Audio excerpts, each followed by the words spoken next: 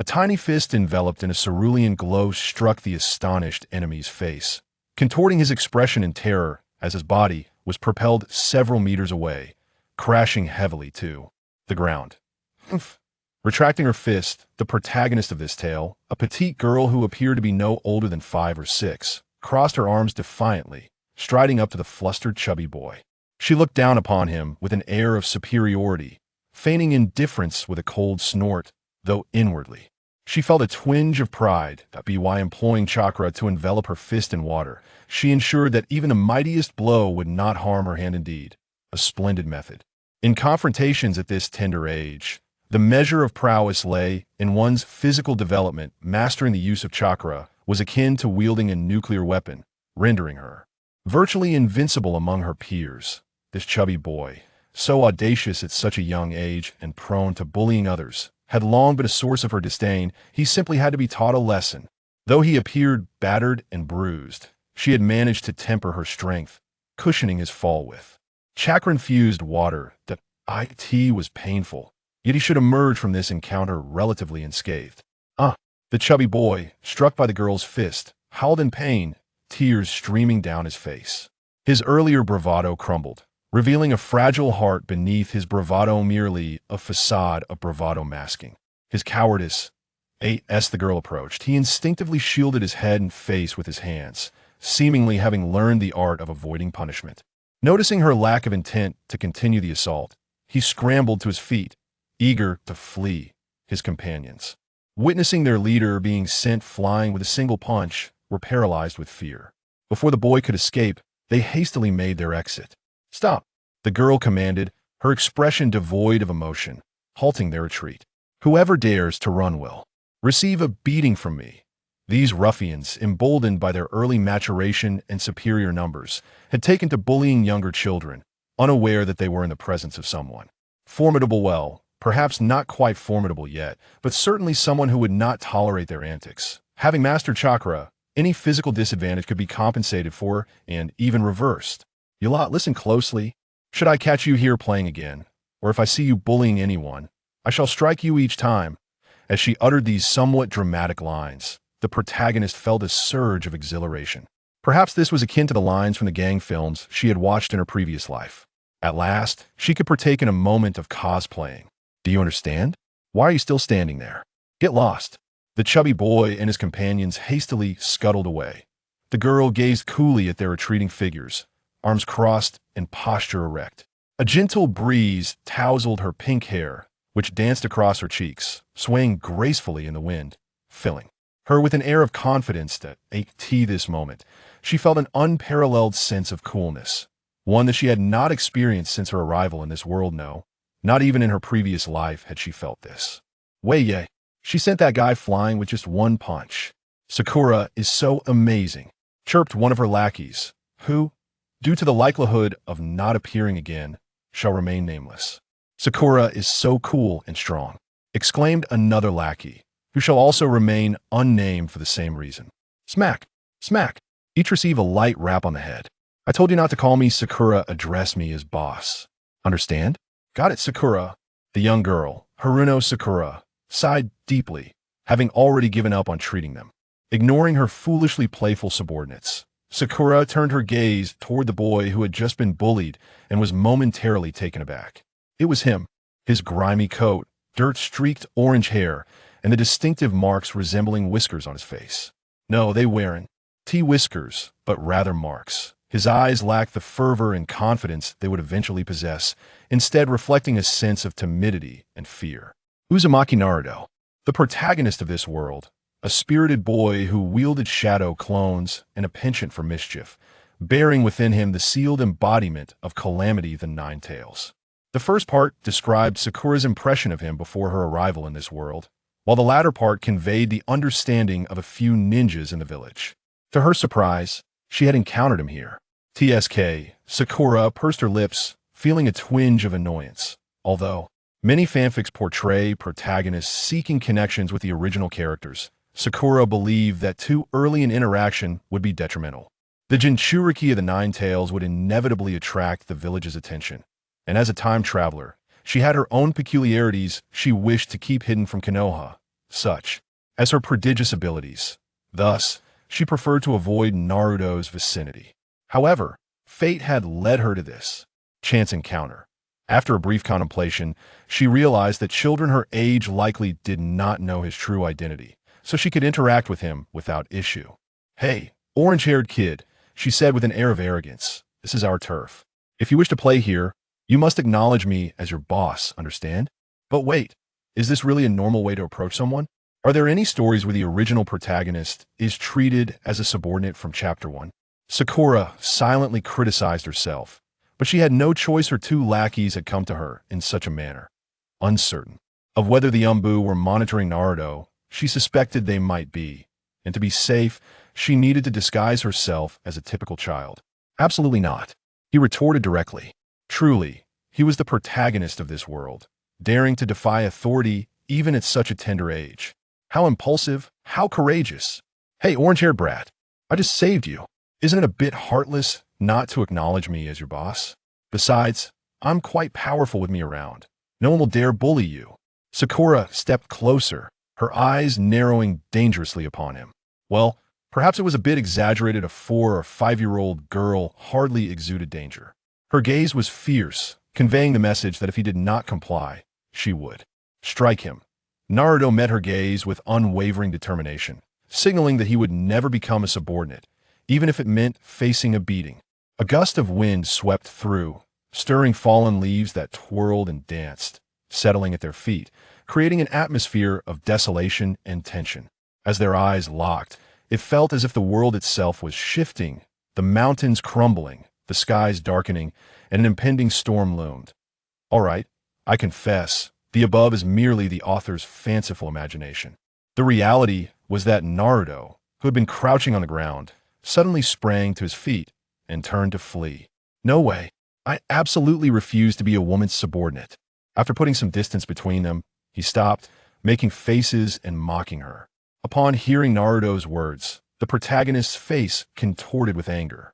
He dared to reject her and emphasized his point incorrectly. Did he think he was safe just because he had distanced himself by 10 meters? How naive. With my ability to harness chakra, I am on an entirely different level. Charging forward, she infused her legs with chakra, propelling herself from stillness to a rapid pace in an instant. And before he could blink, Sakura stood right in front of Naruto, delivering a swift chop to his head. "Ow, that hurts," Naruto shouted, cradling his head. "Oomph, you little brat, utterly clueless. Why would I want you as my subordinate? You foolish simpleton." Finding an excuse to backtrack, while she claimed not to desire him as a subordinate, Sakura had no intention of taking him under her wing. "The Ninetales is a boss. Even a child wouldn't joke in such a manner. Then why did you hit me? Who told you to defy me?" In truth, she simply wanted to take advantage of him while he was still unimpressive. Unable to fight back and unable to flee, Naruto could only gaze at her with his azure eyes, filled with a sense of melancholy. If only he could add tears at the corners of his eyes and curl up. It would be even more perfect. That moment, faintly in the distance, the calls of Sakura echoed. Oh no, lost in play. He had forgotten to return home for dinner. "Let's go. My mother seems to be calling me home for dinner. It's already quite late," Sakura said to her companions. These two individuals lived nearby, essentially neighbors, though they seemed to lack prominence in the original narrative. As they approached the clearing, Sakura paused and turned to look at Naruto, who was squatting on the ground, rubbing his forehead vigorously. "Hey, orange-haired kid, if anyone bullies you in the future, just invoke my name Haruno Sakura and claim that I'm your protector. That should suffice." With a thumbs up directed at herself, she emphasized her words, having traversed into this world as Haruno Sakura for nearly 6 years. She reflected on her past life as Ying, a citizen of Country C, unmarried, and freshly graduated from university, eager to embark on a promising career. Yet, inexplicably, she found herself reborn awakening as an infant, and even more perplexingly, as a female infant. This was already quite bewildering, but soon she discovered that she had landed in the world of Naruto, and she had become the female lead, Haruno Sakura. To her parents far away in another world, she felt unfilial for not being able to fulfill her duties, wishing them health and happiness, and hoping her younger brother remained. Well, one of the renowned shonen series, Naruto, was certainly something she had watched. However, the conundrum was that during her initial viewing, she was merely a somewhat delusional teenager in high school. Upon entering university, her time was consumed by playing Dota and LOL, and she found Shippuden filled with too many plot holes to continue following. To summarize, Sakura had never anticipated being transported into the world of Naruto. She had only seen the earlier parts and had forgotten much, lacking knowledge of the newer bosses. She had only heard her roommates mention things like Sasuke's perfect Sharingan, Pain's destruction of Konoha, and the resurrection of Uchiha Madara. While such information seemed useful, she only grasped a vague outline, lacking details and an understanding of the sequence of events. It was utterly frustrating.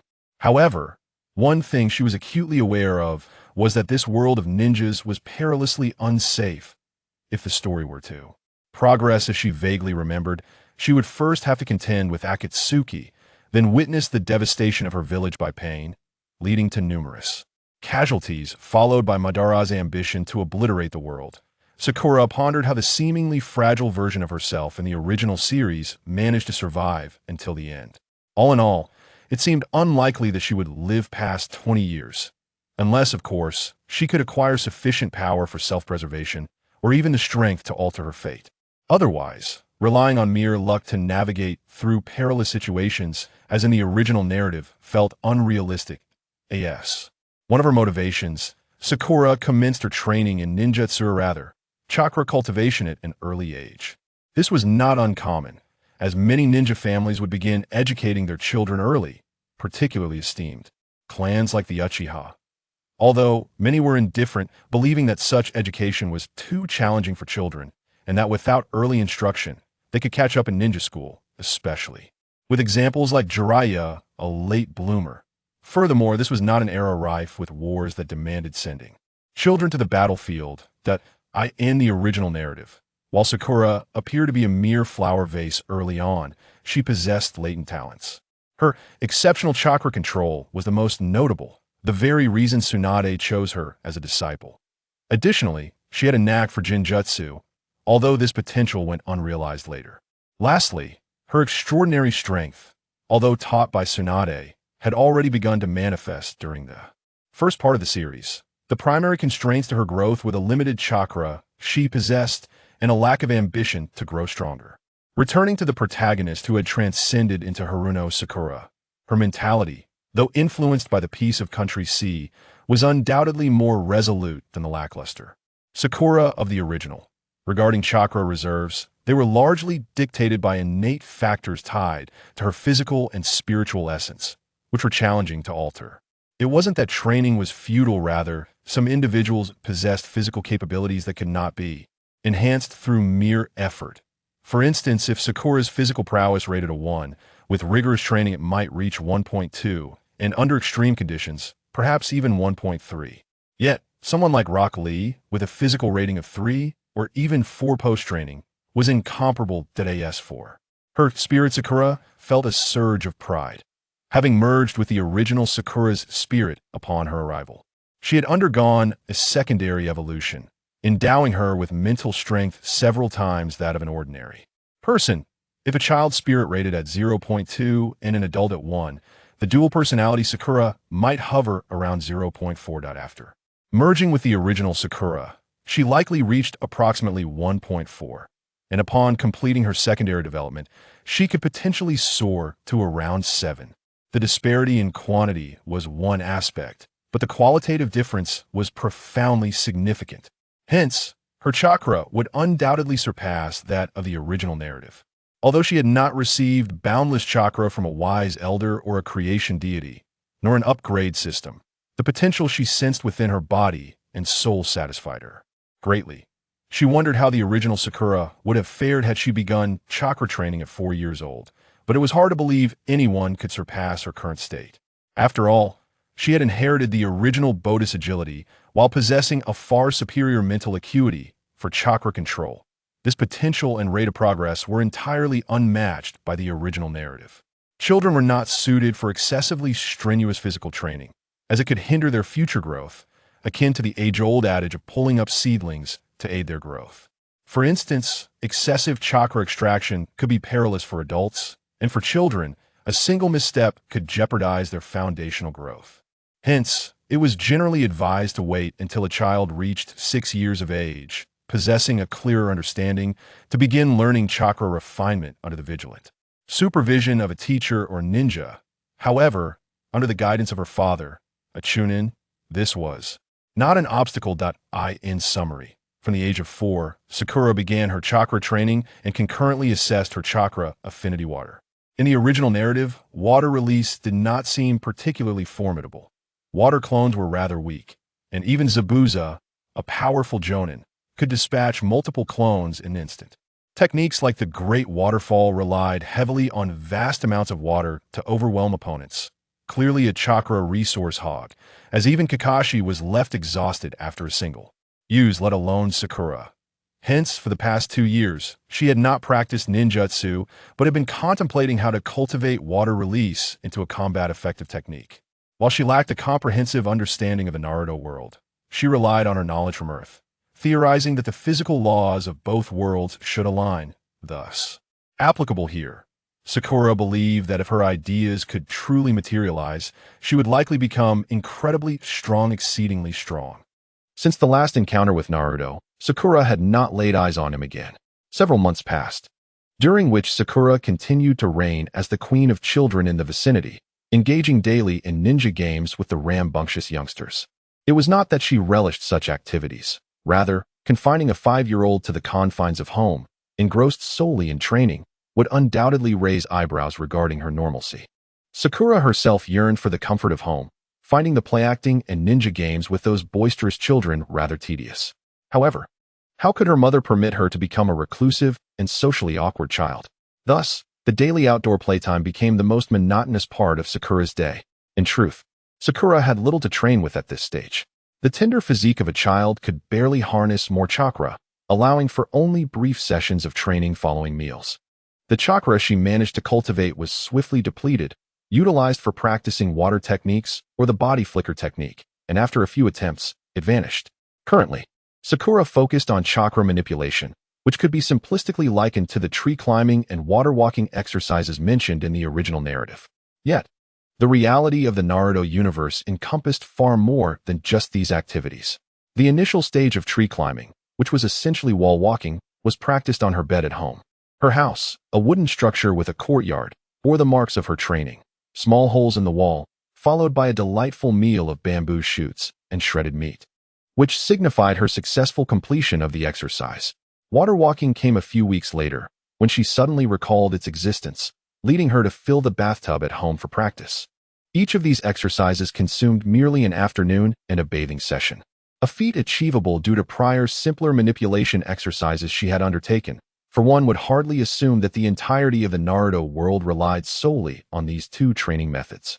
Nevertheless, this did not overshadow Sakura's remarkable talent for chakra manipulation, especially considering that her current mental fortitude exceeded that of her original counterpart by several folds. Upon mastering the 2 foundational exercises of tree climbing and water walking, the subsequent training became a matter of individuality, an adage that could be interpreted as to each their own. In truth, the entire ninja world had yet to reach a consensus regarding the comprehension of chakra and the subsequent training processes. Nonetheless, as long as one could enhance their chakra manipulation abilities, that sufficed. Sakura's approach involved infusing chakra into water and then controlling it to perform various movements. While this may sound straightforward, achieving such finesse, transforming water into a cat shape that could leap and bounce, was no trivial task. When attempting to manipulate chakra in areas beyond the line of sight, one had to rely solely on instinct. This concept formed the basis of most water techniques. Only by controlling water could one execute water-style ninjutsu. The more powerful the technique, the more intricate the manipulation required.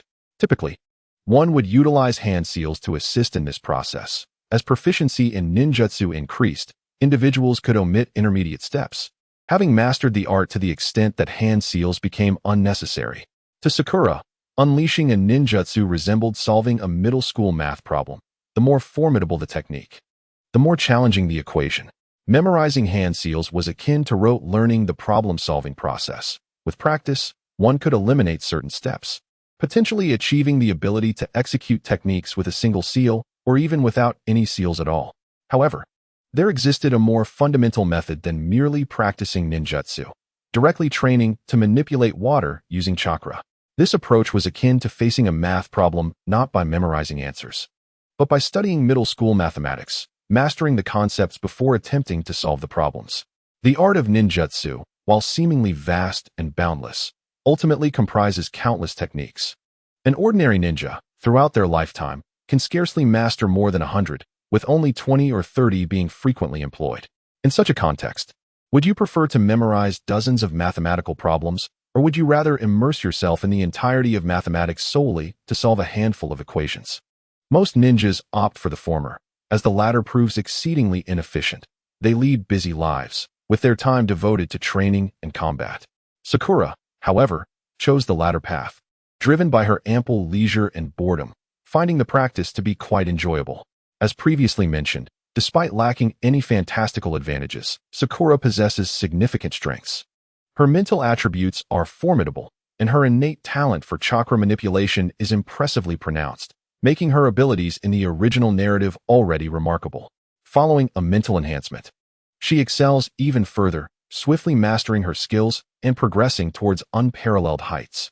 In just 2 years, Sakura has adeptly controlled water chakra, applying it to children's sparring matches. It is worth noting that in this world where appearances, and indeed, talents, are paramount, an average ninja would require a lifetime to hone such skills for practical use. On one occasion, Sakura purchased a water balloon, hoping to practice the Rasengan. Midway through her training, her joyful attempt to burst the balloon resulted in a splash of cold water to her face, prompting a sudden realization. She lacked copyright for this technique. How could she justify its origin if she managed to master it? Would she claim it was a stroke of genius? How plausible would that sound to a judge? Sakura, acknowledging her status as no protagonist of a novel, preferred to exercise caution in this tangible world. Furthermore, this technique is a substantial chakra consumer. The fourth Hokage can employ the body flicker technique with ease, and Naruto, with his vast chakra reserves, is unconcerned by such expenditures. But what of Sakura? Utilizing her chakra to manipulate the flow of water, she accelerated and altered its direction, inadvertently bursting a second water balloon, which led to an epiphany involving Gaara. More specifically, she recalled the scene from Naruto, Shippuden, where Gaara, suspended above a mound of sand, faced overwhelming odds. Chakra is indeed a wondrous phenomenon, seemingly capable of anything. It can transmute energy into matter, such as water, fire, wind, and lightning. It can alter a person's size or appearance, as seen with transformation techniques. It facilitates spatial travel through techniques like the Shadow Clone and Flying Thunder God. It grants the ability to adhere to surfaces while climbing. It can manifest a shadow clone that not only resembles the original, but possesses its own consciousness and can relay experiences back upon dissolution. Chakra can enhance the physical body, augmenting explosive power, speed, agility, strength, and resilience. It can manipulate objects, causing them to levitate or exert pressure, as exemplified by Gaara's sand techniques. Reflecting on the past, Sakura genuinely admired Gaara's sand manipulation, which seamlessly integrated both offense and defense. Throughout battles, Gaara could remain immobile, impervious to attacks, effortlessly dispatching foes with a mere flick of his fingers, exuding an unparalleled aura of superiority. Upon consideration, it becomes evident that similar feats can be achieved using water as well. Through the art of sand manipulation, one can effectively defend against most physical and ninjutsu techniques while simultaneously launching attacks. Water manipulation possesses similar capabilities. Historically, the intricate nature of utilizing both sand and water jutsu deterred practitioners, yet Gaara's sand appears to be intricately connected to the spirit of his mother, allowing him to wield it with remarkable finesse. In contrast, Sakura's control may surpass even that, albeit with a lesser amount of chakra. When employing mere manipulation without the use of ninjutsu, the expenditure is minimal, primarily demanding mental focus. Sakura contemplated the notion of emulating Gaara's sand manipulation system to forge her own ninjutsu framework. This system is characterized by its high difficulty yet low consumption, presenting an excellent cost-to-benefit ratio, particularly suited for someone like Sakura, whose chakra reserves are not particularly outstanding and whose taijutsu skills are average. The distinction between water and sand manipulation lies in the flexibility of water. A water-style ninja can envelop themselves in a layer of water, which, enhanced by chakra, can become remarkably resilient and pliable. Each movement benefits from the chakra-infused water, mitigating the impact of any recoil or damage sustained. Such effects, however, are unattainable with sand due to its inherent properties. In Sakura's imagination, she envisioned herself having developed countless formidable ninjutsu, rendering her immune to both physical and magical assaults. With a staggering 99 resistance to genjutsu, with a mere flick of her finger, she could unleash cataclysmic earth-shattering techniques, and with a stomp of her foot, she could create pathways of stone that entwine through the heavens. She envisioned effortlessly overpowering any adversary, only to later confront the Sage of Six Paths as the ultimate foe, culminating in a grand battle that would alter the very fabric of reality. After dispelling thousands of words of daydreaming, Sakura snapped back to reality, realizing she was merely an inexperienced novice, barely able to execute a few ninjutsu, with a vast distance to traverse before she could hope to contend with the sage. The journey of 1,000 miles begins with a single step, and Sakura recognized the necessity of starting from the most fundamental level, progressing step by step towards her aspirations. So what is the first step? Engaging in play with younger children. She was earnest in her resolve. Integrating silent training seamlessly into daily life and leisure activities represented the optimal approach to her development. Sakura's spirit roared with determination, refusing to become a reclusive child, despite her mother's incessant reminders of the importance of outdoor play. Her intent was to infuse ninjutsu into every action.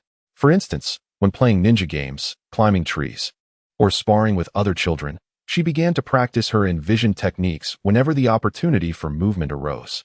In essence, she navigated her days effortlessly blending training with playful activities, steadily enhancing her control and chakra refinement.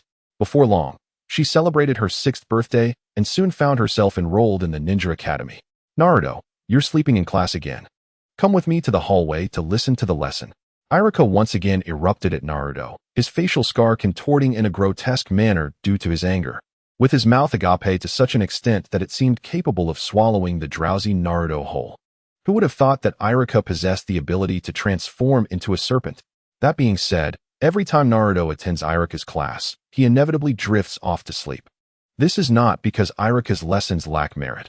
Rather, they pertain to cultural studies, a subject that fails to captivate the student's interest, especially since it is not prioritized in their graduation examinations. Consequently, the students find themselves in a state of lethargy. Ordinarily, one would show some respect to their teacher and refrain from overtly sleeping or ignoring the lesson. Sakura took this opportunity to glance around the classroom, surveying her fellow miscreants. For instance, Hinata sat quietly, her Byakugan trained on someone. Kiba was engaged in playful antics with his puppy, and Shikamaru, seated to Sakura's left, was sitting upright and attentively listening to the lesson. Wait, when did Shikamaru learn to sleep with his eyes open? That eye drawing was rather realistic. As she surveyed the room, it became evident that each of the 9 rookie students was engrossed in their own activities, offering Iruka little respect. At least they made some effort, unlike Naruto, who was audibly snoring, his loud snores disturbing Choji's snacking. Thus, he quickly became the prime example of misconduct. When her gaze fell upon Sasuke, he seemed to sense something, turning to cast a provocative glance in Sakura's direction. Sasuke, the boy who would later embody the archetype of the aloof, brooding hero, was merely a young boy striving to excel in every subject to earn his father's praise. Since he recognized Sakura as a potential rival for the top spot, he began to view her with disdain. This somewhat awkward yet earnest boy, Sasuke, was under immense pressure from his older brother, Itachi, whose brilliance cast a long shadow over his own achievements, rendering his progress seem trivial in comparison. This longing for paternal approval, even if it were just a few kind words, fueled his discomfort with Sakura's ambitions. In contrast to the infatuated Sakura of the original narrative, the disparity between her character and Sasuke's is stark. As for Naruto, the third corner of the original love triangle, he and Sakura maintained a decent rapport. However, after their first encounter, Sakura left a lasting impression on him, and the image of the violent girl had become indelibly etched in his mind. This was evident during their second meeting at the Ninja Academy when Naruto exclaimed, "Oh, it's you, the violent girl." For this remark, he paid the price of receiving a beating from Sakura, which deepened his understanding of her true nature beneath her brash exterior. Such a version of Sakura would likely deter Naruto from developing feelings for her. If this trajectory continues, the original love triangle is destined to dissipate. As the wheels of history relentlessly move forward, with Sakura, the time traveler, having already altered the course of events, thus initiating a fracture in the plot. As the sound of snoring faded away, the girl, Sakura, who was valiantly resisting the spell of slumber, found herself in a state of ennui. Overall, she found herself relatively content with her current situation. As the years passed and her tenure in Konoha lengthened, the traces left by the time traveler became increasingly apparent. With every event becoming traceable, the likelihood of her secrets being unveiled diminished. Moreover, her influence on the narrative had not reached the extent of a butterfly effect. This exemplifies the notion of minor alterations being permissible while larger trends remain immutable. More scientifically put, the inevitability of history overshadowed Sakura's attempts at change, much like the wings of a butterfly being crushed. Evidently, following the sacrifice of the fourth Hokage, the primary conflict within Konoha shifted to one between the village and its clans. The aftermath of the Nine-Tails attack severely weakened Konoha, prompting the Uchiha clan, long discontent with their standing, to stir restlessly. The prominent clans, led by the Uchihas, sought to gain greater authority within Konoha, even aspiring to the position of Hokage. While the third Hokage and the village's elite endeavored to consolidate their power and suppress the clans, particularly the Uchiha, who remained under suspicion for their involvement in the Nine-Tails incident. Beneath the seemingly tranquil surface of Konoha, turbulent currents flowed.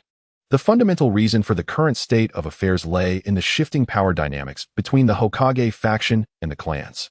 The loss of the fourth Hokage, alongside the diminished strength of the mature Jinchuriki and numerous core ninjas, contrasted sharply with the Uchihas and Hyugas, who suffered minimal losses.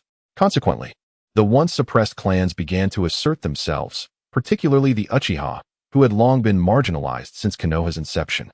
The significant suspicion surrounding the Uchiha due to the Nine-Tails incident, which had only ever been controlled by the Mangekyo Sharingan, led to a pronounced trend of alienation, so evident that even children could perceive it. The Uchiha's territory was so guarded that even children were barred from entry. Years ago, Sakura had chanced upon the hope of encountering the popular character Itachi Uchiha, only to be driven away by the Uchiha sentinels from a distance. Such seclusion, coupled with vigilant guardians, rendered their domain akin to a village within a village. As a traveler who had read the original work and now found herself amidst these events, Sakura possessed a clear understanding of Konoha's current predicament. She was acutely aware that all that transpired was merely a prelude, behind the scenes. The third Hokage and certain individuals within the Uchiha were diligently seeking a peaceful resolution to the burgeoning tensions. Undoubtedly, the incident involving Hinata Hyuga's abduction last year was a calculated move by the third Hokage to serve as a warning to the Uchiha. Sakura had always found it perplexing while reading the manga that, despite Konoha being the victor after the Third Great Ninja War, the Cloud Village still exhibited such arrogance. Even after committing offenses that led to their capture and subsequent deaths, they dared to demand the return of individuals from Konoha. The aftermath of the Nine-Tails incident left Konoha severely weakened and politically unstable, with the internal aristocracy displaying tendencies towards disunity. This discontent provided Cloud Village with the audacity to probe Konoha's boundaries. A divided populace could devastate the village far more than any calamity. Although the kidnapping plan failed, some might argue from a conspiratorial perspective that it was a deliberate failure. Yunrin's demand for the surrender of the murderer who killed the kidnapper was astute. Should they refuse, Yunrin could conjure sufficient pretexts to incite the war-weary ninjas within the country to take up arms. Regardless of the outcome, whether Yunrin triumphed or faltered, Konoha would inevitably find itself on the losing side, making the prospect of war an absolute deterrent for them. Conversely, if they were to hand over the murderer, how could the Hokage explain this to the Hyuga clan, which had recently begun to voice dissatisfaction with its status, or to the other prominent clans within the village? Furthermore, did the Hokage truly possess the capacity to deliver the Hyuga clan's leader? Refusing to surrender the murderer would only invite war, while compliance would plunge Konoha into a more dire predicament, intensifying internal strife and ensuring inevitable decline. As Konoha weakened, subjugation would become its only fate. Undoubtedly, Yunrin had astutely identified this opportunity, delivering a decisive blow to the vulnerable Konoha. However, the third Hokage, known for his prowess as a ninja, managed to navigate this perilous situation with remarkable precision. Amidst Yunrin's aggression and the watchful disdain of the influential clans, he salvaged the situation by sacrificing Hyuga Hisashi. Having traversed time and gained insight into these intricate affairs, Sakura, who once felt a sense of dread at the looming specter of war, held great admiration for these two men, the third Hokage, Sarutobi Hiruzen, and the previously unheralded Hyuga Hisashi. Particularly for the latter, his selfless sacrifice thwarted the impending conflict. Perhaps he resolved to ensure that Niji might live in a peaceful Konoha, free from the ravages of war. Upon acquiring Hisashi's lifeless body, Yunrin, having lost their pretext for war, recognized the Hokage's unwavering control over Konoha in such a precarious moment. With their hopes for internal discord dashed, they retreated in defeat. Meanwhile, the clans within the village, which had recently entertained rebellious thoughts, were chastened by the Hokage's firm stance and returned to their senses. Though the Hyuga clan faced humiliation, they could not voice much dissent, as Hisashi's sacrifice was voluntary. After all, they were a prominent clan with a keen awareness of the situation. If Konoha were to collapse, they too would suffer dire consequences. In the original narrative, Niji, when recounting this event, merely stated that Konoha ultimately reached an agreement with Yunrin, encapsulating the entire affair in a lighthearted remark about peace. Had Sakura not traversed time, she would never have fathomed the perilous depths of this situation. However, the third Hokage's stratagem of shaking the mountain to scare the tiger, which secured internal stability while fending off external threats, proved ineffective against the formidable Uchiha clan. The sacrifice of the Hyuga clan leader's twin brother failed to instill fear in the Uchiha. Instead, this incident exposed Konoha's inherent weakness, driving the Uchiha further down a path of self-destruction. Similarly, while the third Hokage's display of weakness stabilized Konoha's tumultuous situation, it simultaneously incited discontent among the hardliners within the village. When had Konoha ever endured such a significant loss and humiliation? The one who killed the robbers was treated as a murderer to be surrendered. Where was the justice in that? Consequently, the third Hokage was branded as weak, laying the groundwork for the future misdeeds of Danzo and the Root organization. At this moment, the only two men from the Uchiha clan who have transcended its narrow perspectives, Shursui and Itachi, are likely striving for a path to peace. Alas, all their efforts may prove futile. If Sakura does not alter the prevailing dynamics within the village, next year will herald the tragic demise of the Uchiha clan. Watching Iruka, who diligently imparts knowledge from the podium, Sakura cannot help but muse. How delightful it is to be an ordinary person, blissfully ignorant. Indeed, such pretentiousness deserves full marks. Though the impending annihilation of the Uchiha clan looms, Sakura harbors no intentions of involvement. Quite the opposite, her sole desire is to navigate this tumultuous period with tranquility. Particularly as the time of the clan's destruction approaches, it would be prudent to refrain from wandering about, lest she inadvertently witness things best left unseen. In such sensitive times, the intentions of others matter not. One could be eliminated on the spot, whether through malice or mere happenstance. The notion of attempting to exploit the chaos for personal gain is utterly foolish. Sakura possesses no formidable advantages, nor does she wish for the author's intervention. Thus, it is wiser to remain inconspicuous. Nevertheless, fostering amicable relations with her peers is advisable. Having traversed into this world for 6 years, Sakura has resigned herself to her fate as a girl, though this does not imply she finds joy in the pastimes of her female counterparts, such as playing with dolls, engaging in make-believe, or arranging flowers. As a strong-willed protagonist, how could she possibly enjoy such frivolous games? While the notion of playing ninja games may seem juvenile, at least it is not effeminate. Though equally tedious, it allows her to bond with Naruto and others. The minds of children are refreshingly simple. Even in the exaggeratedly precocious world of Naruto, as long as they can play together, they become fast friends. As for Sasuke, their relationship is hardly one of camaraderie. The truth reveals that cultivating an air of superiority begins in youth.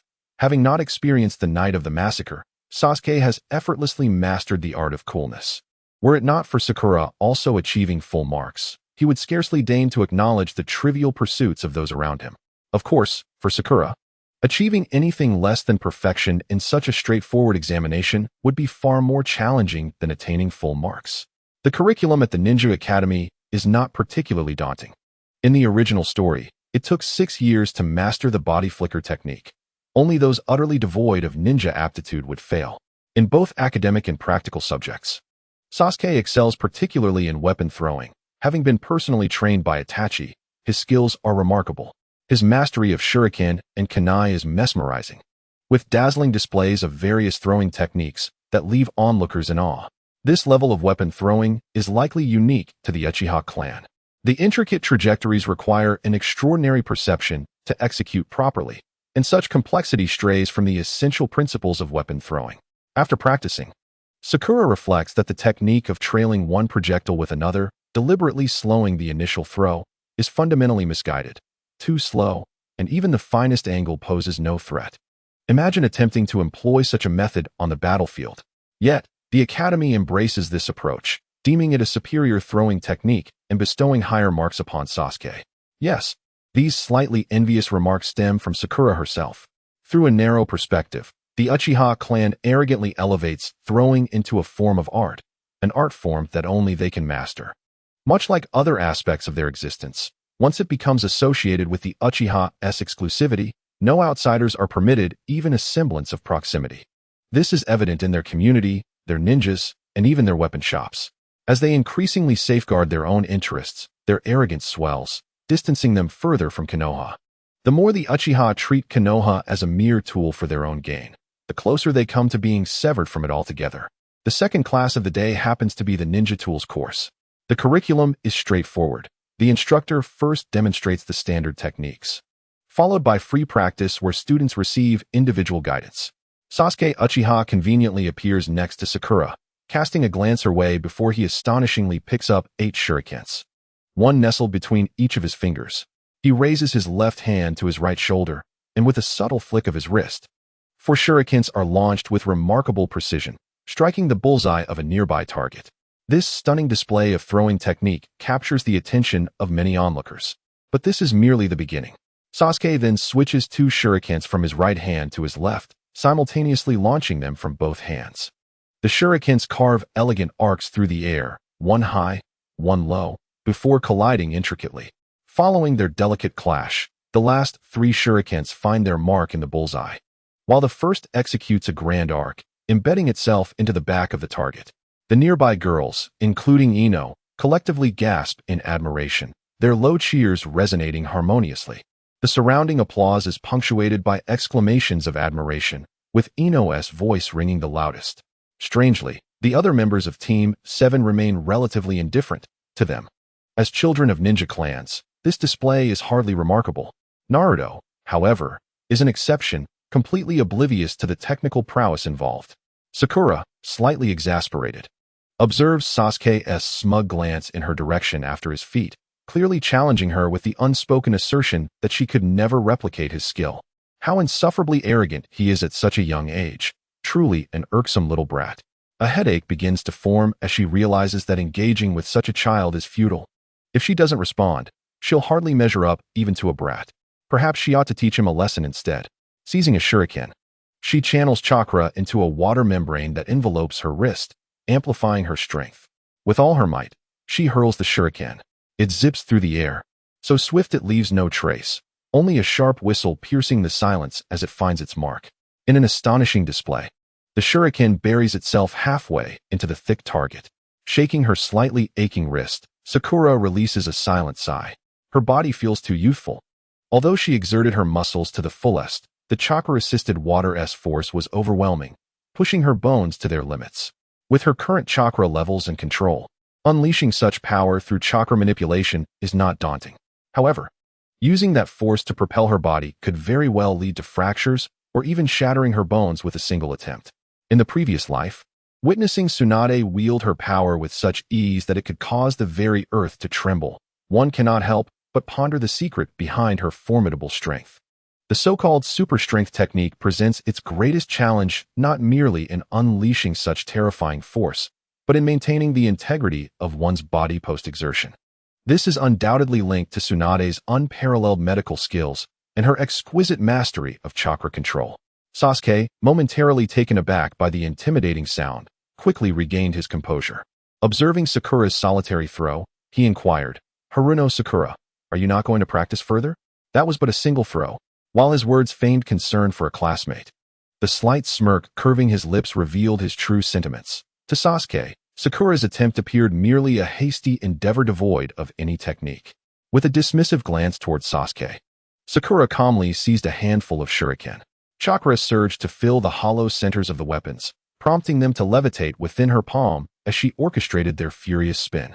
This display of chakra control was a feat that many chunin might struggle to replicate. I may lack in fancy throws, but manipulating chakra to gain an advantage is my forte. Prepare to be enlightened. Without any overt motion, a subtle arch of her brow signaled the impending action, and the shuriken were propelled forth with unexpected swiftness. Before Sasuke could react, 7 shuriken traced elegant arcs through the air, striking the target with precision, 3 embedding themselves firmly in the front and 4 in the back. Upon closer inspection, each shuriken was lodged deep within the target, resisting any attempts to dislodge them. You cheated," Sasuke exclaimed, utterly astonished. The onlookers were equally stunned, their expressions mirroring his disbelief. Even the instructor, seasoned after 2 decades of teaching and having encountered numerous prodigies, found themselves unsettled by this extraordinary display of chakra manipulation. Sakura, whose chakra control in the original narrative was already deemed exceptional, had now been amplified by her enhanced mental fortitude and diligent training post-transmigration. Sakura scoffed lightly. "Can you achieve such a feat? How naive, young one. The success of a shuriken lies merely in its ability to pierce the enemy, not in the method of its flight." With a triumphant spirit, having vanquished her doubts, another day passed. That evening at the Uchiha residence, a petite figure continued to practice the art of throwing ninja tools. The ground was strewn with kunai and shuriken, their erratic placements on the target revealing a practitioner whose aim was far from precise. "Sasuke, are you practicing chakra-controlled shuriken throws?" approached a shadowy figure, quickly discerning the scene before them. "Yes, brother. I want to try using just chakra without my hands. Is it possible?" Sasuke, drenched in perspiration and appearing rather fatigued, lowered his head and breathed heavily, his voice weary. Clearly, his training had yet to yield any substantial progress. Itachi approached and gently ruffled Sasuke's hair. His bright gaze merely glanced at Sasuke before reaching a conclusion. "What you are attempting is futile. It necessitates a medium to connect the chakra with the shuriken. Your affinities are fire and lightning, neither of which is suitable as a tangible medium. Furthermore, even with a medium, the level of manipulation required is exceedingly high, demanding extensive practice to achieve. Thus, it bears little significance. Abandon this pursuit. May I teach you a new technique instead? By the way, what prompted you to practice this? Is someone deliberately misguiding Sasuke's training?" The protective elder brother, Itachi Uchiha, inquired with a hint of sensitivity. A classmate demonstrated this technique in the afternoon weaponry class, effortlessly launching 7 shuriken to strike the target both front and back. Sasuke replied earnestly. "Really?" Itachi pondered for a moment, realizing he might have been overly cautious. Yet, is it truly feasible to reach such a level at this age? It seems he himself could not have accomplished this at 6. How remarkable that such a genius exists in Sasuke's class. What is the name of this impressive peer? Her name is Sakura Haruno, and she is a girl." Surprised, Itachi momentarily hesitated. After Sakura had made a small splash in the weaponry class, the debate on whether ninja tools could be manipulated solely by chakra, without physical touch, became a hot topic at school. Proponents argued that regardless of how the tools are thrown, as long as they can eliminate enemies, it is effective. To critique this is excessively dogmatic. Conversely, opponents contended that such methods are ostentatious and that chakra manipulation is too taxing. It is far better to throw with one's hands. For a child who flaunts their prowess on the battlefield is likely to be the first to perish. Ultimately, the Ninja Academy concluded that Sakura's ability to accomplish this with chakra warranted a passing grade, challenging anyone who disagreed to attempt it themselves. Nonetheless, Irika suggested that Sakura prioritize physical practice, as fundamentals are crucial. The comparison of strength between Sakura and Sasuke began to emerge as an enduring topic of discussion among their peers. Sakura felt somewhat displeased, remarking that it was rather vexing to equate an adult with a mere child. What joy is there in such comparisons? Fame can be a double-edged sword. Following this incident, many remained skeptical of Sakura. The geniuses that had emerged in Konoha over the years predominantly hailed from prestigious clans, receiving ninja education from a young age. thus starting off with a significant advantage in both growth and development. How many true geniuses have emerged from humble backgrounds? Only a few, like the fourth Hokage, Minato Namikaze, could be counted among them. Some even sought to challenge Sakura to a duel. Fortunately, few followed through. Sakura did not receive daily letters challenging her or confessing admiration. True geniuses do not engage in such superficial comparisons, and those seeking trouble are often mediocre, easily dealt with through verbal retorts or resolved in secluded corners. Thus, the days passed by in a tranquil manner. Itachi, who harbored a slight curiosity towards Sakura, merely cast a distant glance at her one day while escorting Sasuke to school, subsequently losing interest. For a being of his caliber, a talent like Sakura's did not warrant excessive attention, despite having transcended the narrow-mindedness typical of the Uchiha clan. Itachi still harbored the notion that without a bloodline limit, a ninja hailing from an ordinary family could never ascend to their lofty pinnacle. This belief was not merely prejudice, but rather a common truth that had persisted throughout the years in the ninja world, with exceptions being exceedingly rare. The utmost achievable level was likely that of an elite ninja, as Itachi reflected on the myriad of ninjas he had encountered. He noted that shadows of the Kage rank were as rare as stars in the dawn sky. In the ninja realm, an average ninja with mediocre talent could attain the rank of Jonin through diligence and fortune, while those deemed geniuses among ordinary folk, who possessed both hard work and luck, could rise to the rank of elite Jonin or even a near Kage level, a status that would easily surpass that of regular Jonin. However, to attain Kage status, one required a once-in-a-decade talent and the personal mentorship of a Kage-level powerhouse. Both elements were indispensable. For those bearing the Uchiha name, the three-tomo Sharingan symbolized genius, while the Mangekyo Sharingan served as a testament to extraordinary talent. Thus, upon awakening their eyes, members of the Uchiha clan were already considered elite ninjas. Itachi could discern no advantages within Sakura that might elevate her to the Kage tier.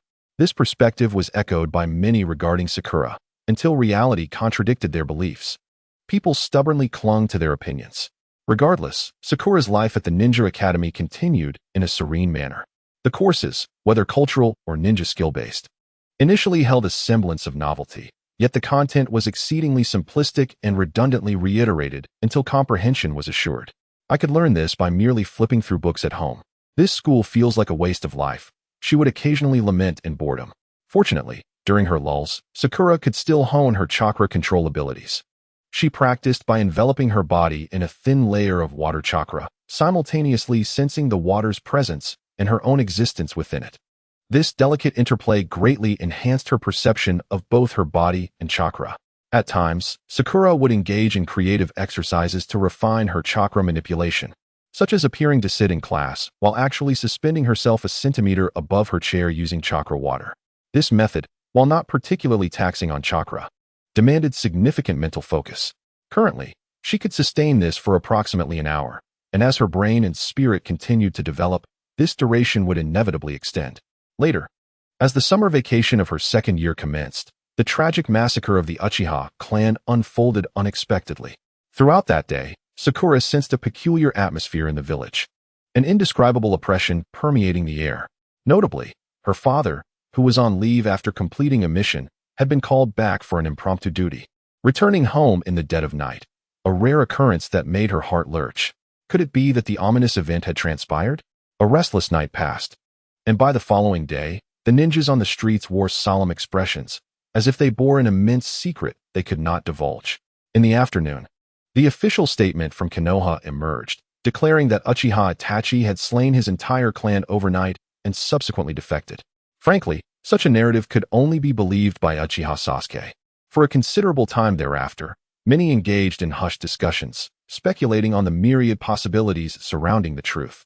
Sakura, having read the original story, found little motivation to partake in these discussions, for she was well aware of the reality.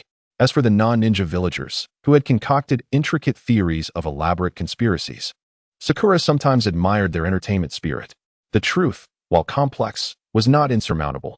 It simply involved the imminent betrayal of the Uchiha clan, the third Hokage's inability to intervene swiftly, and Danzo's ruthless actions. In a desperate bid to protect Sasuke, Itachi made the harrowing choice to annihilate his own kin. Witnessing his parents perish at the hands of his brother left Sasuke in a 3-day stupor. Before departing, Itachi instilled in him an indelible memory and a fervent hatred, transforming the life of a mere 7-year-old boy into one driven by vengeance following the devastation of his family and the tragic deaths of his loved ones. The night of the massacre transpired just a day after the summer break commenced. Following a month-long hiatus, the Ninja Academy resumed its courses. When Sakura and her friends encountered Sasuke once more, he had become an entirely different entity. The previous Sasuke, characterized by his awkwardness and pride, had morphed into a figure marked by ruthlessness and indifference, his eyes devoid of warmth, exuding a frigid demeanor akin to snow and ice. Yet there were moments when his countenance would contort with fury, revealing an overwhelming hatred that could no longer be contained. It was during these instances that one could glimpse the tumultuous emotions hidden beneath Sasuke's mask of apathy. Sakura lamented the fact that the naive and infatuated girls around her perceived Sasuke's transformation as an enhancement of his allure. With his striking visage, he had become even more captivating in their eyes. Except for Sakura and Hinata, the other girls in class seemed to have collectively developed an infatuation with the stoic Sasuke, who consistently achieved top marks across all subjects. Ino, leveraging her superior combat skills and academic prowess, emerged as the sole female deemed worthy of approaching Sasuke. The rivalry among women was a perplexing spectacle for Sakura. Regarding the events of the Uchiha massacre, the village imposed a strict silence, and no one dared to discuss the matter openly. Even private conversations were laden with unspoken tension. The repercussions of that fateful night continued to fester and spread with the passage of time. Some expressed deep sympathy for Sasuke. Yet this very sympathy inflicted further emotional injury upon him. Once regarded as the pride of the Uchiha clan, he was now viewed through a lens of pity, as a boy who had tragically lost his family. Occasionally, when conversations ceased abruptly upon his approach, it only served to evoke painful memories for Sasuke. Many unconsciously distanced themselves from him. Some perceived him as increasingly arrogant and unapproachable in the aftermath of the massacre, while others wished to avoid the complications associated with being near someone embroiled in such turmoil. There were also those who, in their ignorance, believed that associating with Sasuke would bring misfortune. After the massacre, Sasuke Uchiha returned to school, feeling an overwhelming sense of loneliness. Fortunately, not everyone was so worldly or self-serving. Not all his classmates were compelled by their families to avoid him. For instance, Naruto, perhaps sharing a bond of mutual suffering, resonated with Sasuke's plight. Despite his boisterous exterior, Naruto harbored a deeply sensitive heart and instinctively recognized the solitude that accompanied Sasuke's loss of family, a solitude he himself had come to know all too well. For Sasuke, Naruto's presence, as another without kin, offered a glimmer of solace, revealing that he was not entirely alone. Rather, both he and Naruto were ensnared in a shared isolation, drawing them together in an unspoken connection that formed the foundation of their bond. To Naruto, Sakura held a unique significance. She was the first to extend goodwill towards him and continued to regard him as a friend even after learning of his true identity, despite having physically reprimanded him on their initial encounters. In the Ninja Academy, Naruto also befriended others. Most students from ninja families held no prejudice against him. Shikamaru, Choji, and Kiba formed a mischievous quartet with Naruto, often skipping classes and dozing off during lectures, much to Irika's chagrin. Yet, despite the multitude of new friendships, Sakura, as the first friend he made, retained a special place in Naruto's heart. Sasuke, too, was exceptional to Naruto, as he shared the experience of being a lonely soul bereft of parental love. Those who endure solitude often find themselves drawn to one another, yearning to embrace and warm each other through their shared understanding of loneliness. However, it was unrealistic to expect Naruto, the notorious troublemaker and underachiever, to approach Sasuke for a heartfelt conversation at the right moment. With his limited intellect, he would struggle to devise such a sophisticated plan. For reasons unknown, he adopted the logic that defeating the top student would elevate him to first place, prompting him to relentlessly challenge Sasuke, even seeking him out during taijutsu practice. The outcome was predictable. Initially, when Naruto chose to spar with Sasuke, Sakura felt a sense of relief. Previously, Naruto's sparring partners in taijutsu class were typically Sakura, while Shikamaru and Choji formed a fixed pair, and Kiba dismissed Naruto as inferior, leaving him with no choice but to approach Sakura. However, Sakura had grown weary of overpowering him. It must be said that Naruto's most significant flaw as the Nine-Tails Jinchuriki was his single-mindedness against Sakura, who had adeptly integrated chakra into her taijutsu. He stood no chance. Moreover, Sakura's training focused on technique and flexibility, rendering Naruto's efforts futile. Both found their practice sessions frustrating. Sakura lacked the vigor to engage fully, while Naruto felt stifled in his attempts. If not for Naruto's persistence, Sakura would have preferred to practice with Hinata. In her previous life, Sakura had little understanding of martial arts, despite having watched numerous action films. However, no amount of cinematic inspiration could transform her into Bruce Lee or Ip Man, especially in a world where even the greatest martial artist would struggle against a ninja. The closest she came to martial arts was a childhood enrollment in a Wing Chun training class, where her desire to impress led her to only scratch the surface of the discipline, yielding painfully slow results. Upon traversing to this new realm, Sakura found herself at a loss for a proficient instructor in martial arts. Her father, a chunin, possessed only a rudimentary understanding of physical techniques and was reluctant to misguide his daughter. As for other ninjas, not to mention Guy, even the average jonin specializing in taijutsu was not easily accessible to someone from an ordinary ninja household like Sakura's, let alone to seek their tutelage. This is why ninjas hailing from common families often struggle to ascend to greatness, lacking the mentorship of esteemed masters. To this day, Sakura had been navigating her path in martial arts through self-exploration. Thus, the presence of Hinata, who had received formal training and was eager to assist, held immense significance for Sakura, not out of a desire to pilfer her family's gentle fist techniques, but rather for the invaluable guidance that Hinata could provide with just a few words, especially given her own solitary journey of discovery. Moreover, engaging in face-to-face sparring would be a tremendous boon. However, Sakura's hopes were dashed sooner than anticipated. Just a few days after establishing a rapport with Hinata, she soon realized she had underestimated the situation. Sasuke, beleaguered by Naruto's incessant pestering, sought to alleviate his annoyance by targeting Sakura as a competitor. One day during a taijutsu class, the instructor announced a period for free practice, urging students to form their own groups. True to form, Naruto rushed to find Sasuke. Sasuke, hey! It was then he stumbled upon an unprecedented pairing, Haruno Sakura and Uchiha Sasuke. I've been eager to practice with you, Sakura, Sasuke declared. Taijutsu is not like the weapons or theory classes. Relying on mere cleverness will not suffice.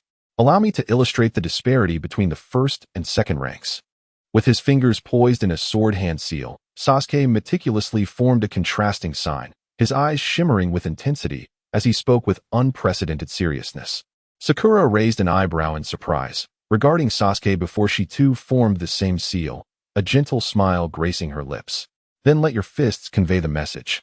No sooner had she spoken than Sakura slightly bent her left leg and propelled herself off the ground, her petite frame launching forth like an arrow released from a bow.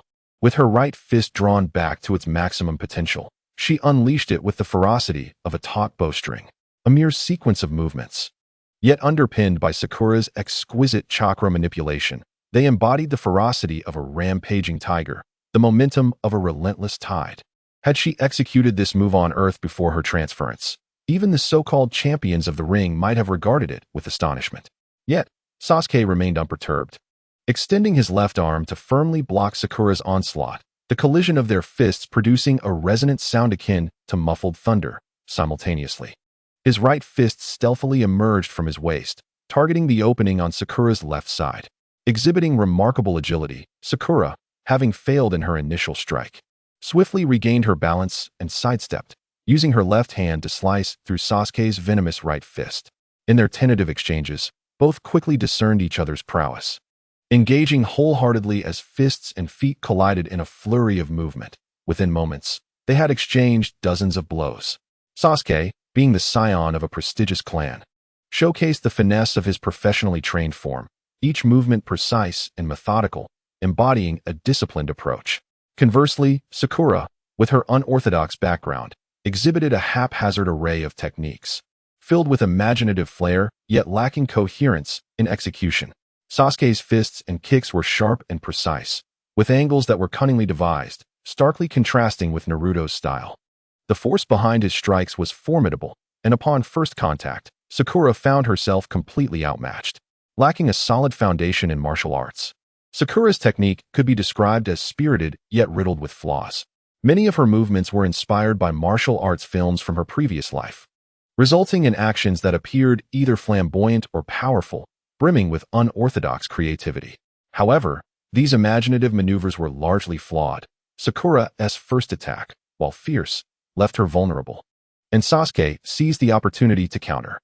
From the outset of the battle, Sakura was thoroughly dominated by Sasuke. Only her exceptional chakra manipulation allowed her to evade his relentless counterattacks. At one point, Sasuke believed he would soon defeat Sakura, especially after she revealed another opening. Yet, that moment never came. One strike passed, then 10, and a full minute elapsed. Yet Sakura remained vibrant and full of vigor, while Sasuke grew increasingly alarmed.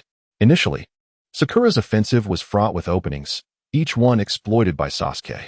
She appeared flustered at first, but soon realized that Sasuke's counters posed no real threat. Despite losing her balance and lacking any angles for evasion, Sakura consistently found a way to evade Sasuke's strikes. It seemed as though she was continuously thwarted in her attempts to attack, yet Sasuke's onslaught proved equally ineffective against her. Sasuke quickly discerned that Sakura's ability to manipulate water chakra facilitated her extraordinary evasive maneuvers, allowing her to withstand his assaults with remarkable agility. However, setting aside the difficulty of maintaining focus amidst such fierce physical confrontation, it was even more daunting to recognize that Sakura was using this practical experience to eliminate the unreasonable aspects of her technique, rapidly shedding the flamboyance of her martial arts. Indeed, throughout this encounter, Sakura never lost sight of the original purpose of her training, not to seek victory at all costs, but to refine her martial skills. With someone as formidable as Sasuke providing a sharpening stone for her abilities, she was determined to seize the opportunity. As for the outcome, Sasuke was deeply concerned, while Sakura remained unconcerned, focused solely on enhancing her martial prowess. What benefit is there in victory? What harm in defeat? All that mattered to Sakura was to immerse herself in the insights this battle imparted. Ironically, the more one fixates on victory, the more elusive it becomes. In the midst of the fierce combat, Sasuke found himself momentarily distracted, his left arm faltering as he prepared to strike. In that fleeting moment, the opportunity was seized by the rapidly improving Sakura. She pursued with renewed vigor, her movements now more controlled and fitting, her left hand drawing Sasuke's attention while her right hand quietly rose from below. With a swift punch, akin to a fish leaping from the water or a hand reaching into the depths of the sea, she struck Sasuke's right chest with a gentle yet precise blow. Despite Sasuke's efforts to evade it, and though the hit was not forceful, it disrupted his balance. Seizing the moment while he struggled to regain his footing, Sakura's right foot surged forward, deftly pressing between his legs. With instability in his stance, how could he muster any force? Sakura deftly parried his feeble counterattack, and Sasuke found himself increasingly vulnerable. With a firm stance, she summoned strength from her hips, channeling it through her abdomen, back, and shoulders, pausing briefly at her forearm before raising her elbow to unleash a powerful punch. Her left fist struck Sasuke's face with the force of a cannonball, followed by a swift retraction of her elbow. With the chakra coursing through her right arm, she launched another punch with unwavering resolve, her momentum unyielding. Left punch, right punch, left punch. An unrelenting barrage of strikes rained down upon Sasuke's face like a torrential downpour upon blossoms. Although she tempered her strength, refraining from targeting vital areas, in a mere 2 seconds, Sakura had unleashed a flurry of over a dozen strikes. The final blow, a decisive thrust, landed heavily upon Sasuke's chest, sending him flying. The outcome was clear. Sasuke had suffered a complete defeat. Gasping for breath, Sakura fixed her gaze upon Sasuke, who was struggling to rise.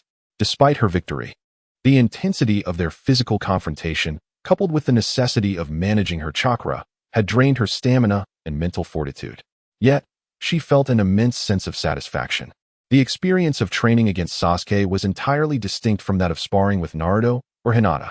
Naruto, a ninja destined to stand at the pinnacle of the ninja world, was still a naive warrior, relying on straightforward tactics. Techniques that proved ineffective against Sasuke yielded fruitful results when employed against Naruto. After this bout, it became starkly clear which of her previous training methods were effective and which were not, revealing the futility of some pursuits that could only be understood through first-hand experience. Sasuke, wiping the red marks and blood from his face with his sleeve, bore an expression that bordered on ferocious. The unexpected reversal of fortune, despite his overwhelming advantage, left him momentarily disconcerted. However, as a future powerhouse of the ninja realm, he possessed the maturity to acknowledge his defeat and extract wisdom from it. Taking a few deep breaths to quell his anger, Sasuke formed a reconciliation seal and addressed Sakura. Impressive techniques. After utilizing a dozen or so, only the last one was effective, he remarked, the subtle irony palpable. Sakura scratched the back of her head, smiling awkwardly. Are you referring to the chain of punches? No, not that technique. While it is indeed formidable, I am more concerned with your footwork from earlier. That technique? I call it entering the horse stance. Entering the horse stance? Indeed, the stance you typically adopt, I refer to as the horse stance. The step I took disrupted your balance. To elaborate on the intricacies of Wing Chun footwork would require an extensive discussion of its entire theoretical framework and combat methodology. Yet, since words alone could not convey it, practical demonstration would suffice. Shall we continue? My stamina has nearly recovered, Sakura proposed without hesitation, eager for another round. Certainly, prejudice often stems from ignorance. In her past life, Sakura harbored a certain degree of bias against Sasuke, partially identifying as a low-tier detractor of his character. During her university days in her previous life, Sakura had a roommate who was an ardent supporter of Sasuke, often berating him for being pretentious and impulsive, leading Sakura to harbor a negative impression of him.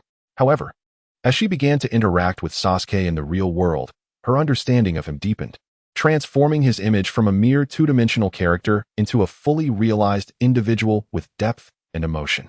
Sakura gradually recognized the superficiality of her previous judgments. Imagine, if you were less than 10 years old and your brother brutally murdered all your relatives, sparing only you, leaving you to navigate the world alone without a single relative to care for you. What kind of person would you become? Furthermore, Sasuke's situation was even more complex. In reality, the news of the Uchiha clan's coup was not entirely suppressed. On the contrary, the village had communicated this information to the higher-ranking ninjas to justify their actions, asserting that the clan would not be annihilated without cause, but only if they became a common enemy of all. Logically, such an operation should leave no survivors. However, Itachi Uchiha, a crucial and trusted double agent for the Hokage, spared Sasuke, creating an awkward situation. On one hand, the Uchiha clan was a formidable and vital military force for Konoha. Eliminating them was akin to self-mutilation, leaving a potential for future reconstruction of the Uchiha lineage. On the other hand, it was essential to maintain Itachi's position as a powerful ally. If he could not protect even an innocent like Sasuke, it could dishearten other higher-ups and lead to dire consequences. For the average person, the Uchiha surname had undoubtedly become synonymous with treachery and betrayal. From their ancestor Madara Uchiha to the present intentions of rebellion. Thus, associating with the Uchiha was viewed as a grave misstep, akin to a scandal involving celebrities and dissidents in a past life. Despite young Sasuke's innocence, his surname became a significant stain, prompting many to instinctively avoid him. For a considerable period thereafter, the trio began to alternate roles as challengers and challengers. Sakura made the most remarkable progress, her previously weak taijutsu improving rapidly with the assistance of high-quality training partners, Sasuke, instructors, Hinata, and sparring dummies, Naruto. Even without using ninjutsu, she could now engage in competitive bouts with Sasuke. Meanwhile, Naruto grew stronger under Sakura's fierce punches and kicks. Thus, the initial bonds of camaraderie and friendship among the three were forged through their shared experiences. Although the three of them did not quite agree on this point, their perceptions of each other were quite distinct. In Sasuke's eyes, Sakura appeared as a violent creature devoid of femininity. In Sasuke's view, Naruto was simply a mindless fool. Conversely, Naruto regarded Sakura as a woman devoid of charm and saw Sasuke as a pretentious jerk who merely maintained a stoic facade to attract the attention of girls. As for Sakura, she perceived both Naruto and Sasuke as nothing more than naive children lacking understanding. Thus, their days at school passed in a tranquil manner. Aside from occasionally sparring with the two main characters to foster camaraderie, Sakura primarily focused her energies on the practice of ninjutsu. As they matured, her comprehension and practice of ninjutsu progressed rapidly alongside her increasing chakra reserves. By the age of 10, as she entered the 4th and 5th grades, Sakura distinctly felt the onset of physical development. Her strength grew swiftly. the surplus of mental energy transformed into chakra, leading to a remarkable increase in her chakra reserves at a monthly pace. The ninjutsu she could access and practice evolved from basic techniques to intermediate and advanced skills. However, the ninjutsu offered by the Ninja Academy were largely uninspired and conventional, such as the water release, water bullet technique. The truly formidable techniques would only be imparted by their senseis after graduation. Sakura paid little heed to these mundane skills, as learning such techniques, which barely reached B rank, seemed inconsequential. Nevertheless, the Ninja Academy also recorded some long-lost techniques, one of which was an S-rank powerful offensive ninjutsu created by the second Hokage, water release, water severing wave. The principles, hand seals, and all related information were lost with the death of the second Hokage, leaving behind only a simple description from ninjas who had witnessed the technique, a fine jet of water that could sever all enemies in its path. Sakura immediately recognized this as a water blade. For ninjas lacking sufficient knowledge of physics, it was challenging to comprehend why soft water, under high speed and immense pressure, could become harder than steel, capable of slicing through iron like mud. Consequently, no one had managed to redevelop it. However, for a time traveler with a decent grasp of physics, the underlying secrets were laid bare. Sakura could even deduce from the descriptions left by those who had seen the technique that the second Hokage's ninjutsu was somewhat distant from the industrial water knives of her previous life. To genuinely expel a water blade from one's mouth would necessitate creating extremely high pressure within the oral cavity, akin to inserting an object into one's mouth. Any ninja with a desire to live would never devise such a technique. The water release, water severing wave inspired Sakura, but rather than attempting to replicate this ninjutsu, she resolved to develop her own technique for projecting a water blade. The crux of this technique lay in exerting immense pressure on the water. Such effects were more commonly associated with earth release techniques. Although water release also had methods for generating pressure, they typically involved producing large quantities of water supplemented by chakra to create water pressure. However, for Sakura to execute this technique, she would need to generate water pressure of at least 100 megapascals, implying the necessity of creating a water column of 10,000 meters in height. Clearly, such ambitions were fanciful. The dilemma was that Sakura was not acquainted with any masters of earth release within her social circle, leaving her with no choice but to seek assistance from Iruka-sensei. Iruka was astonished when he heard Sakura speak of her endeavor to develop a formidable S-rank ninjutsu that demanded minimal consumption yet required exceptional chakra control. Without hesitation, he agreed to assist her in contacting a master of earth release to address her inquiries. However, Sakura was far from anticipating that this so-called master would turn out to be none other than the third Hokage himself. In a bid to encourage the students to excel in their studies, the Academy decided to bestow rewards upon the top performers of the final examination, which could include specially crafted ninja tools or guidance from a jonin. Seizing the opportunity, Sakura unleashed her full potential to triumph over Sasuke and claim the first place. Under normal circumstances, Sakura would not have matched Sasuke in combat without the aid of chakra-enhanced body techniques and the use of throwing weapons. To everyone's surprise, the Hokage himself took it upon himself to personally present awards and gifts to the students of the Ninja Academy. This was not a mere whim. The third Hokage had compelling reasons to focus his attention on Sakura. Coming from an ordinary family, yet possessing remarkable talent in ninjutsu and chakra manipulation, as well as a close relationship with Naruto and Sasuke, and currently working on an S-rank water release technique. All these factors made her worthy of his scrutiny. Whether it was her influence on the Jinchuriki of the Nine Tails or her potential to grow into a formidable ninja, Sakura's development was of utmost importance to the Hidden Leaf Village. Since the fourth Hokage's untimely demise, the village had been struggling to nurture promising successors. The third Hokage eagerly hoped to identify more children of potential within the new generation, particularly those hailing from ordinary ninja families who naturally aligned with the ideals of the Hokage lineage. Sakura, with her modest talents, had undoubtedly captured the third Hokage's interest, though her future potential required further observation. Upon learning of Sakura's aspiration to develop an S-rank ninjutsu, the third Hokage saw this as an excellent opportunity to assess her abilities and personally arranged to meet with her amidst his busy schedule. I hear you wish to create a new water release technique that requires immense water pressure? After a brief exchange of pleasantries, the third Hokage delved into the matter at hand. Removing his hat, he bore no semblance of the imposing authority expected of a Hokage, Instead, he appeared as a kind and affable grandfather. The deep-set wrinkles etched upon his face indicated that this man, revered as a paragon of ninjutsu, was nearing the twilight of his years. Despite his frail and diminutive stature, one could scarcely fathom the incredible presence that resided within him.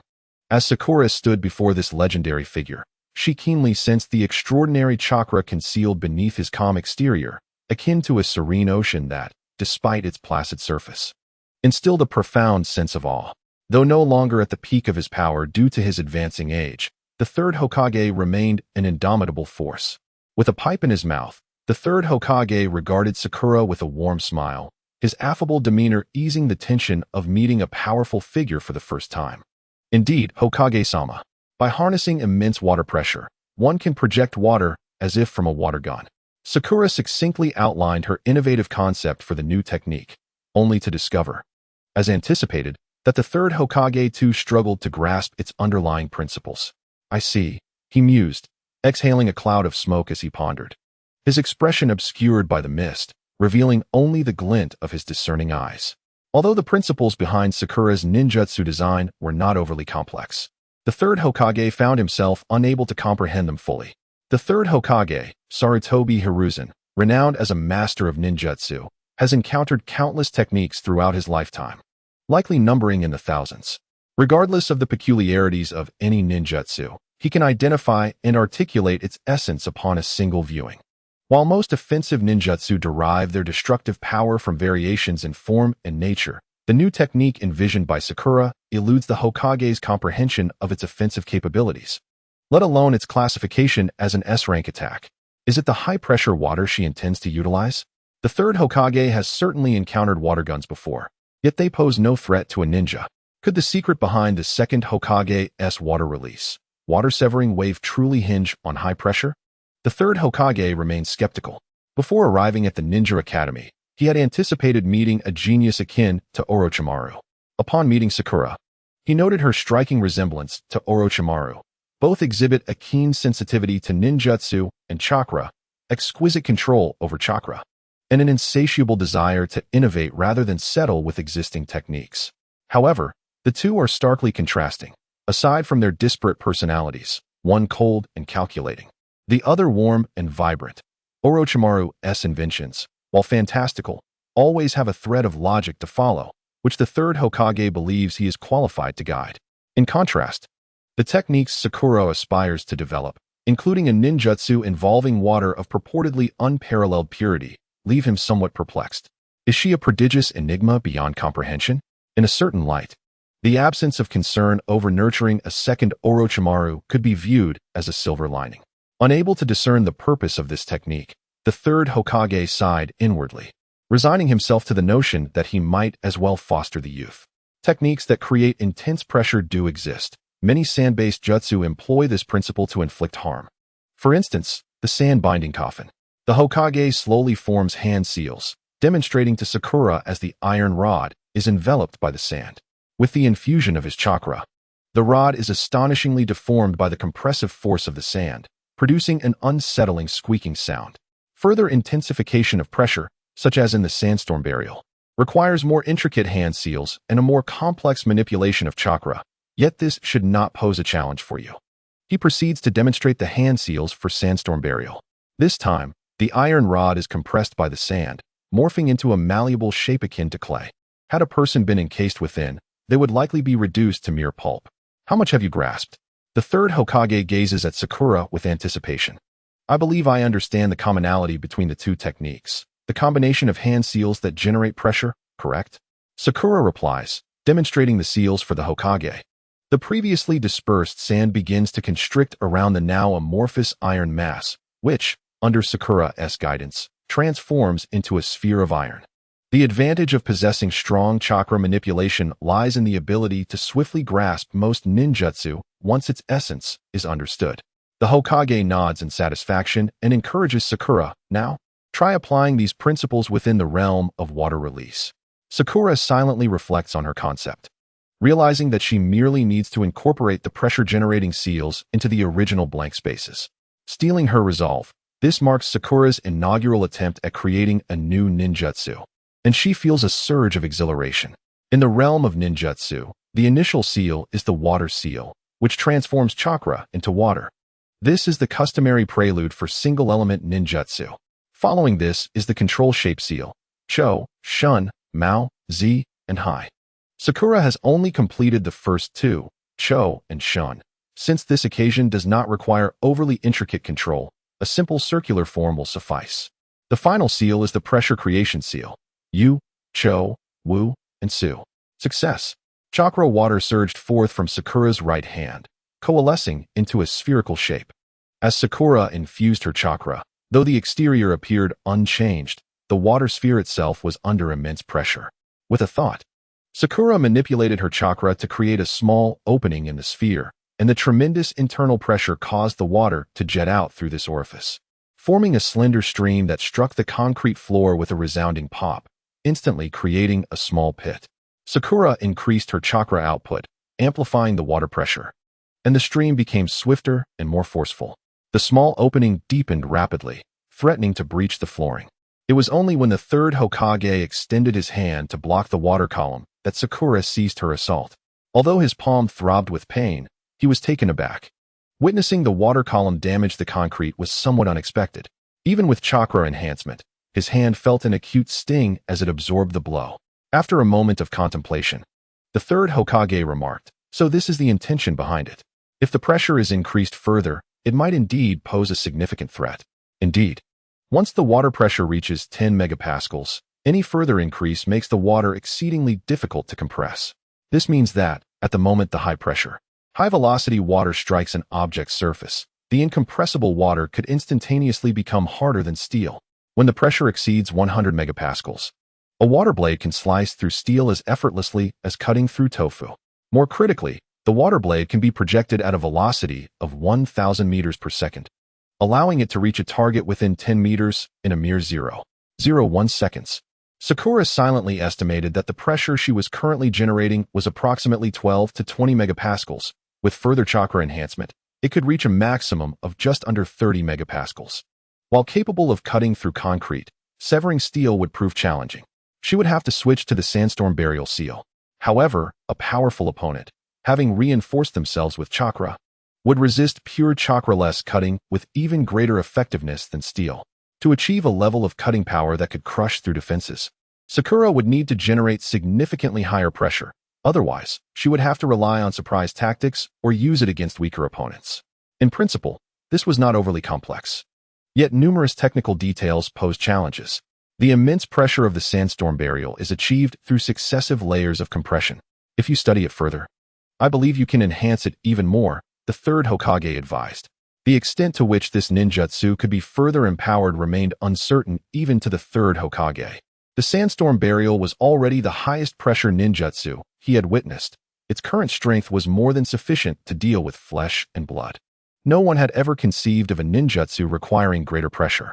Initially skeptical about this technique, the third Hokage now found himself filled with anticipation after experiencing its potency firsthand.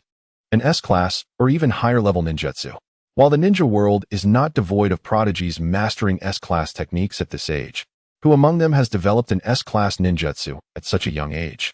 As he gazed at the self-assured Sakura, the third Hokage felt an undeniable sense of the relentless waves of the Yangtze River, where the younger generation surges forth. "If you require any guidance, you may reach out to me through Irika-sensei," he said, gently patting Sakura on the shoulder, his heart filled with warmth. "Yes, Lord Hokage," Sakura replied, recognizing the distinctive approach of the Hokage, who swiftly identified the solution to their dilemma. The rudimentary form of the ninjutsu had already begun to manifest. Yet numerous intricate details remained to be addressed. These included determining the optimal quantity of water for cost-effectiveness, enhancing the viscosity of the water to prevent dispersion, incorporating fine sand to bolster cutting efficiency, and devising an appropriate nozzle. Each of these elements is crucial in transforming a ninjutsu into a practical combat technique. In terms of sheer destructive power, this prototype already demonstrated the true potential of a water blade. The principle behind this technique was inspired by the high-pressure water cutting technology employed in the industrial sector. When water is pressurized beyond 400 MPa and forced through an aperture as minuscule as 0.0 0.005 millimeters. It can slice through various soft materials. Furthermore, when a small amount of abrasive, such as garnet sand, is introduced to the water jet, the resulting abrasive water jet can effectively cut through any hard materials, including metals, composites, stone, and glass. Thus, Sakura's new technique essentially recreates an industrial water cutter using chakra, albeit not for slicing steel, but for vanquishing foes. The concept is straightforward, yet few could comprehend how Sakura conceived it. Its origin lies within the water-severing wave technique of the second Hokage, a jutsu with a respectable lineage rooted in the legacy of Konoha. This emphasis is vital, for Sakura is also aware of the Rasengan technique. Armed with comprehensive training materials, her adept chakra manipulation would enable her to master this technique within half a day. However, she has refrained from doing so. Ninjutsu is of paramount importance to a ninja's identity and existence, rendering it a sensitive matter. Suddenly acquiring a technique of unknown origin is akin to an official in the past possessing unexplained wealth. It cannot be openly acknowledged. In severe cases, one might even be suspected of being a spy. Sakura detests the thought of operating in secrecy, and she is particularly reluctant to be confronted with questions about how she learned the fourth Hokage's jutsu. Even if she were to claim it as her own invention, she would prefer to wait until her talent is recognized before employing such a rationale. In summary, Konoha currently enjoys a period of peace. Sakura sees no reason to risk being placed on a surveillance blacklist by practicing this technique, especially as there is no immediate need for it. By the time combat becomes necessary, her ninjutsu framework will have already begun to take shape, at which point she will not require a technique that does not align with her abilities. As evening fell, the exclusive training grounds for the Hokage awaited. This sanctuary is designed for the busy Hokages to practice their ninjutsu, ensuring their elite prowess remains intact. It is secluded, secure, and equipped with comprehensive facilities, often holding a wealth of documents pertaining to Hokage techniques, accessible only to a select few trusted ANBU. In recent years, the third Hokage had visited this place less frequently, his physical prowess waning. Yet today, after attending to his administrative duties, he promptly made his way here, though his steps remained steady and his demeanor calm. The third Hokage's heart brimmed with anticipation. Upon stepping onto the training ground, the esteemed Hokage once again unfurled the scroll submitted by Sakura, detailing the new ninjutsu. After a final review of its contents, he began to form the seals, which were significantly more intricate than those employed by Sakura earlier that day. It took him nearly 10 seconds to complete the jutsu. A water sphere, akin to the size of a basketball, materialized before him, only to shrink considerably under the immense pressure generated by his chakra. The third Hokage continued to channel chakra to elevate the water pressure. However, the sphere ceased to diminish in size, as though it had reached the limits of compression. He observed in silence, recalling the scroll's descriptions. According to Sakura, the current water pressure had escalated to several hundred or even 1,000 megapascals. Next, he opened a small aperture in the water sphere. A sharp, faint whoosh pierced the air as a blinding white jet of water shot forth, effortlessly piercing through a target positioned several dozen meters away. The water stream passed through as if it were merely traversing a sheet of thin paper, exhibiting no signs of disturbance, and continued on for over 100 meters before dispersing into a cloud of mist. The third Hokage deftly manipulated the water sphere, causing the water stream to oscillate, slicing through a solid wooden target, 10 centimeters thick, as effortlessly as if it were tofu. It even cleanly severed a kunai embedded in the target into two halves, the cut astonishingly smooth, akin to a mirror's surface. The Hokage proceeded with his experiments. Techniques such as earth release, earth flow rampart, earth release, earth flow wall, and earth release, return to the land, which utilized earthen walls for defense, were rendered obsolete in the face of this new jutsu, as the 30-centimeter stone walls provided barely any resistance. Even a 10-centimeter thick high-strength steel plate was easily penetrated. Only steel plates exceeding 30 centimeters offered any meaningful protection, not because they could withstand the water blade, but because the time required for the blade to cut through was ample for anyone behind the steel to evade it. There was no doubt that this was an S-rank ninjutsu. The training ground lay in disarray, strewn with the remnants of wooden and steel targets, as well as shattered earth walls and stones. Their remains shared a common trait: uniformly smooth-cut surfaces, as if they were testaments to the brutality and ferocity of the assailant. After halting the jutsu, A profound silence enveloped the area, as if the very air had solidified under the weight of the atmosphere. The third Hokage suddenly reopened Sakura's scroll, his gaze not lingering on the parchment, but rather gazing into the distance, as if envisioning a future yet to come. The unfolding events took Sakura somewhat by surprise. The following day, an umbu suddenly conveyed a secret order from the Hokage, instructing her to safeguard and maintain the confidentiality of the new jutsu's information, advising against public demonstrations unless absolutely necessary. Furthermore, the message conveyed that should she require assistance in perfecting this ninjutsu, the village would be more than willing to accommodate her needs. Finally, the Hokage expressed a desire to document it within the village's ninjutsu archives, seeking Sakura's consent. It took Sakura a moment to absorb this information, clearly realizing that the Hokage had issued a gag order only after confirming the potency of the new technique. Given the third Hokage's reputation, his assurance of assistance was undoubtedly sincere. However, the forthright Sakura expressed her desire to complete the technique independently, indicating that she currently did not require any help. Regarding the requirements for entering the Konoha database, if Sakura were to refuse, she would likely find it difficult to remain in Konoha. Moreover, having submitted the scroll, the most challenging issue has been resolved, even if she declines. The village could easily develop it independently. Politically, Sakura is not particularly astute and cannot fathom the intricacies of the higher echelons. In essence, gaining the attention of the upper echelons through a formidable technique may yield either envy or opportunity. However, with the Hokage's protection, given Konoha's current environment, it is unlikely that a well-esteemed and reputable ninja would face persecution, so Sakura need not worry excessively. The smooth development of this new technique signifies that Sakura could possess a powerful offensive ninjutsu before her graduation, which is a crucial indicator on the path to attaining the title of Hokage. It is said that Minato Namikaze, with merely a handful of kunai and the Flying Thunder God technique, could dispatch other jonin with ease. Yet, when faced with formidable defenses, he encountered difficulties, leading him to develop the exceptional Rasengan, thus earning recognition as a Hokage-level powerhouse. Conversely, the development of another technique has encountered significant bottlenecks. In Sakura's vision, the second technique is to become the foundation of her future endeavors, allowing for the evolution of a series of water release techniques, which would become the essence of her water-based abilities. It is no exaggeration to say that upon its completion, the potency of Sakura's water release could amplify 100-fold. The crux lies in a concept that, even in her past life, existed merely as a theoretical notion: ultra-pure water. Few are aware of what water becomes when purified to its utmost extent. Water possesses surface tension, enabling water striders to traverse its surface. If this water is purified to the extreme, its surface tension could support a Boeing 747 as if it were an airport.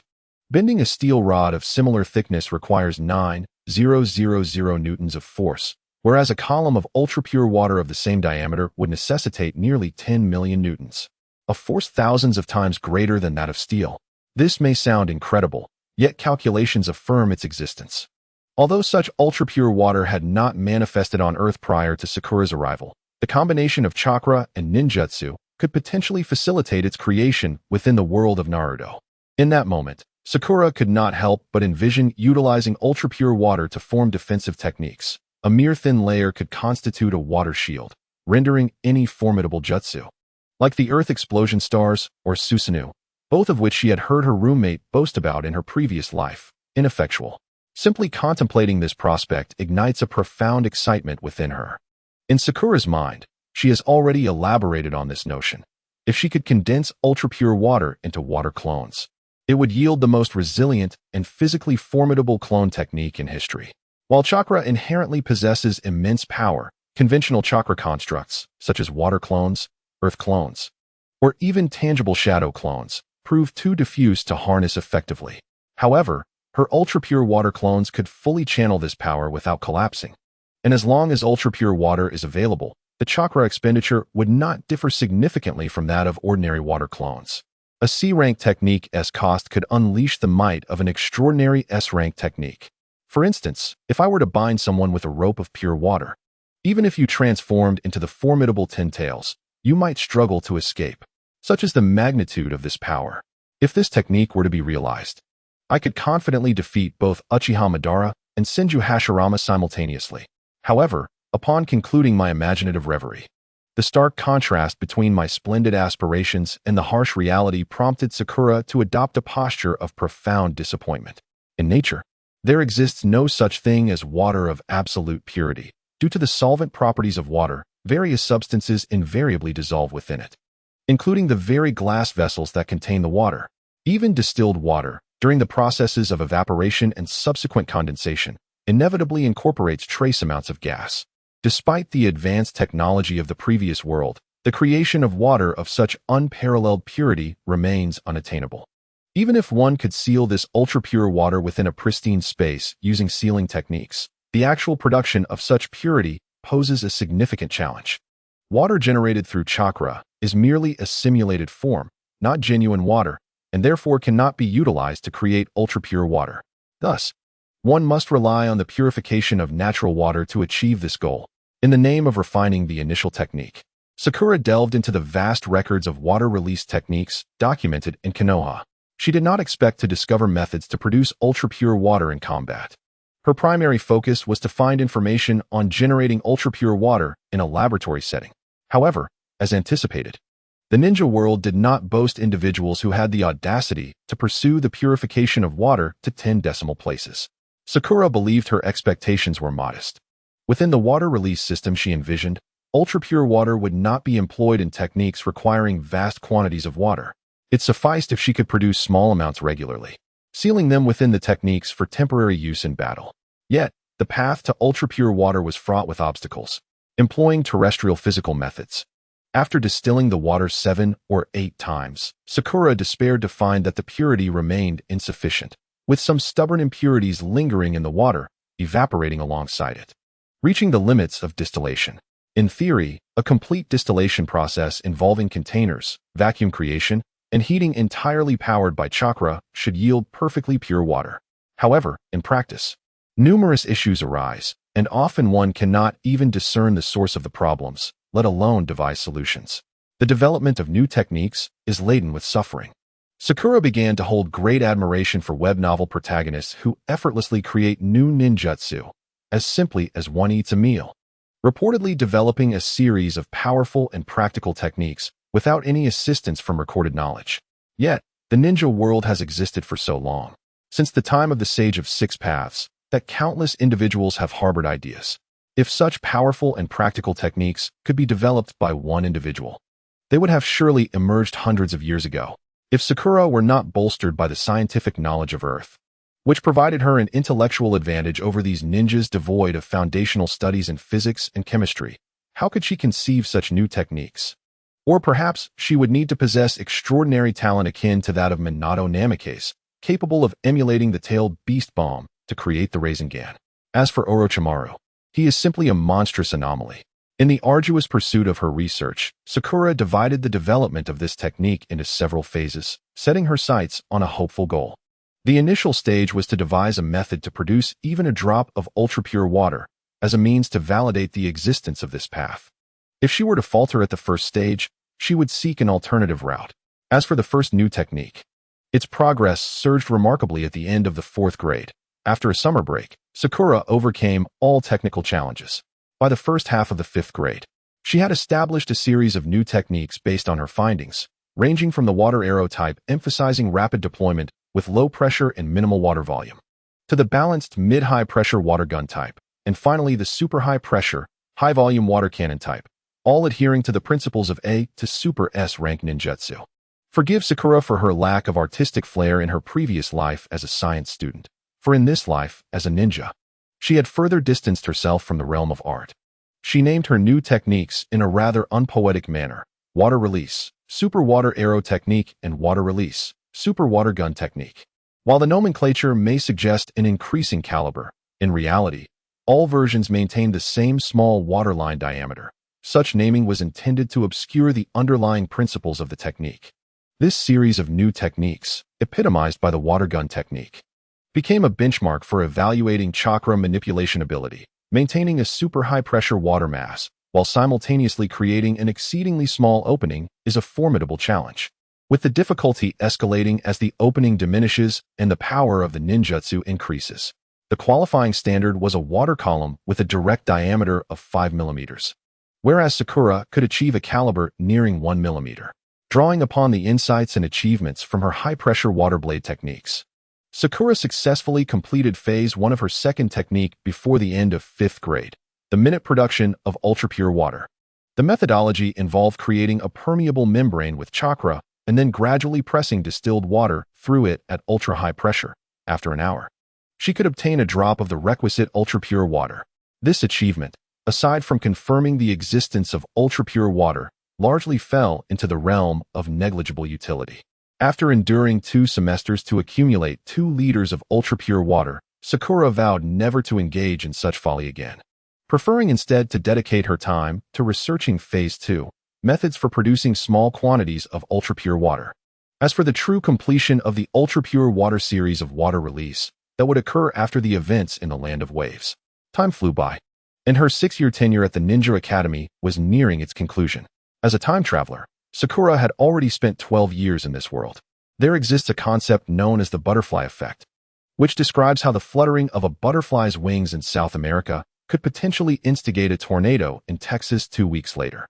However, this phenomenon is characteristic of chaotic systems that are highly sensitive to initial conditions. Despite her cautious nature and efforts to create a breeze, Sakura understood that certain matters were governed by larger forces beyond the influence of a mere butterfly. Yet, she had not anticipated that her butterfly wings would not misdirect even this particular event. Could it be that this was all part of a deliberate arrangement? Listen closely. The topic of the graduation examination is the shadow clone technique. When called, proceed in order to the adjacent classroom. During the graduation examination, Teacher Irika addressed the candidates while holding the roster. The graduation exam for the Ninja Academy consists of 3 attempts, with the highest score being the one that counts. In other words, the minimum requirement is to pass at least one of the 3 tests to demonstrate potential as a ninja. However, to truly become a ninja, one must also gain the approval of the leading instructor. What? Upon hearing this news, Naruto's expression immediately soured, resembling that of someone who had just consumed something foul. He lamented that fate had dictated the first exam would be the shadow clone technique, which he failed. During the second exam, he had consumed expired milk and fell ill, leading to yet another failure. Now, this was his final opportunity. Ironically, the exam was once again the shadow clone technique. It was not impossible for the same question to arise in all 3 tests, yet facing the same challenge twice, especially one that Naruto struggled with the most, was a stroke of misfortune. Sakura, witnessing this, felt somewhat speechless. Hang in there. Don't be nervous. You can do this. She encouraged him weakly, patting his shoulder. However, despite the simplicity of the shadow clone technique, Naruto had been unable to master this fundamental ninjutsu over the past 2 years, thanks to the disruptions caused by the mischievous fox spirit within him. Sakura, who had diligently practiced ninjutsu with him, could only attribute this to fate. Naruto was not devoid of talent. His transformation technique showcased a potential far superior to that of a mundane individual. Yet, destiny seemed to conspire against him, as the troublesome fox spirit within him hindered his ability to learn this technique. Sakura vividly recalled that after failing the exam, under the instigation of Mizuki, Naruto would attempt to steal the sealing scroll that night, thereby learning the multiple shadow clone technique and securing his graduation from the academy. In truth, even if he failed the exam and Mizuki sought another to fulfill his desires, Naruto would still graduate. After all, even Lee, who lacked any ninjutsu skills, managed to graduate. As the son of the 4th Hokage and the Nine-Tails Jinchuriki, how could he possibly not graduate? Sakura understood that she need not worry about this matter, nor did she intend to intervene. Mizuki, with his foolish antics, was entirely under someone else's control. The Hokage was merely using an excuse to provide Naruto with a benefit. After all, as the son of the 4th Hokage, he was entirely qualified to learn a couple of techniques from the sealing scroll, although Sakura offered him some support. The inherent disruption caused by the fox spirit, coupled with his affinity for water release being misaligned, meant that Naruto's mastery of ninjutsu was rather meager, not significantly better than in the original story. After completing the exam, it was no surprise that Naruto failed to produce a satisfactory shadow clone. 3 failures indicated that he lacked the capability to become a ninja, and logically, this would mean he could only leave the ninja world and live as an ordinary person. Meanwhile, Those who had successfully passed the exam gathered on the playground, excitedly congratulating each other as they celebrated the beginning of a new chapter in their lives. Having perused the original work, Sakura is acutely aware that a significant number of individuals cannot effortlessly ascend to the rank of ninja. Until they earn the endorsement of their guiding instructor, they merely exist as reserve graduates of the Ninja Academy. Those lacking validation often find themselves relegated to various clerical or obscure departments, a fate not uncommon. Kakashi alone has dismissed several cohorts of his students. Naturally, his elite status entails elevated expectations. Sakura and a few of her more composed companions exchanged knowing glances, fully cognizant that another trial awaited them. Only upon surmounting this hurdle could they officially claim the title of ninja. It was then that Sakura noticed Naruto, a figure steeped in melancholy, seated forlornly on a swing in the corner, gazing enviously in their direction. He was the one who had faltered in all 3 examinations. "Ah, Naruto. My family is hosting a grand feast this afternoon to celebrate. I came over to converse with you, not out of malicious curiosity to witness your rare display of despair, but because a dramatic turnaround awaits you tomorrow, which is bound to be exhilarating." Yet, upon observing the despondent expression etched on Naruto's face, Sakura found herself unable to continue. "I understand. Congratulations on your successful examination." Naruto's voice emerged, devoid of inflection, as though uttered by the dead. "All right, see you tomorrow," Sakura replied, feeling a twinge of awkwardness as she departed. Later that night, the resplendent stars illuminated the village of Konoha, casting a gentle glow over the quietude that enveloped it. Absent the clamor of urban life, Konoha resembled a serene countryside, punctuated only by the occasional sound of a cat or dog, and the hesitant footsteps of ninjas practicing their shunshin technique across rooftops. Sakura lay in bed, staring vacantly at the crescent moon outside her window. Sleep eluded her. At this hour, according to the original narrative, Naruto should have secured the Book of Seals, right? The Hokage had exerted considerable effort to deliver it to Naruto, even feigning defeat to a seductive jutsu. Following the defeat of Mizuki, the heartfelt declaration of feelings between Iruka and Naruto would ensue. Sakura felt a pang of regret for not being able to witness this momentous occasion firsthand, and she found herself eagerly anticipating the jutsu documented within the Book of Seals. However, she was acutely aware that venturing out during this sensitive time could lead to her name appearing on the Umbu surveillance blacklist. As a mere recent graduate from the Ninja Academy, she could not recall the nocturnal patrol routes, nor did she possess the skill to mask her presence and blend into her surroundings. Despite the allure of the Book of Seals, Sakura dared not entertain the notion of sneaking out. Yet, the more one attempts to evade certain matters, the more they seem to pursue you. Suddenly, with a soft thud, Iruka-sensei, clad in his nocturnal garb, materialized at Sakura's bedroom window, startling her into a swift descent from her bed. Iruka-sensei, what splendid timing. I'm so glad you're still awake. Don't bother changing. Just wear what you have on. We can discuss everything en route," Iruka exclaimed, seizing Sakura's arm and leaping out of the window. "You need not say anything. I am fully aware of the situation," Sakura silently critiqued in her mind. Yet she found herself reluctantly donning her polka-dotted pink pajamas as she stepped outside. Iruka, with his impatient demeanor, hurriedly pulled Sakura out the door without allowing her to don her sandals. Consequently, she resorted to using chakra to create a water cushion beneath her delicate, bare feet, a method of traversal far swifter than a mere leap. While the world remained unfazed, it was only Iruka who rushed about. As Sakura followed her teacher across the rooftops, she couldn't help but voice her grievances, though fortunately, Iruka remained oblivious. However, walking barefoot left her feeling strangely unsettled, as if she had lost a significant part of her dignity. One could say, was this not a Naruto version of Haruno Sakura? Unaware of Sakura's inner musings, Iruka continued to lead the way, emphasizing the urgency of locating Naruto as swiftly as possible. "So, do you have any idea where he might be?" he inquired. Sakura, still in a state of mild sarcasm, nearly let slip her thoughts. "Got it. Since you cannot find him, you've started to investigate the social connections of potential suspects." Realizing this, she pondered, Naruto is most likely to be found in that little grove where we often train. However, it is quite expansive, so we need to search thoroughly. Before long, they arrived at the outskirts of an endless forest. "Is this what you mean by a little grove?" Iruka grimaced as he considered the vastness of the area. "Let us split up. Signal immediately upon discovery." "Understood, teacher." Please stay safe. Sakura replied. You too. If you can't find him, regroup here. With that, she ventured north while Irika turned south. Just as he pivoted, Sakura subtly moved her fingers, summoning a small orb of water that stealthily crept onto the nape of Irika's neck. Despite its modest size, it was the result of Sakura's diligent efforts to produce pure water over the past year, and she had sacrificed a significant portion of her precious supply for Irika as protection and to observe the unfolding events. In truth, Sakura had already sensed Naruto's chakra, a familiar and powerful energy that stood out to her like a beacon in the night. However, as an audience member rather than a participant, she understood the importance of not disrupting the narrative flow. Irika's genuine recognition was paramount for Naruto, and thus, she allowed the drama to unfold without interference. As Sakura aimlessly searched the seemingly vacant grove, she suddenly felt a subtle sensation of being watched. Her heart raced.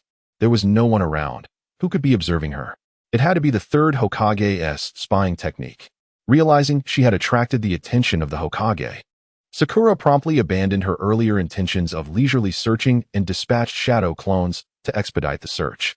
Meanwhile, in another part of the forest, Naruto, hand over the scroll. It's of no use to you. Let me reveal the truth. The recently victorious Mizuki confronted Naruto with fervor. 12 years ago, a nine-tailed fox attacked the village, sacrificing many lives before it was sealed away. Do you know what it was sealed into?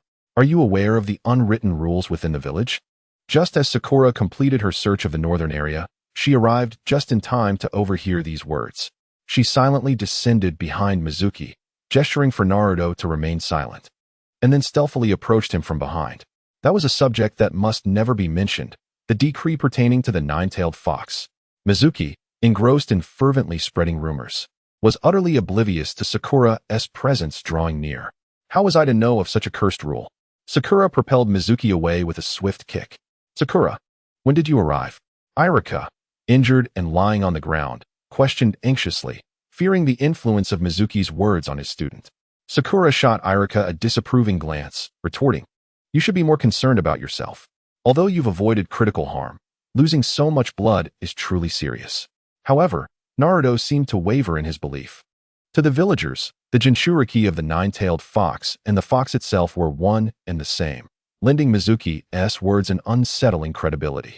Sakura furrowed her brow and impatiently insisted, Naruto, do not listen to his nonsense. Haha, Naruto, you know better than anyone whether I speak the truth. Aren't you curious why everyone despises you? It's because you are the one who caused Irika's parents' deaths, destroyed our village, and became the vessel for the nine-tailed fox that your beloved Hokage sealed. Mizuki, sprawled on the ground like a defeated dog, laughed maniacally. Stop it, Irika cried out in anguish. Although Mizuki's claims were flawed, the harsh reality remained that Naruto had indeed been regarded with disdain by the villagers as the embodiment of the nine-tailed fox, a fact he could not refute. You are utterly clueless. Irika despises you, and now that Sakura knows your true identity, she can never be your friend. Sakura, teacher Irika. Naruto's expression was one of bewilderment, shocked by the explosive revelations he could scarcely comprehend. Seizing the opportunity, Mizuki hurled a massive shuriken at Naruto. Thud! The sound of metal piercing flesh echoed as Irika, despite his weakened state, summoned the strength to rise and shield Naruto with his own body. Blood sprayed, drenching Naruto entirely. Naruto Uzumaki is my esteemed student, not the nine-tailed fox you claim him to be. Irika gritted his teeth, enunciating each word with fervor. From Naruto's perspective, Irika, who had risked his life to protect him, appeared remarkably towering against the backdrop of his hunched silhouette. The confusion in his eyes dissipated, and his fractured heart felt as though it had been warmly enveloped by something profound. Meanwhile, I say, what fantastical realm does your foul mouth speak of? Sakura accelerated, reaching Mizuki in an instant, delivering a powerful uppercut that sent him soaring helplessly into the air. Naruto Uzumaki is the friend I acknowledge, utilizing her chakra to propel herself. Sakura pursued him, incredulous at being labeled as the nine-tailed fox. With a swift kick, the air screamed under the force of her strike, landing squarely on Mizuki. Let my right hand shatter your absurd delusions. Mizuki collapsed, barely conscious, onto the ground. Naruto, Sakura said, her back turned to him. Some matters must be clarified to prevent lingering grievances. 12 years ago, the nine-tailed fox wreaked havoc, resulting in countless lives lost. The fourth Hokage, in a valiant effort to safeguard the village, sacrificed his own life, using the body of an infant as a vessel to seal the fox away. The fourth Hokage and that infant are the heroes who saved everyone, including myself and Irika-sensei, as a consequence of wielding the powerful sealing technique. The fourth Hokage lost his life. Meanwhile, the orphaned infant, who sealed away the fox, was mistaken by the world as the embodiment of the beast and has grown up until now. That once infant, Sakura, turned around, and at this moment, Naruto already knew the answer. His friend, named Uzumaki Naruto. In that instant, tears streamed down Naruto's face. Ultimately, Sakura did not seize the opportunity to glance at the Book of Seals. Soon after, the Umbu arrived to escort Mizuki away, providing Irika with a brief treatment for his wounds. Irika shared a plethora of words, recounting his own detailed and poignant experiences, garnering Naruto's admiration immensely. Later, Naruto embraced Irika, both weeping profusely, an utterly heartwarming sight. Naruto also recounted how Mizuki had incited him to steal the Book of Seals, showcasing his exaggerated mastery of the shadow clone technique, astonishing Irika greatly. Even Sakura was taken aback by the sheer number of clones. Witnessing it in the real world offered an awe-inspiring experience beyond the pages of a comic. Naruto, your clone technique has passed, Irika said with a smile, realizing the fourth Hokage's intent. He gently removed the forehead protector and placed it on Naruto's head. All right, open your eyes. Naruto gazed at Irika, touched the forehead protector in surprise, and leapt with joy. Congratulations. You have passed the graduation exam. You have graduated. With a smile, Irika squinted his eyes. After a night filled with excitement, the sky had gradually brightened, the dawn illuminating his face. The day has broken. Let us depart, Sakura remarked, glancing up at the sky. Indeed, the day has dawned. Let us go. To celebrate, let us enjoy ramen together. It's on me, Irika declared, looking toward the sky. Following his gaze, the clouds were scattered by the wind, and the rising sun shone brightly, warming hearts and bodies alike. Hooray, teacher is treating us. I want a super large bowl of seafood ramen. Fool, Irika-sensei is covered in wounds. Be more mindful. Sakura appeared just in time behind Naruto, grabbing the back of his collar as if he were a small kitten, halting his advance toward Irika. Yes, anything is fine to eat. Irika chuckled shyly. Naruto, you're overly excited. The path of a ninja is fraught with peril. This is merely the beginning. The path of a ninja? Sakura mused, gazing at the energetic, short-statured boy before her. At this moment, who would have imagined that this spirited little ninja, who had just endured a night of turmoil, would one day become the great hero destined to save the world? Konoha welcomed yet another tranquil new day. The following day, at the team meeting, Irika glanced at Sakura, who calmly returned his gaze, and then called out, Uzumaki Naruto, yay? Naruto exclaimed with excitement, and Sakura turned to glance back, offering a gentle smile. Then there was Uchiha Sasuke. As Sakura turned her head, she inadvertently met Sasuke's disdainful gaze, which prompted him to huff and turn away. Sakura couldn't help but roll her eyes at his insufferable demeanor. What? I don't want to. Naruto shouted in protest. Irika-sensei, why must I be grouped with the arrogant Sasuke? I'm such an exceptional student. Naruto's current perception of Sasuke remained firmly rooted in viewing him as an arrogant rival. However, it seemed that Sasuke didn't regard Naruto as a competitor at all. Idiot. Once the groups are set, they cannot be changed, Sakura admonished, delivering a sharp rap to Naruto's head, effectively silencing him. Rubbing her forehead, Sakura felt a headache coming on. It appeared that the trio's relationship was even worse than in the original narrative. One viewed his teammate as a rival, while the other outright expressed disdain for having Sasuke as a partner. Hey, how about we all go to Ichiraku Ramen for lunch? Sakura proposed after the group assignments concluded. A meal together would be an excellent way to foster camaraderie, and Kakashi's assessment emphasized teamwork. Given the current discord among the three, passing the evaluation seemed unlikely. Just as Naruto was about to object, Sakura shot him a pointed look. My treat. I've had enough ramen. Naruto was left to sulk in silence. She then turned to Sasuke, flashing a sickeningly sweet smile that successfully nauseated him, causing Sasuke to shudder. All right, fine. Stop smiling. Under duress. The three finally made their way to Ichiraku Ramen, yet events did not unfold as smoothly as anticipated. In summary, since we are now a team, we should strive for harmonious relations. Comrades should be close and amicable to succeed. Boss, I'll have the signature large bowl of braised beef noodles. and one large bowl of tomato and egg noodles. Thank you. Sakura called out. Hey, I'm talking to you too. Are you even listening? What I have to say is very important. Naruto and Sasuke continued to eat their noodles without lifting their heads. Let us rewind slightly to the morning in the Hokage's office. The third Hokage was utilizing a telescope technique, observing the raucous images within a crystal ball, and spoke with a hint of exasperation to Kakashi. Kakashi, Naruto is rather reckless. You are more meticulous, so I feel at ease in trusting him to you. The Uchiha child is also in your group, and it appears that you are the only one who can teach him. Kakashi regarded the bickering Naruto and Sasuke within the crystal ball with a pained expression. This seems quite troublesome. Can they coexist like this? As if to validate Kakashi's complaints, Naruto and Sasuke, who had been glaring at each other mere moments ago, were suddenly compelled by a mysterious and irresistible force to kiss each other. Witnessing this moment, both Kakashi and the Hokage simultaneously broke into a cold sweat. No need to worry. Haruno Sakura is their friend. She will manage their interpersonal relationships effectively, the Hokage reassured, wiping non-existent sweat from his brow and exhaling a puff of white smoke. At that moment, the crystal ball's images revealed Naruto preparing to physically confront Sasuke for ruining his first kiss, only to be violently subdued by Sakura.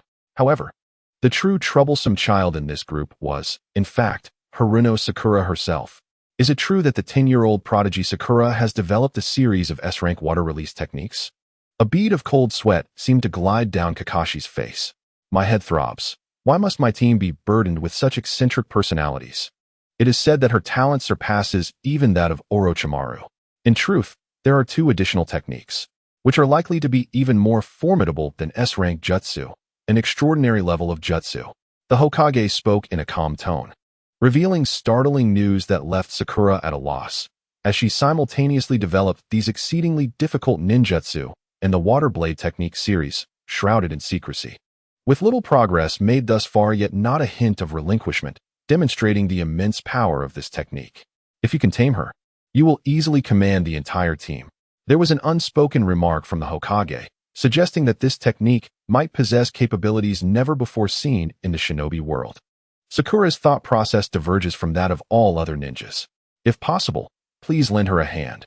This child tends to conceal her thoughts deep within. You are quite knowledgeable in ninjutsu. After all, the Hokage sighed. I will do my best. Kakashi felt a twinge in his stomach, realizing he had to lead such a troublesome team. Yet he could not refuse this hot potato. Kakashi sensed that his leisurely life had vanished without a trace. In the afternoon, the empty classroom was left with only Sakura and her 2 companions. Evidently, Kakashi's habitual tardiness had given Team 7 a rude awakening. However, it was not long before Naruto retaliated with a chalk eraser prank. The moment Kakashi opened the door, he noticed the trap, but instinctively judged that the chalk eraser posed no threat, thus he chose not to evade it. In a moment of carelessness, he ended up covered in chalk dust, looking quite disheveled. Ha ha ha ha. Teacher, you're so pathetic. Kakashi was startled to find that the loudest laughter came from Sakura. Indeed, the troublesome girl Sakura, who was arrogant because of her genius. What gave you, Naruto, the underachiever, the right to laugh so boastfully? Kakashi mused, wondering if it was simply because Naruto was a foolhardy youth. Raising an eyebrow, he glanced at Sasuke, who was casting a disdainful look, while Sakura and Naruto openly laughed at him, and he found himself chuckling as well. How should I put this? Kakashi stroked his chin. Your first impressions are rather irksome. Well then, allow me to introduce myself. My name is Hitaki Kakashi. I have many likes and dislikes, and my interests are diverse. As for my dreams, there is not much to say. Doesn't that equate to saying nothing at all? Sakura and her companions silently scoffed. All right, now it's my turn to introduce myself. Naruto rushed to speak, but was abruptly interrupted by Kakashi's wave of his hand. No need. You needn't introduce yourselves until you pass my test and earn my approval. Kakashi stated coldly. After a brief silence, Sakura inquired, Test? Indeed. Tomorrow morning at the training ground, we will have a field survival exercise test. This is no ordinary wilderness survival exercise. This time, your opponent shall be me. Observing the indifferent expressions of Naruto and Sasuke, Kakashi continued. This is a test with a staggering elimination rate of 67%. Out of 27 graduates, only 9 will ultimately be recognized as genin. What? Even the perpetually stoic Sasuke was taken aback by the exaggerated elimination rate. In truth, the challenge is not as daunting as it seems. Many are unaware that Kakashi's fundamental requirement for assessment is not the aptitude of a ninja, but rather the awareness of camaraderie. This implies that as long as one demonstrates sufficient awareness of teamwork, even at the cost of breaking the rules, Kakashi will acknowledge them. Sakura, however, harbored no concerns regarding this matter. With a little guidance, both Naruto and Sasuke possess a strong sense of camaraderie. Kakashi-sensei, we will surely pass this exercise. Tomorrow, you shall hear my name. Sakura stood up, wearing a confident smile, boldly proclaiming her determination. At the 7th training ground. Although Sakura's meticulously prepared 12,000-word speech was disregarded by her companions during lunch, the gathering at least served its purpose. The trio was now able to convene as a cohesive team to strategize for the upcoming assessment. Though it is quite bothersome, Kakashi-sensei could easily subdue us with but a single hand. Therefore, if we maintain a dismissive attitude, we will undoubtedly face dire consequences and be sent back to the academy for remedial training. Sakura declared earnestly, raising her slender index finger to emphasize her point. What? I refuse to return to the ninja academy.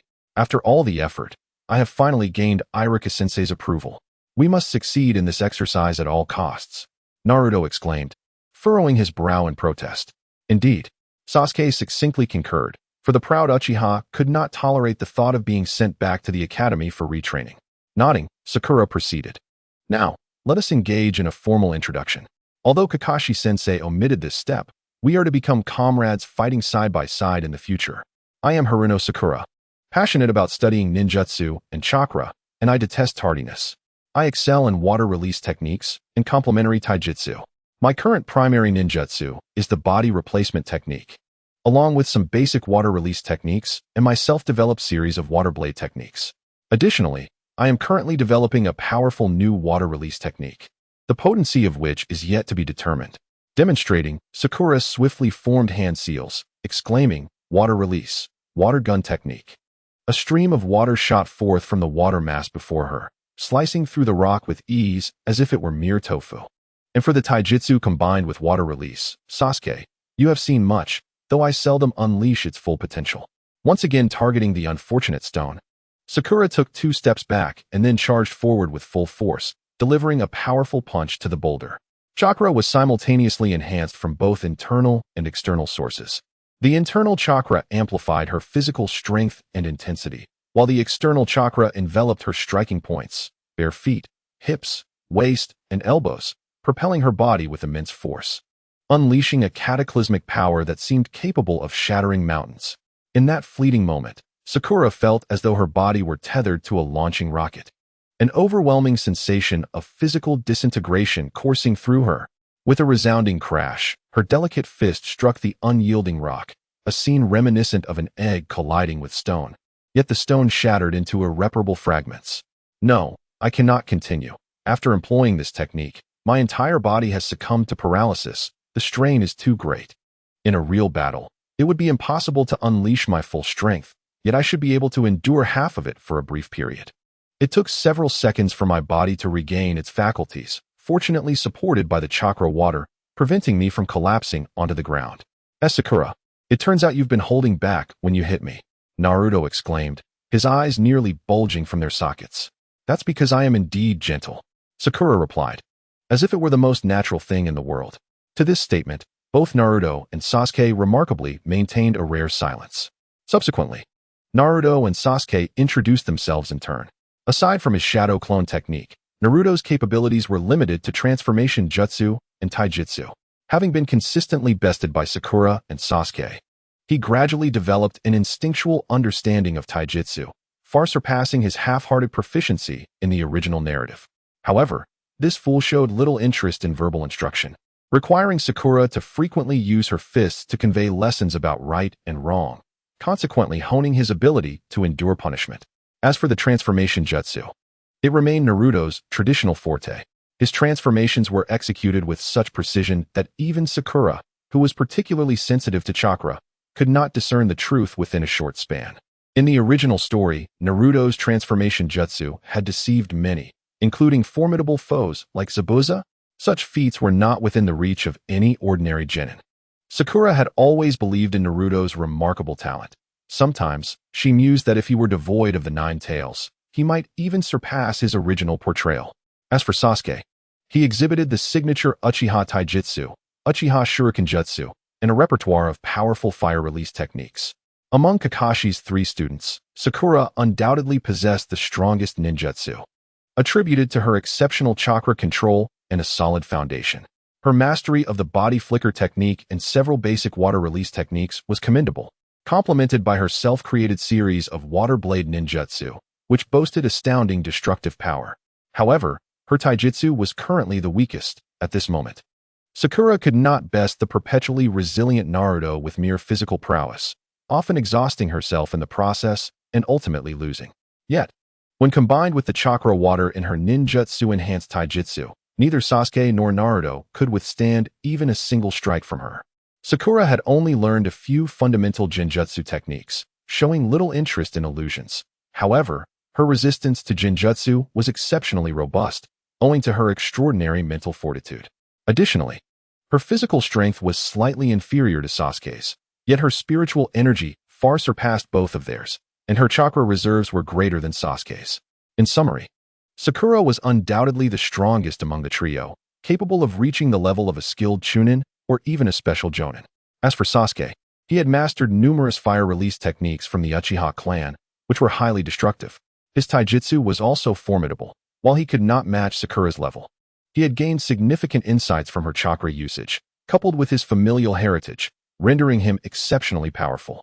In summary, Sasuke ranks second in terms of combat prowess, possessing the strength of a chunin in both fire release techniques and physical combat. However, he still lacks experience, placing him at a level akin to that of a chunin. As for Naruto, he has scarcely mastered any lethal ninjutsu, yet he excels in transformation techniques and has once created thousands of shadow clones. Coupled with his seemingly boundless stamina and immeasurable chakra reserves, along with commendable physical abilities, he also exhibits chunin-level combat effectiveness. Ultimately, the combat strength of Team 7 is widely acknowledged as the strongest, although this contradicts the principle of balanced strength in team composition. Such principles often prove to be mere platitudes in the world of ninjas, where numerous exceptions abound. However, Sakura is acutely aware that despite her theoretical prowess nearing that of a special jonin, in a genuine life-and-death struggle against a special jonin, her lack of combat experience would render her almost certain to lose. Currently, Team 7 resembles an unrefined gem, awaiting the guidance and training of their leader, Kakashi. To truly flourish, as a mature adult who prefers to maintain a low profile, Sakura does not place excessive importance on Team 7's ranking as the strongest, nor does she feel any undue pride in it. Although Sasuke was significantly impacted by the revelation of Sakura's true strength and continues to believe that he surpasses her, Sakura understands how much power-ups Naruto and Sasuke would eventually acquire, such as Sage Mode and the Rinnegan, which would propel their strength to astonishing heights.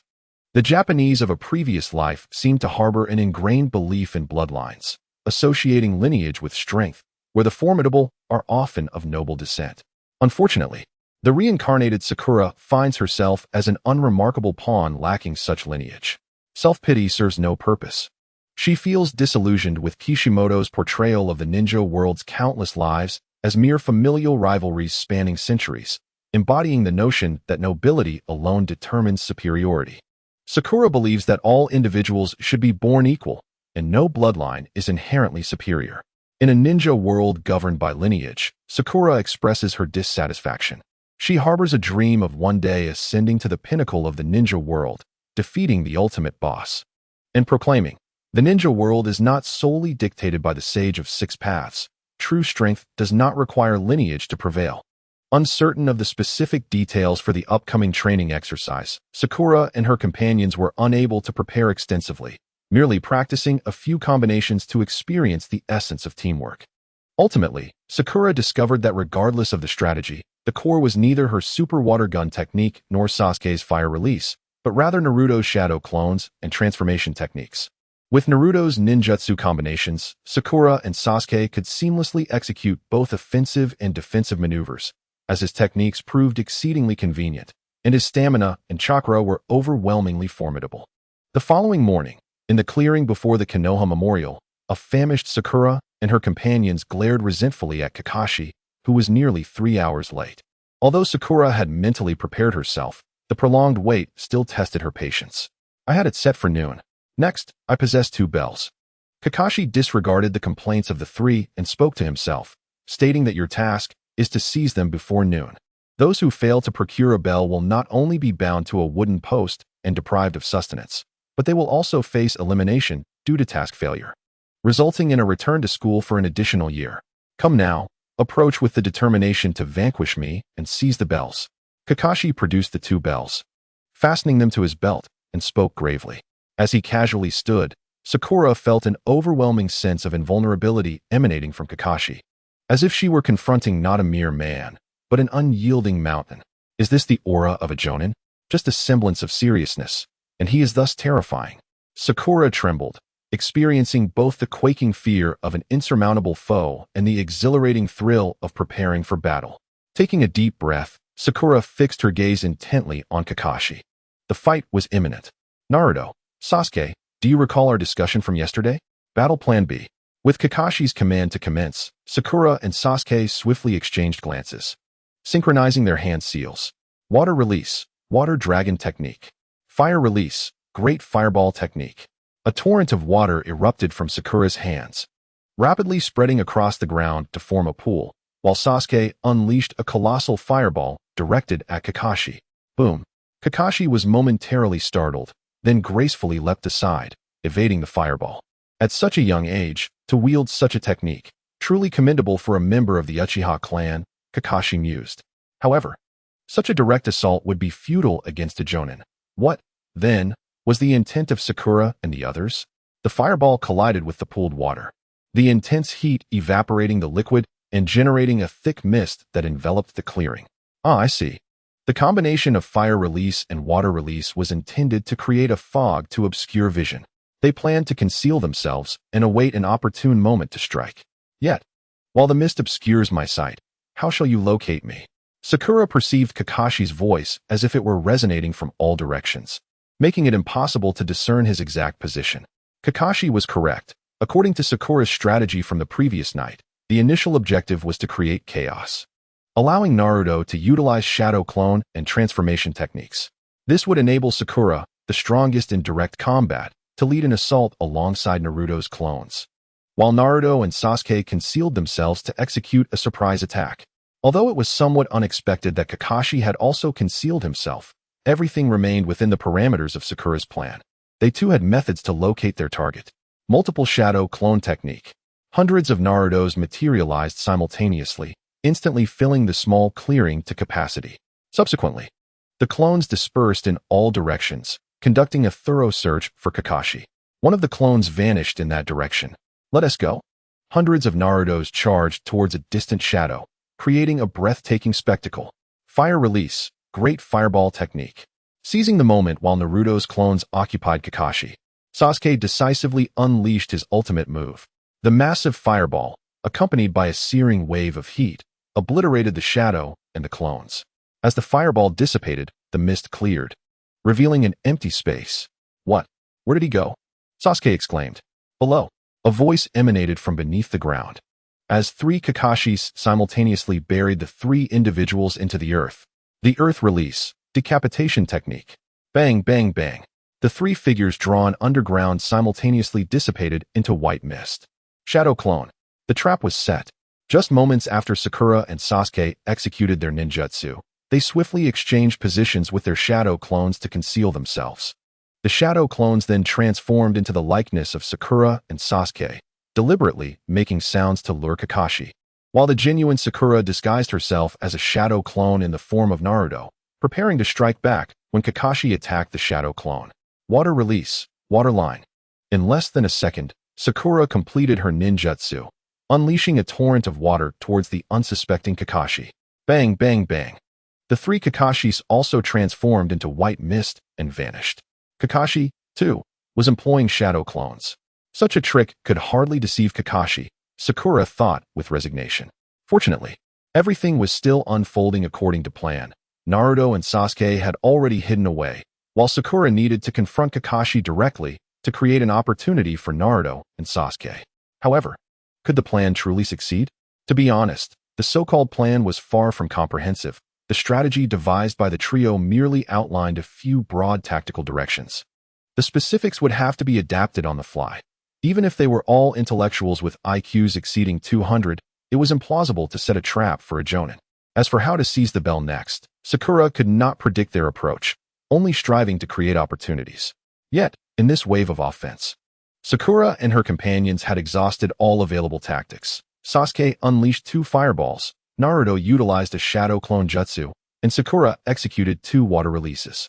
Stealth, reconnaissance, baiting, and ambush had all proceeded smoothly, but to their surprise, after expending so much chakra and stamina, they had only eliminated Kakashi's 3 shadow clones.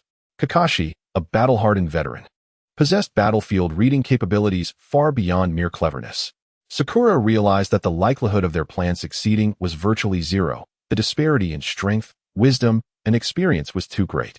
At that moment, Sakura had already revealed herself, while Sasuke needed to recuperate after his 2 fireballs, and Naruto, though still vigorous, remained in a concealed position, awaiting the right moment to support. It seemed that Sakura would have to face Kakashi alone until assistance arrived. The thought of this caused cold sweat to bead on Sakura's smooth forehead, and her hands and feet trembled slightly. Am I afraid? Sakura questioned herself. No, I am not afraid. I am quaking with excitement. This will be my first all-out battle. In the past, sparring with Naruto and Sasuke, I always had to restrain my strength. Taijutsu and even water techniques were too dangerous for them. I have suppressed myself for too long. Today, I can finally fight with abandon. Sakura even felt her blood racing faster. No need to look for anyone else, Kakashi-sensei. Sakura declared loudly into the open space. Here I stand alone. Since this is a test, let us truly test whether I am worthy of being your student. For several seconds, there was a profound stillness. Sakura Haruno, in the midst of her movements, suddenly sensed an anomaly behind her. Sakura Haruno, I have heard tales of your perfect scores in ninjutsu and taijutsu at the academy. Allow me to witness whether you truly deserve such a claim. Without warning, Kakashi materialized behind Sakura, unleashing a ferocious kick aimed at her waist. Sakura had no time to react. Splash! Water erupted violently. In a split second, Sakura maneuvered a sphere of water to her side, blocking Kakashi's powerful strike. Though her body could not move in time, her chakra was deftly controlled. Integrating ninjutsu into taijutsu, she emulated Gaara's sand defense technique. At that moment, its significance was fully realized. The water, filled with chakra and based on the principles of the water prison technique that restricts bodily movement, possessed an extraordinary viscosity. Kakashi's elite ambush was thwarted under its protection, dividing her focus. Sakura summoned a substantial amount of chakra to form a water shield, while simultaneously performing hand seals: tiger, ox, monkey, rooster, ox, horse, dog. Water release, water gun technique. Under immense pressure, a stream of water shot forth from Sakura's hand at a speed exceeding 5 times the speed of sound, slicing through everything in its path, trees, stones, and even Kakashi, creating a sweeping arc with a radius of several dozen meters. For a moment, silence enveloped the scene, only to be shattered by a resounding crash as dozens of tall trees fell to the ground, transforming an expanse of forest into a field of wooden stumps standing a meter high. Exhaling deeply, Sakura felt a fiery sensation coursing through her body from her first burst of chakra in such a short time, igniting her excitement. Thud! Kakashi's bisected form transformed into 2 wooden logs that dropped to the earth. What a perilous technique, Sakura Haruno. Kakashi landed before her, his expression grave, a faint but noticeable trail of blood marking his thigh, a mere graze that had resulted in such a wound. This was far beyond what one would expect from a ninja of her age. Long before the water blade technique was fully realized, Kakashi had heard whispers of it. A technique with low chakra consumption yet immense power is the ultimate dream of every water-style ninja, even earning admiration from the experienced third Hokage. However, while people spoke of practicing it, none had ever mastered this jutsu. The principles were exceedingly simple, yet its completion was notoriously challenging. This was the consensus of all who had attempted it. The essence of this technique lies in generating high pressure with chakra, and the greatest difficulty lies in creating a small nozzle in the water sphere. In theory, the finer the nozzle, the greater the technique's power. Sakura, the creator of this jutsu, set her standard for the nozzle's diameter at 0. 0.05 millimeters, the thickness of a single hair. If the diameter did not meet this criterion, the technique's power would diminish exponentially. If it exceeded 1 centimeter, it would devolve into the water release, water wave technique. Kakashi had always been skeptical, yet at this moment, he bore witness to the might of this jutsu firsthand, leaving him uncertain whether to feel honored or perturbed. Not only is it extraordinarily sharp, but more importantly, the speed at which the water flows is incredibly swift. There is no opportunity to evade once the ninjutsu is executed, for evasion is utterly impossible. Kakashi has unconsciously begun to take this seriously. This is no ordinary test, but rather a battle where a moment's carelessness could lead to fatal consequences. Thus, the crux of the battle lies in preventing you from even utilizing your ninjutsu. Kakashi's figure moves faster than sound itself. The kunai in his hand glints with a dangerous light as it ruthlessly shatters the chakra water sphere Sakura hastily conjured, striking towards her chest. At high speed, Sakura seems to sense the chilling aura of the kunai, feeling as though she is on the brink of demise. In the final moment before the kunai pierces her, Sakura unveils her last resort, a translucent, faintly azure water shield coalescing before her chest. Can such a thin water shield truly obstruct me? Is this merely a desperate struggle? Kakashi, taken aback, spins the kunai in his hand, positioning the sharp edge to the rear, colliding with the water shield using the circular end. After all, this is but a spar, not a life-and-death duel. Kakashi assumed this hastily formed water shield would shatter like fragile foam, yet upon impact, a dull thud resonated from the collision, revealing that the seemingly vulnerable shield merely dented slightly, withstanding an onslaught imbued with tremendous force, halting Kakashi's advance. An astonishing scene. A stark contrast. He had never anticipated colliding with a barrier harder than steel. Kakashi felt his entire being jolt from the impact, the once sturdy kunai bending at the rim. From extreme motion to profound stillness, he felt a wave of nausea rising. Indeed, this is the water shield composed of pure water, a mere few centimeters thick, theoretically capable of withstanding a pressure of 1,000 tons. A confident smile graces Sakura's lips as she steps back several paces, evading Kakashi's attack range, her hands continuously weaving hand seals, seizing the moment to counterattack. The azure water serpent constricts. Under Sakura's command, the water shield transforms into a serpent that entwines around Kakashi's arm. Then, with a sudden and forceful clenching of her fist, the water serpent exerts unmatched strength, effortlessly severing Kakashi's arm into countless fragments. In the air, the remnants of Kakashi's arm disintegrate into numerous splinters. Body replacement technique. Sensing the imminent danger, Kakashi astutely perceives the formidable power of this technique and, without hesitation, activates the body replacement technique to escape just before its execution. Watching her ninjutsu fail once more, Sakura furrows her delicate brows and exhales a sigh of resignation. No matter how powerful a ninjutsu is, it is of no use if it cannot strike its target. The shattered wood raining down from the transparent water serpent prompts Kakashi to swallow hard. Though his expression remains stoic, tumultuous waves of astonishment churn within him. This peculiar ninjutsu possesses a power comparable to that of the sand-binding coffin, but how could water release yield such might? The faint azure water serpent, a technique he has never encountered before, suddenly reminds Kakashi of a ninjutsu mentioned by the Hokage, the Super S-rank water release technique, which surpasses the Water Blade series. Casts a solemn expression upon Kakashi as he gazes at Sakura and speaks slowly. Is this what you meant? Sakura, taken aback, wonders how Kakashi could possibly know about it. After all, this is the debut of ultra-pure water. How did you find out, Kakashi-sensei? Oh, did Lord Hokage mention it to you? Kakashi replies. I was aware you might be developing a stronger water release technique, but I didn't expect you to have succeeded. There is a hint of nostalgia in his tone. Sakura, with a wry smile, shakes her head. The challenge of ultra-pure water lies not in the technique itself, but in its preparation. If only it were that simple. This ninjutsu requires special water to execute. It took me an entire year to produce even this small amount, and it is consumable. Once used, it's gone.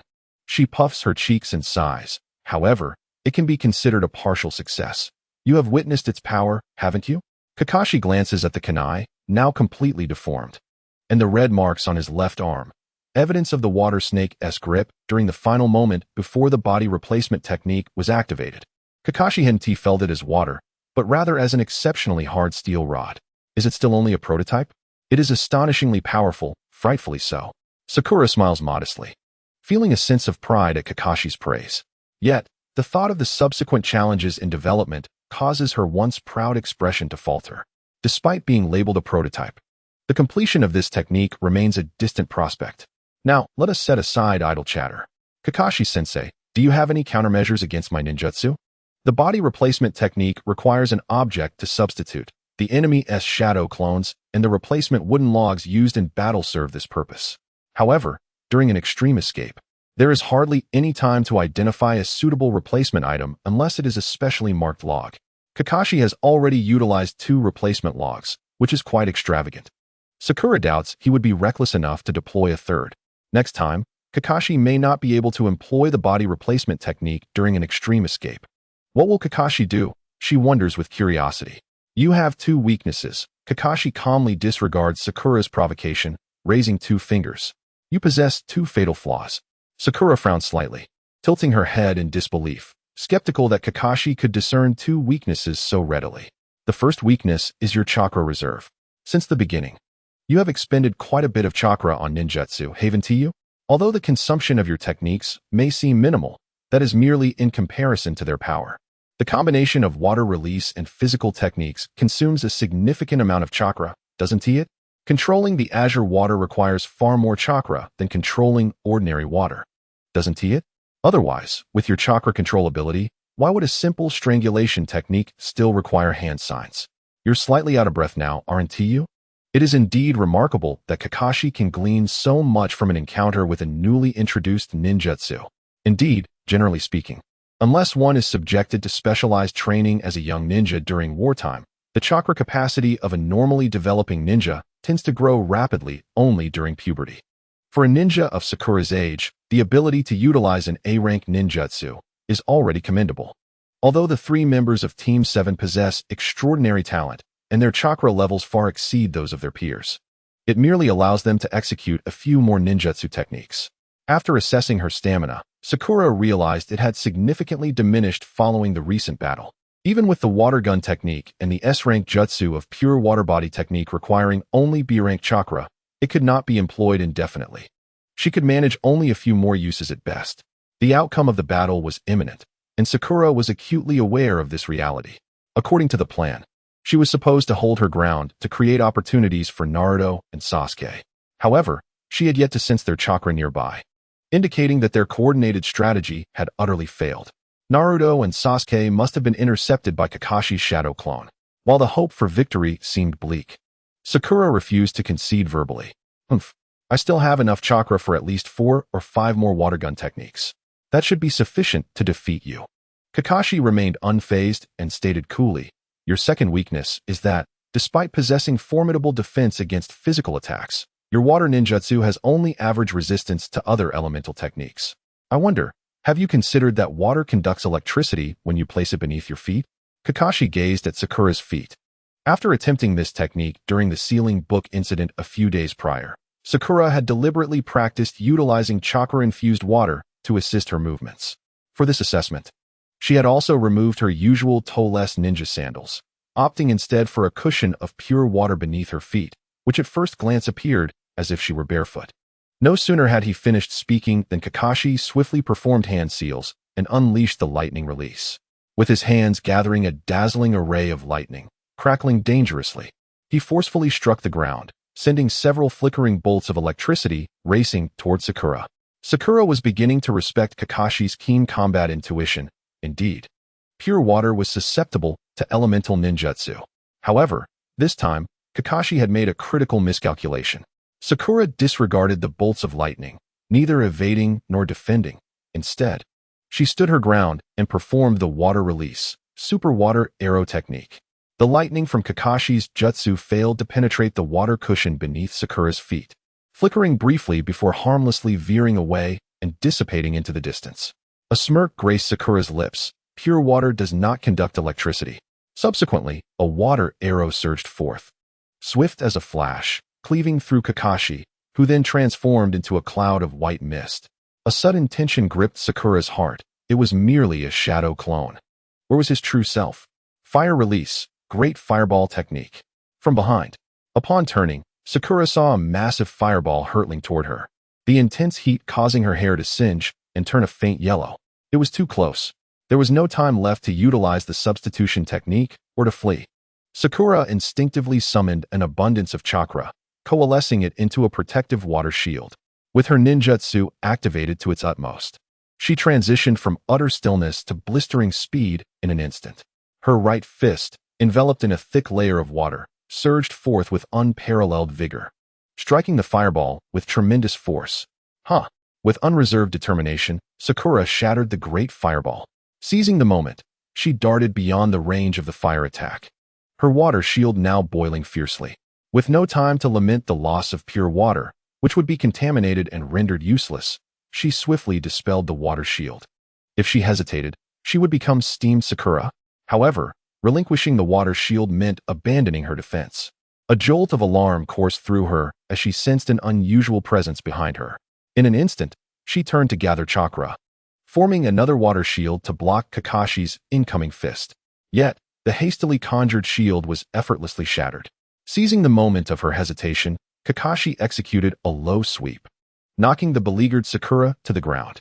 The rhythm of the battle was entirely in Kakashi's hands. Despite her completely disrupted balance, Sakura refused to surrender. Gritting her teeth, she continued to gather water in midair, using the strength of her ninjutsu to propel herself at an astonishing angle, landing a kick on Kakashi, forcing him back. Sakura performed a backflip, landing deftly while forming hand seals with one hand, using chakra-infused water to bind dozens of shurikens within her ninja tool pouch, launching them towards Kakashi. The shurikens, carelessly thrown, were easily deflected by Kakashi, granting Sakura merely an extra second to catch her breath. The pre-prepared pure water was now depleted. Her body began to suffer injuries, and her chakra and stamina were waning. Sakura tasted despair. Her attacks were futile, and her defenses were crumbling. Every action seemed a desperate struggle, cornered like a trapped beast. Seeing Kakashi maintaining his calm demeanor, patiently waiting for a flaw to be revealed, Sakura bit her lip, resolved to make one final push. Water style, super water gun. The jet of water surged forth with relentless momentum and formidable power. Kakashi, not daring to underestimate her, swiftly moved out of her line of sight before she could lock onto him. The water's path, unyielding and destructive, posed a challenge for Sakura, who could not pin down her rapidly moving target, leading to a frustrating expenditure of chakra. This precarious predicament weighed heavily on her, and the diminishing chakra within her was equally distressing. After enduring for several seconds, her stamina nearing its limit, Sakura reluctantly ceased her futile attempts and shifted to a defensive stance. However, in that very moment of transition, Kakashi seized the opportunity, exploiting her momentary lapse in rhythm, and closed in for close-quarters combat. On one side stood a fatigued and diminished ninja school graduate, while on the other loomed a seasoned elite jonin. The disparity in their experiences was stark as they engaged in a brutal exchange of blows. To an observer, the fight appeared overwhelmingly one-sided. Yet, through her unwavering ninjutsu, Sakura showcased her resilience.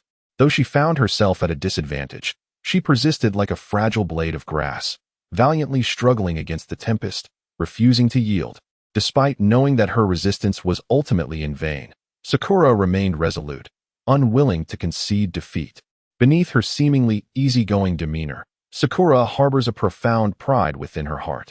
"I shall fight until the very end," she fervently declares in her mind, yet she soon realizes that her body can no longer keep pace with her thoughts. With a resounding thud, she exhausts the last remnants of her strength and chakra to clash against Kakashi, momentarily forcing him back. However, her legs weaken suddenly, nearly causing her to stumble and fall to her knees. Sweat pours down, clinging her hair in damp strands to her face, trickling down her cheeks and into her gasping mouth, leaving a bitter taste in her mouth. Her stamina has reached its limit. As Kakashi charges once more, Sakura raises her hands to defend herself, only to find them limp and powerless, resulting in a swift kick from Kakashi that sends her reeling. Darkness clouds her vision as she struggles to push herself up with both hands, only to be struck down again by Kakashi's fist. A complete defeat. In her final moments of struggle, Sakura is struck at the nape of her neck by Kakashi's last blow. A wave of intense dizziness washes over her, and the world around her gradually fades to black. Oh, how unfair. In the original story, Sasuke at least managed to touch the bell. She laments. Well, I did my best. That was a thrilling fight. And with that, Sakura succumbs to the darkness. When Sakura awakens, she finds herself lying on the ground before the memorial stone, her entire body aching and devoid of strength. She recognizes this as the aftermath of exhaustion and then hears Kakashi's voice. Excellent, Sakura has awakened. Now, it is time to reveal the final results of this assessment. Kakashi elongates his tone, casting a glance at the three, and even Naruto sits up straight with palpable tension. So, none of you managed to seize a bell, which means not a single one of you has passed. What? Does that mean we? Kakashi-sensei, this is too much. With such a difficult test, how could we possibly succeed? Moreover, there are only 2 bells. In our desperate scramble, it was inevitable that one of us would fail and be forced to repeat. Naruto exclaims in frustration. Even Sasuke grits his teeth to suppress his emotions, while only Sakura, fully aware of the underlying truth, remains calm, gazing steadily at Kakashi. However, Kakashi maintains his drawn-out tone, satisfied to see Naruto settle down, and with a smile, he continues. It is truly a fanciful notion to expect 3 freshly graduated genin to snatch items from an experienced jonin. The true purpose of this assessment was not to see who could obtain the bells, but to evaluate your ability to function as a team. He emphasizes once more. What I am assessing is your sense of teamwork. Kakashi states gravely while shaking 2 bells that he retrieves from his pocket. Although none of you managed to claim a bell, I am pleased to have witnessed the spirit of cooperation among you. Your ninjutsu coordination was commendable. Furthermore, Sakura's ability to engage me in direct combat while creating opportunities for Sasuke and Naruto to launch surprise attacks demonstrates that you have begun to develop a sense of camaraderie. The mission of a ninja is conducted in teams. Indeed, outstanding individual skills are crucial for a ninja, but they pale in comparison to the significance of teamwork. Neglecting cooperation can endanger your comrades and even cost them their lives. From the moment you formed a team of genin, you have become a closely knit entity, intertwined in fate. This is the first lesson I impart to you. In summary, I believe you 3 have exhibited commendable qualities. Therefore, the bells may be entrusted to you. Upon finishing his words, Kakashi placed 2 bells into Naruto's hands. Hooray! This is fantastic! Naruto exclaimed with excitement. However, after a considerable time without any response from the others, he turned to see Sasuke glaring darkly at the bells in his grasp. Naruto was momentarily taken aback. Only those who obtained the bells would pass the assessment, while those who failed to secure them would be eliminated and forced to return to the academy. Suddenly, Naruto recalled Kakashi's words before the test, and in that instant, the bells felt as heavy as a mountain in his hands. Sakura was casting a penetrating gaze at the remaining 2. The moment Kakashi handed the bells to Naruto, she understood that this was a cunning ploy reminiscent of the tale of 2 peaches slaying 3 warriors. The strategy was straightforward, yet if one were blinded by desire, the truth would remain obscured. This was Kakashi's final covert evaluation of their team spirit. Those who truly embodied team spirit would never easily forsake their comrades. Conversely, if conflict arose over the 2 bells, they would undoubtedly fail the assessment. Sakura grasped this concept fully, yet she could not openly voice the answer or offer hints. She could only wait for Naruto and Sasuke to come to an understanding themselves, for what Kakashi sought was their genuine thoughts. Sakura was not anxious. She held faith in both of them. With only 2 bells available, it implied that merely 2 individuals could succeed, while one would inevitably face elimination. Naruto spoke somberly, and the typically exuberant boy grew grave upon recognizing the harsh reality. So, who would be the one eliminated? Kakashi maliciously stoked the flames of tension. The one who faced elimination would be the one betrayed by the newly formed Team 7. Naruto surveyed Kakashi, Sakura, and Sasuke in turn. Kakashi wore a disingenuous smile that seemed laced with mockery, while Sakura maintained her usual calm demeanor. Sasuke's expression was solemn and intense. Who would be cast aside? Sakura, Sasuke, or himself? The thought of returning to the academy alone for another year sent a pang of anguish through Naruto's heart. He had truly grown weary of such solitude.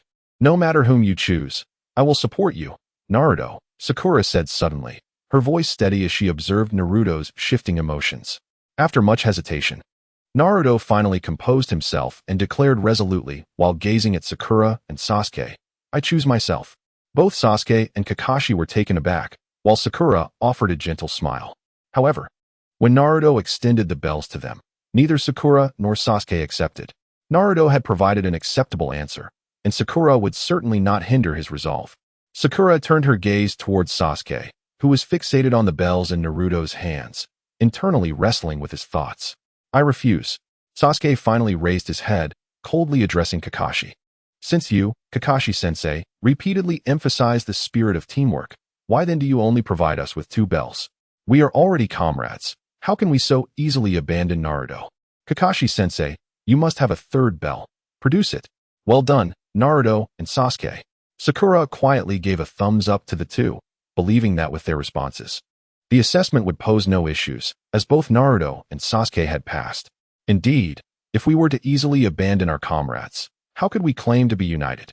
Even in defiance of Kakashi-sensei, I would never agree to forsake my companions. Sakura solemnly addressed Kakashi. As for the 3rd bell, I do not possess it. Kakashi squinted and smiled, his grin decidedly sinister. However, I can offer you another opportunity. Should you succeed, all 3 of you will pass the assessment. But failure will result in complete disqualification. Sasuke, Sakura, are you willing to accept this, even though you were already qualified? Sakura and Naruto exchanged glances with Sasuke and replied in unison. We agree. Excellent. Kakashi suddenly stood up. Sakura and the others immediately assumed defensive postures. I hereby declare, you are all qualified. The exercise is concluded. Starting tomorrow, Team 7 will embark on missions. Konoha Ninja Registration Form Name, Haruno Sakura. Gender, Female. Rank, Gen and Date of Birth, March 28th. Age, 12. Registration Number, 012601. Leading Jonin. Hatake Kakashi. Personal Profile. Interests include studying chakra and water release techniques. Her favorite element is water, while her least favorite is impure water. Accompanying this was a photograph of Sakura, clad in a simple red high-neck tracksuit, standing gracefully. Her verdant eyes gazing quietly ahead, a faint smile gracing her lips as she faced the camera. The 3rd Hokage exhaled a puff of smoke, instinctively tapping Sakura's registration form with his finger, revealing the 2nd form underneath. The youth depicted on it bore a bizarre expression adorned with strange patterns, eliciting involuntary laughter. The 3rd Hokage rolled his eyes, exasperated by Naruto's penchant for mischief. He then turned to the next form, the last member of Team 7, Uchiha Sasuke, whose photograph captured him glaring coldly at the camera, his gaze sharp and menacing. Finally, there was the report from Jonin Hatake Kakashi. As the 3rd Hokage perused it, he addressed Kakashi behind him.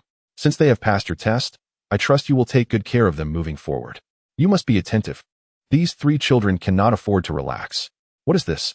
The 3rd Hokage reached the end of the report, where a small note was attached. Training ground damage report. The more he read, the more uneasy he felt, a bead of cold sweat forming on his brow.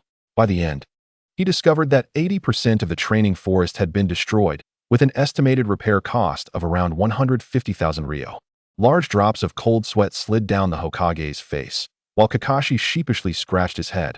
I didn't expect Sakura's jutsu to be so powerful. Haha. Next time we should choose a more spacious training area, the Hokage lamented, holding his forehead in exasperation. Thus, Haruno Sakura's ninja career in Konoha officially commenced. Team Kakashi's schedule typically involved missions on Mondays, Wednesdays, and Fridays, training on Tuesdays, Thursdays, and Saturdays, and either a summary and tactical discussion by Kakashi on Sundays or a day off for free activities. Under Kakashi's guidance, Sakura's training gradually took on a more structured approach. Learning new ninjutsu is secondary. Sakura has developed her own system regarding water release techniques. Although Kakashi has replicated numerous water release jutsus, most hold little significance for Sakura, merely enriching her arsenal of techniques. Kakashi teaches Sakura a few water release techniques each week. And given her remarkable chakra control, she learns these ordinary jutsus with remarkable speed. However, when it comes to the core of Sakura's ninjutsu, the Water Blade series, and the extreme pure water, Kakashi finds himself at a loss for guidance. Despite his extensive knowledge, he is baffled by these peculiar water releases, particularly the intricacies of extreme pure water. He has witnessed its power and is convinced of its efficacy, yet he cannot fathom the underlying principles. Can one truly achieve such effects merely by infinitely purifying water?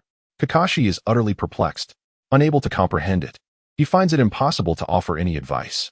As for enhancing the water blade technique, he cannot conjure any effective methods at the moment.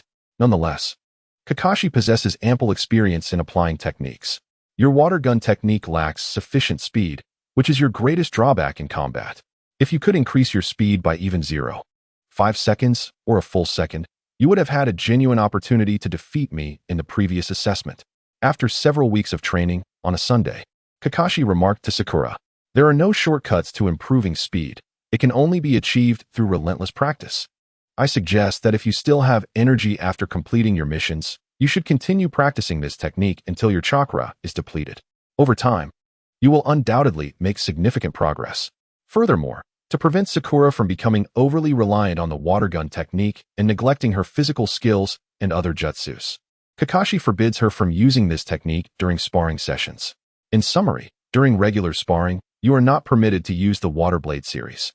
First and foremost, for safety reasons, this technique can have severe consequences if it strikes someone. Secondly, to ensure you do not become complacent in other areas of your training. The super water gun technique is not invincible. If you rely solely on it and encounter an opponent who counters it, you will find yourself in a precarious position, significantly diminishing your strength and potentially facing dire consequences. Of course, there is another reason Kakashi refrains from voicing. The last time he submitted a damage report for the training ground, the third Hokage's expression was already quite grim. If Kakashi had to submit a damage report every time Sakura practiced, the third Hokage might very well have him executed. At this thought, Kakashi couldn't help but shiver. Additionally, given the difficulty in creating the extreme pure water technique, it should not be used lightly. I heard that last time, they were all destroyed by my fire release techniques? Kakashi awkwardly chuckled. My apologies. Are you able to recover them now? Not that quickly. Sakura shot him a fierce glare, still feeling the sting of the previous losses.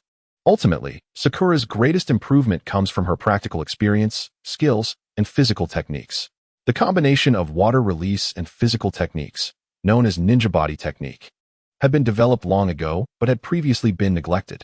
The ninja body technique significantly enhances Sakura's strength, speed, and explosiveness while providing unique points of leverage to aid her in various situations. For a master of physical techniques, this ninjutsu is like wings to a tiger. But for Sakura, who is only moderately skilled in physical techniques, the ninja body technique can only yield mediocre results. Kakashi once found himself intrigued by this technique. However, after personally practicing it, he quickly realized that to employ it effectively in actual combat, one must possess an exceedingly refined ability to manipulate chakra. Even with his innate talent, he optimistically estimated it would take him over a decade to achieve a level comparable to Sakura's current proficiency. Yet, Sakura did not revel in her achievement for long, as she soon recognized that, in contrast to her talent for chakra manipulation, her aptitude for taijutsu was rather mediocre. In the original narrative, Sakura lacked any significant talent in physical combat, and as an ordinary city child transported to this world, she had no connection to martial arts mastery. Her score of 0606 was barely above 1, rendering it insignificant compared to her extraordinary prowess in chakra manipulation. As for the legendary shadow clone technique, it proved futile for Sakura, who lacked Naruto's monstrous stamina and chakra reserves. The technique divides chakra to create tangible copies. For instance, if an individual's chakra could sustain 8 hours of practice, employing shadow clones would reduce that time to 4 hours of practice, albeit with dual efficiency. However, 2 multiplied by 4 remains 8, rendering it ultimately meaningless. The authentic world of ninjas does not possess as many underhanded tactics as one might imagine, and recognizing that the shadow clone technique was temporarily beyond her reach left Sakura feeling quite disheartened. Determined to overcome her shortcomings, she resolved to diligently enhance her taijutsu, taking to heart the adage that a slow bird must fly early and that diligence can compensate for lack of talent. Fortunately, with elite jonin like Kakashi offering guidance, Sakura's physical skills steadily progressed. Beyond mastering the timing of ninjutsu release and the overt aspects of combat rhythm, there exists a crucial element not extensively detailed in the manga, the perception of chakra. All ninjutsu revolves around the movement of chakra. If chakra were likened to sound, then each individual's chakra fluctuations would resemble a unique vocal fingerprint, each possessing its distinct essence. Just as one can recognize a familiar voice from afar, chakra fluctuations enable the discernment of different individuals. Some sensitive individuals can even memorize another's chakra signature after a single encounter. Similarly, each ninjutsu corresponds to a specific phrase. The fluctuations of chakra serve as the language of ninjutsu. A novice like Sakura, when facing an elite ninja such as Kakashi, would find that he need not even look. Merely sensing her chakra would allow him to deduce the techniques she employed. This is because novices often fail to conceal their chakra fluctuations, essentially broadcasting their actions to others. This explains why Kakashi effortlessly unraveled the plan Sakura devised during the assessment. He had already sensed the ninjutsu they employed. The advantage of intelligence was akin to having a complete map in a game, making it abundantly clear who was lurking and who was ambushing. The ability to perceive another's chakra while concealing one's own is an essential skill every ninja must master. This knowledge became Sakura's most valuable lesson after leaving the academy. The prowess of a ninja transcends mere statistics in ninjutsu, taijutsu, and jinjutsu. It is equally reflected in the invaluable experiences that elude quantification. In the realm of perception, the disparity between a sensory-type ninja wielding the Byakugan and an ordinary individual is as pronounced as the difference between walking in light and traversing in darkness.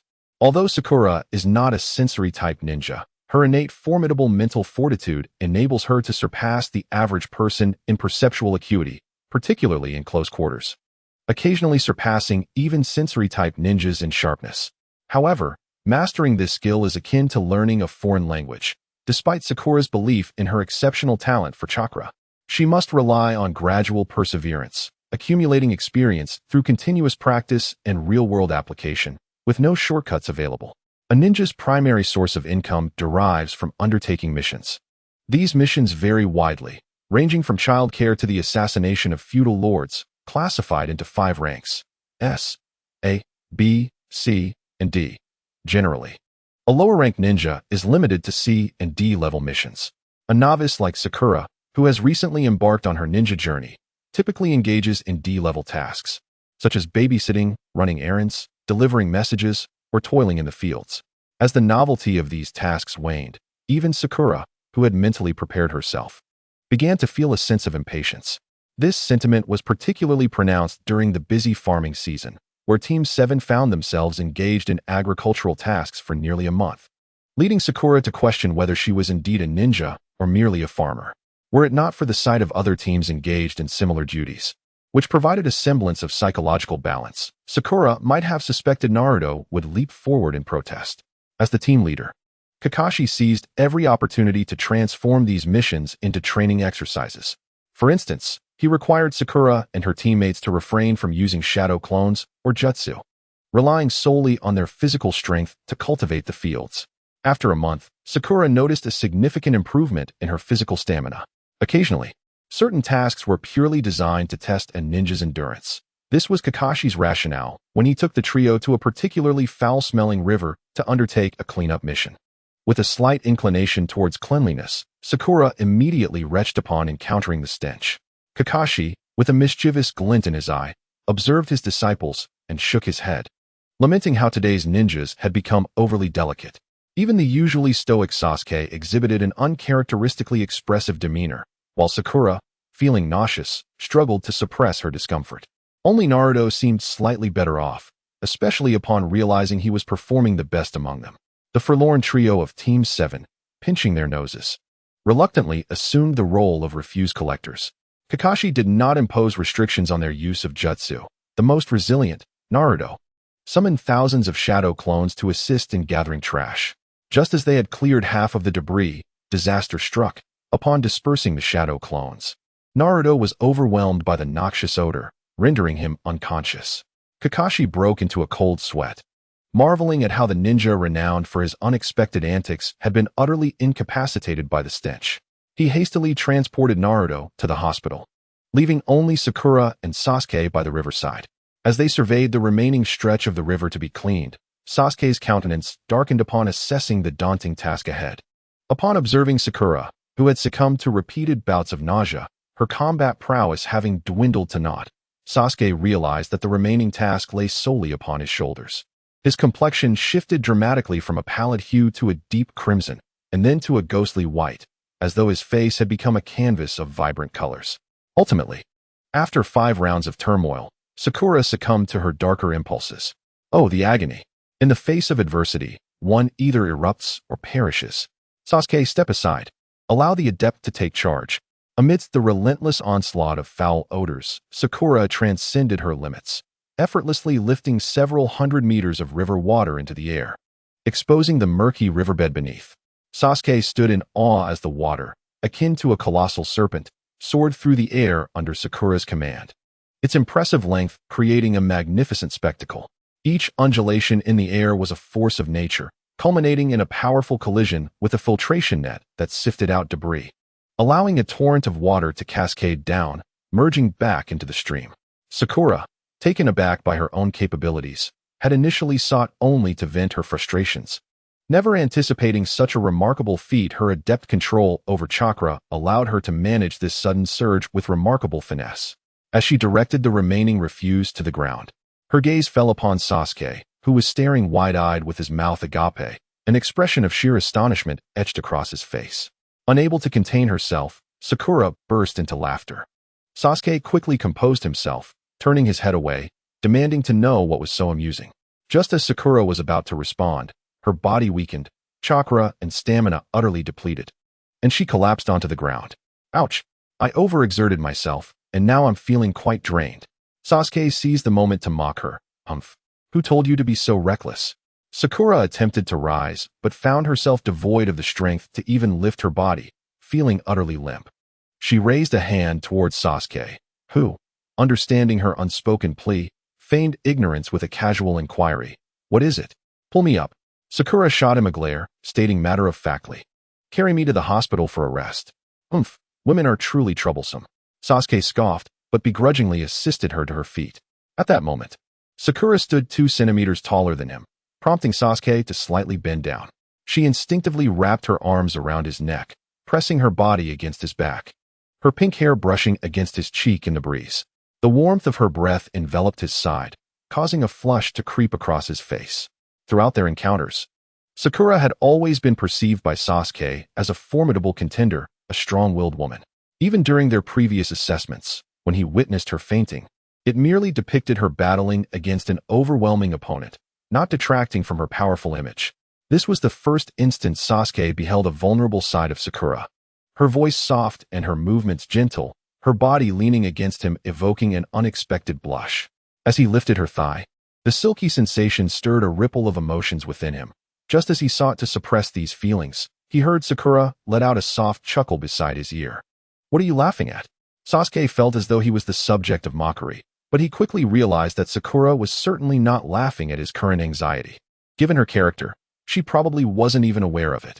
I was just thinking about that expression you had earlier. It was so amusing.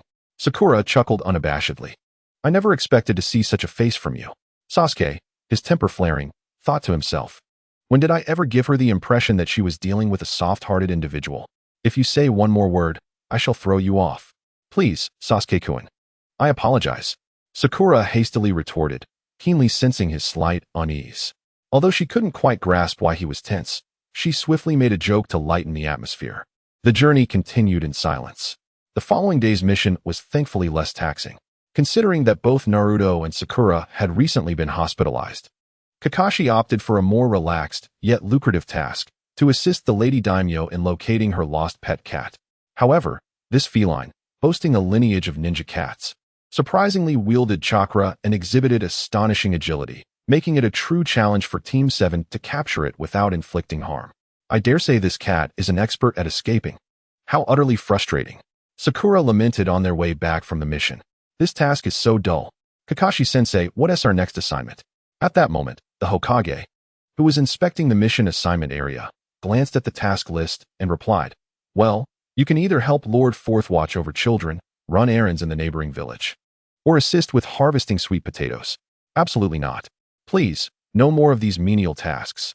Naruto protested vehemently, waving his arms. We've already done these chores countless times. As an elite squad, we cannot squander our time on such trivial missions. We require more significant challenges. Sakura and Sasuke silently applauded Naruto's declaration. In the Hidden Leaf Village, there were numerous lower-ranking ninjas, many of whom lacked sufficient talent and remained as such for their entire lives. They were the backbone for completing the vast number of low-level tasks. While promising ninja teams like Team 7 typically engaged in 2 or 3 months of basic assignments before transitioning to slightly more advanced C-rank missions. The Hokage, watching the enthusiastic Naruto with a sigh, exhaled a puff of smoke. All right, since you insist, I shall assign you a C-rank mission to protect a certain individual. Allow me to introduce him. Please come in. From the adjacent lounge emerged a disheveled man, reeking of alcohol. Sakura's heart skipped a beat. This was none other than the bridge-building expert, Tazuna, from the original story. Accepting this mission meant that she would soon face the true life-and-death struggles of ninjas. What is this? The ninjas tasked with protecting me are these children? A stoic, a pretty face, and a short, foolish-looking fellow. Tazuna's drunkenness had rendered him quite indiscreet, and his sharp tongue nearly provoked even the typically composed Sakura to retaliate. As for Naruto, upon realizing he was the shortest among them, he rolled up his sleeves and charged forward. Please don't say that, Kakashi said, pressing down on Naruto's head to quell his outburst. He felt a deep sense of exasperation towards his poorly tempered charge and impulsive Naruto. My subordinates are quite formidable. Just you wait. I will prove that I am not a mere ornament. Sakura shot a glare at Dazna, then called out to Sasuke and Naruto. Let us go. Time for training. You emotionless face and foolish little squirt. Don't call me emotionless. Are you looking for a fight, ornament? I already told you. I am not a little squirt. After agreeing on a meeting time, the trio departed amidst their bickering. The land of waves, although destined to be a perilous mission, ignited an unquenchable sense of anticipation and excitement within Sakura's heart, a longing for battle, perhaps. The next morning, the sky was clear and the sun cast a warm glow upon the earth. At the entrance of Konoha, the towering gates, reaching several meters high, exemplified the grandeur of the village, making the entering ninjas appear diminutive in comparison. The members of Team 7 had gathered early, awaiting the tardy girl. Humph, you're late. Ornament. Sasuke huffed impatiently at Sakura. Normally, Sasuke would never resort to nicknames. It was Sakura who had corrupted him. Sakura raised an eyebrow. Wrong. I arrived right on time. And I told you not to call me an ornament. Emotionless face. If you're not an ornament, how do you explain your outfit? Sasuke retorted with a smirk. Naruto chimed in with a jab. Wow. Sakura, are you feeling all right? You're dressed like this. He rubbed his chin thoughtfully, but, surprisingly, Sakura looks somewhat feminine today. This world is truly marvelous. Bang. Sakura delivered a solid smack to Naruto's head. Thanks for the compliment. Today, Sakura donned a splendid kimono. Her usually neglected hair meticulously styled and elegantly pinned up, revealing her smooth forehead. She wore delicate wooden clogs, accentuating her dainty feet. This attire certainly did not resemble that of a ninja embarking on a mission. There was a reason behind her attire. Sakura's mother had long criticized her appearance. To her mother, Sakura's usual routine of simply washing her face, taming her hair, and slipping into unflattering ninja garb was nothing short of slovenly, a disgrace to the family. You're so lazy. How will you ever find a boyfriend? Sakura silently retorted, You'll be disappointed. Let us discuss finding a son-in-law after my sister is born. However, today her mother had reached her limit. For a journey, Sakura had only packed 2 sets of the same Konoha uniform and lacked even facial cleanser. At this rate, others will think there are 3 boys in Team 7. Without further ado, her mother insisted on stuffing feminine items into her bag. After much pleading from Sakura, she finally relented, but insisted that Sakura appear more like a young woman, even if it required the use of transformation jutsu. Thus, with a heart full of frustration, Sakura stepped out into the world. With a fierce expression momentarily concealed, Sakura swiftly transformed her demeanor, her eyes shimmering with a flirtatious glint as she cast a coy glance at Sasuke. Is it lovely? Sasuke, rarely blushing, turned his head away with an air of haughtiness. Sakura burst into laughter, her image momentarily sullied. Huh? Even Sasuke gets shy? All right, Kakashi interjected, interrupting Sakura's performance. Please revert your transformation. Huh? That was a transformation? Naruto asked foolishly, scratching the large bump on his forehead. Sasuke furrowed his brow in surprise, realizing it was indeed a transformation technique. He had been so close just moments ago and hadn't noticed. When did Sakura become so adept at concealing her chakra fluctuations? Hehe. Kakashi-sensei is truly remarkable for seeing through it so quickly. Sakura chimed playfully as she dispelled the transformation, this time adopting a new appearance. She had switched her hairstyle from a center part to bangs, and her attire had transformed from the usual shinobi uniform to a casual short-sleeved top and cropped pants.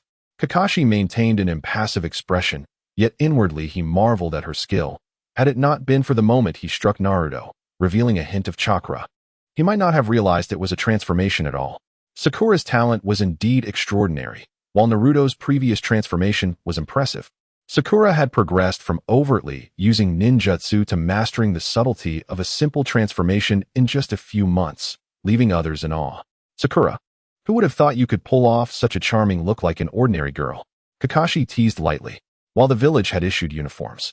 The new generation of ninjas often donned their own attire, unlike Kakashi's generation, who mostly came from the battlefield and preferred a more uniform and practical style, highlighting the stark differences from those raised in times of peace. In this regard, the unadorned Sakura resembled Kakashi and his peers. Hey, that's a bit excessive, isn't it? I can manage this level of attire. It's to maintain a positive image of our Konoha ninjas outside the village. As she matured, Sakura's features gradually blossomed, embodying the allure of a charming character from a manga. However, the essence of one's spirit shapes their appearance. In the original narrative, Sakura exuded a delicate quality, whereas now she radiated confidence and vitality, with a distinct air of heroism. As the members of Team 7 engaged in light conversation, it wasn't long before Uncle Tazuna arrived, and the group officially commenced their mission journey to the Land of Waves. The Land of Waves lies to the east of Konoha, separated by a narrow strait, resembling a small island nation. The narrowest point between Konoha and the Land of Waves is no wider than a large river, marking the location of the Grand Bridge constructed by Tazuna. Although Tazuna concealed the truth, Sakura, having read the original narrative, recalled the underlying reasons. Once a tranquil and prosperous little nation, the Land of Waves had its fate irrevocably altered with the arrival of Gato. Publicly, Gato posed as a shipping company owner, but secretly he colluded with the mafia and rogue ninjas to smuggle contraband, dominating other companies and even small nations for immense profit. A year ago, Kato set his sights on the Land of Waves, and through violence and wealth, he seized control of all maritime transport on the island, thus grasping the very lifeblood of the nation. Under Kato's relentless exploitation, the Land of Waves quickly descended into a state of poverty and despair. The bridge constructed by Dazna emerged as a potent weapon against Kato's blockade, consequently rendering Dazna a thorn in Kato's side and a target of his ire. The information Dazna concealed was not particularly difficult to uncover, given Konoha's intelligence capabilities. Sakura speculated that this mission was likely intentionally assigned to Team 7 by the Hokage. Logically speaking, although Kato possessed wealth, he remained an ordinary individual at heart. Even in collusion with rogue ninjas, he would not be overly formidable, for otherwise, he would inevitably face repercussions. Team 7 accepted this mission, partly to challenge themselves with a task of moderate difficulty, and partly for political considerations. Once the bridge in the Land of Waves was completed, the nation would undoubtedly become more reliant on Konoha, making it essential to cultivate good relations in advance. The minor loss of a hiring fee was insignificant in comparison. Kakashi was undoubtedly aware of the potential for confrontations with ninjas during the mission.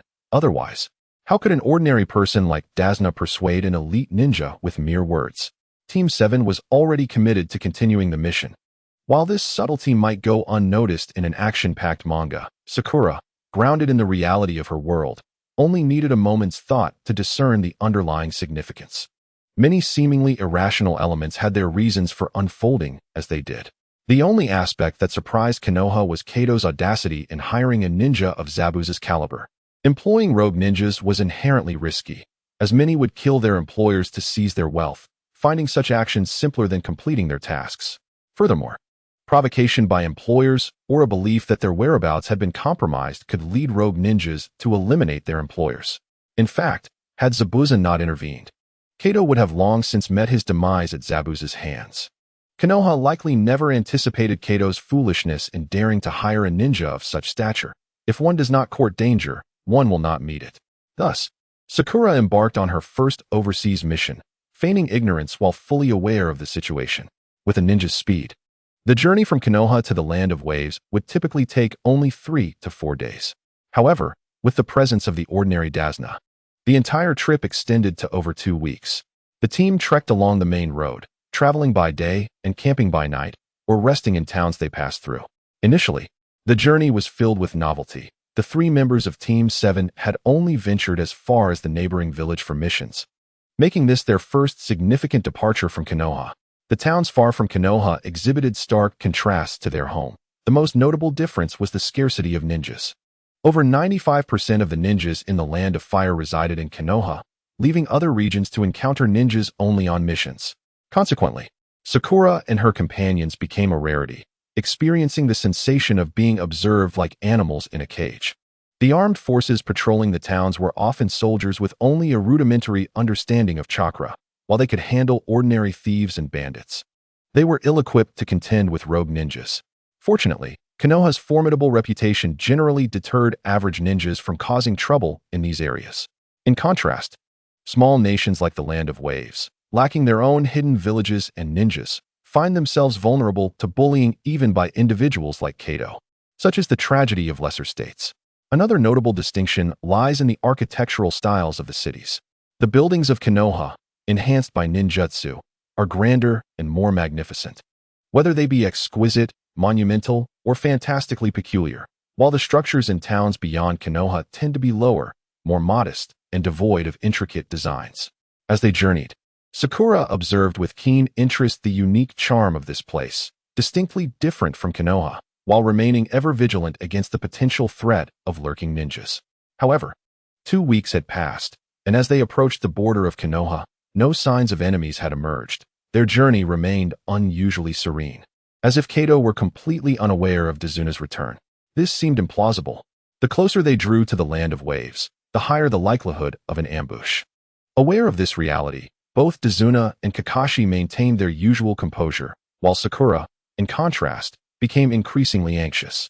On one occasion, convinced they were being watched, she impulsively threw a kunai into the distance, only to find nothing amiss.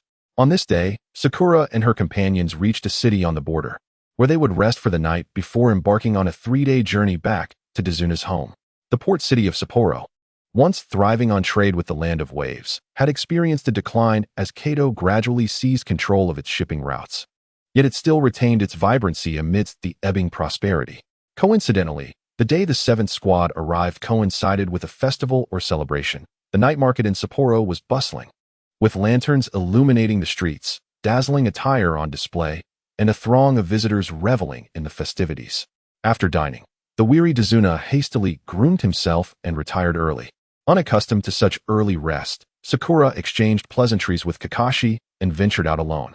While she rarely explored the streets during her time in Konoha, an unexpected curiosity compelled her here, though she herself could not decipher the reason. Perhaps it was the allure of an unfamiliar environment that sparked her interest. Having changed into a rented kimono adorned with delicate pink plum blossoms, her damp hair tied high in a ponytail, and without a trace of makeup, she radiated an unadulterated, innocent beauty.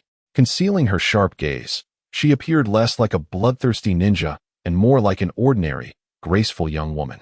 Embracing this transformation, Sakura set aside her ninja persona, determined to immerse herself in the experience of being a girl. After years of living as Sakura, she had shed the burdensome thoughts that once plagued her. In a world fraught with peril, simply surviving brought its own happiness. As a ninja whose fate was uncertain, she felt no need to be entangled in other worries. Sakura recognized that she was a young woman now. Why should she feel shame in dressing this way? Furthermore, principles are of little value, and they would inevitably be cast aside in due time. Summoning her courage, she stepped out into the streets. Naturally, passers-by regarded her with admiration rather than disdain, appreciating her natural beauty, which lacked the artifice of heavy makeup. With her integrity at an all-time low, Sakura moved gracefully through the bustling night market of Sapporo. The vibrant atmosphere was alive, illuminated by the flickering lights resembling flowing molten jade, casting dancing shadows. The crowd flowed like a river, intoxicated by the sights and sounds. The illumination was bright as day, and the air was filled with a cacophony of voices, all enlivened by the gentle breeze. Sakura's youthful exuberance surged as she was drawn to delectable treats and enticing games. The festivities in Sapporo were markedly different from those in Konoha. Here, the night market did not cater to a multitude of ninjas, thus allowing for stalls rich in ninja-themed charm and a plethora of games. For instance, the ring toss to win a doll, Had anyone dared to set up such a stall in Konoha, they would surely face financial ruin. For even the youngest child there could easily bankrupt them. Fortunately, Sakura possessed a compassionate heart, refraining from cornering the vendors. She decided to leave the prizes she had won with the stall owner, knowing she could not carry them as baggage.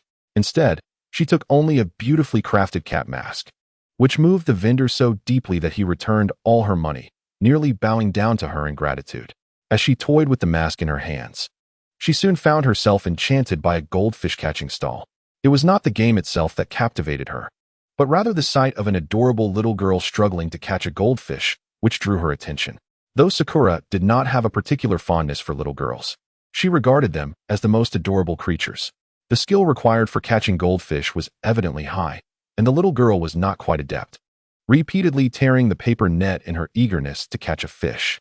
The stall owner watched with a sly grin as the girl's pocket money transformed into his profit, clearly not one to be enamored by the charm of youth. With a huff, the little girl pouted, her cheeks puffed in frustration at yet another ruined net. She fished out her last coins, counted them, and handed them to the stall owner, muttering to herself that she would try just once more. This time, she focused intently on the swimming fish, cautiously aiming for a lone little fish, and managed to scoop it up with surprising ease. Yet, just as she was on the verge of success, the goldfish made a sudden leap, threatening to break the net. In that critical moment, a delicate hand reached out, gently pressing on the net's pole, subtly adjusting its angle, and deftly alleviating the tension to prevent a tear. The little girl looked up in surprise to find a slender figure beside her, adorned with the cat mask she had admired. It was the smiling Sakura. "Would you like me to help you catch one?" Sakura offered, and the little girl nodded in bewilderment. Taking the paper net, Sakura seemed to require no careful observation.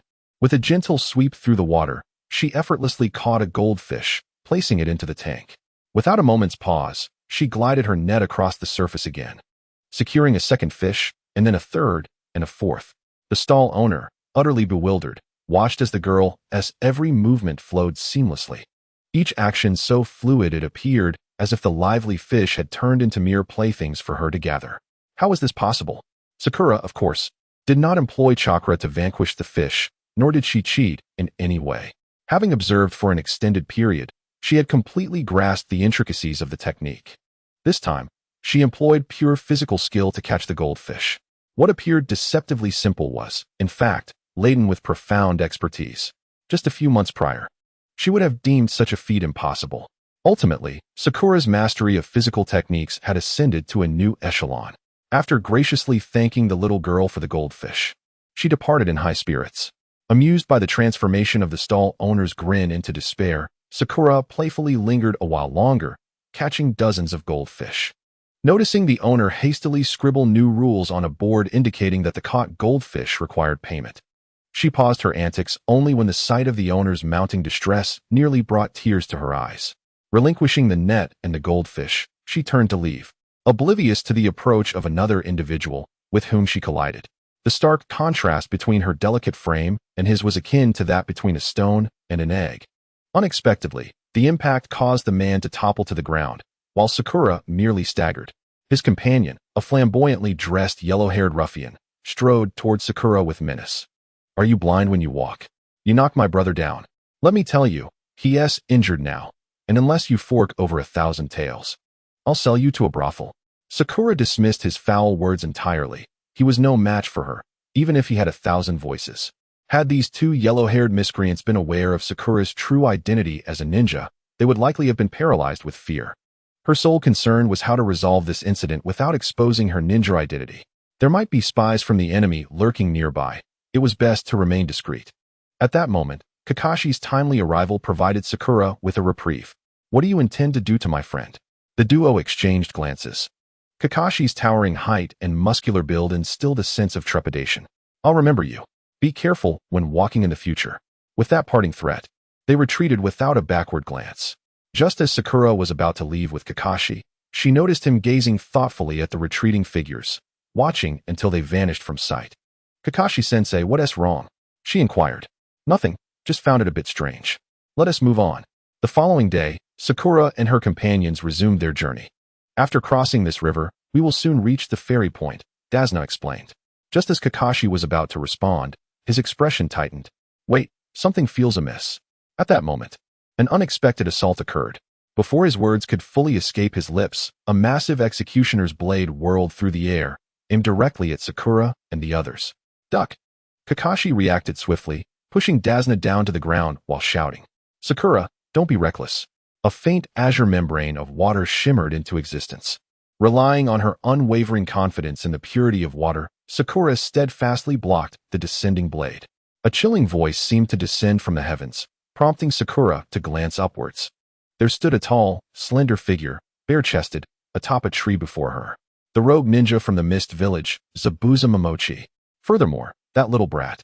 Could you kindly return my blade? Zabuza's voice carried an icy tone that sent shivers down Sakura's spine. Before the last word faded, the figure on the tree vanished from sight. A sense of urgency gripped Sakura's heart as Zabuza's silhouette materialized behind her. A kunai swiftly slicing through the air towards her with lethal intent. Reacting quickly, Sakura sidestepped and crouched low, evading Zabuza's ambush. With chakra enhancing her movements, she delivered a fierce spinning kick that shattered Zabuza's upper body into countless droplets of water that scattered in all directions. In an instant, another Zabuza emerged. The subtle variations in chakra indicating that this was not merely a water clone. Seizing his massive sword, he swung it with the intention of cleaving Sakura in two. Having just executed her spinning kick, Sakura found it impossible to evade such a strike. In a moment of desperation, she performed an astonishing maneuver, propelling herself upwards, not through a jump, but by using chakra to lift herself. However, Kakashi was swifter. Before Zabuza could execute his strike, Kakashi delivered a powerful kick that sent Zabuza, along with his sword, flying several meters away. Unbeknownst to them, Kakashi had long since raised his forehead protector, revealing his vivid red Sharingan. Form a protective barrier around Old Man Tazuna. No one is to intervene in my battle with him. This is a moment that demands utmost teamwork. Kakashi's icy gaze bore into Zabuza as he spoke coldly. Unless I defeat you, I cannot settle matters with that old man. Zabuza retorted, casting a chilling glance at Kakashi before leaping back to stand upon the river's surface. Water release, hidden mist technique. Mist began to rise slowly, thickening into an impenetrable fog. Zabuza's voice became ethereal and indistinct, as if emanating from a great distance, obscuring his whereabouts.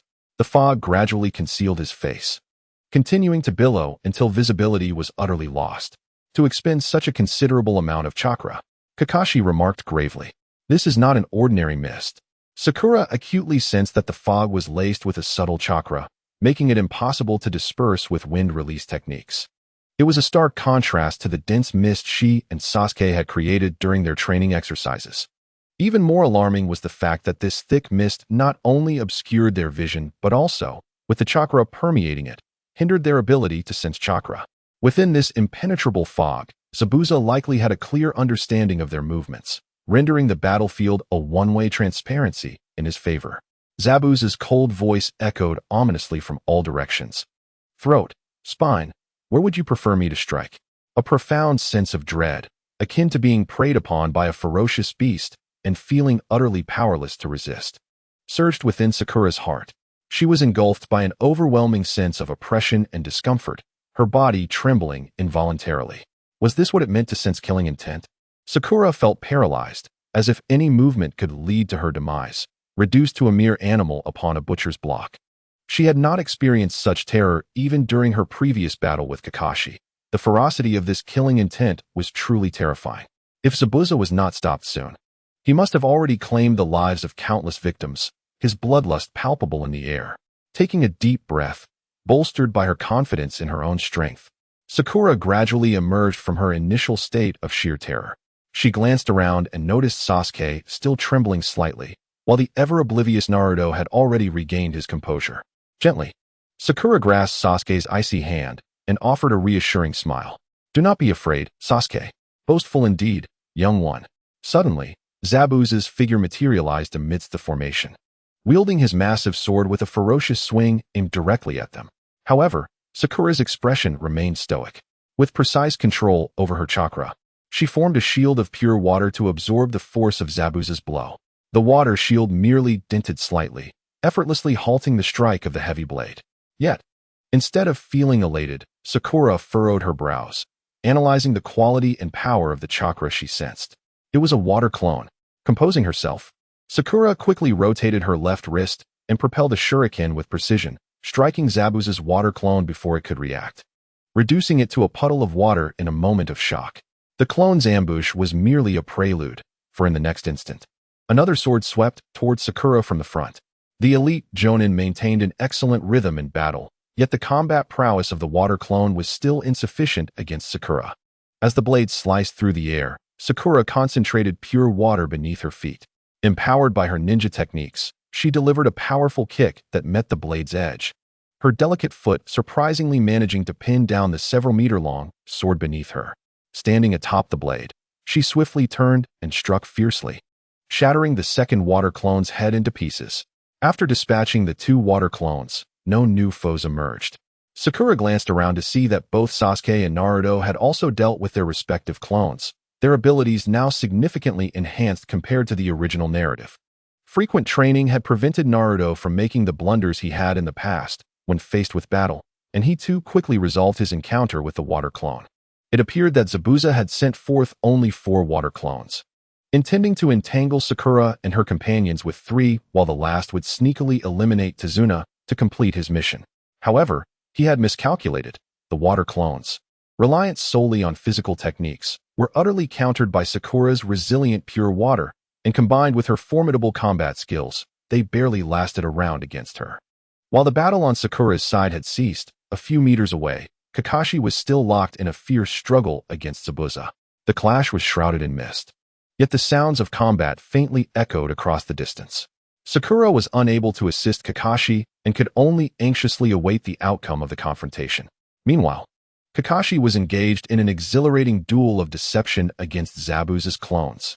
However, Kakashi, eager to aid Sakura, lost the initiative in battle. After a swift body switch, it was Kakashi who revealed his true form first, only to be violently kicked away by Zabuza. Fire style, fireball jutsu.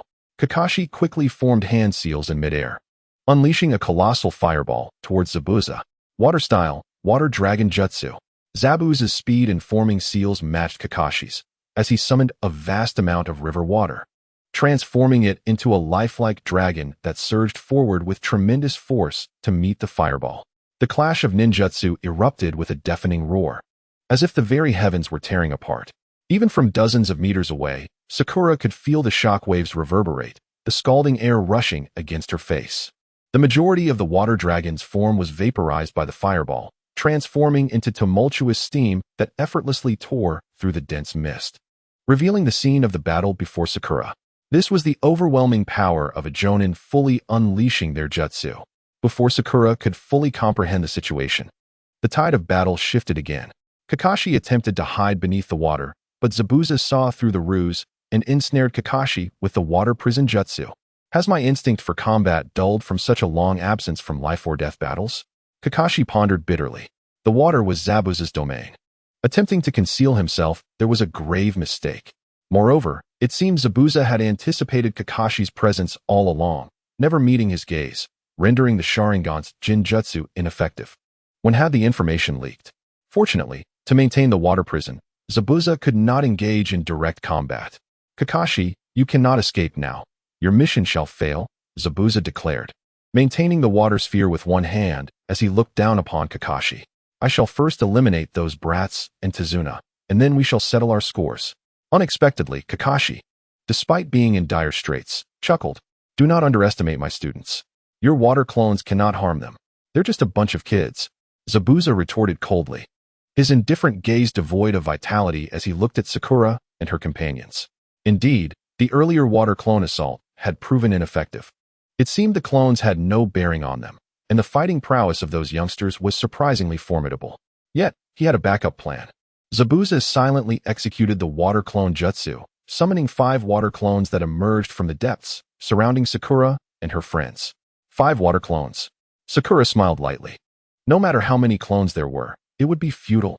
Sasuke, Naruto, leave the clones to me. You protect Tazuna. Without hesitation, Sakura charged towards Zabuza's clones. With a small leap, she evaded the combined assault of 2 water clones, manipulating pure water to float in midair, forming a water cushion. Even while airborne, Sakura moved with ease, akin to walking on solid ground, and then, like kicking a soccer ball, she struck one of the water clones on the head, shattering it into pieces. The water clones surged forward in relentless waves, yet they were utterly incapable of harming Sakura. In terms of speed, strength, and the finesse of martial arts, the awakened Sakura overwhelmingly dominated Zabuza's water clones. Under her deft hands, the clones scarcely lasted a single exchange. Their sheer numbers held no significance, merely serving as a waste of chakra. Yet, as she watched the water clones burst one after another, Zabuza remained unfazed, prompting Sakura to remain on high alert. With a swift motion, the penultimate water clone fell victim to Sakura's kunai, while the final clone, with hollow eyes wide open, charged forth fearlessly to meet its demise. An utterly futile assault. Sakura, with a cold smile, attempted to evade the clone's attack, only to be astonished when it abandoned its offensive and embraced her instead. In that moment, she sensed two unusual chakras suddenly manifesting behind her, sending a jolt of alarm through her. Just as she struggled to break free from the clone's grasp, a spiked iron chain, stained with splotches of blood, descended from above, ensnaring her tightly, and with a violent pull, it tore her apart in a gruesome display. "First catch," remarked the two ninjas, wearing underwater breathing masks, as they charged toward Sasuke and Naruto with chilling intent. They were none other than the demon brothers. Despite their masked appearances, Kakashi recognized them instantly. They were the same thugs who had crossed paths with Sakura the previous day. It dawned on Kakashi that they had identified her back then. In the chaos, as the demon brothers remained oblivious, the scattered remnants of flesh transformed into countless droplets of water upon the ground. In that fleeting moment of being bound, Sakura had been prepared. She utilized the body replacement technique to swap places with the hidden water clone, effortlessly evading the ambush of the demon brothers. Such a simple technique had outwitted them, revealing that these two were clearly inexperienced and brutish, unable to even sense when their adversary utilized the substitution. Against Sasuke and Naruto, they would undoubtedly fare no better. Multiple shadow clone technique. Naruto exclaimed in anger, believing Sakura had perished at the hands of the demon brothers, as he summoned over 100 shadow clones in one breath. Seizing the opportunity to entangle their foes, Sasuke and Naruto exchanged a glance and simultaneously performed the hand seals. Fire style, fireball jutsu. Wind style, great breakthrough. Wind fire, great breakthrough. This was the combined ninjutsu strategy conceived by Sakura, harnessing the wind's momentum. The roaring gale fueled the flames, causing the fireball to swell dramatically, surging forth with a ferocious intensity toward the demon brothers. With a thunderous roar, the power of Naruto and Sasuke's combined technique rivaled that of the prior clash between the two jonin.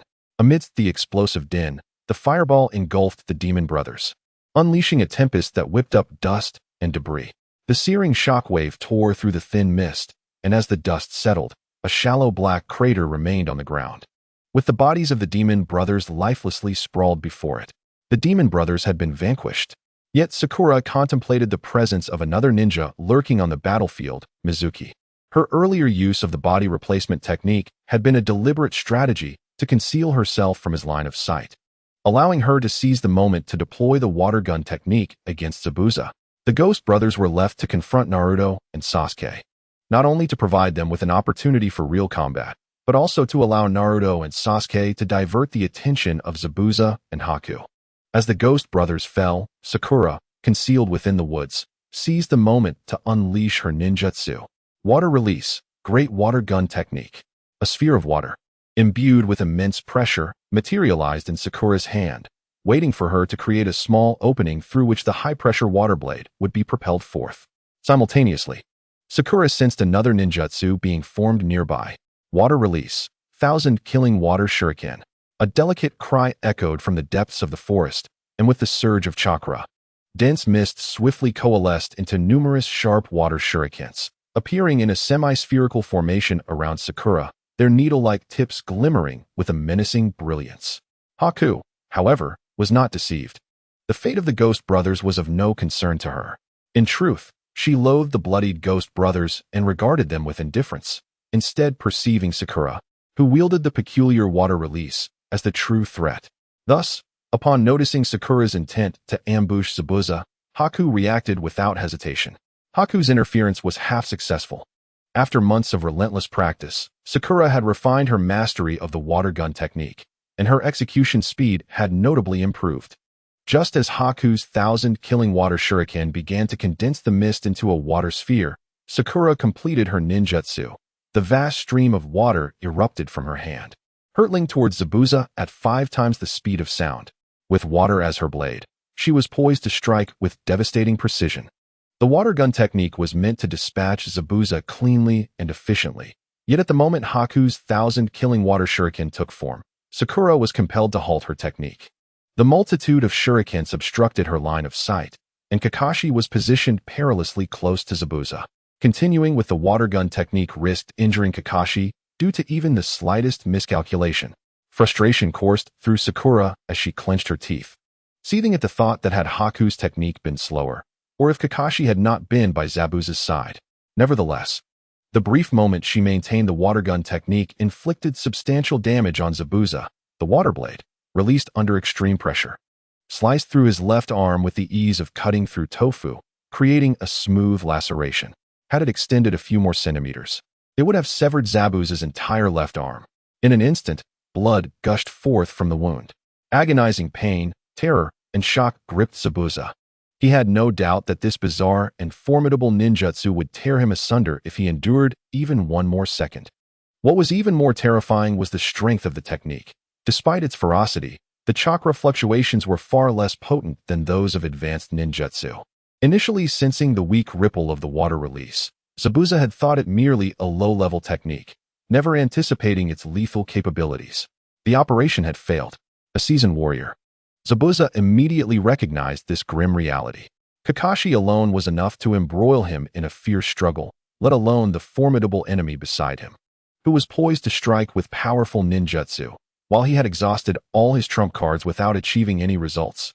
And instead, the Ghost Brothers lay dead, leaving him grievously wounded. Last night, when the ghostly brother reported the situation, Zabuza quickly deduced that Kakashi was protecting Tazuna with a few fledgling ninjas, who had graduated no more than a year ago.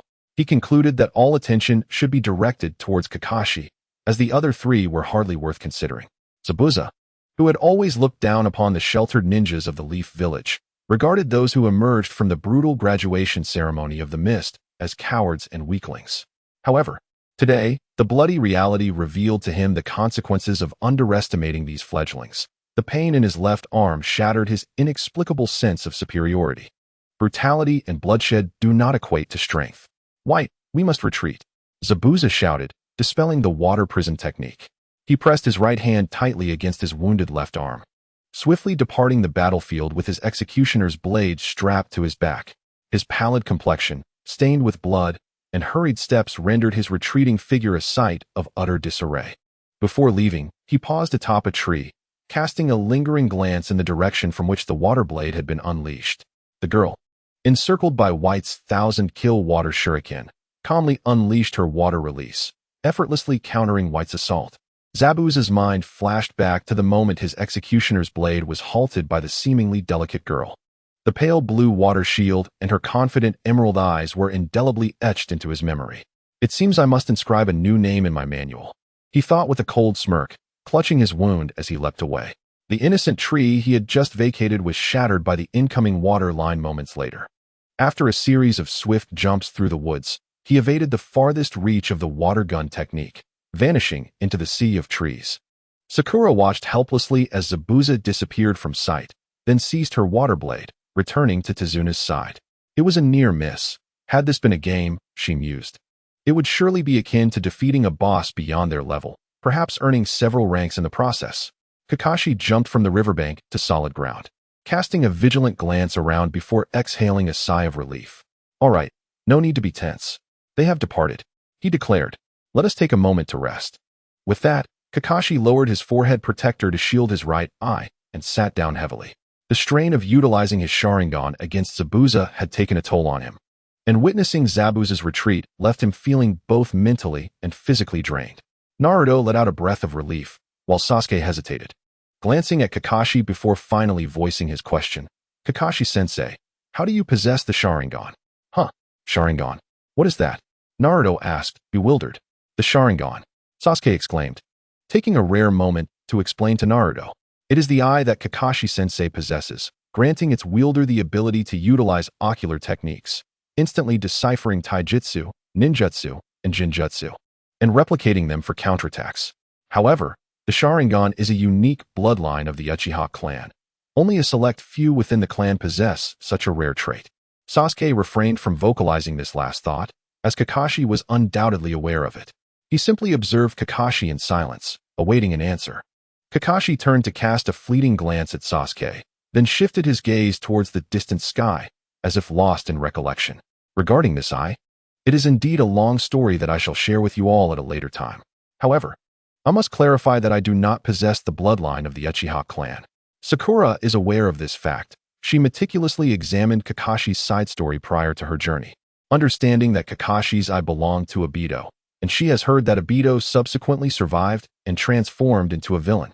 The Uchiha's eyes rarely circulate beyond their clan, and Kakashi managed to retain this Sharingan due to his powerful connections. There are also claims that this Sharingan has, in fact, hindered Kakashi's abilities. Otherwise, he could have potentially become the next Konoha White Fang. Of course, these details are merely gossip that Sakura has picked up over the years in Konoha. The former is somewhat credible, while the latter is little more than baseless speculation. Upon hearing Kakashi's response, Sasuke appeared distinctly dissatisfied, yet found himself at a loss for words. Furrowing his brow into silence. "You all performed splendidly today," Kakashi remarked, noticing Sasuke's low spirits. "Naruto and Sasuke, your collaborative ninjutsu was truly remarkable. I never anticipated the magnitude of your combined technique. Of course, just look at whose idea it was." Sakura interjected instantly, unabashedly claiming the credit, her face adorned with a triumphant expression. "Humph, how can you even say that?" Sasuke scoffed, his lips curling in disdain. "Pray tell, which of your ideas has proven reliable aside from this one?" "Exactly," Naruto chimed in, adding fuel to the fire. "You often expect us to assist you in your experiments. Yet we've never succeeded even once." Caught in her own mischief, Sakura playfully stuck out her tongue. However, this level of embarrassment was insufficient to pierce her confidence. Thanks to her previous life in an era of advanced networking, Sakura's mind brimmed with various whimsical notions. After traversing into the world of Naruto, she eagerly attempted to realize these imaginative concepts. For instance, the combined ninjutsu employed by Sasuke and Naruto today was inspired by something she had encountered online, claiming that such coordination could yield extraordinary results. In the original narrative, Naruto seldom utilized elemental ninjutsu, but this did not imply that he was incapable. Rather, he simply lacked proficiency. For Naruto, techniques such as the Rasengan, Shadow Clone, and Taijutsu were sufficient to tackle the majority of battles. Nonetheless, as a prodigy in ninjutsu, Sakura found Naruto's monotonous combat style disconcerting and persistently sought ways to encourage him to learn additional ninjutsu.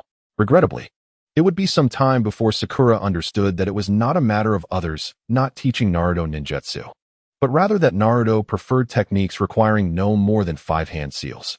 Given Naruto's intellect, memorizing such intricate ninjutsu would indeed be quite taxing. Of course, when it comes to teamwork, Naruto is more than willing to contribute his strength. Despite Sakura's plethora of imaginative ideas, the number of genuinely successful concepts was rather scant.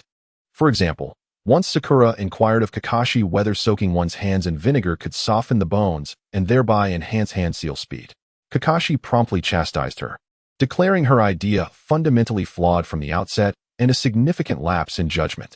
First and foremost, soaking one's hands in vinegar cannot soften bones, as vinegar cannot penetrate the body. To entertain a hypothetical scenario, even if vinegar were to penetrate the body, the human organism would ultimately neutralize it to maintain its acid-base balance, making it impossible for vinegar to reach the bones. Furthermore, should vinegar indeed be present in quantities sufficient to soften the bones of the hand, one would certainly find themselves in a hospital. Additionally, the softening of the bones does not enhance the speed of hand seals. The skeletal structure serves primarily to support the body. While the true determinants of hand speed are the ligaments and muscles, a decrease in bone strength would, in fact, hinder the execution of hand seals. Ultimately, the essence of a ninja's speed in performing jutsu lies in chakra, rather than in the hand seals themselves. The seals merely assist in channeling chakra. Many skilled ninjas can execute techniques without completing a full set of seals, as their bodies have already memorized the necessary movements for chakra manipulation. For instance, Naruto's shadow clone technique typically requires a series of 10 seals, yet after a mere few months of practice, he has mastered the ability to perform it with just one seal. Furthermore, elite ninjas like Kakashi can often perform basic jutsu with no seals or just a single seal. In other words, claims of the fastest hand seal execution in the ninja world, such as 6 seals in 1 second, are mere boasts aimed at those who lack understanding. Even an ordinary person could achieve 6 seals in a second. Moreover, the speed of hand seals is largely innate after reaching a certain level of practice. Further improvement is limited, typically capping after 2 years of training. In summary, Sakura certainly received a thorough lesson from Kakashi. Beyond this utter nonsense, there are also various absurdities that yield no results for a multitude of reasons. Take, for instance, the shadow clone technique as a means of cheating. This method proves ineffective for Sakura, at least until her chakra reaches a certain threshold. Ironically, Sakura shared this strategy with Kakashi in hopes of aiding Naruto, only to discover that Naruto had little use for it. The reason is as follows. Upon dispelling the shadow clone, the memories of the clone returned to the original body. Through experimentation, Sakura found that these so-called memories consist solely of cerebral cortex recollections, lacking any physical memory, specifically motor memory, which is retained by the cerebellum. This is because shadow clones do not fully replicate the human body. They merely recreate its primary functions, omitting the finer details. Unless one can project the brain tissue and nerves of the body into the shadow clone, the corresponding memories will not transfer back into the original body's neural pathways upon dispelling the clone. It is understood that physical training serves 2 purposes. It strengthens the muscles and, through countless repetitions, ingrains the techniques of striking and kicking within the body. This form of memory is the most profound and responsive. However, this memory does not pass through the cerebral cortex. It traverses the body's neural circuits, relying on cerebellar memory. Therefore, employing shadow clones for physical training is ineffective. They neither strengthen muscles nor facilitate the acquisition of physical memory. Shadow clones can only be utilized to train specific jutsu, such as understanding the nature of chakra changes, as these processes are accomplished through the brain. Thus, one must wonder, does Naruto truly enjoy practicing jutsu daily? After all the struggles his parents endured to persuade him to learn a few techniques, Sakura's inner voice raged. Naruto is squandering the countless good intentions she has shown him. There are certain concepts akin to internal martial arts that Sakura has often fantasized about utilizing to train her chakra. Kakashi, however, remains non-committal, even expressing that the idea is not without merit. Nevertheless, he cautions, should you inadvertently harm yourself with such untested methods, do not seek my assistance. This immediately dampens Sakura's enthusiasm. Upon reflection, it is understandable. The earth Sakura hailed from was a realm steeped in materialism, where notions of internal energy were nothing but fabrications. How could she possibly anticipate that such concocted ideas would manifest as reality in another world? Furthermore, she cannot recall any specific techniques related to internal martial arts. The entirety of the I Ching Jing has been publicly disclosed online. How many would endeavor to memorize its contents? Of course, aside from the specific practices, the philosophical musings contained within hold considerable significance. After all, the world of ninjas is rife with strategists, schemers, and politicians. Yet the presence of thinkers and philosophers is a luxury in a world where peace is scarce. Kakashi opines that, with the efforts of countless generations, it may indeed be possible to devise an effective method for chakra training, rather than relying on the current practices that excessively strain the body, yielding disproportionate side effects. The 8 gates technique, for instance, is said to originate from an extremely taxing method of chakra training.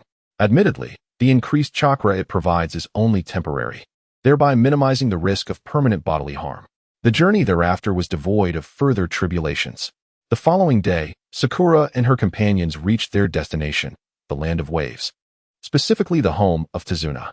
After a night's rest, on the subsequent morning, Kakashi emphasized the need for preparation, as Zabuza was likely to strike again. To protect the Tazuna family, we must be ready, he declared, leading Sakura and the others to a secluded grove. I have arranged a special training session for you. But how can we train effectively if Zabuza could attack at any moment? Sasuke inquired. Do not fret. The injuries Sakura sustained from him will require at least a week to heal. Kakashi replied, raising a finger. This time frame is ample for you to complete your training and gain the strength to resist any potential foes. He assured them, during this period, I shall undertake the responsibility of safeguarding them myself. Before commencing their training, Kakashi decided to provide a brief overview of chakra. Chakra? What is that? Naruto asked, bewildered. Fool. After all the times I've explained chakra, where on earth have you stored that information? Sakura retorted, rolling her eyes in exasperation before delivering a playful smack to Naruto's head. Kakashi felt a twinge of frustration. It was quite foolish for a ninja to be oblivious to the very essence of chakra. Sighing wearily, he conceded, all right, Sakura, please elucidate the concept for us. Listen closely. Chakra is the harmonious fusion of mental and physical energy, an essential force for utilizing ninjutsu.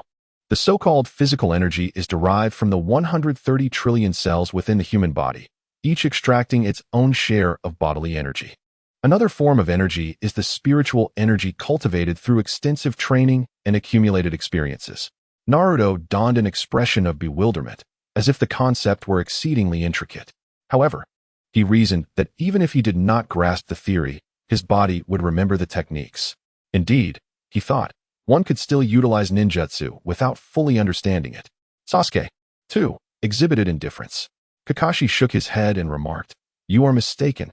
Merely this is insufficient for complete mastery over chakra. True mastery, akin to Sakura's, is essential. In this regard, she surpasses me.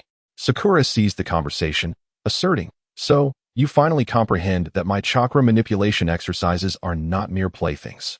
After much discussion, Kakashi and Sakura elucidated the significance of chakra manipulation to the two boys. Nevertheless, it appeared they still grasped only a fraction of the concept. Understanding them well, Sakura recognized that while Naruto seemed oblivious, Sasuke, despite his cool demeanor, was not much better off. Although he excelled academically, he remained utterly ignorant of concepts not taught in school. For these two, experiential learning would prove more effective than verbal instruction. Just follow my lead in practice. She instructed earnestly. Watch closely. Sakura formed hand seals, a gesture that concentrated chakra. Many ninjutsu had been simplified to this single seal by gathering chakra beneath her feet. She generated an adhesive force. With grace, she stepped onto a tree, defying gravity as she ascended vertically, ultimately balancing on a horizontal branch. The key is to maintain balance and concentration during practice. That's about it. Do you understand? Now you may try. Under the tree, Naruto and Sasuke were awestruck, realizing the possibilities. They selected their respective trees, gathered chakra, and charged forward. Bang!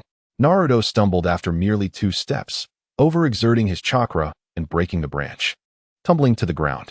Sasuke's chakra control was marginally superior, though still limited.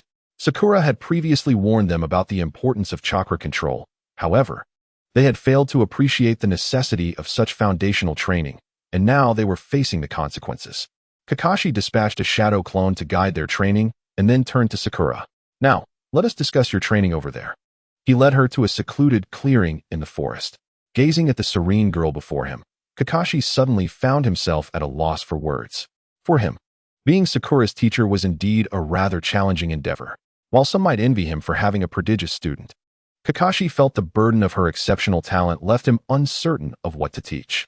Her remarkable chakra control allowed her to grasp new ninjutsu effortlessly. Any technique Kakashi imparted was mastered within an hour at most. Moreover, with her creation of 2 unique water release techniques, Kakashi could not resort to trivial jutsu to fill the gap. As a man who has mastered thousands of ninjutsu techniques, Kakashi never anticipated that the day would arrive so soon when he would find himself devoid of new techniques to teach his disciples. Assisting Sakura in refining her ninjutsu development, Kakashi felt utterly powerless.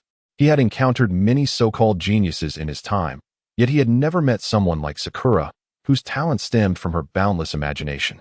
Having served as Sakura's team leader for several months, Kakashi had witnessed an abundance of her peculiar ideas. Some were foolish, others juvenile, and some elicited both laughter and tears. Yet, there were also ideas that were remarkably effective, profound, and possessed immense potential. Kakashi had come to fully understand why Sakura was able to develop 2 exceptionally powerful water techniques at such a young age. Her creativity was vast enough to encompass the moon itself. For this, Kakashi held her in the highest regard and admiration. After a moment's hesitation, Kakashi finally spoke. In truth, I have no superior suggestions for your training. In terms of ninjutsu and taijutsu, there is little new I can impart to you. You have already forged your own path, and the remainder requires your own diligence. Sunlight filtered through the gaps in the trees, casting dappled patterns on the ground and illuminating the dancing dust within the shafts of light. Sakura's face and arms glowed like white jade. Her skin, nurtured by years of contact with pure water, possessed a rare delicacy uncommon among ninjas, smooth and luminous. Her cerulean eyes reflected Kakashi's figure with clarity, while her soft, pink lips quivered slightly, poised to speak yet refraining from interrupting him. Kakashi observed that this girl, who appeared so cheerful and lively in the presence of Naruto and Sasuke, revealed a tranquil and gentle demeanor when alone. She concealed her strength and confidence beneath this calm exterior, much like an iceberg floating on the sea, only visible to those who truly understood her. Gazing at Sakura, Kakashi continued, at present, the only method to swiftly and effectively enhance your combat abilities lies in perfecting your other water technique, the one concerning the creation of ultra-pure water. Your current challenge is the difficulty in producing a substantial amount of ultra-pure water, which hinders the technique's efficacy, correct? Please elaborate on your progress and the obstacles you have encountered. Perhaps I can assist you in finding a solution. I am not adept at your way of thinking, but perhaps I can inspire you from another perspective. Sakura instinctively tapped her lips with her fingertip. Ultra-pure water is water of exceptionally high purity. Producing water with a purity greater than that of distilled water is quite challenging. I have tried numerous methods, all to no avail. Currently, I am employing a rather cumbersome approach. I distill the water multiple times, and then use ultra-high pressure to force it through a special chakra filter membrane to obtain usable ultra-pure water. Sakura retrieved several sealing scrolls, opened them, and extracted a globule of water sealed within the technique, enveloping it with chakra to prevent air infiltration.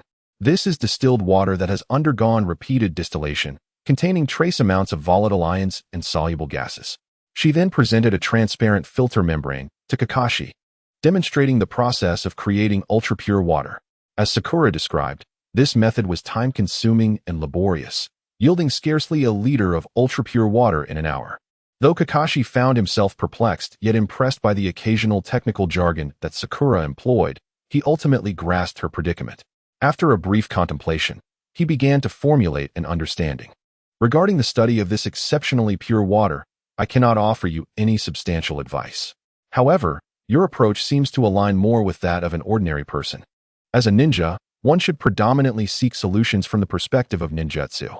You have already accomplished the transformation of water-based chakra. Each individual possesses a unique interpretation of this transformation. Thus, what are your thoughts on the nature of water's transformation? This question, seemingly simple, is indeed profoundly complex. It is straightforward enough to be answered in a single sentence, yet intricate enough to warrant a lengthy discourse lasting 3 days and nights without achieving clarity. After a considerable silence, Sakura finally responded. Due to the nature of the 5 transformations, many conflate them with the 5 elements, which I believe is entirely erroneous. If one asserts that fire, earth, wind, lightning, and water elements arise from these transformations, then in an environment that inherently possesses such elements, there would be no need for transformation to utilize ninjutsu. This is a fundamentally flawed interpretation.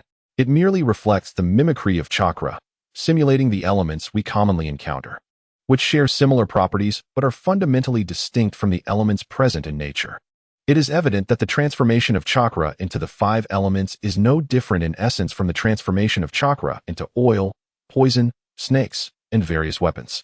Thus, what justifies the assertion that oil is a transformation of chakra while water arises from a change in nature? The transformation of wind release involves cutting rather than the creation of wind. The transformation of fire release entails high temperatures and combustion rather than the formation of fire. Similarly, the transformation of water release does not equate to the creation of water, but rather to its flow. Sakura spoke eloquently. Such knowledge ought to be encountered only by Chunin or even Jonin, yet under the auspices of the 3rd Hokage, Sakura had commenced her studies long ago. However, the recorded doctrines lack a coherent system, and the insights left by masters of water release and ninjutsu experts not only fail to maintain consistency, but can be said to be contradictory and divergent. The third Hokage explained that this inconsistency arises because each individual interprets ninjutsu through their own lens. Yet Sakura felt that it merely illustrates how everyone is akin to blind men groping an elephant. The vast discrepancies in understanding indicate that the essence of chakra, this colossal elephant, remains far from being comprehended by ninjas, accustomed to the precision of scientific language from her past life, which describes truths hidden beneath the surface of the world with exacting mathematical terms. Sakura found the ninja's vague and emotional descriptions of chakra's nature deeply unsatisfactory. Ambiguous statements yield no benefit in uncovering the truths of the world. The third Hokage had once expressed concern that early exposure to such concepts might hinder Sakura's ability to develop her own understanding of water release. Yet he unexpectedly discovered that she had already inscribed her own interpretations with a discerning eye. Of course, Sakura's current understanding is merely a personal interpretation of water release, and she remains 1,000 Galileos away from authoring a mathematical treatise on chakra flow. Kakashi inquired in response. Sakura nodded affirmatively. Indeed. Is it not the transformation of this characteristic, this property, that earns it the name of water? It is precisely due to its fluidity that it possesses both impact and the ability to defend against impact. Thus, while water exhibits high mobility, it displays relatively low defensive capabilities. However, within aquatic environments, such as lakes and rivers, the drawback of dissipating upon a single blow is mitigated, rendering techniques like the 5 food sharks particularly formidable. The water release, 5 food sharks, a powerful B-rank ninjutsu, unleashes 5 sharks from 5 fingers, which devour foes within the water. Should these sharks sustain damage, they auto-repair. In the original narrative, the character Kisame Hashigaki employs this technique along with its advanced form, the 1,000 food sharks, making it exceptionally troublesome. Given the significant influence of the environment on water release techniques, it becomes imperative to expend considerable chakra to create a favorable combat setting at the outset of battle. Hence, many believe that a proficient water release ninja must possess a vast amount of chakra. Upon reflection, water merely serves as the medium for manifesting the physical form of water release ninjutsu. Certainly, it is the most convenient and effective medium. However, this does not imply that the transformation of water's properties cannot be applied elsewhere. In summary, I assert that the essence of water's transformation is fluidity. The Water Blade series of ninjutsu utilizes chakra-formed water to achieve high-pressure cutting, without delving deeply into the transformation of water's properties. Sakura's understanding of water's property transformation emerges from her practice with water release utilizing ultrapure water as a medium. The excessively robust surface tension of ultrapure water renders it challenging to morph according to the user's intent, which is why Sakura typically resorts to simple forms like the water shield and water cushion in combat. Manipulating ultrapure water necessitates relying solely on the fluidity of its property transformation. A ninja lacking a strong foundation in water release would be unable to wield ultrapure water effectively. Even Sakura, who is now considered proficient in water release, sometimes finds it quite taxing. Kakashi initially posed this question merely to test Sakura, yet he was taken aback by her lengthy and insightful discourse. Such insights are rare, even among the elite shinobi he has encountered. Kakashi was left to ponder whether to feel pity for those brawn-over-brain shinobi or to be astounded by Sakura's prowess. Incidentally, the first person Kakashi thought of in this context was Guy. When one possesses a remarkably gifted disciple, the inclination to devise a challenging problem for her becomes irresistible. Kakashi found this notion to be quite valid. He had anticipated that Sakura would be stumped, envisioning her frowning, gazing at the sky with a pouty expression, her eyes glistening in confusion. Instead, he was pleasantly surprised. Indeed, quite impressive, Kakashi nodded with a smile. Have you attempted to apply it to the challenges you face? Actually, I have considered this, but I have yet to devise an effective method. However, there was a delightful surprise, such as this. Sakura extended her small palm.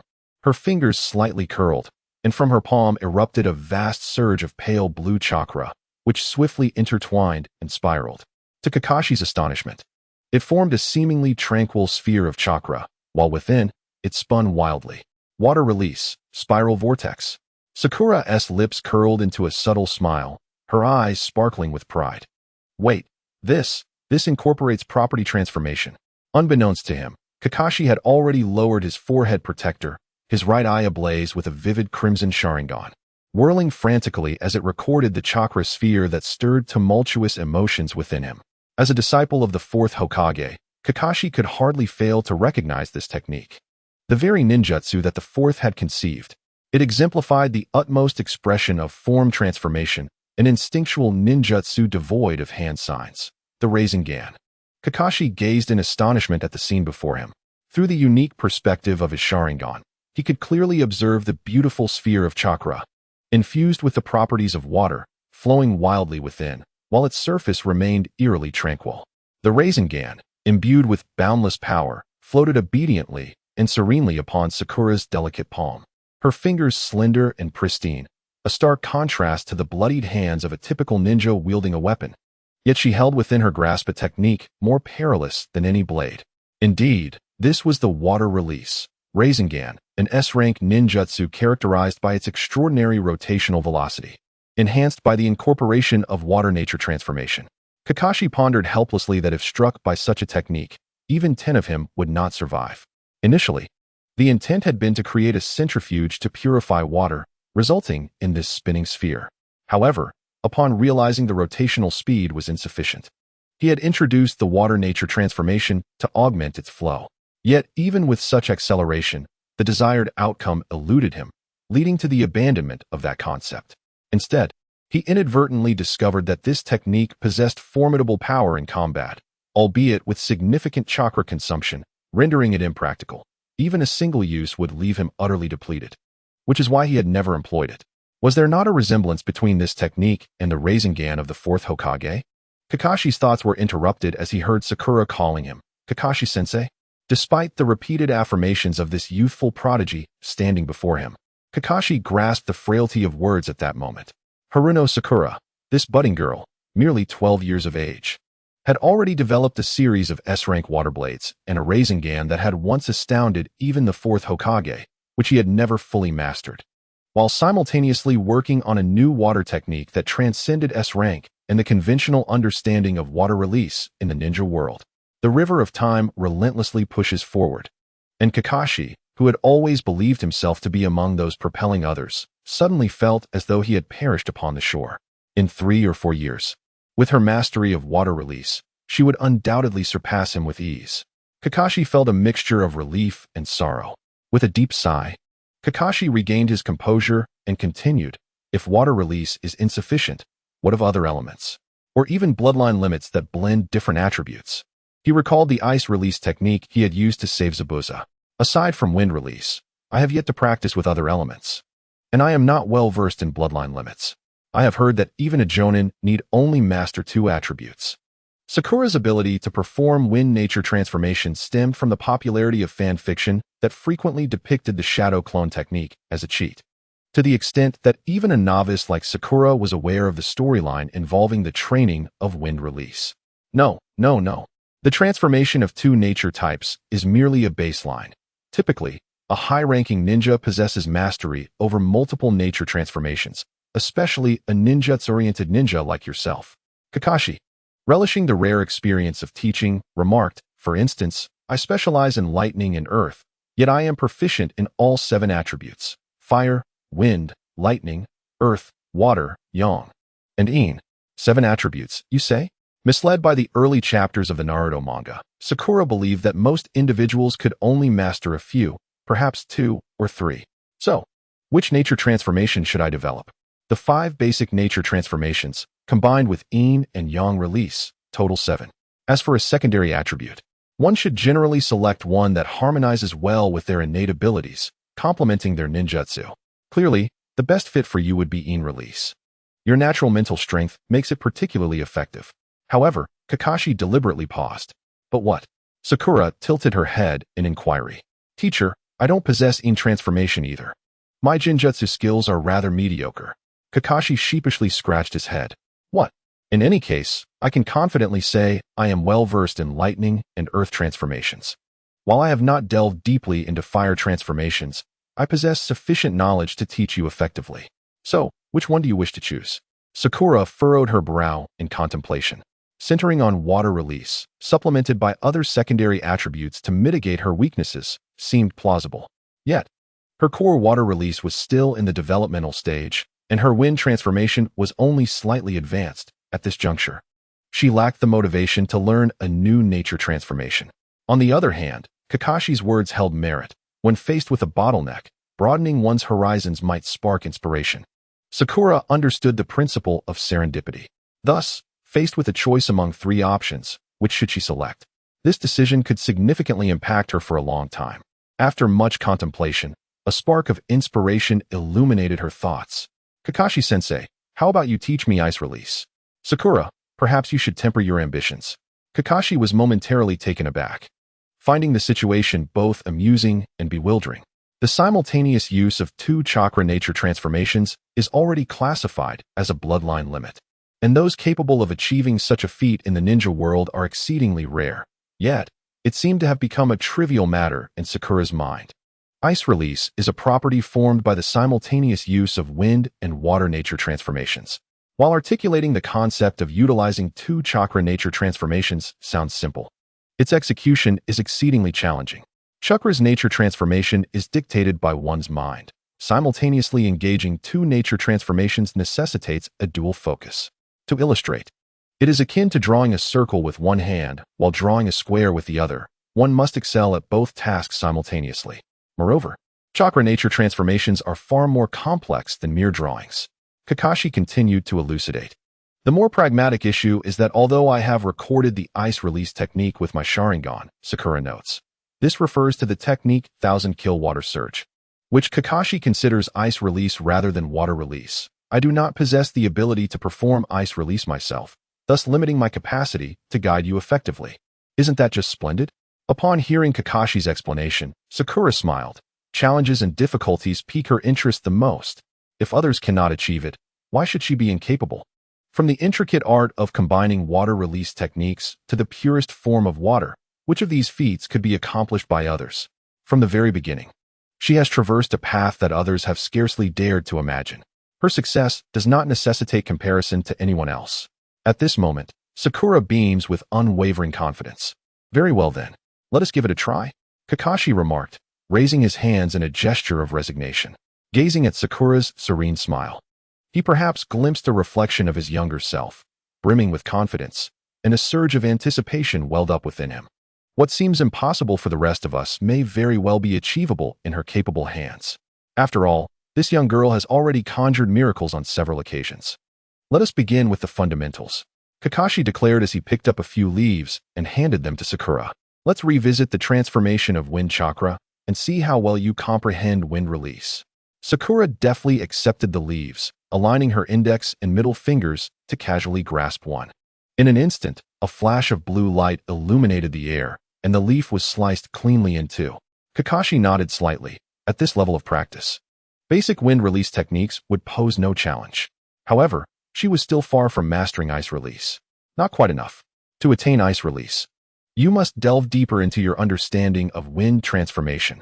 The method you previously mentioned, utilizing the shadow clone technique as an aid in training, will come in handy now. Given your current chakra levels, creating a single shadow clone will yield the highest efficiency. With your mental fortitude, this level of fatigue should be negligible. In the coming days, I will be accompanying Dasna for his protection, so please keep an eye on Naruto and Sasuke at home. Do you understand? Yes, Kakashi-sensei. Then, let us get to work. During lunchtime, Sakura returned to Dasna's home to bring lunch for Naruto and Sasuke, who were utterly absorbed in their training. In contrast, Sakura, with a fallen leaf in hand, appeared to be quite leisurely. In reality, her practice could occur at any time or place. Once she reached a certain level of proficiency, practicing wind transformation no longer required her complete focus. While Naruto and Sasuke were occupied with their meal, Sakura took a moment to observe their progress. They were still employing the training methods from the original series, and the trunk of the large tree bore numerous crooked marks, chronicling their advancements. Compared to the original storyline, their progress was considerably swifter. Sasuke had nearly ascended halfway up the tree, closely followed by Naruto. Watching Sasuke devour his food, Sakura couldn't help but chuckle, fully aware that Sasuke's usual training habits were far from this level of fervor. This newfound diligence was likely spurred by both his own determination and the relentless pursuit of Naruto. Among the three genin of Team 7, their strength hierarchy was unmistakable. Sakura at the pinnacle, Sasuke in the middle, and Naruto trailing behind. However, from an outsider's perspective, Naruto, as the Jinchuriki of the Nine Tails and a descendant of the Uzumaki clan, possesses immense potential. Sasuke wields the Sharingan, and once he unlocks the Mangekyo, he is guaranteed to ascend to the level of a Kage. Only Sakura, being the descendant of an ordinary ninja, is neither blessed with a bloodline limit nor possesses any ancestral secret techniques, leading many to regard her with skepticism. Many believe that in a few years, Sakura will be far surpassed by Naruto and Sasuke. Yet, at present, Sakura's strength greatly exceeds that of Sasuke, especially after graduation under Kakashi's tutelage. Sakura successfully integrated her ninjutsu and water release into her combat system, resulting in a remarkable surge in her power. Since then, Sakura had not practiced with Sasuke for quite some time, not for any other reason, but because Sasuke had no means to counter her water blade and ninjutsu, leading to inevitable defeat. Such practice was rendered futile. In contrast, while Sasuke has indeed experienced significant growth, the gap between him and Sakura has only widened. Unaware of this disparity due to their prolonged absence from practice, Sasuke only realized the extent of Sakura's progress during their battle against Zabuza. When Sakura unleashed her full might, Sasuke was taken aback, discovering that she had advanced further than he had imagined. The water clone, which he felt compelled to approach with caution, fell before Sakura with ease. While he was still hiding and protecting Tazuna, Sakura had already demonstrated the ability to severely injure Zabuza. In the aftermath of the battle, as he reflected on that moment, a whirlwind of emotions engulfed Sasuke: disappointment, astonishment, anger, and an urgent longing for growth and strength. This urgency intensified, especially upon witnessing Naruto's relentless pursuit of improvement. As he fervently chased after Sasuke's shadow, it felt as though a whip was being wielded behind him, compelling him to push onward without pause. Simultaneously, Naruto and Sasuke set down their chopsticks, swallowing the last morsel of their meal before rising to continue their tree-climbing practice. Sakura hurriedly intervened, cautioning them against engaging in vigorous activity immediately after a meal, asserting that even ninjas are susceptible to such consequences. As their teammate, Sakura sometimes felt like a nagging caretaker, having to follow behind them and remind them of basic life wisdom. Stopped by Sakura, Naruto, patting his full belly, wandered aimlessly around the woods until a spark of inspiration lit up his eyes. He halted, grinning mischievously, and asked Sakura, "Sakura, is there a secret to climbing trees? How are you able to ascend so effortlessly?" Sakura noticed that Sasuke, who pretended to be indifferent, was secretly eavesdropping. Amused, she maintained her composure and replied, "Didn't Kakashi say to figure it out for yourself? Well, since you've asked, I'll teach you a couple of tricks. Watch closely." Sakura first formed hand seals to create a shadow clone, then adjusted her chakra to morph the clone into a featureless, translucent figure. Through its body, one could see the intricate network of chakra pathways, serving as a unique teaching tool for Sakura's lesson. Unlike the typical ninja who seeks to attain a higher proficiency in ninjutsu, Sakura is more inclined to delve into the principles underlying the techniques. To date, she has made some progress, exemplified by her transparent clone. Before the astonished gazes of Naruto and Sasuke, the shadow clone formed a sword-like gesture with its hands, simulating the human body's chakra extraction, and began to ascend the tree step by concentrating chakra at its feet. Through its translucent form, one could observe the chakra flowing smoothly and swiftly through its meridians, with just the right amount of chakra concentrated at its feet to sustain the effort required to climb the tree. Sakura understood that rather than expounding at length to the two of them, which they might not fully grasp, this intuitive demonstration would leave a lasting impression and enable them to quickly comprehend the nuances involved. Indeed, after witnessing the performance of the shadow clone, both Naruto and Sasuke exhibited contemplative expressions, suggesting that they had indeed grasped some insights. She believed that it would not be long before they could master this tree-climbing exercise, after which they could learn to apply chakra with precision in combat. Sakura felt a twinge of envy towards Naruto and Sasuke. They were undoubtedly fortunate to have someone with her exceptional chakra control guiding them. In contrast, her own practice of ice release lacked such guidance. Kakashi's Sharingan could not successfully replicate the bloodline limit, resulting in the ice release techniques he duplicated manifesting as mere half-formed ice needles. The essence of ice release barely perceptible, making it exceedingly difficult for Sakura to gain any understanding. Kakashi admitted his helplessness in this regard. Consequently, Sakura resorted to the most rudimentary method, attempting to simultaneously engage in two nature transformations and amalgamate them. In recent days, she had been creating a shadow clone to assist in her training. During the day, the clone accompanied Naruto and Sasuke in their practice, while her original self remained at Tazuna's home to train, effectively balancing both task and training. Sakura soon discerned that the crux of the matter lay in multitasking. Those inherently possessing a bloodline limit instinctively understand how to perform two nature transformations simultaneously, whereas those who aspire to master the bloodline limit through diligent practice must refine both transformations to a certain degree before they can subconsciously maintain one while consciously performing the other. It is easy to articulate, but challenging to execute. Sakura was confident that she could effortlessly achieve the water nature transformation subconsciously. However, attempting to perform the wind nature transformation concurrently proved to be beyond her capabilities. The root of the difficulty lay in her insufficient proficiency with the wind nature transformation, which consumed too much of her mental focus, rendering her unable to complete the water nature transformation that she could normally perform unconsciously. Thus, Sakura devoted her entire concentration to practicing the wind nature transformation. Merely achieving the ability to cut through leaves was far from sufficient. She needed to reach a deeper level of mastery. Kakashi informed her that advanced wind release ninjas could transform their physical hand strikes into razor-sharp blades merely by enveloping their palms with wind nature chakra. Cutting leaves was merely the simplest of beginnings. How long would it take to reach such a realm? Kakashi was aware that Asuma, who devoted himself to the study of wind techniques for nearly 5 to 6 years, had only recently achieved the feat of cutting stone fragments. But what about Sakura? She had devoted herself fully for merely 7 days. Upon learning the outcome, Kakashi was no longer surprised. When one has prepared themselves mentally for any eventuality, they can face whatever happens with equanimity. In truth, there was little to astonish him. Kakashi had grown accustomed to Sakura practicing ninjutsu at a pace several times faster than others. Asuma claimed to have immersed himself in wind techniques for 5 to 6 years. However, the actual time spent practicing during those years hardly exceeded 6 months. In contrast, Sakura had invested her entire being into those 7 days. So it was hardly unexpected for her to achieve what others could in half a year. This exemplifies the chasm that exists between genius and the ordinary. Consequently, her initial success in mastering ice techniques was a natural progression. On the evening of the 7th day, standing before Kakashi, Sakura pressed her palms together.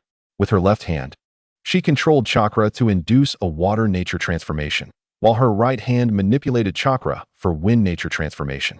The two types of chakra intertwined, clashing and merging within her palms, giving rise to an entirely new sensation of chakra. Sakura opened her hands, and a mist began to emanate from her palms, the result of water vapor condensing upon encountering low temperatures. Kakashi observed as a small, transparent crystal lay quietly upon Sakura's pale palm. It was a shard of ice. Her lips involuntarily curled into a slight smile, and Sakura's once rosy cheeks now bore a pallid hue. Yet her fatigued azure eyes sparkled with pride as they met Kakashi's gaze. In a hoarse voice, she exclaimed, "How about that? Ice techniques aren't so difficult after all." All right, I acknowledge your prowess," Kakashi replied, somewhat resigned as he noticed Sakura's face had lost its previous vitality, now appearing drained of color. "Let us set this aside for now. You are exceedingly fatigued. It would be best to rest." His words, though meant to be helpful, only served to amplify Sakura's exhaustion, causing her body to sway precariously and her stability to falter. Originally, she had intended to practice in a measured manner, but witnessing Naruto and Sasuke's relentless dedication had stirred something within her. More importantly, Sakura genuinely found joy in this arduous training, often experiencing a sense of exhilaration akin to an all-night gaming session. With her innate talent, focusing intently for just an hour would yield significant progress. And this gratifying feedback inadvertently led her to immerse herself in her training. Now that she had successfully executed the ice nature transformation, even if it was merely the most rudimentary form, it filled her with a sense of accomplishment akin to completing a game after several nights of grinding. Sakura dismissed the ice from her palm and sat down, eager to share her insights on ice techniques with Kakashi. Yet, as her excitement waned, the dual fatigue of body and mind increasingly overwhelmed her, and she dozed off while seated, observing Sakura, who abruptly halted mid-sentence and succumbed to slumber. Kakashi felt a mix of amusement and tenderness. He shook his head, gently carried her to bed, tucked her in, and quietly departed. Meanwhile, Sasuke found himself aboard a boat, seemingly setting sail to seek vengeance against Itachi overseas. Then the ship sank, and Sasuke fell into the sea. The water was icy cold, and icebergs floated on the surface. He managed to find an iceberg to cling to, but the part pressing against his neck was unbearably frigid. I must get away from here, Sasuke thought, pushing against the iceberg with all his might, only to find it clung to him as if glued, refusing to budge. The icy sensation around his neck intensified, and despite his desperate attempts to shove the iceberg away, it remained immovable. So cold, so cold, so cold. Sasuke shouted and opened his eyes. Before him were not icebergs and seawater, but Sakura's mischievous smile and Naruto's cheeky grin. Sasuke reached for his neck, pushing Sakura's chilly little hand away with a displeased huff. Don't be angry, Sasuke. I just found a new way to wake you up, Sakura said with a bright smile, playfully poking his puffed-up cheek with her index finger. Puffed. It was as if she had popped a balloon, releasing all of Sasuke's anger. I'm angry, he thought instinctively, yet he felt no trace of ire in his heart. As he gazed into Sakura's crescent-shaped, sparkling eyes, a warm sensation surged within him, as if blood were rushing through his veins. And seeing Naruto's cheerful smile further stirred a warmth deep within Sasuke, who was accustomed to dwelling alone in a cold, empty house. He quickly suppressed these emotions. He was a vengeful warrior and could not indulge in such weakness. Yet, a smile involuntarily crept onto his face. Sakura, see. Sasuke didn't recognize it either, Naruto said, furrowing his brow. TCH. That just shows you two are both hopeless fools, Sakura replied with slight dissatisfaction. Upon waking, she had excitedly brought ice to show them, only for both to fail to recognize it as ice release. It felt like presenting a splendid garment to the blind. Recognize what? Sasuke inquired, curiosity piqued. Ice release. You too. Kakashi walked in, a pained expression on his face. Ice release. What is that? To understand ice release, one must first grasp the concept of bloodline limits. Sakura seamlessly continued, taking on the role of the instructor for Team 7. She briefly explained bloodline limits before continuing. Ice release is a type of bloodline limit, resulting from a fusion of wind and water nature transformations, creating a new form of elemental change. Isn't bloodline limit an inherited talent? Sasuke pondered, immediately thinking of Sakura's possible lineage as an ice release user. Sakura shook her head. In addition to innate inheritance, bloodline limits can also be acquired through rigorous training, though the difficulty is immense. Most progenitors of bloodline clans were such geniuses, she stated matter-of-factly. Though Sakura spoke lightly, countless ninjas in the world had developed more than 2 elemental affinities, yet how many possessed a bloodline limit? Based on Sakura's success, one would need to master both elements to an advanced degree, with one allowing for instinctual application without conscious thought. Sakura had diligently practiced water release for 7 or 8 years. With her innate talent, she had already achieved a level that most individuals could never reach in a lifetime. It was this solid foundation that allowed her to complete the mastery of her bloodline limit in one go. Naturally, if someone possessed the rare ability to multitask, controlling 2 different nature transformations simultaneously, they could also develop a bloodline limit with relative ease. From this moment forth, I am also a ninja of the bloodline limit, Sakura declared earnestly. Kakashi cast a knowing glance at her, sensing that her words held profound significance. His intuition proved correct. Both Kakashi and Sakura had underestimated the weight of the term bloodline limit. Mastering ice release represented a transformation for Sakura that extended far beyond merely acquiring a new attribute. The term bloodline limit signifies a hereditary lineage. Mastering such a limit implies that this ability can be passed down through generations. To put it plainly, the chakra of ice release was altering Sakura's physical being, modifying the DNA of every cell within her. From the moment she grasped the nature transformation of ice release chakra, an irreversible change had commenced. As the ice-affiliated chakra coursed through her body, it was gradually and resolutely reshaping her form, continuously adjusting to harness the power of ice release more effectively. This transformation was deeply engraved within the very essence of her cells, recorded in the DNA of each and every one. The physical body determines the chakra, and in turn, the chakra influences the body. In the past, Sakura only understood the first half of this concept as common knowledge. Now, she had uncovered the tacitly concealed second half. At this moment, she began to perceive chakra from a higher perspective, contemplating what chakra truly is and the essence of its nature. Beneath the chaotic and intricate facade, the simple yet profound nature of chakra seemed to unveil itself to her. However, compared to these potentially unanswerable questions, Sakura was more preoccupied with an imminent dilemma. What is the nature transformation of ice release?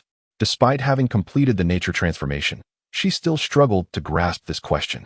This was not surprising, as many individuals inadvertently mastered the nature transformations of chakra without fully comprehending them, and when asked to articulate their understanding, they often faltered. Just as engineers can create an explosive atomic bomb with all the necessary materials and data, they may struggle to explain the principles of the explosion without a background in nuclear physics. Without understanding this question, deciphering the mysteries of White's ice release would be unattainable. Sakura recalled the powerful jutsu of White's magic mirror ice crystals from the original story. Confronting her, she had no certain means to prevail. While she was unlikely to lose, a swift victory was not guaranteed.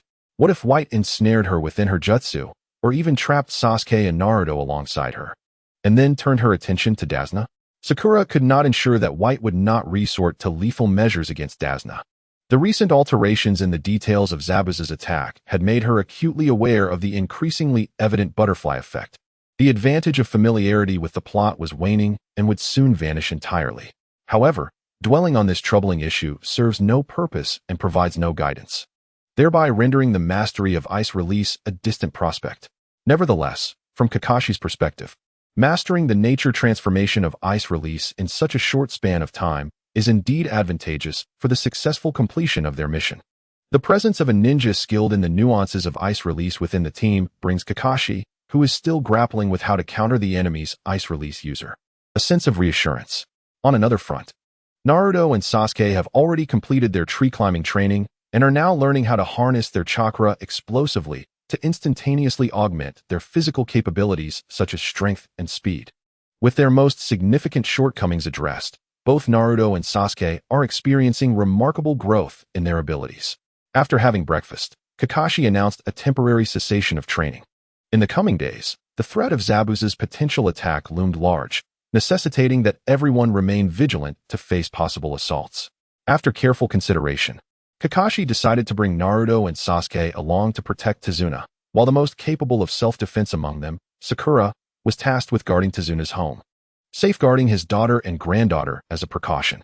This allowed Sakura to experience a glimpse of ordinary life in the world of shinobi. Tazuna's daughter, Tsunami, is a relatively young and beautiful woman. The original narrative offers little insight into her character, but after several days of interaction, Sakura discovered that she was easy to get along with, a person who appeared gentle yet possessed inner strength. However, Sakura remained unaware whether this resilience stemmed from her father's stubbornness or was a consequence of her husband's untimely demise. In the world of Naruto, it is exceedingly difficult for commoners, especially those in small nations, to lead fulfilling lives. During an era marked by frequent wars, lacking power means one cannot safeguard happiness.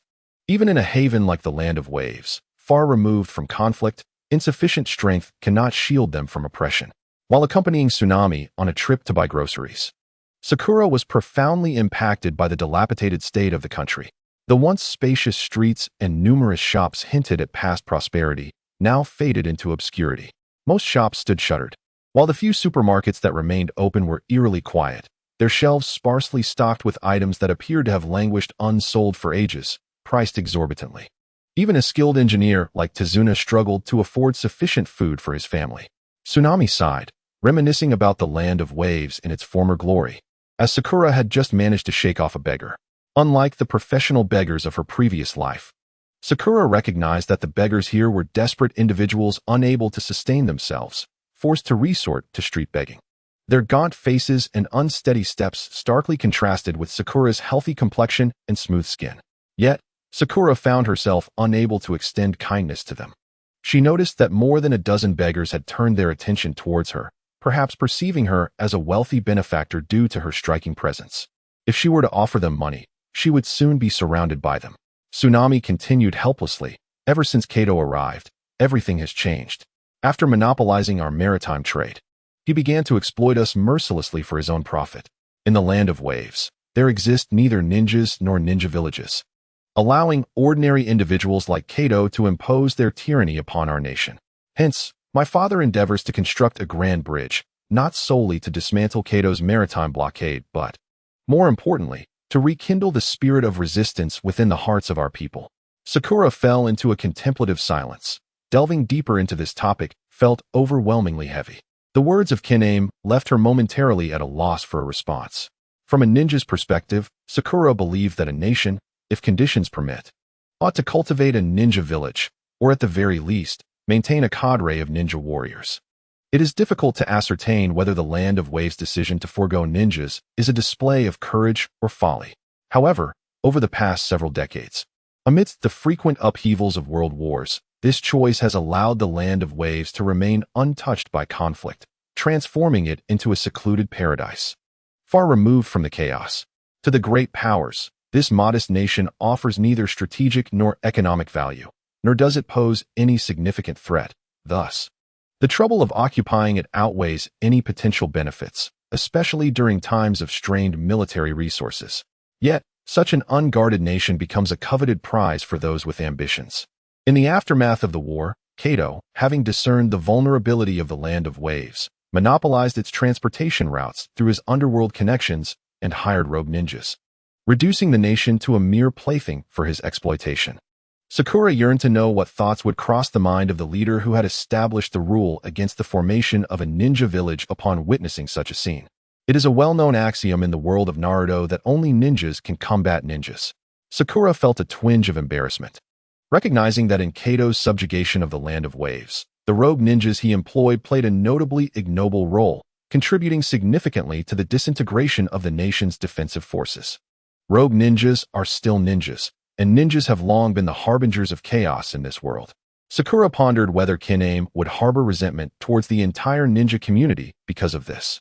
After careful consideration, Sakura opted for a moderate response. Fear not, Sister Kiname. Under our protection, Uncle Dasno will undoubtedly complete the bridge successfully. Once the bridge is constructed, all will improve for the Land of Waves. Sakura squinted her eyes and smiled. Setting aside the question of why Sakura referred to the 29-year-old Kiname as sister rather than aunt, it is evident that Sakura genuinely believes the bridge will aid the Land of Waves in overcoming its plight. Of course, the rationale is not merely that the bridge will restore courage to the people of the Land of Waves. While reviving the spirit of the populace is indeed a commendable outcome, what use is it for ordinary citizens to muster their courage when Kato has even enlisted the likes of Zabuza, an elite ninja? It would merely lead to their demise. In the face of a formidable ninja like Zabuza, sheer numbers hold little significance. What truly holds the potential to deter malefactors and safeguard the Land of Waves is the intervention of the Leaf Ninjas and the close ties that will develop between the Land of Waves and the Land of Fire once the bridge is completed. The Land of Waves has always depended heavily on the resources from the continent. With the completion of this bridge, supplies from the Land of Fire can be conveniently transported into the Land of Waves, while its unique products can be exported in abundance. The bridge will serve as the economic lifeblood of the Land of Waves, forging a strong connection between it and the Land of Fire. Sakura could foresee that, in the near future, the Land of Waves would officially become a vassal of the Land of Fire. For a small nation, is such an outcome ultimately beneficial or detrimental? As a ninja from Konoha, Sakura lacks the authority to judge the actions of the Land of Waves. Some may argue that they are subservient to a great power. However, at the very least, the people of the Land of Waves would be liberated from the shadow of individuals like Gato, leading to a more stable existence. The world depicted in the original narrative always appears so vibrant and full of life compared to reality. Yet, having arrived in this tangible existence, Sakura cannot regard that fervor and brightness as the entirety of truth. The real world, at times, is starkly brutal and unforgiving. The tranquil days of ordinary people cannot endure for long. The following day, on the morning of the 8th day, the great bridge neared completion, and Zabuza's group could strike at any moment. Kakashi and his companions were stationed at the construction site to protect Tazuna, while Sakura accompanied Kiname in household chores at Tazuna's home. "You're amazing, Sakura. You ninjas make everything so convenient," Kiname exclaimed, gazing at Sakura with admiration. Sakura smiled gently, continuing to manipulate her chakra to whirl the water in the wooden tub, agitating the garments within. The small tub had transformed into a makeshift washing machine, efficiently cleansing the clothes. In truth, ordinary ninjas would typically wash by hand.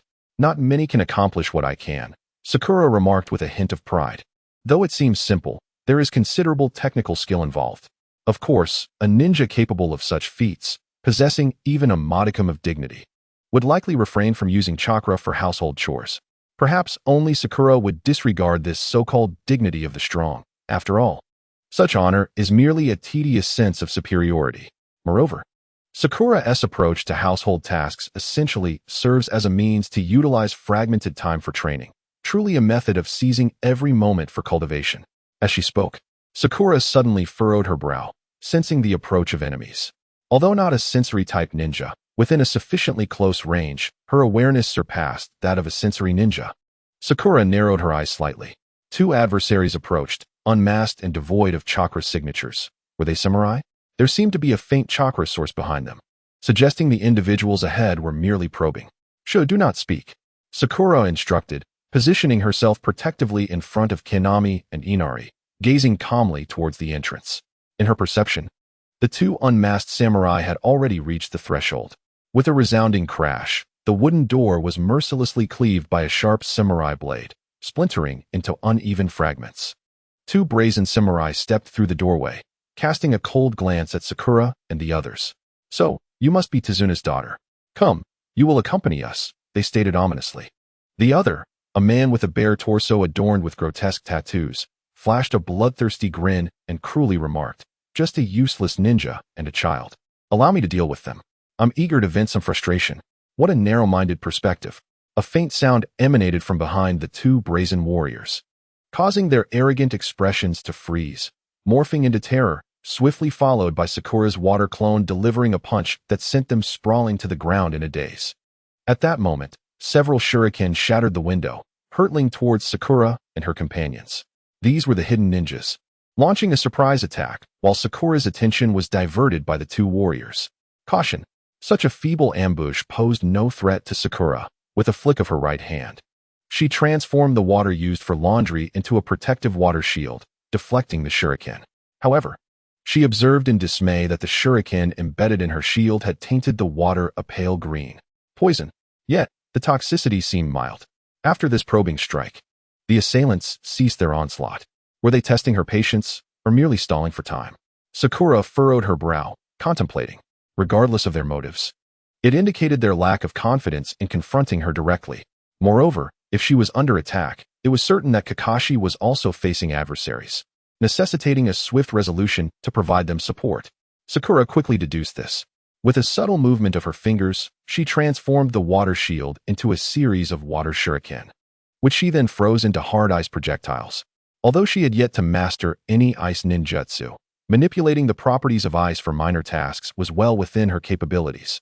Whoosh! Dozens of pale green ice shuriken, under Sakura's chakra control, shot towards the direction of her sensed enemies.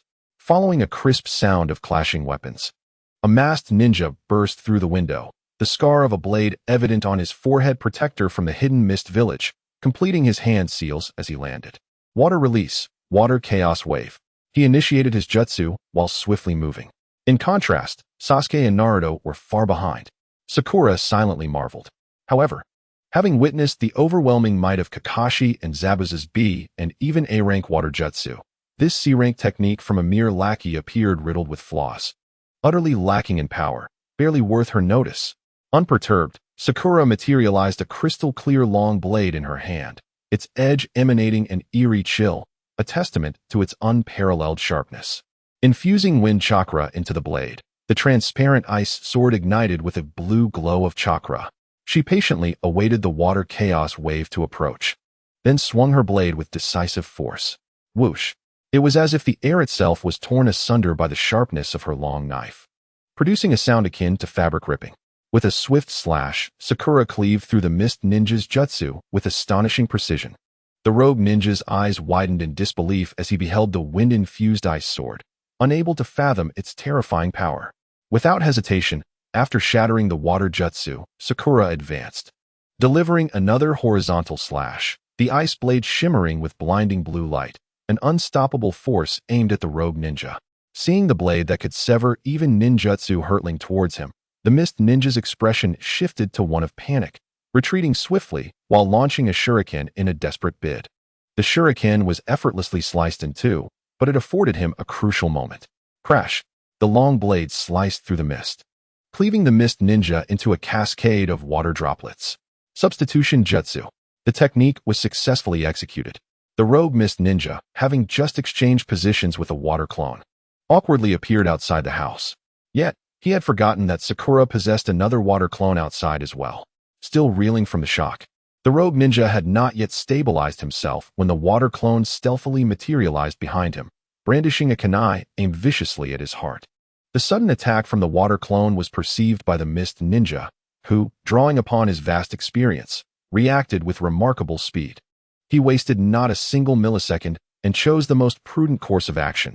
Instead of turning around in vain, he leaned forward into an unusual posture, narrowly evading the strike while executing a fierce backward thrust with his left hand, accurately plunging the kunai into the head of Sakura's water clone. Even in such a dire situation, the mist ninja, through his exceptional skills, managed to counterattack. The satisfying sensation of the kunai penetrating the water clone's head informed the rogue that he had triumphed over it. Typically, a clone would disintegrate upon sustaining such damage. However, at the moment the rogue relaxed his guard, a sudden crash resonated. The water clone collapsed, and the masked mist ninja's heart was pierced by a gleaming kunai. Despite having first shattered the clone's head, the remaining fragments persisted for an agonizing half-second, enduring long enough to drive the icy kunai into his heart. For Sakura, at that moment, maintaining the form of the water clone for an additional second upon its defeat was hardly a challenge. How could this be? With endless confusion and regret, the unnamed rogue mist ninja and Sakura's water clone fell to the ground simultaneously. Sakura stepped slowly out of the house, her gaze coldly fixated on the fallen rogue mist ninja, uttering indifferently, "The experience of taking a life is chilling, numbing. It lacks the discomfort, nausea, or panic often described in tales. Having lived in the world of ninjas for over a decade, I was long prepared for the bloodshed, with foes still lurking nearby." All of Sakura's focus was consumed by the battle, leaving little room to contemplate the reality of having taken a life. For a ninja, killing is merely a commonplace occurrence. "Come out, or shall I force you to reveal yourself?" Unbeknownst to her, a murderous intent had seeped into Sakura's voice, subtle yet chillingly palpable. Having sensed but one enemy, was it merely a solitary ninja remaining, or was the second adept at hiding? Sakura resolved to employ her words to bait the enemy. The seasoned rogue mist ninja, of course, would not be swayed by such a rudimentary ruse and quietly began to perform his jutsu. Water release, hidden mist jutsu. Gradually, mist coalesced from the air, enveloping the outdoor space in a shroud of white. "You managed to take down Mizuki. It seems your skills are commendable, little girl." A voice echoed, fluctuating in distance, concealed within the mist, ethereal and elusive. "However, I am far superior to Mizuki. Let me demonstrate the prowess of silent assassination." The voice seemed omnipresent, and a palpable aura of murderous intent permeated the mist, chilling the very air itself. Yet, unexpectedly, Sakura burst into laughter. In her eyes, this adversary had indeed created quite a spectacle. However, it was regrettable that the grandeur was not matched by strength. Although the mist was dense, obstructing visibility, it lacked the essence of chakra, rendering it ineffective against Sakura's sensitivity to chakra, thereby diminishing the efficacy of the silent assassination technique. How foolish, she mused silently. If one were to employ the mist technique, it would be wise to invest significantly, akin to Zabuza, who infused an abundance of chakra to completely obscure the enemy's perception of chakra. What purpose is served by this half-hearted attempt, using only a fraction of chakra? In truth, Sakura had already discerned the position of the enemy who unleashed the mist technique. The familiar incantation, recited in a pretentious manner by this individual, was met with her derision. "Which point do you wish for me to attack?" Accompanied by Zabuza's murderous intent, these words might have instilled dread, but recited in such a formulaic manner, they only struck Sakura as absurd. With a scoff, she declared, "The farce must come to an end. I have no time to indulge your games." The enemy remained stationary, likely bewildered by Sakura's fierce blade work, mistakenly believing her to be a taijutsu specialist. Hearing her remain in place, he foolishly presumed she was feigning a move to expose a weakness. Yet, in the world of ninjas, Those who prematurely conclude the nature of their opponents often meet a grim fate. Sakura was no taijutsu practitioner. Water release, water gun technique. The mist concealed both his position and Sakura's movements. A thin stream of water pierced through the fog, followed by a brief, piercing scream. Within Sakura's perception, the distant chakra source shattered like a bubble. The dense fog, bereft of chakra to sustain it, swiftly dissipated in the sunlight. Next, she called out, "Will you come out on your own, or shall I summon you forth?" She addressed the empty space. However, after a prolonged silence, it seemed that all adversaries had been vanquished, leaving Sakura without a response.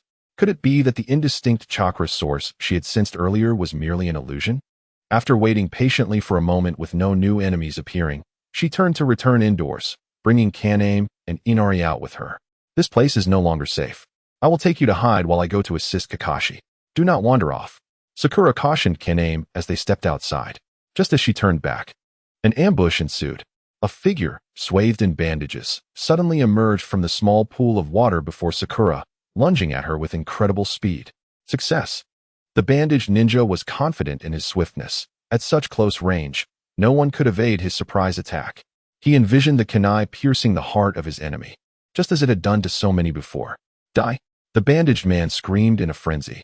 No matter how formidable a ninja may be, regardless of how sharp her blade or how powerful her techniques, once the heart is pierced, she too will plunge into the abyss of death. With a concealed talent that went unnoticed and the enlightenment gained from countless life and death battles, he had already slain many ninjas far superior in strength. The girl before him, who wielded formidable swordsmanship and ninjutsu, was destined to be his next victim. The dull thud of a sharp blade piercing flesh resonated. The sound of blood gushing from the wound followed. A thin water shield at Sakura's chest thwarted the bandaged ninja's inevitable strike.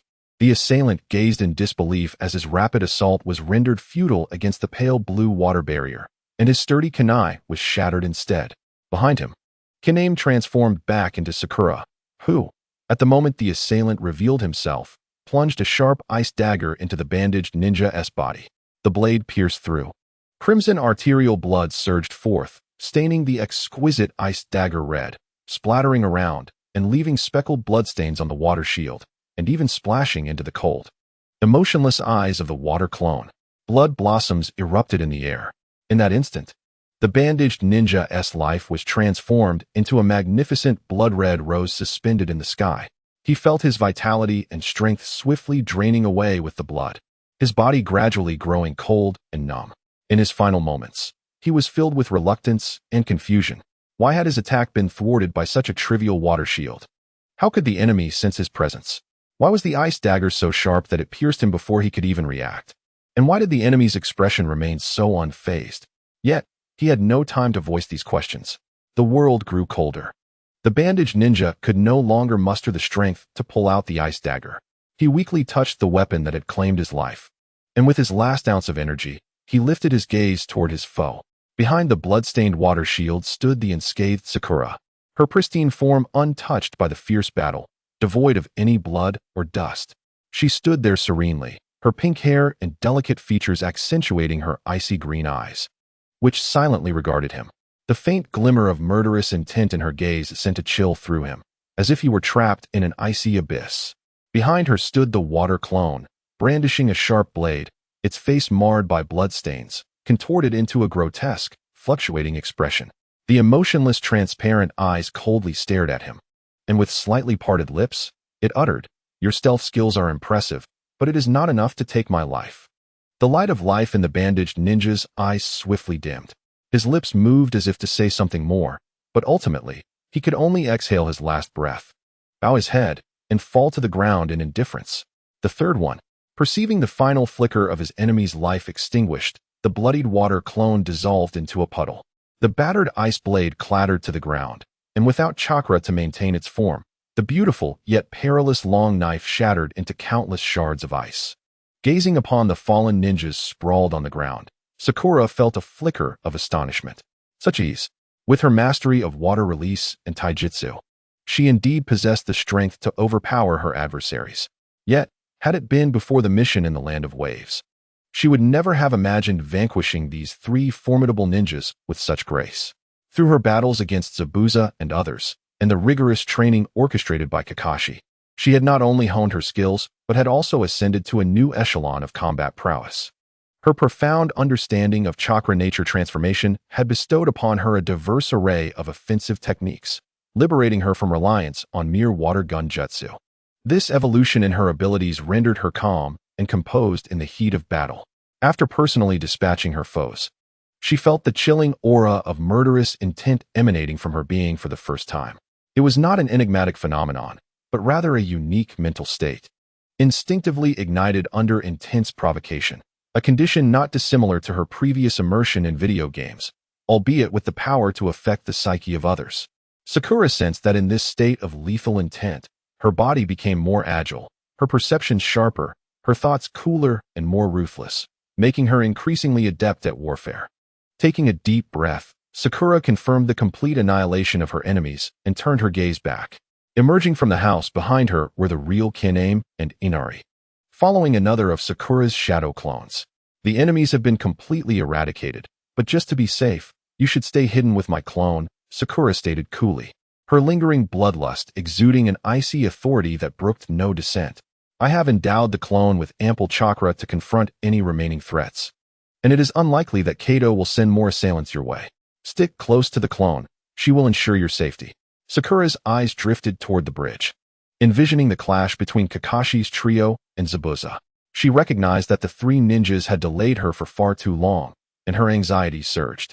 To Kiname, Sakura appeared impassive, her countenance devoid of emotion, her cold gaze fixed on the horizon, her unscathed form standing resolutely after the fierce battle. Now, I must hasten to their aid, Sakura declared, casting a final glance at the two, offering a slight nod before turning away. Behind her, the wind carried the encouraging cheers of Kiname and Inari.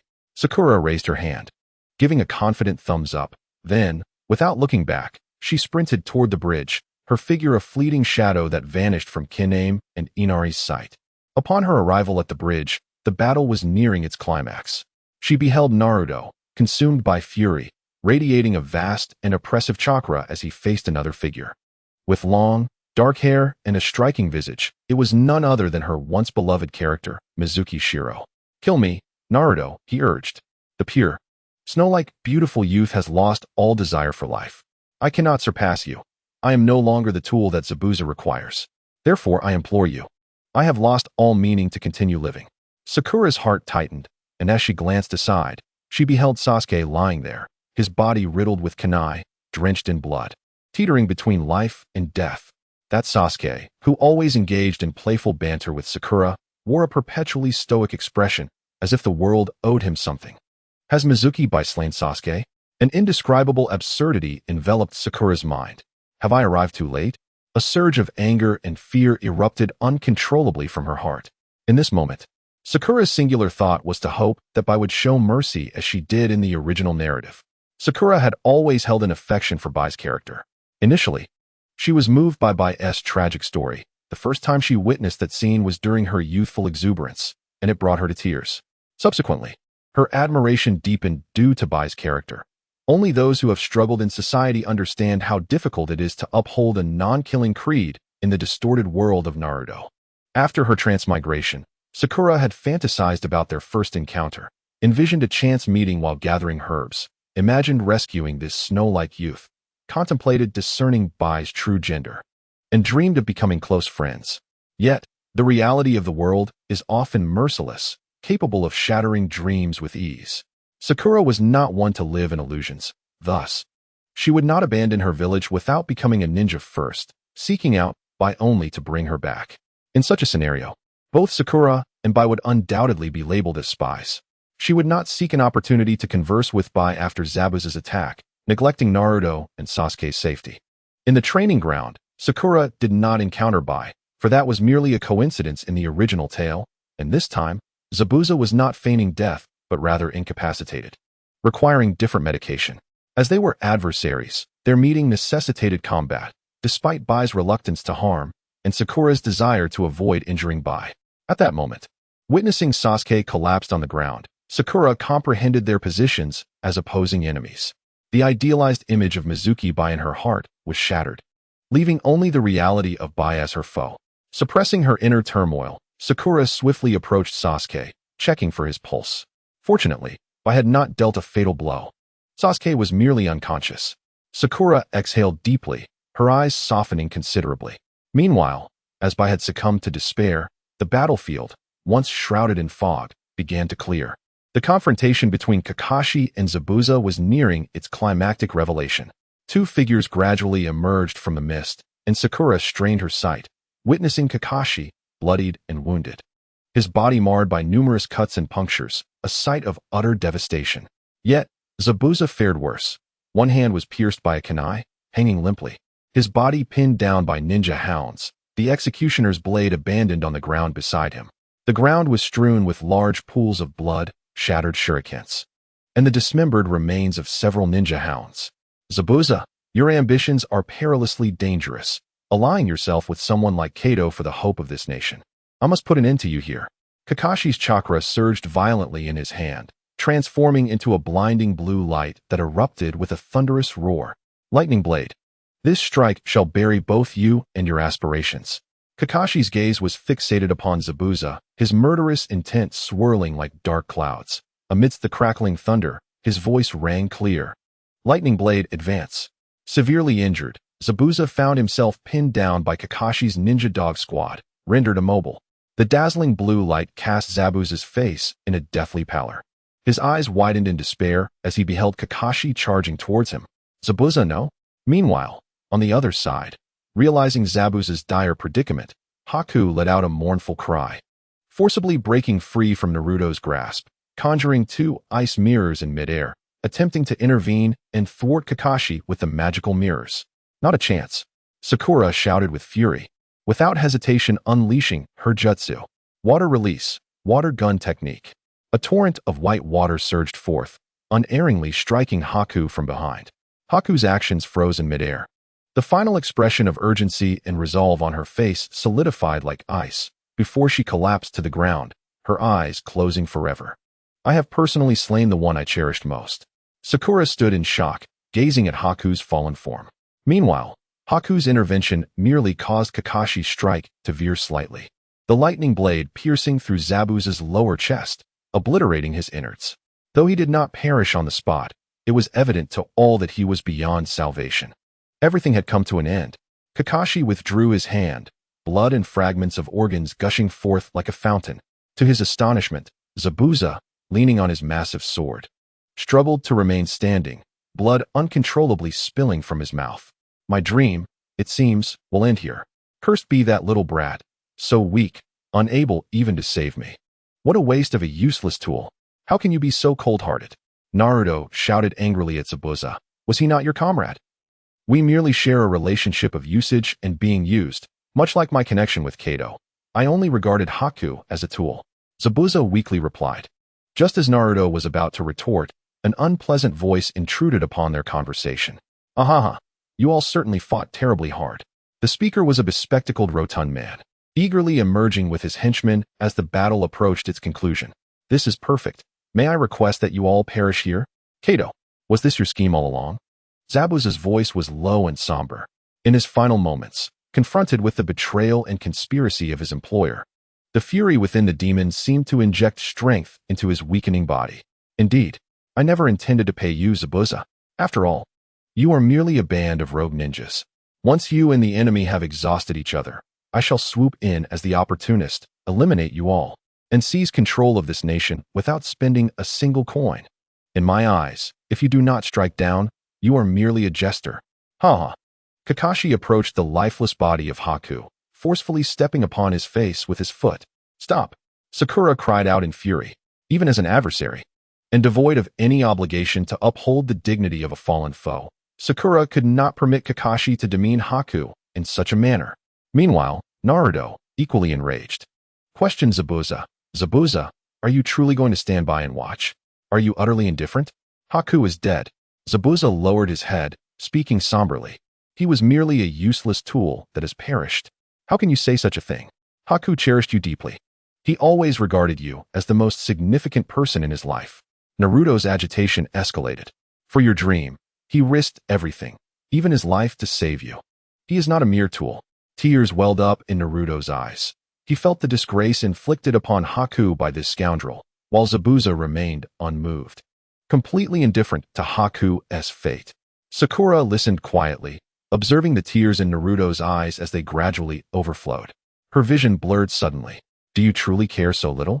Haku died for you, sacrificed himself to fulfill your dream, yet he had no dream of his own. He regarded you as his utmost priority, willingly becoming your tool, sacrificing everything for you, only to meet such a tragic end. This is unbearably cruel. Tears streamed down, and Naruto was rendered speechless by his sorrow. On the other side, the silent Sakura closed her eyes, quietly shedding tears. A ninja should not perish in such a manner, yet Sakura was the one who had brought about Haku's demise. She knew her actions were justifiable, yet this conviction weighed heavily upon her heart. Enough. Zabuza's voice was hoarse. The man who had never flinched, even in dire straits, now allowed tears to silently flow. Please, do not utter another word. Perhaps you are right, ultimately. A ninja is merely an ordinary person, incapable of becoming an emotionless tool. Haku was simply too kind. I have wronged him. If I am to be defeated, let me at least do one final thing for Haku. With a single hand, he grasped the executioner's blade. This man, nearing the end of his life, summoned an inexplicable strength and charged fiercely towards Kakashi. Kakashi's subordinates attacked Zabuza in a frenzy. Yet this man ignored all the blades that pierced his body and the wounds he sustained, reaching Kakashi and cleaving him in two. Blood gushed forth like a fountain. Kakashi's remains fell to the ground, akin to a tattered cloth in the wind. This man, steeped in sin, concluded his life here. The henchmen were petrified by the seemingly indestructible Zabuza, retreating from his feral gaze, creating a space around him. The flicker of life within Zabuza was dim, poised to extinguish at any moment. He did not pursue further actions, but instead dragged his battered body to Haku's side, collapsing beside him. With his last ounce of strength, he turned his head to gaze upon Haku's pristine, lifeless face. Perhaps for Zabuza, to fall at the side of the one he loved, though unexpected, was a form of happiness in itself. Yet, in the final moments of his life, a miracle occurred. With a sudden cough, the seemingly lifeless body expelled a blood clot that had obstructed his breath, astonishingly reviving his faint heartbeat and allowing him to open his eyes. Bai was alive. Sakura's technique may have fortuitously avoided the fatal areas, and the unique physique of the ice ninja enabled him to resume breathing. It was truly wonderful. He had not perished. Zabuza, wishing to reach out, found himself too weak to touch Bai's face. Kakashi, Naruto, can you grant me one final request? In the twilight of his life, Zabuza's gaze held no malice, only the most sincere plea. Please take Bai away and care for him in my stead. Become someone significant in his life. Tears streamed uncontrollably from Zabuza's eyes. Tell Bai to live well. This is the last command of the demon Zabuza. He must live on, even in my place. This is my final wish. I implore you. Then, the light in Zabuza's eyes, which symbolized life, began to dim. Above, a gentle rain began to fall. In the end, a joyous conclusion unfolded. A multitude of henchmen, eager to avenge their master Kato and to wreak havoc upon Sakura and her companions, charged forth with great fervor, only to be met with Sakura's fierce retaliation. The young Inari, emboldened by Naruto's spirited words, rallied a group of villagers armed with crossbows and harpoons to the battlefield. Though they arrived too late for the fight, they managed to restore a semblance of pride among the people of the Land of Waves in Sakura's eyes. Incidentally, the henchmen who had been bested by Sakura were subsequently detained by the villagers, only to be released after assisting in the construction of the Great Bridge. The kind and beautiful youth, Bai, upon his miraculous revival, suffered no lingering effects and gradually began to heal.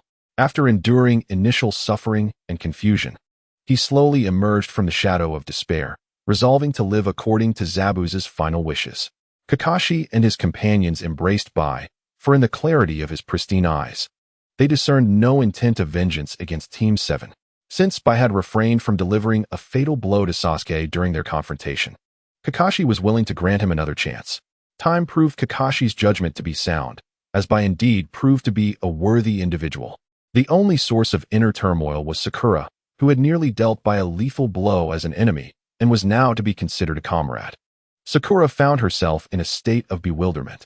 In response, Naruto and Sasuke expressed their confusion, saying, I don't mind being beaten by Bai, yet you, who nearly killed him, are still caught up in this. Truly, What a perplexing situation. Moreover, Sakura inadvertently made a small joke regarding Bai's gender. When they brought Bai back to Tezuna's home, Kakashi instructed Sakura to tend to his wounds. Without thinking, Sakura blurted out, "Shouldn't you be the one treating him?" "P.S. a boy?" Naruto was left speechless, exclaiming, "Bai is a boy." Sasuke sighed regretfully, patting Sakura on the shoulder and saying, "Sakura, who would have thought your perception of gender had become so distorted? Not all women exhibit such violence as you do." Subsequently, it was no surprise that Sakura received a sharp slap from her irate companion. However, Kakashi discerned the underlying issue, casting a knowing glance at Hinata's bosom, and solemnly remarked, "Sakura, judging a person by their chest is an unseemly behavior." In a conspiratorial tone, Kakashi then whispered to Sakura, "She merely has her bosom bound.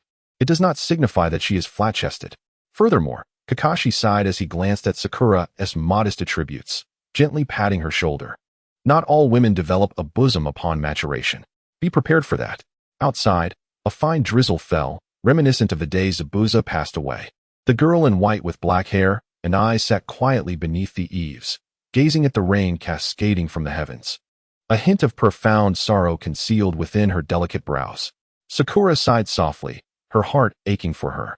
She quietly approached the girl, resting her chin on her shoulder and enveloping her in a warm embrace. "Sister Bai, could you share with me what thoughts occupy your mind?" In the moment when I was subdued, I was nearly awake, listening to Mr. Zabuza's words. Hearing his concern for me brought immense joy. Why was I the only one to awaken in the end? Why could I not follow Mr. Zabuza into the depths of hell? If it meant being with him, I would gladly venture there. Why was I left alone? Tears of confusion streamed down my face, as I remained troubled by the notion of living alone in this world. When Mr. Zabuza discovered that you were still alive, a smile of happiness graced his face. Perhaps it was the only time in his life he felt such joy, though his ideals and life were on the brink of conclusion. He smiled because of you, entrusting you with all his hopes, urging you to continue living, commanding you to live well. He entrusted you with his share of life, thus commanding you to live not just for yourself, but for two, to gather happiness for both. This was the most artistic response that Sakura could conjure. To live on behalf of Mr. Zabuza? I silently repeated this phrase, oblivious to the fact that Sakura had already removed her upper garment. The wound had healed remarkably well. As she unwrapped the bandage, the small injury on the girl's chest had nearly vanished, leaving only a faint red mark. A subtle fragrance began to permeate the air. "Does it hurt?"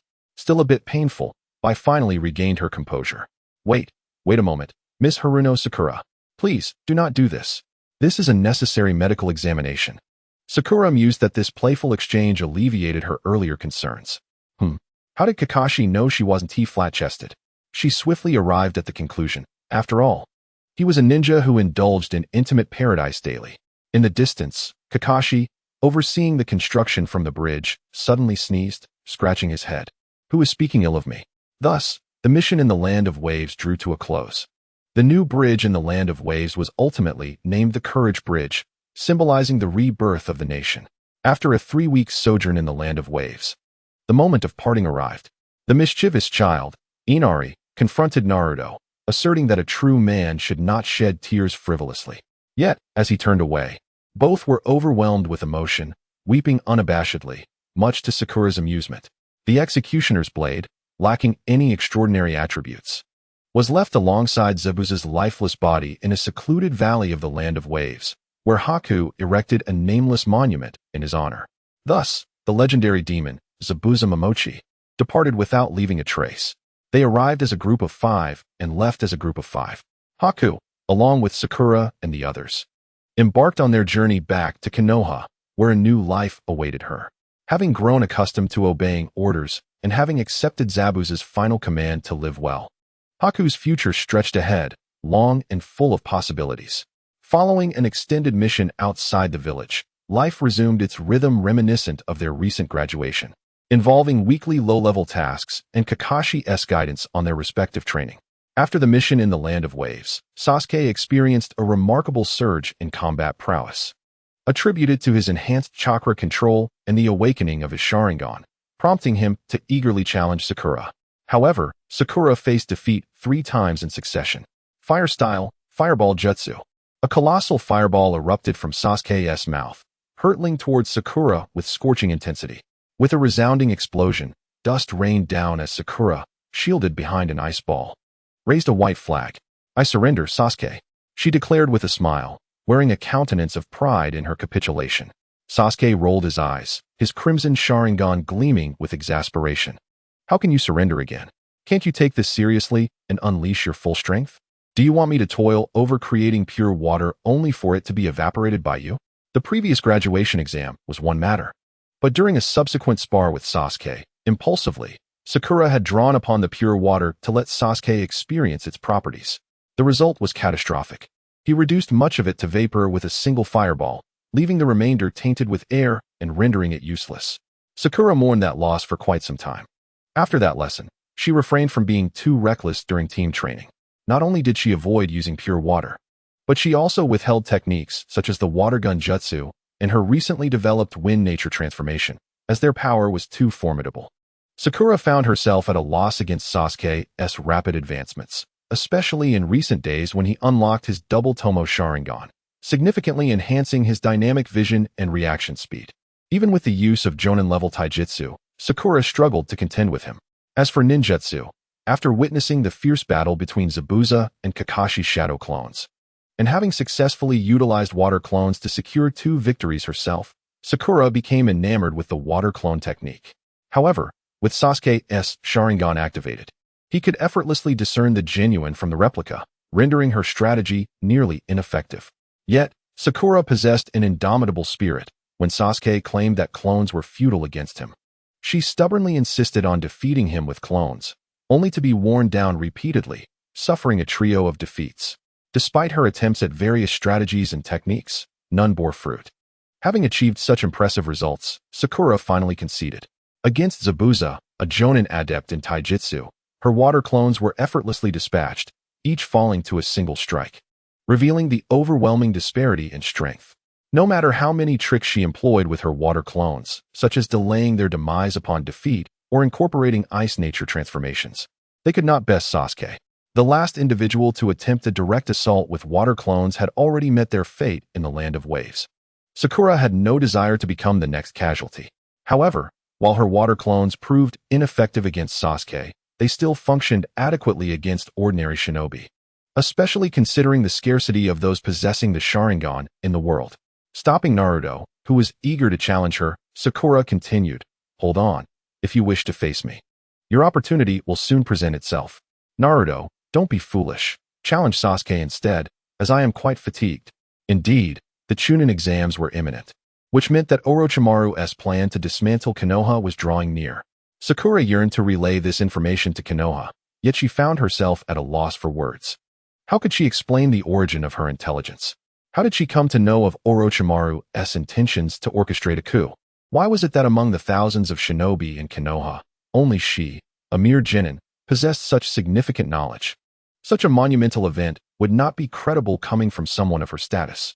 The secret of her time travel was one she intended to carry to her grave. Thus, it was utterly impossible for Sakura to inform Konoha of Orochimaru's scheme ahead of time. What she could do was to gather crucial intelligence during the Chunin exams and embellish it to create a believable narrative regarding the impending collapse of Konoha. Nevertheless, Konoha had already become aware of Orochimaru's invasion during the second round of the exams, and they had prepared to some extent for a potential attack. The principal reason for their catastrophic losses lay not in a lack of preparation, but rather in their insufficient strength. Sakura had no knowledge of how effective her early warning would be. Yet, as a human, she felt deeply for the land she had inhabited for over a decade.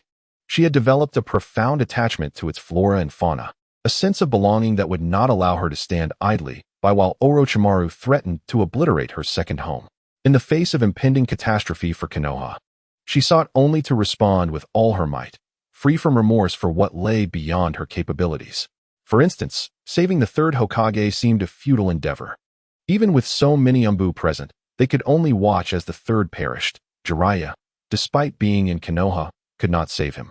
And Sakura doubted she could succeed where others had failed. Let alone saving others, she wasn't even certain she could survive the second round of the exams. The mere thought of encountering Orochimaru in the forest of death sent shivers through her stomach. What would it be like to battle one of the legendary Sannin? The notion alone was terrifying. The only solace was that Orochimaru would not eliminate Sasuke's teammates, as he needed Sasuke to advance to the third round for his own purposes. Furthermore, during Sasuke's unconsciousness, his teammates would be essential for his care. Orochimaru had invested too much effort to let Sasuke fall victim to an accident. Sakura felt an overwhelming sense of inadequacy. She was painfully aware of her own weaknesses. If she were to be recognized as a formidable powerhouse at this moment, she could simply approach the Hokage and disclose the plan to obliterate Konoha. Even if the Hokage were to be skeptical, he would certainly treat the matter with caution. Should anyone inquire about her source of intelligence, she could effortlessly dismiss their curiosity with a statement, "I have my own sources." Thus, Sakura is fervently yearning for a breakthrough in the preparation of ultra-pure water. If ultra-pure water could be extensively utilized in combat, her combat prowess would experience a remarkable enhancement. Since the conclusion of her battle with Zabuza and her return to the village, Sakura has been diligently training in the transformation of wind and ice properties, experimenting with chakra nature transformation to aid in the creation of ultra-pure water. In her mind, she has begun to form a vague concept that perhaps elevating the wind nature chakra to a more refined state could lead her to the solution. One evening, after concluding her training, Sakura retracted her shadow clone, grasped a metal sheet between her fingers, and concentrated wind nature chakra with the intention of severing the metal. To her dismay, the sheet remained utterly unyielding. Alas, this is futile. Sakura sighed, exasperated. Sakura, do not be so impatient. Such a mindset is detrimental to expanding your horizons.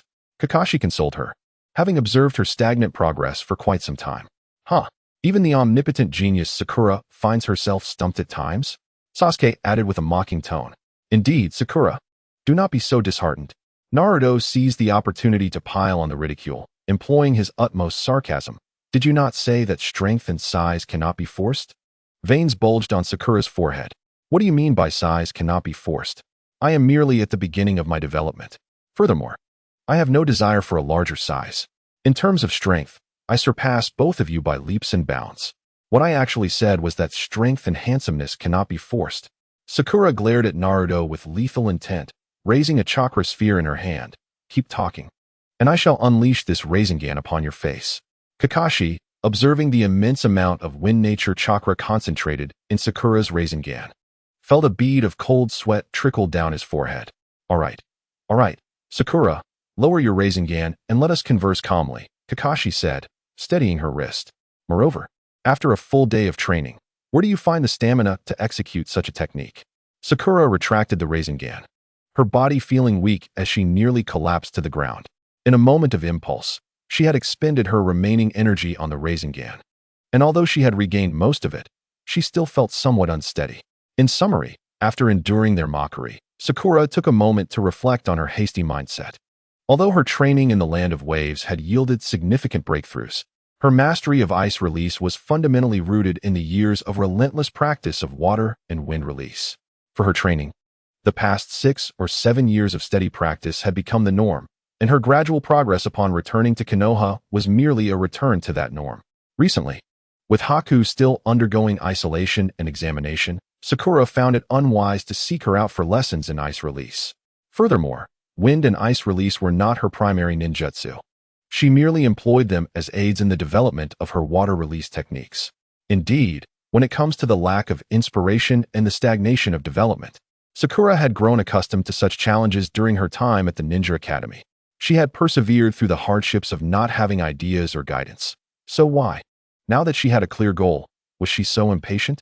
It had only been a few days, and she yearned for a breakthrough in her training regarding the nature transformation. Was she being overly eager? Beware of arrogance and impatience. Remain grounded, Sakura silently reminded herself. At that moment, a long, resonant cry echoed through the air. The 4 of them looked up in the direction of the sound, spotting a ninja hawk soaring above. Kakashi nodded thoughtfully. Well, I have some other matters to attend to today. You all may practice freely this afternoon. Dismissed. With that, he executed a body flicker technique and vanished. Naruto, Sasuke, a new tavern has opened near my home. Let us go check it out together. It's been ages since we dined together. Sakura exclaimed, her face alight with anticipation. TCH, not interested. Sasuke interjected before she could finish. I'm heading home to eat. Ever since the mission in the Land of Waves, Sasuke had become particularly withdrawn, often isolating himself to train. It seemed witnessing such a formidable young ninja like Haku had struck a blow to his confidence. I've been having some insights in my training lately, so I want to be joining you tonight. I'm leaving now. Hey, wait up, Sakura exclaimed, frustration evident as she and Naruto were unable to stop Sasuke, who walked away without looking back. They exchanged glances, both perplexed. After a considerable pause, Naruto resignedly said, "Then I'll accompany you." Sakura sighed. At least Naruto is a decent friend, though he can be rather dense. Idiot. If we go to the tavern together, people will misunderstand us. Let us just go to Ichiraku Ramen instead. All right, let us go have ramen. Sakura replied. Hey, why aren't you moving? Blushing, she stood still and said, Naruto, could you support me a bit? I'm having trouble walking. TCH, you're such a hassle. Naruto retorted, his tone reflecting familiarity as if he had rehearsed it countless times, the disdain in his voice and the scornful look in his eyes perfectly executed. No. Given Sakura's understanding of him, he must have secretly practiced to show off in front of her and Sasuke. Don't just mimic Sasuke's tone. Sakura's frustration was palpable, a vein throbbing on her forehead as she raised her Rasengan. Wait, why did I say again? Sakura, that's dangerous. Don't wave the Rasengan around carelessly. I've heard that if a girl is too violent, her assets want to develop. Naruto had a knack for provoking Sakura, effortlessly touching on her sensitive topics with just a few words. Bastard. I've told you I don't care about assets and gentleness. Why do you keep emphasizing them? Sakura fumed. Don't run away. Stand still. If you're bold enough to say that, then you should have the courage to stay put. I'm not foolish enough to stay. He retorted. Hey, didn't you say you couldn't walk? Why are you running so fast? Just thinking about catching up to him and giving him a good thrashing filled her with vigor. As Naruto ran while glancing back at Sakura, he inevitably collided with someone around the corner. Upon witnessing this scene, Sakura paused momentarily, taken aback. The individual who collided with Naruto was an eccentric boy adorned with peculiar face paint, accompanied by a tall blonde girl. Glancing at their forehead protector emblazoned with the symbol of the Sand Village, Sakura suddenly realized they were Kankuro and Temari. That hurt. Hey, I must ask, are all ninjas from Konoha this reckless? Kankuro exclaimed, rubbing his reddened forehead, and then grasped Naruto's collar, grumbling in irritation. My apologies. Naruto didn't mean to. Sakura interjected with a conciliatory smile, stepping forward to discreetly separate Kankuro from the visibly displeased Naruto. Kankuro was taken aback. As the girl approached, he instinctively tightened his grip, but when her seemingly delicate hand rested upon his, he felt an irresistible force compelling him to release his hold on Naruto's collar. Despite exerting all his strength, he found himself utterly powerless against her slender fingers, which felt as unyielding as steel pincers. His pupils dilated, and his expression shifted slightly. Fortunately, the thick layer of face paint obscured his reaction from Sakura and Naruto. A taijutsu-type ninja? Kankuro briefly entertained this thought, only to dismiss it. No, a taijutsu ninja would typically have broader hands, with thick knuckles, roughness, and calluses. In contrast, the girl's hands were long, slender, smooth, and fair, with only slight calluses at the base of her fingers. Even a female taijutsu ninja's hands could not possess such grace. A genjutsu-type ninja? Did she cast an illusion on me in that fleeting moment, making me believe I exerted my full strength when, in reality, I did not? Kankuro pondered silently. Despite his rough exterior and reckless demeanor, he possessed a remarkably perceptive mind, an essential quality for a puppeteer. Nevertheless, at the core, Kankuro was still just a brash youth. Initially intent on confronting the short, stout figure, he thought, if you insist on meddling, I might as well give you a beating first. Kankuro declared fiercely. Sakura's smile immediately froze, her cerulean eyes coldly fixed on Kankuro. Do you wish to fight? Sakura was unafraid. Even a mediocre puppet would shatter like an egg before her. Taijutsu and brute strength naturally countered puppeteers. Hey, you big black pig. How dare you act so arrogantly? I shall not let you off easily. Fool. Idiot. Naruto yelled, incensed by Kankuro's arrogance. Kankuro, infuriated, raised his fist to strike Naruto, only to have his wrist seized by a hand that suddenly emerged from behind him. In another village, you dare to act so recklessly? I cannot tell if you are courageous or simply foolish. Sasuke appeared behind Kankuro in silence, his gaze icy and laced with mockery. Well done, Sasuke. Sakura thought. Sasuke's instantaneous movement was executed with impeccable speed and timing, appearing seamlessly behind Kankuro while simultaneously seizing his hand. Even by Sakura's standards, she silently commended his skillful maneuver. It appears that Sasuke's personal prowess has silently progressed significantly. Kanjuro was taken aback when Sasuke suddenly approached from behind him. Had it been a life-and-death struggle between the two, Kanjuro would have been swiftly vanquished by Sasuke's instantaneous body technique. Fortunately, the thick layer of oil paint concealed his momentary panic, thereby salvaging his dignity. He forcefully shook off Sasuke's hand and turned to glare at him. Another bothersome individual dared to silently appear behind me. Humph, I detest witnessing the arrogance of characters like you. Kanjuro unfastened the bindings on his body and hurled the half-height puppet he carried on his back to the ground, creating a small crater in the cement. Is this a puppet? Sakura observed the bandage-wrapped object with curiosity, judging by the sound of its impact with the ground. It seemed to be made of a very hard wood. In its dormant state, the puppet exhibited no chakra response, rendering it indistinguishable from the stones on the ground in terms of chakra perception. During combat, it might be compromised due to its deceptive nature. It is said that some puppeteers prefer to use puppets disguised as their true selves to absorb damage. Hence, puppeteers are often regarded as cunning and treacherous individuals. However, while Kanjuro exhibited a certain ruthlessness, Sakura found little evidence of cunning in him. Sakura did not allocate excessive attention to Kanjuro, although he possessed a degree of strength. He was far from a threat to her. After a brief observation, she redirected her focus to locating someone who could genuinely pose a challenge to her. Where is Gaara of the Sand? An unusual chakra response behind her immediately captured Sakura's attention. Her reflexes were commendable. Yet Gaara's sand body technique had already reached her before she could fully turn around. If Sasuke's instantaneous body technique warranted Sakura's admiration, then Gaara's was nothing short of astonishing. The unimaginable speed of his sand body instinctively triggered a sense of threat within Sakura, leading her to instinctively conjure a pure water shield. In the next moment, Sakura realized she had overreacted and hurriedly retracted the water shield. At this time and place, Gaara was unlikely to engage her in combat. Just moments ago, she had scorned Kanjuro for being startled by Sasuke's technique. Now, she found herself even more startled by Gaara's. Sakura's cheeks flushed. Unlike Kanjuro's dark demeanor, her embarrassment was evident. But thankfully, everyone was captivated by Gaara, oblivious to the girl's fleeting awkwardness. Except for Gaara, who, to his surprise, noticed that even Kanjuro's group reacted more slowly than the pink-haired girl, who was facing away from him. Her keen perceptive abilities and rapid response prompted Gaara to regard her with renewed interest. She did not appear to be a formidable warrior. Rather, she resembled those frivolous individuals who delight in their own embellishment. Perhaps a perceptive ninja? Humph, have I misjudged her? Gaara observed Sakura discreetly for a moment, reached a conclusion in his mind, and then turned to Kanjuro, coldly reprimanding. Enough? Kanjuro, do you intend to involve the crows as well? Are you not embarrassed enough? Kanjuro quickly forced a smile and attempted to explain, but Gaara paid him no heed. Silence. If I see you causing trouble again, I shall take your life.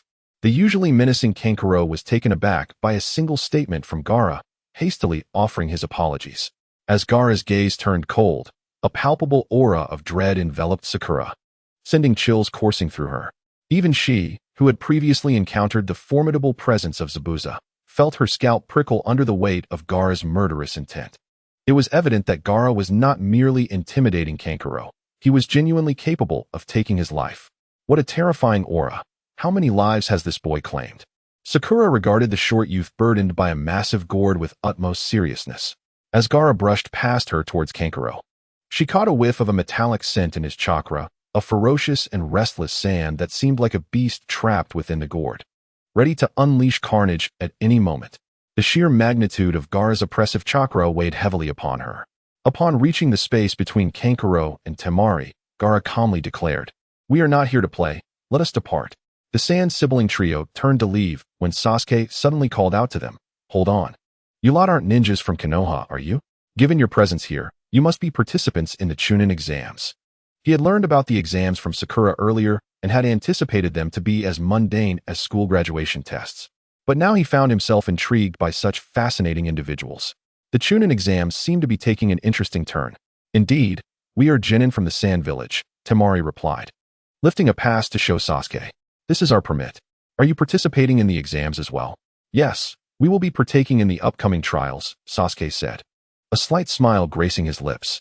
By the way, what is your name, the one carrying the gourd? I am Gaara of the Sand, he said, turning back to lock eyes with Sasuke. I find you intriguing as well. What is your name? Sasuke chuckled softly. I am Sasuke. Gaara nodded slightly and turned to leave. Wait, why don't you ask my name? I am stronger than Sasuke. I really am. Hey, turn back. Me too, came Naruto's voice. I am not interested in women or fools. Gaara replied without turning, his words dripping with disdain. Sakura and Naruto exchanged glances. Rendered speechless. Why do I always get overshadowed by Sasuke despite my prowess? Naruto muttered in frustration. Sakura, what is the Chunin exam about? After Gaara had departed, Sasuke turned to Sakura and inquired. Gently tapping her lips with her finger, Sakura pondered for a moment before responding, in simple terms. It consists of team battles and individual matches. Those who perform well can be promoted to Chunin. Besides the Genin from Konoha, other ninja villages will also send participants, and many strong contenders join the fray each year. Moreover, it is said that numerous spectators will attend, including the daimyos and the Hokage, making the competition quite formal. Individual matches? Will teammates face each other as well? Naruto interjected curiously. Yes, indeed. Sakura smiled and nodded, indicating that the individual competition would follow an elimination format. Sasuke's eyes brightened. So, as long as we continue to win, we shall inevitably face you and Naruto, right, Sakura? Sakura nodded in agreement. Just how formidable are your abilities? I shall finally witness them. Sasuke intently stared at Sakura and Naruto, slowly adding, Sakura, Naruto, I have long desired to engage in a serious match against both of you. Do not lose before you encounter me. Naruto was taken aback. It was the first time he had seen Sasuke express such earnestness in wanting to battle him. Sasuke, have you begun to acknowledge me? A warmth filled Naruto's heart. Humph, rest assured, I will not be defeated before I face you and Sakura, he declared confidently with a smile. Sakura chuckled. You too. How audacious to proclaim your certainty of victory when you have yet to face the true strength of your opponents. However, I too have longed to witness your Sharingan, Sasuke, and the concealed power within you, Naruto. This Chunin exam is becoming increasingly intriguing. The thought of competing alongside numerous strong adversaries filled Sasuke with excitement. By the way, Sasuke, are you truly not joining us for dinner? I shall return home now. Farewell. A few days later, on the morning of the first exam at the teaching building, though they had recently graduated, it felt as if they had not returned in years. Nostalgia washed over them. However, it seemed they had arrived a bit late, as there was not a soul in sight outside. Surely, they had all entered the classroom by now. As Sakura walked through the hall on the first floor, she was surprised to find it utterly deserted. Not quite. There was still one presence. Sasuke keenly sensed a vibrant source of chakra, and upon looking up, he saw a bushy-browed, watermelon-headed ninja gazing down at them from the second floor. Sakura also looked up and instantly recognized this uniquely dressed ninja as Rock Lee. She had heard tales of him during her time at the Ninja Academy. He was a year ahead of them, and many claimed that the naturally unable to use ninjutsu Lee was the Academy's biggest underachiever. However, having read the manga, Sakura knew that Lee, with his mastery of the 8 gates, possessed true strength far surpassing that of so-called geniuses like Neji and Sasuke. Just sensing the immense chakra hidden beneath Lee's comical exterior, Sakura understood he was no ordinary ninja. Moreover, there were 2 figures standing above. Sakura silently corrected Sasuke's observation in her mind. She felt a familiar sense of scrutiny emanating from the left, akin to the sensation when Hinata gazed at them with her Byakugan. It was likely Neji Hyuga, hiding behind a pillar and observing them. Lee leapt down from the upper floor and stood before Sasuke. I have awaited you for quite some time. You are Uchiha Sasuke, correct? Lee assumed a fighting stance, addressing Sasuke. And what of it? Sasuke sneered. I am Rock Lee. I intended to engage you in a match, as I wish to ascertain just how strong the legendary Uchiha clan truly is. However, I did not anticipate your late arrival, leaving us no time to spar, as registration is nearing its conclusion. However, there is no cause for concern. The forthcoming examination presents another opportunity for me to demonstrate my prowess. Suddenly, Lee vanished from view. His speed rivaled that of Sasuke's body flicker technique. Nay, it surpassed it. Moreover, the fluctuations of his chakra were remarkably subtle. Sakura astonishingly lost track of him in such a brief moment. I am the strongest among the genin of Konoha. A voice emerged from behind Sasuke, and Lee's figure materialized behind Sakura and her companions. Such incredible velocity. The trio turned in astonishment to behold him. Oh, that charming young man. Lee abruptly transformed his serious demeanor into a bashful gaze directed at Sakura, asking, "Would you like to go out with me? I am quite fond of your type." What? Sakura and the others were rendered speechless. Recovering, Sasuke shot a cold glare at Lee. "Are you mocking us?" "No. I speak with sincerity. As for dating a man, I think not," Sakura thought, overwhelmed by the notion. She awkwardly chuckled. "Ah, thank you for your kind offer. But I am currently not inclined to pursue a romantic relationship." At that moment, a voice timely rescued Sakura from her embarrassment. "Lee, are you not ready yet? Stop dawdling and hurry up." A handsome boy with long black hair appeared on the second floor. It was Niji, who seemed unable to bear Lee's declaration any longer. After Lee and Niji departed, the three fell into silence for a moment. "Humph," Sasuke forced a smile. "Those two are formidable. That watermelon-headed Lee possesses astonishing speed, and the white-eyed fellow behind him. He seems even stronger than Lee. Both are monsters. However, once I employ my Sharingan, I shall surely prevail against them." "Perhaps not," Naruto remarked with unexpected gravity. "While the white-eyed one is uncertain, did you notice Lee's bandaged hands?" "Indeed. The medical bandages he wears are indicative of someone who has undergone rigorous training. That thick-browed fellow is exceptionally diligent. His strength is unfathomable." Sakura interjected, taking up Naruto's words. "I recognize them. The one with the bandages is Lee, who, I hear, is entirely ignorant of ninjutsu, but possesses remarkable taijutsu. The white-eyed one is Hinata's cousin Niji, also a practitioner of taijutsu, acknowledged as a genius in the previous year's ninja academy. Yet, it is merely that," Sasuke mused. "To encounter so many strong individuals makes this so-called Chunin exam increasingly intriguing." His expression transformed from one of gloom to a confident smile. "Naruto, Sakura, let us proceed." Meanwhile, on the second floor, Niji and Lee were making their way to the examination classroom. "So, how formidable are Lee and the others? Without the Uchiha's secret techniques, Sasuke cannot match my speed. The short ninja is equally unable to keep up, thus he should be slightly weaker than Sasuke. Do not underestimate Lee. The power of the Sharingan is not to be trifled with."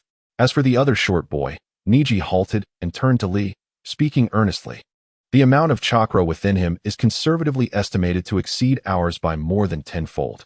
Lee, you have misjudged him. However, the most fearsome is that girl. Her name is Haruno Sakura. As you moved behind her, her chakra had already responded. She was the only one among the trio who could keep pace with you. Lee, you may not have noticed, but there were rumors back in the Ninja Academy that she independently developed an S-rank ninjutsu."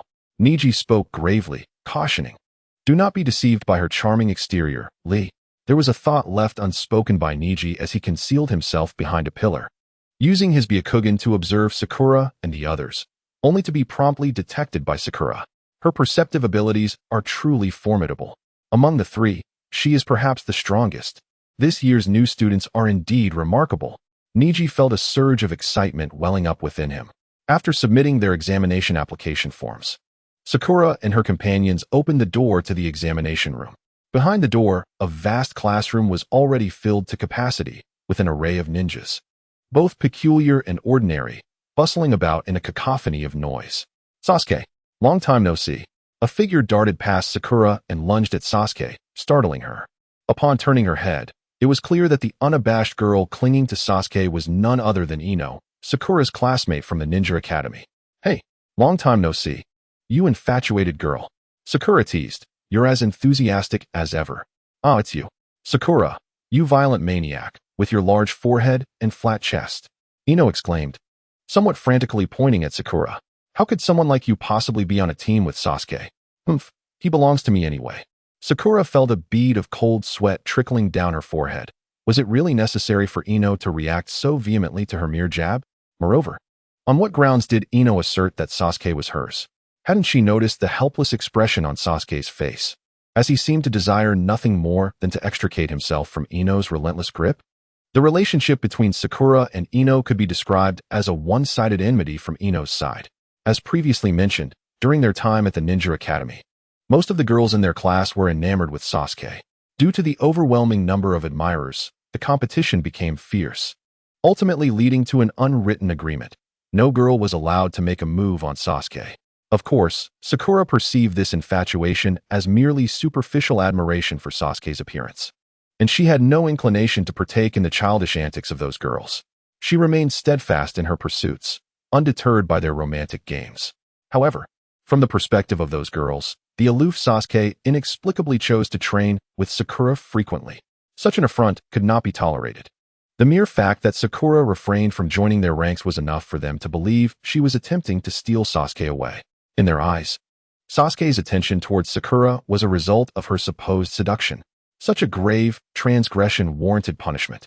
Thus, the first measure of punishment was isolation. Admittedly, Sakura had little in common with those other girls. Her social circle consisted of Naruto, Sasuke, Hinata, and the delinquent quartet. Isolating Sakura? It took her a year or two to realize that the girls in her class were intentionally avoiding conversation with her. Isolation proved ineffective, so the second measure, of course, was violence. On Earth, a single girl cannot hope to contend against several others. However, for ninjas, numbers often cannot compensate for the disparity in strength. Among the girls, the most formidable and academically accomplished Ino took on the task of provoking Sakura. The outcome was predictable. After several encounters where Sakura decisively overpowered Ino and her entourage, Ino finally recognized the absolute difference in their abilities, and Sakura consequently acquired a new moniker as a violent force. One might say this was a classic case of no pain, no gain in the realm of acquaintance. At that moment, the other two members of the Ino Shikicho trio approached. TSK, TSK, TSK, you three are here too. What a bother. Shikamaru remarked with a sigh of resignation. Indeed, Choji mumbled, munching on chips. Sakura set aside her banter with Ino and greeted them with a smile. Humph, Shikamaru, you still look so lethargic. Surely Asuma-sensei didn't drag you here against your will. Choji, you've certainly filled out quite a bit. Shikamaru rolled his eyes, seemingly confirming Sakura's observation. He sighed like an old man, yet silently assessed Sakura and her companions. Their demeanor had grown considerably steadier and more confident, indicating a significant improvement in their abilities since their days at the Ninja Academy. Sasuke and Sakura were already renowned prodigies back then, and now it appeared that Naruto had also become quite formidable. What a nuisance, Shikamaru thought, feeling a sense of foreboding at the prospect of facing these three in the examination. With Sasuke's Sharingan and Naruto's extraordinary stamina, how could he possibly contend with them? It seemed that surrendering to Sakura would be the most prudent choice. Well, it appears everyone is gathered. The exuberant and self-assured Kiba arrived, followed by Hinata, who blushed upon seeing Naruto, and Shino, who wore an enigmatic expression.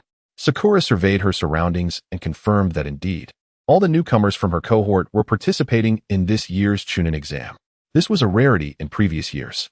Although the exam was nominally open to all genin, only the exceptional ones were recommended by their instructors, meaning that everyone present was considered an elite by their teacher standards.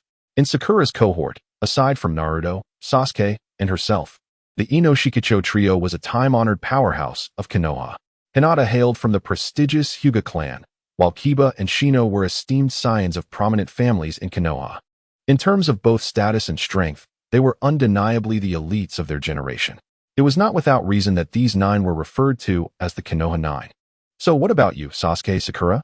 Kiba inquired, maintaining his composure as he regarded Sakura, feeling most impressed by their strength. How far do you think we can go? Humph, that's difficult to say. There are certainly many formidable opponents I've encountered. Though she spoke boldly, Sasuke's tone betrayed little tension, exuding an air of confidence. If things go awry, it's possible we might even be defeated by them. Hey, you seem rather determined. Naruto interjected, feeling somewhat irked that Kiba hadn't asked about him. We are quite strong. We aren't afraid of those people. Is that so? What about you, Sakura? Sakura gazed intently into Kiba's eyes and declared without hesitation, first, there is not a single person here who can surpass me.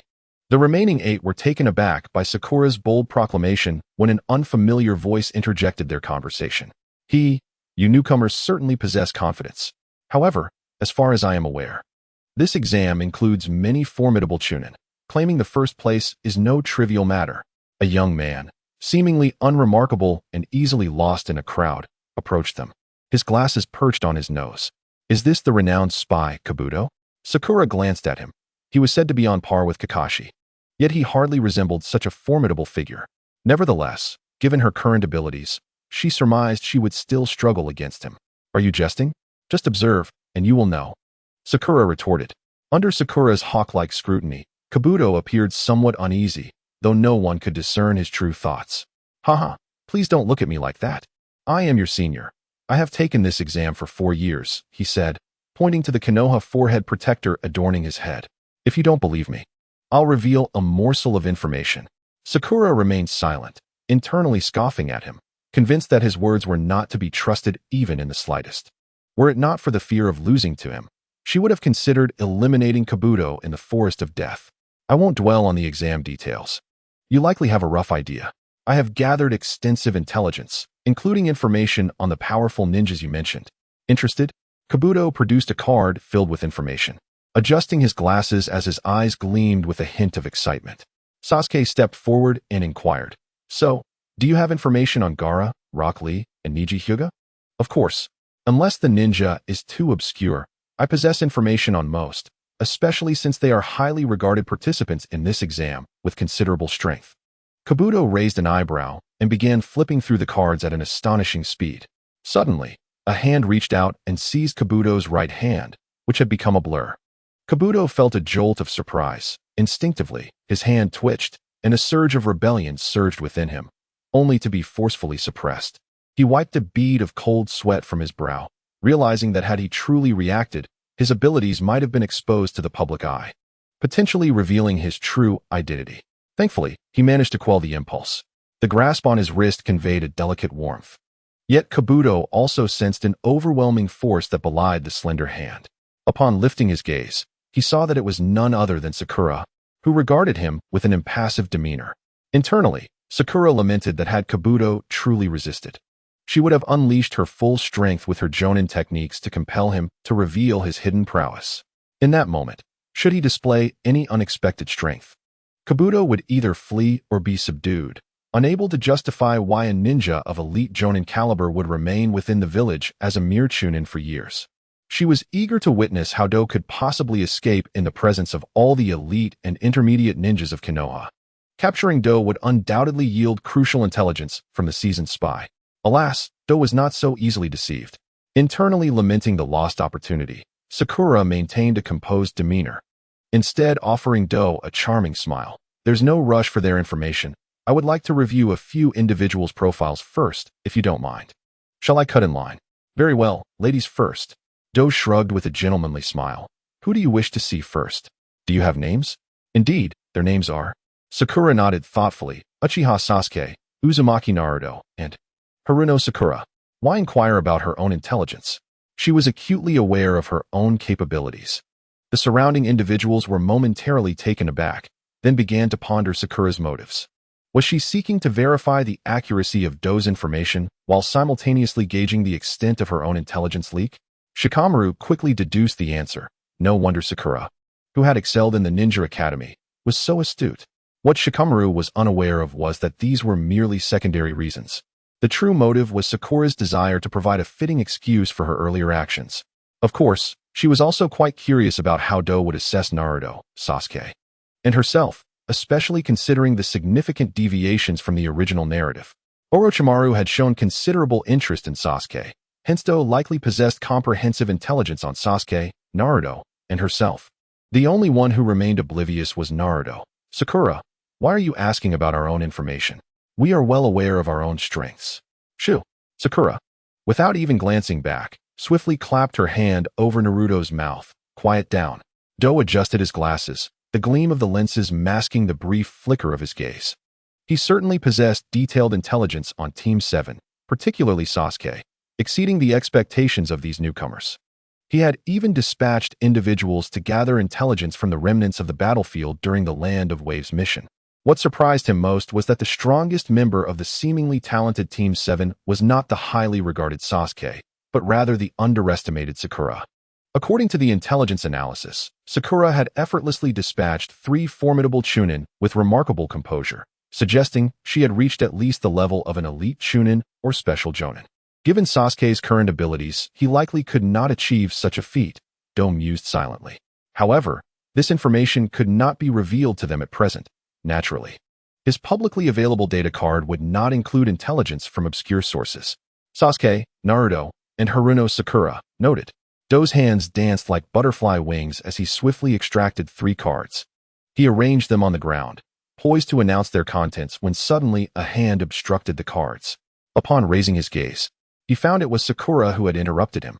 Apologies, Senior Do. Sakura crouched slightly, smiling sweetly. This is, after all, our intelligence. I kindly ask that you refrain from disclosing it. Sakura withdrew her palm and swiftly perused 3 cards. The information inscribed upon them held no surprises.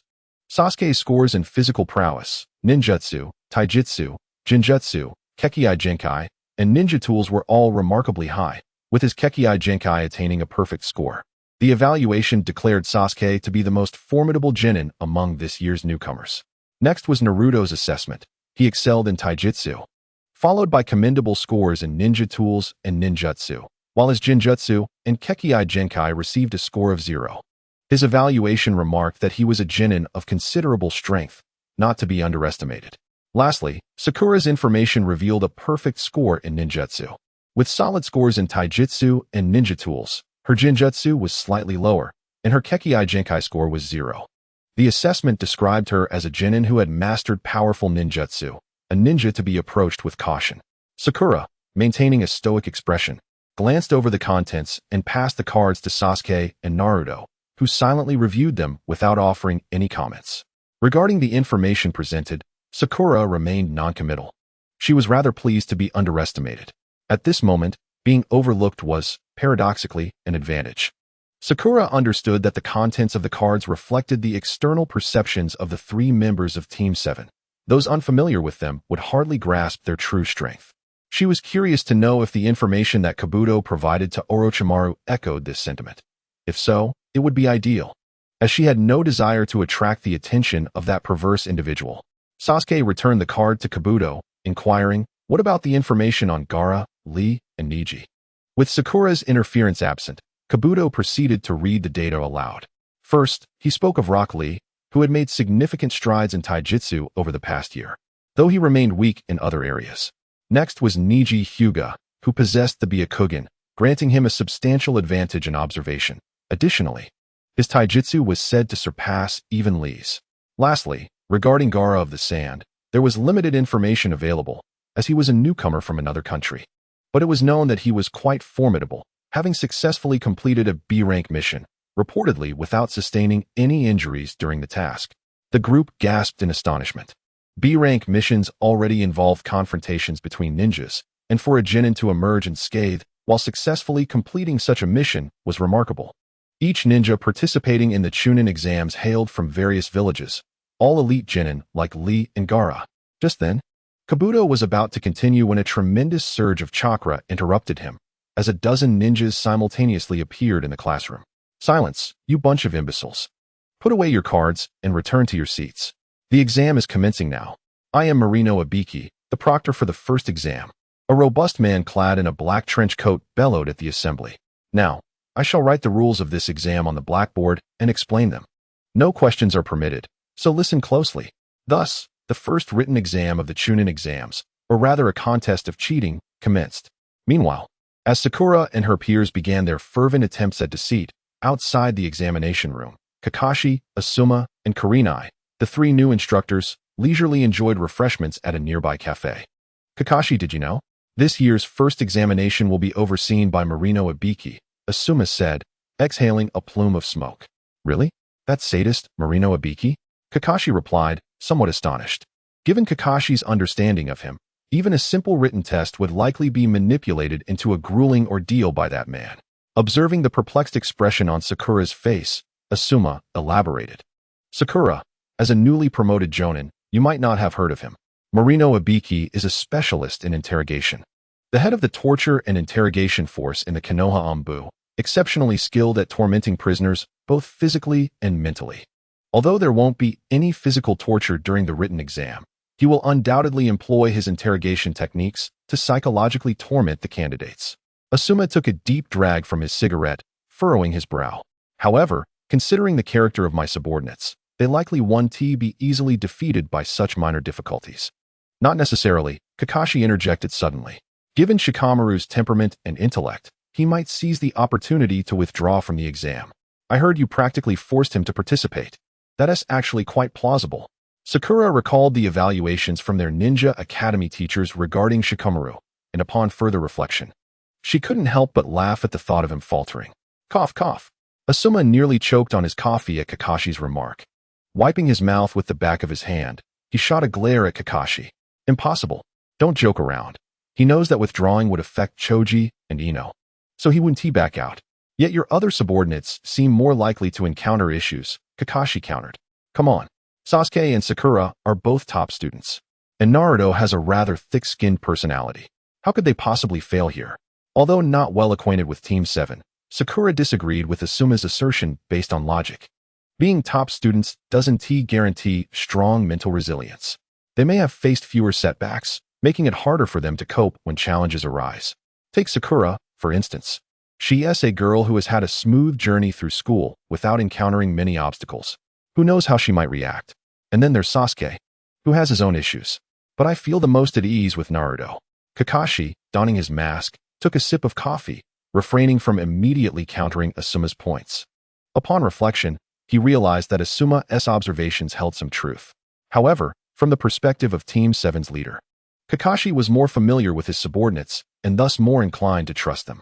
So, realistically speaking, would Sakura and Sasuke truly falter under Marino Ibiki's examination? Kakashi's thoughts first drifted to Sasuke's indifferent visage. This stoic child, perpetually wearing a cold expression, likely still harbored his grudges, unable to open his heart, which contributed to his frigid demeanor. As his mentor, Kakashi found himself at a loss on how to unravel Sasuke's inner turmoil. Fortunately, Naruto and Sakura were present in the team, capable of providing the bonds of companionship that Sasuke needed. It was quite a challenge for Sakura, who, despite her tough demeanor, was willing to lower her guard to show her softer side to Sasuke. A man consumed by vengeance is both fragile and formidable. Thus, Sasuke will not falter here. But what of Sakura? Haruno Sakura, the sole girl in their trio, serves as the unspoken yet effective leader among them.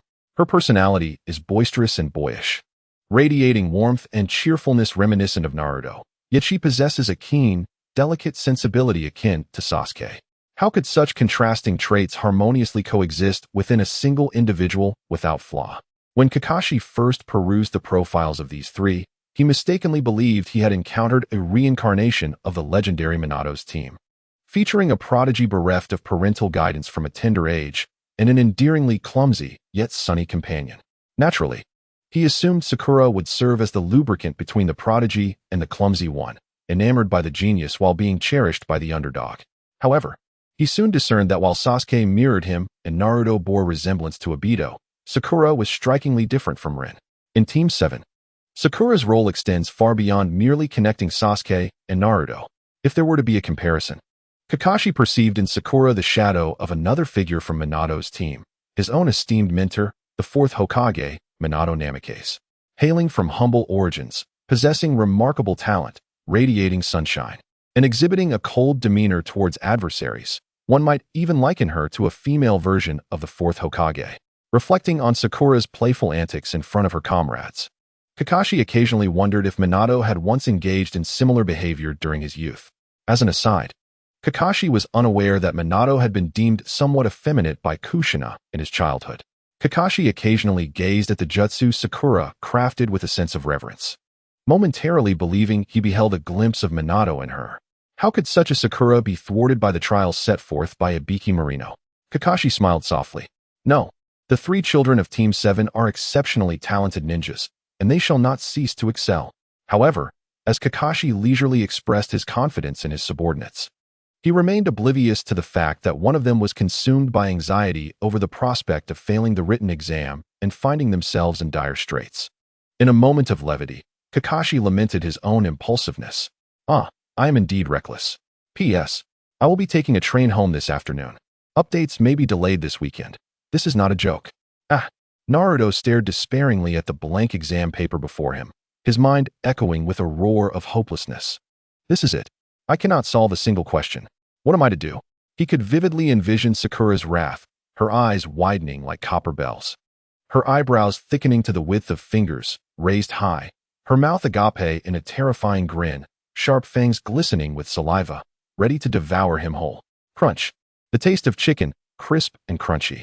A shiver coursed through Naruto as he vigorously shook his head, attempting to dispel this dreadful image. While Sakura could be fearsome, surely she wouldn't transform into a monster to swallow him whole. Yet, if he dared to voice the frightening vision of Sakura that had invaded his thoughts, it was entirely conceivable that she might indeed morph into that very form and end his life. Had he known that his shortcomings would hinder everyone from passing the first examination, even if it did not warrant a fierce reprimand, Sakura would undoubtedly have employed her loving yet firm approach to educate him thoroughly. In recent years, Naruto, under Sakura's affectionate guidance, has unveiled the latent potential of his tenacious spirit. Within Team 7, the apex of the food chain, Sakura's treatment of the lower-tier individuals, Sasuke and Naruto, starkly contrasts. While she relentlessly endeavors to break through Sasuke's stoic demeanor, employing various methods to elicit expressions of joy, embarrassment, and bashfulness, her approach towards Naruto, the master of comedic expressions and reckless antics, is imbued with compassion. She encourages him to learn from his mistakes through discomfort, guiding him toward the right path in life. In this respect, one could argue that Sakura's intentions for Naruto are indeed heartfelt. In a sense, Naruto's abandonment of his mischievous graffiti antics on Hokage Rock can be attributed to her formidable influence. Oblivious to Sakura's earnest efforts, Naruto at this moment is consumed by anxiety over the examination. He comprehends each of the 9 questions, yet when they are combined, their meanings elude him. Straining his mind to recall the lessons from ninja school, he suddenly realizes that most of the content seems to have been explained to him by Sakura. Indeed, she had covered similar topics. He desperately tries to remember the answers, but recalls that he had fallen asleep after she read the questions, missing the answers entirely. This raises a daunting question. What would happen if they all failed the exam due to submitting blank papers? The weight of this inquiry is heavy, prompting Naruto to swiftly shift to another. How could he avoid submitting a blank exam if he knows nothing? In a moment of despair, the answer springs to mind. Cheating. Seated beside him is Hinata, who at this moment is secretly harboring feelings for him. Unbeknownst to Naruto, who perceives Hinata merely as a shy girl, her affections remain untouched by Sakura's butterfly effect. Given their personalities, even without the events from the original narrative, Hinata would undoubtedly be drawn to the spirited Naruto, especially considering the transformation he has undergone after Sakura's profound teachings, channeling his mischief into diligent training. Although he is deemed the underachiever, this is primarily due to the exam's focus on the shadow clone technique, which is not his forte. His prowess in physical and other ninjutsu is commendable. A man of such caliber is naturally appealing to a young girl like Hinata. Observing Naruto scratching his head in confusion as his paper remains blank, she realizes that the questions are challenging even for her, and given Naruto's character, it is likely he has not answered a single one. When Naruto furtively glances at Hinata's exam paper, she musters her courage to subtly reveal her answers to him, whispering, "Naruto, would you like to copy my paper?" However, this sweet interaction between Hinata and Naruto is cut short by his concern of being discovered, leaving Sakura, seated in the back, feeling a mix of urgency and helplessness. She refrains from assisting Naruto, deliberately leaving the opportunity for Hinata. 2 innocent souls remained oblivious to the true essence of the examination. Hinata, possessing the capability to answer the questions, would naturally refrain from the risk of cheating. If she were to activate her Byakugan now, she would discover that the other candidates had already begun to showcase their unique abilities. Unbeknownst to her, it was precisely her rudimentary method of assisting Naruto that led him to decline her help. Should Sakura intervene and offer a gentle reminder? She hesitated. While the Byakugan afforded her convenience in cheating for herself, aiding others proved to be a more formidable challenge. Thus, it was likely that Hinata, lacking superior alternatives, resorted to such a clumsy approach. After some contemplation, Sakura infused ink with chakra, guiding it to form characters before Hinata, conveying her message in this manner.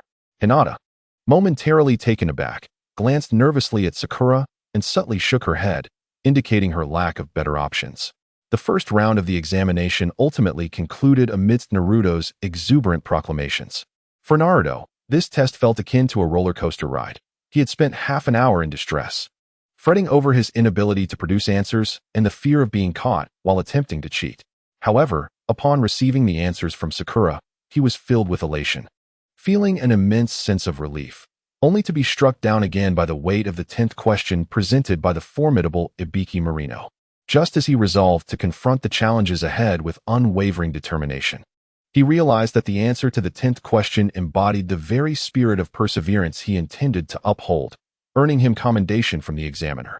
The fluctuations of life were indeed exhilarating. As they journeyed toward the forest of death, Naruto wore a triumphant grin. Irritated by his exuberance, Sakura found herself disinclined to engage with him. After all, it was a rare occasion for him to receive praise, so she permitted him to revel in his moment. However, the looming possibility of encountering Orochimaru cast a shadow over Sakura's mood. She often pondered whether abstaining from the exam might allow her to evade him. Yet, upon reflection, she recognized the impossibility of such a choice. Even if she opted out this year, what about the next? As a member of the formidable Team 7, renowned as the brightest among the new generation, how would others perceive her if she shied away from the Chunin exams? Moreover, she could not deceive herself. If she continuously chose to evade challenges, her spirit would succumb to darkness, and without a mindset of a warrior, how could she ever aspire to be one?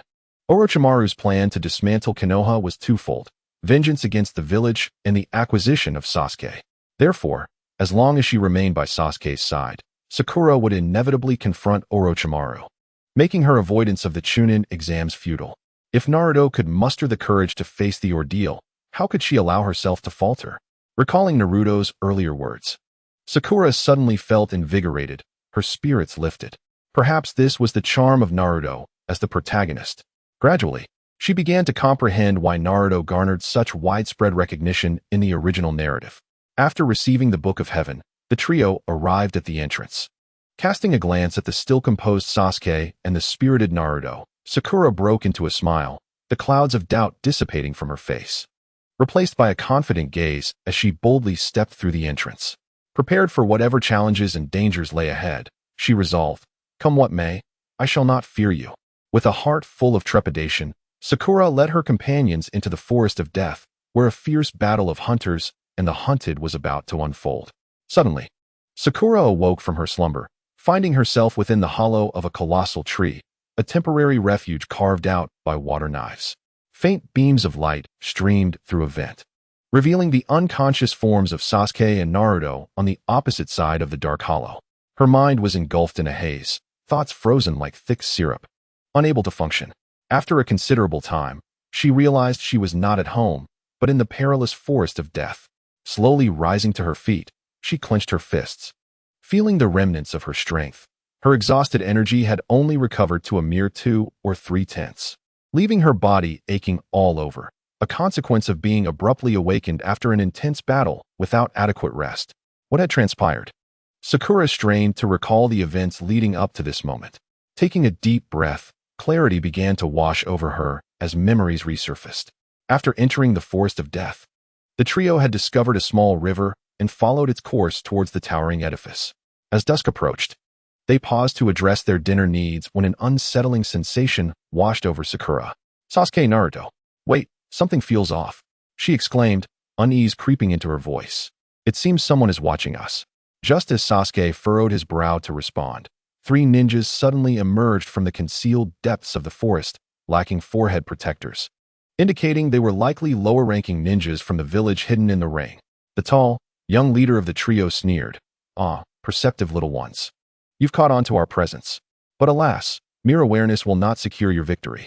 If you wish to survive, hand over your scrolls." Sakura scoffed quietly, having sensed their presence long before, feigning ignorance merely to allow herself a moment as respite before addressing them. "Get lost. I have no time to deal with you pathetic fools." Her rising sense of danger stripped her of patience, and she spoke with irritation. Had Orochimaru set his sights on them? Sakura fought to suppress the urge to flee. She knew her lack of exceptional escape skills rendered it impossible for a mere lower ninja to elude Orochimaru's grasp, especially with adversaries right before her. Taking a deep breath, she steadied her trembling form. "Orochimaru, let me witness just how formidable you are." Her words caused the arrogant Rain ninjas to exchange wary glances. They had initially underestimated Sakura and her companions, believing their youthful appearance suggested inexperience and that a mere intimidation tactic would suffice to procure their scrolls. Little did they expect that this pink-haired girl, far from the frail figure she appeared to be, would respond with such unwavering defiance? Was she simply an audacious novice? Or did she possess some hidden strength? A sense of foreboding gripped the leader of the Rain Ninjas. "You little brat. How dare you be so arrogant despite your lack of ability? Allow me to teach you a lesson." The tall young Rain Ninja suppressed his unease and spat out, hurling his umbrella into the air, swiftly forming a hand seal. Ninjutsu, Rain of Thousand Petals. The umbrella unfurled in the air, spinning gracefully, and within Sakura's perception, it gathered an immense quantity of chakra, coalescing into a dense barrage of thousand needles, cascading down like a torrential rain. The seemingly endless onslaught of needles instantly enveloped Sakura's vision. The overwhelming quantity was despairing. Thousands of needles surged toward the three of them. Sasuke sneered, exchanging a knowing glance with Naruto, and together they simultaneously formed hand seals. Fire style, great fireball technique. Wind style, great breakthrough. This combination technique, which they had previously employed against the Akatsuki brothers, had evolved significantly since then. Sasuke and Naruto were no longer the same as before. The might and aura of this technique now far surpassed their earlier attempt. The gale howled like a blade, carving deep ravines in the ground and swirling dust and debris into the air. The fireball, meeting the wind, expanded dramatically, its blazing flames igniting with renewed intensity, as if the very air was being scorched. The fireball, with a diameter of 20 meters, mingled with the ferocious wind, charging forward with a destructive force to confront the incoming needles. The clash of ninjutsu determined the victor in an instant. The multitude of needles could not budge the colossal fireball. Those that struck the fireball were vaporized instantly, while others, caught in the tumultuous winds, were swept back toward the raging inferno, propelling them toward the three Rain Ninjas. The Rain Ninjas were momentarily paralyzed with fear at the sight of this frenzied fireball, and only at the last moment did they remember to attempt to shield themselves from it. Boom!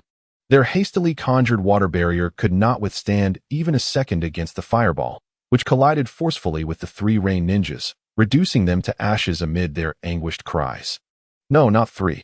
With a detached gaze, Sakura noted the two lifeless bodies on the ground, her brows knitting slightly as she sensed that the leading Rain Ninja had executed a substitution technique at the last moment. With a delicate hand, she silently formed seals. Her voice calm as she declared, "I'll take care of the last one." The Rain Ninja, battered and bruised, clung to a concealed tree, his body marred by burns. His once defiant hair, now a singed mess. Breathing heavily, he struggled to quell the fear and rage within him. "Ha, ha, damn brat, I will kill you." His words were abruptly cut short as he felt the chilling touch of an ice kunai pressed against his neck. "Who do you wish to kill?" A graceful figure had silently appeared behind him.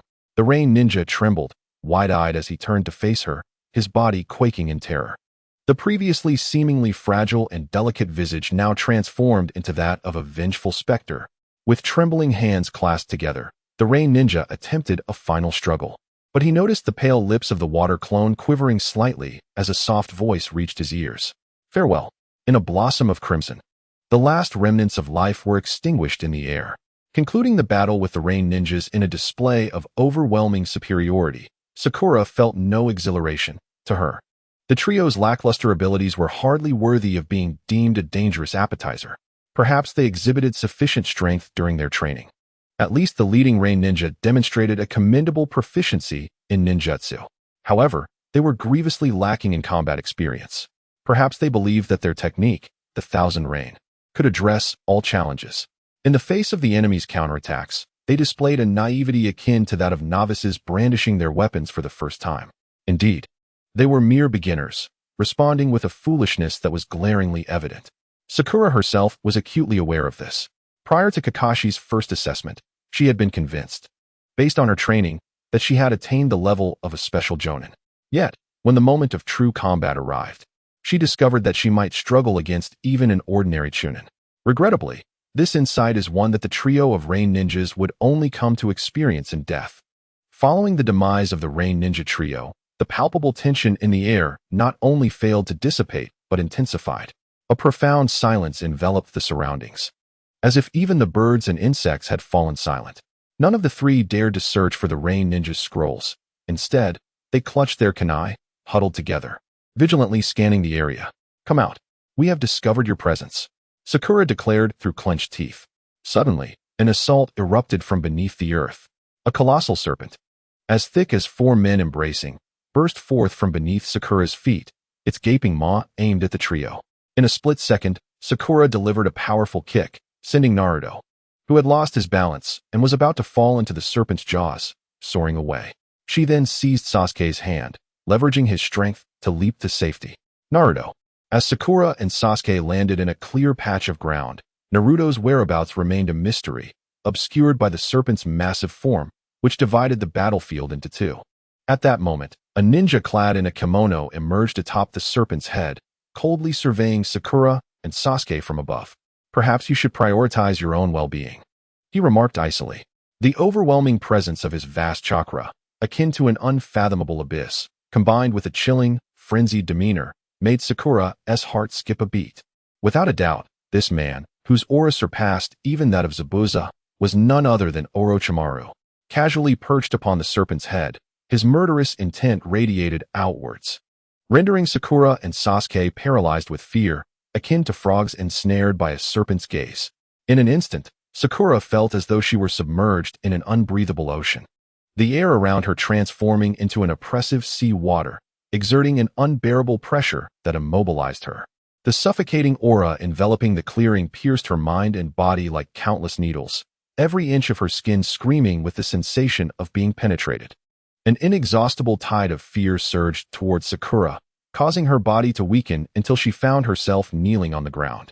It took a full 2 seconds for Sakura to acclimate to the mental pressure exerted by the murderous intent. Those brief moments felt to her as if they spanned an eternity. Although she had previously encountered Zabuza's menacing aura, it now seemed trivial in comparison to Orochimaru's. The chasm between a Kaga level and a non-Kaga level shinobi was indeed monumental. Moreover, this time, Kakashi was not present to serve as Sakura's mental anchor. Rather, she found herself in the position of being Sasuke's source of strength. At this moment, Sasuke appeared far more wretched than Sakura, who had just recovered from her shock. He had already collapsed to the ground, retching uncontrollably. In stark contrast, as she acclimated to the overwhelming aura, Sakura's spirit began to surge with exhilaration. Regardless of her typically serene demeanor, deep within her heart lay a profound pride, one that could not accept her momentary submission to Orochimaru's murderous intent. The extraordinary mental fortitude within her, akin to a tightly coiled spring, was ready to rebound violently once the pressure eased. An indomitable fighting spirit ignited within her. This aura surpassed even that of Kakashi-sensei. Sakura's pale face gradually regained its color. Confronted with the world's most formidable adversary, she found herself astonishingly composed. In this world, there existed only one individual who could rival the prowess of a serpent, and that was none other than the legendary Sannin, Orochimaru. Haha, how amusing. It is truly remarkable how many capable ninjas there are. Orochimaru licked his lips, revealing an intrigued smile. How fascinating. The seemingly youthful girl before him possessed such resilience of spirit.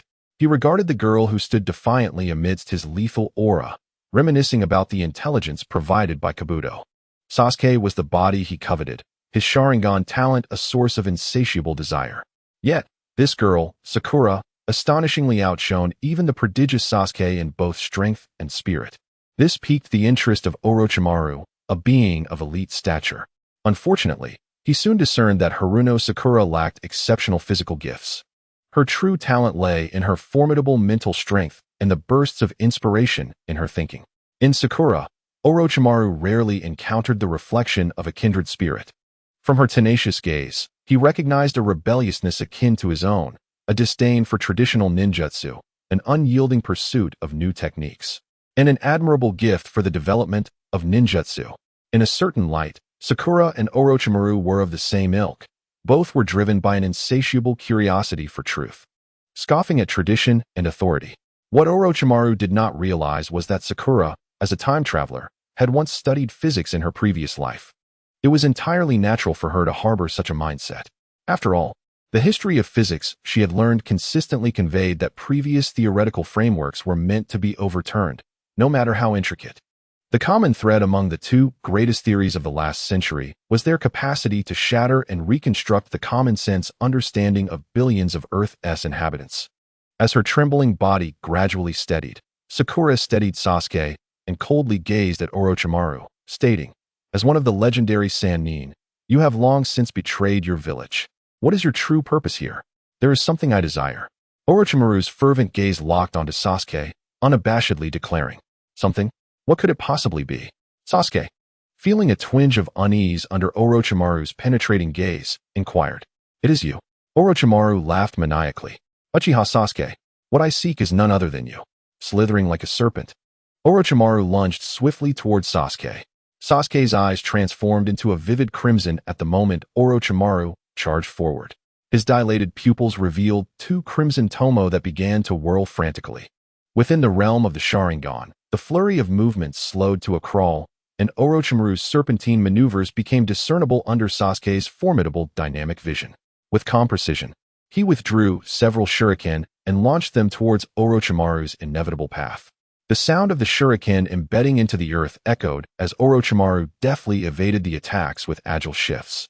A twisted smile gracing his lips as he approached Sasuke. "Humph." In the face of Orochimaru's onslaught, Sasuke merely smirked. Despite being unaware of Orochimaru's reputation as one of the legendary Sannin, he was taken aback by the latter's ability to dodge his shuriken. Yet, he unwaveringly trusted his companion, confident that she would thwart Orochimaru's advance. A clash of flesh ensued. Their fists collided, and the girl unleashed a terrifying force that sent one of the legendary Sannin, Orochimaru, hurtling backward. Harnessing the strength and speed bestowed by her ninja physique, she leaped forward to pursue Orochimaru, twisting midair to generate power from her shoulders, her slender legs striking down with a decisive blow. In her calm, cerulean gaze, she delivered a fierce kick to Orochimaru. With a resounding crack, Orochimaru's left arm bent at an awkward angle as he attempted to block the strike. Subsequently, he was forcefully slammed to the ground, creating a small crater upon impact. Yet this was merely the beginning. The girl was acutely aware of Orochimaru's formidable nature. The injuries she had inflicted were likely trivial to him. Water release, super water gun technique. Her delicate, bare feet hovered over a sphere of water as Sakura unhesitatingly unleashed her strongest jutsu to press the attack against the adversary below. A stream of transparent water cascaded down, cleaving through Orochimaru's form and the earth as if slicing through butter. Has it ended? Sasuke furrowed his brow as Sakura descended from the air. She fixed a grave gaze upon the severed body below, seemingly relieved, yet inwardly heightened her vigilance. There was no way Orochimaru could be so easily dispatched. The question remained whether her assault had even inflicted damage. What would the next wave of his retaliation entail? Sakura pondered. In the next moment, a fierce surge of chakra emanated from beneath the ground, causing the girl's expression to shift dramatically. Erupting from the earth were 4 colossal serpents. The 8 basketball-sized orange eyes of the giants fixated upon her, prompting Sakura to swallow nervously. Hey, this is a blatant violation of size. Within 2 seconds of confrontation, one of the massive serpents could no longer contain its murderous intent, opening its gaping maw to reveal fangs as thick as the girl's thighs, barreling towards her with a gust of foul wind. Boom! The girl's figure vanished before the serpent, its sluggish head failing to react in time, crashing into the ground. In the next instant, she landed atop the serpent's head, effortlessly slicing through it with her waterline technique. Slice. Despite its enormous size, it was merely a feeble sack of bones devoid of combat prowess. A slight smile graced Sakura's lips as she felt a sense of calm settle within her heart. The headless corpse of the colossal serpent writhed uncontrollably, spraying a foul, sanguine liquid, while the remaining 3 heads, incited by the scent of blood, launched a vicious assault on Sakura. Are you all so eager to meet your demise? One of them leaped onto the serpent's head, and the young girl, unbeknownst to Win, grasped a razor-sharp ice blade in her hand, its tip shimmering with a brilliant azure glow, pure wind chakra coalescing. With a swift motion, the blade descended. The second grotesque serpent head plummeted from the air, leaving another headless giant serpent thrashing wildly in the forest. Sakura nimbly jumped away, gracefully altering her trajectory above the water, her figure fluttering like a butterfly, swiftly aligning the 2 clumsy pursuing serpents and the distant Orochimaru in a single straight line. Water release, super water bullet technique. In the air, the chakra within Sakura surged violently as a colossal water blade shot forth from her hand. The water stream, traveling at over 7 times the speed of sound, pierced through and severed the serpent's massive body. A mere tenth of a second later, it cleaved Orochimaru, who had re-emerged from afar, in two. A thunderous cacophony of collapsing trees echoed through the forest, and from above, the once lush canopy suddenly appeared truncated. How impressive, Sakura! Naruto's voice resonated from below. Bloodied and battered, he had triumphed over the initial colossal serpent after a fierce struggle. Is it resolved? Sasuke sighed in relief. Just moments ago, when Sakura had been ensnared by the serpent, he had been forced into a one-on-one confrontation with the enigmatic ninja. Although he had managed to utilize the unique throwing technique of his Sharingan to wound his opponent, burning the peculiar ninja, an unsettling feeling lingered within him, suggesting that his adversary seemed entirely unfazed by the inflicted damage. Is this guy some sort of monster? Yet, even if he were a monster, such injuries should have been fatal. Does he not sense this chakra yet? The battle has only just begun. As she landed, Sakura furrowed her brow, her gaze fixed intently on the bisected form of Orochimaru, murmuring softly. Suddenly, the dismembered body grotesquely opened its mouth wide, and a drenched figure crawled out from the severed remains, shaking off the moisture, as the intact Orochimaru reappeared before the trio. Sasuke and Naruto were left utterly dumbfounded. This is utterly absurd. All previous injuries have vanished. It is as though he has entirely transformed. What kind of jutsu is this? It appears he merely expended a vast amount of chakra to recover from what should have been fatal wounds. This is nothing short of immortality. Sakura murmured. How are we supposed to defeat this? You two little brats are truly a nuisance. It seems I must first dispose of you. Orochimaru's expression darkened ominously, and even Sakura, who had grown accustomed to his murderous intent, could not suppress a shiver. Hey, don't underestimate me, you slimy bastard, Naruto declared gravely. I'm not so easily dealt with. Multiple shadow clone technique. He unleashed a tremendous amount of chakra, instantaneously summoning hundreds of shadow clones, creating a magnificent spectacle as the crowd filled the open space. Then, over 100 clones simultaneously formed hand seals for the wind release, wind cutter technique. The sheer momentum of this multitude executing ninjutsu was awe-inspiring. Although the wind cutter technique is merely a basic C-rank ninjutsu, the simultaneous launch of hundreds of wind blades coalesced into a colossal torrent of slicing winds. In an instant, the wind blades danced wildly, a tempest roared, and sand and stones were swept away as countless blades mercilessly shredded the towering trees and rocks along their path, relentlessly advancing towards Orochimaru. This quantity of chakra is rather intriguing. In the face of the frenzied onslaught of wind blades, Orochimaru remained unfazed, calmly forming hand seals for the summoning technique, Rashomon. With a thunderous roar, a massive gate of the underworld rose from the ground, towering between the great trees, steadfastly blocking the oncoming wind blades. The immense torrent of wind blades appeared diminutive against the colossal gate. Countless wind blades collided with the gate, leaving deep, merciless gashes that extended several meters into its surface. Rashomon was ravaged by the intertwining wind blades, its thickness diminishing at an observable rate. However, at the same time, the wind blades also waned at an equal pace, until the gate was reduced to a mere shell, yet it ultimately withstood the assault. Orochimaru sneered and leaped atop the Rashomon gate. His hands moved with the agility of a skilled performer, weaving hand seals to refine a copious amount of chakra into an endless swarm of venomous snakes, which he expelled from his mouth. Over 1,000,000 poisonous serpents coalesced into a ghastly mass, flowing like a river down the Rashomon gate, their elongated fangs glistening as they hissed and lunged towards Sakura and her companions. This quantity of chakra is rather intriguing. In the face of the frenzied onslaught of wind blades, Orochimaru remained unfazed, calmly forming hand seals for the summoning technique, Rashomon. With a thunderous roar, a massive gate of the underworld rose from the ground, towering between the great trees, steadfastly blocking the oncoming wind blades. The immense torrent of wind blades appeared diminutive against the colossal gate. Countless wind blades collided with the gate, leaving deep, merciless gashes that extended several meters into its surface. Rashomon was ravaged by the intertwining wind blades, its thickness diminishing at an observable rate. However, at the same time, the wind blades also waned at an equal pace, until the gate was reduced to a mere shell, yet it ultimately withstood the assault. Orochimaru sneered and leaped atop the Rashomon gate. His hands moved with the agility of a skilled performer, weaving hand seals to refine a copious amount of chakra into an endless swarm of venomous snakes, which he expelled from his mouth.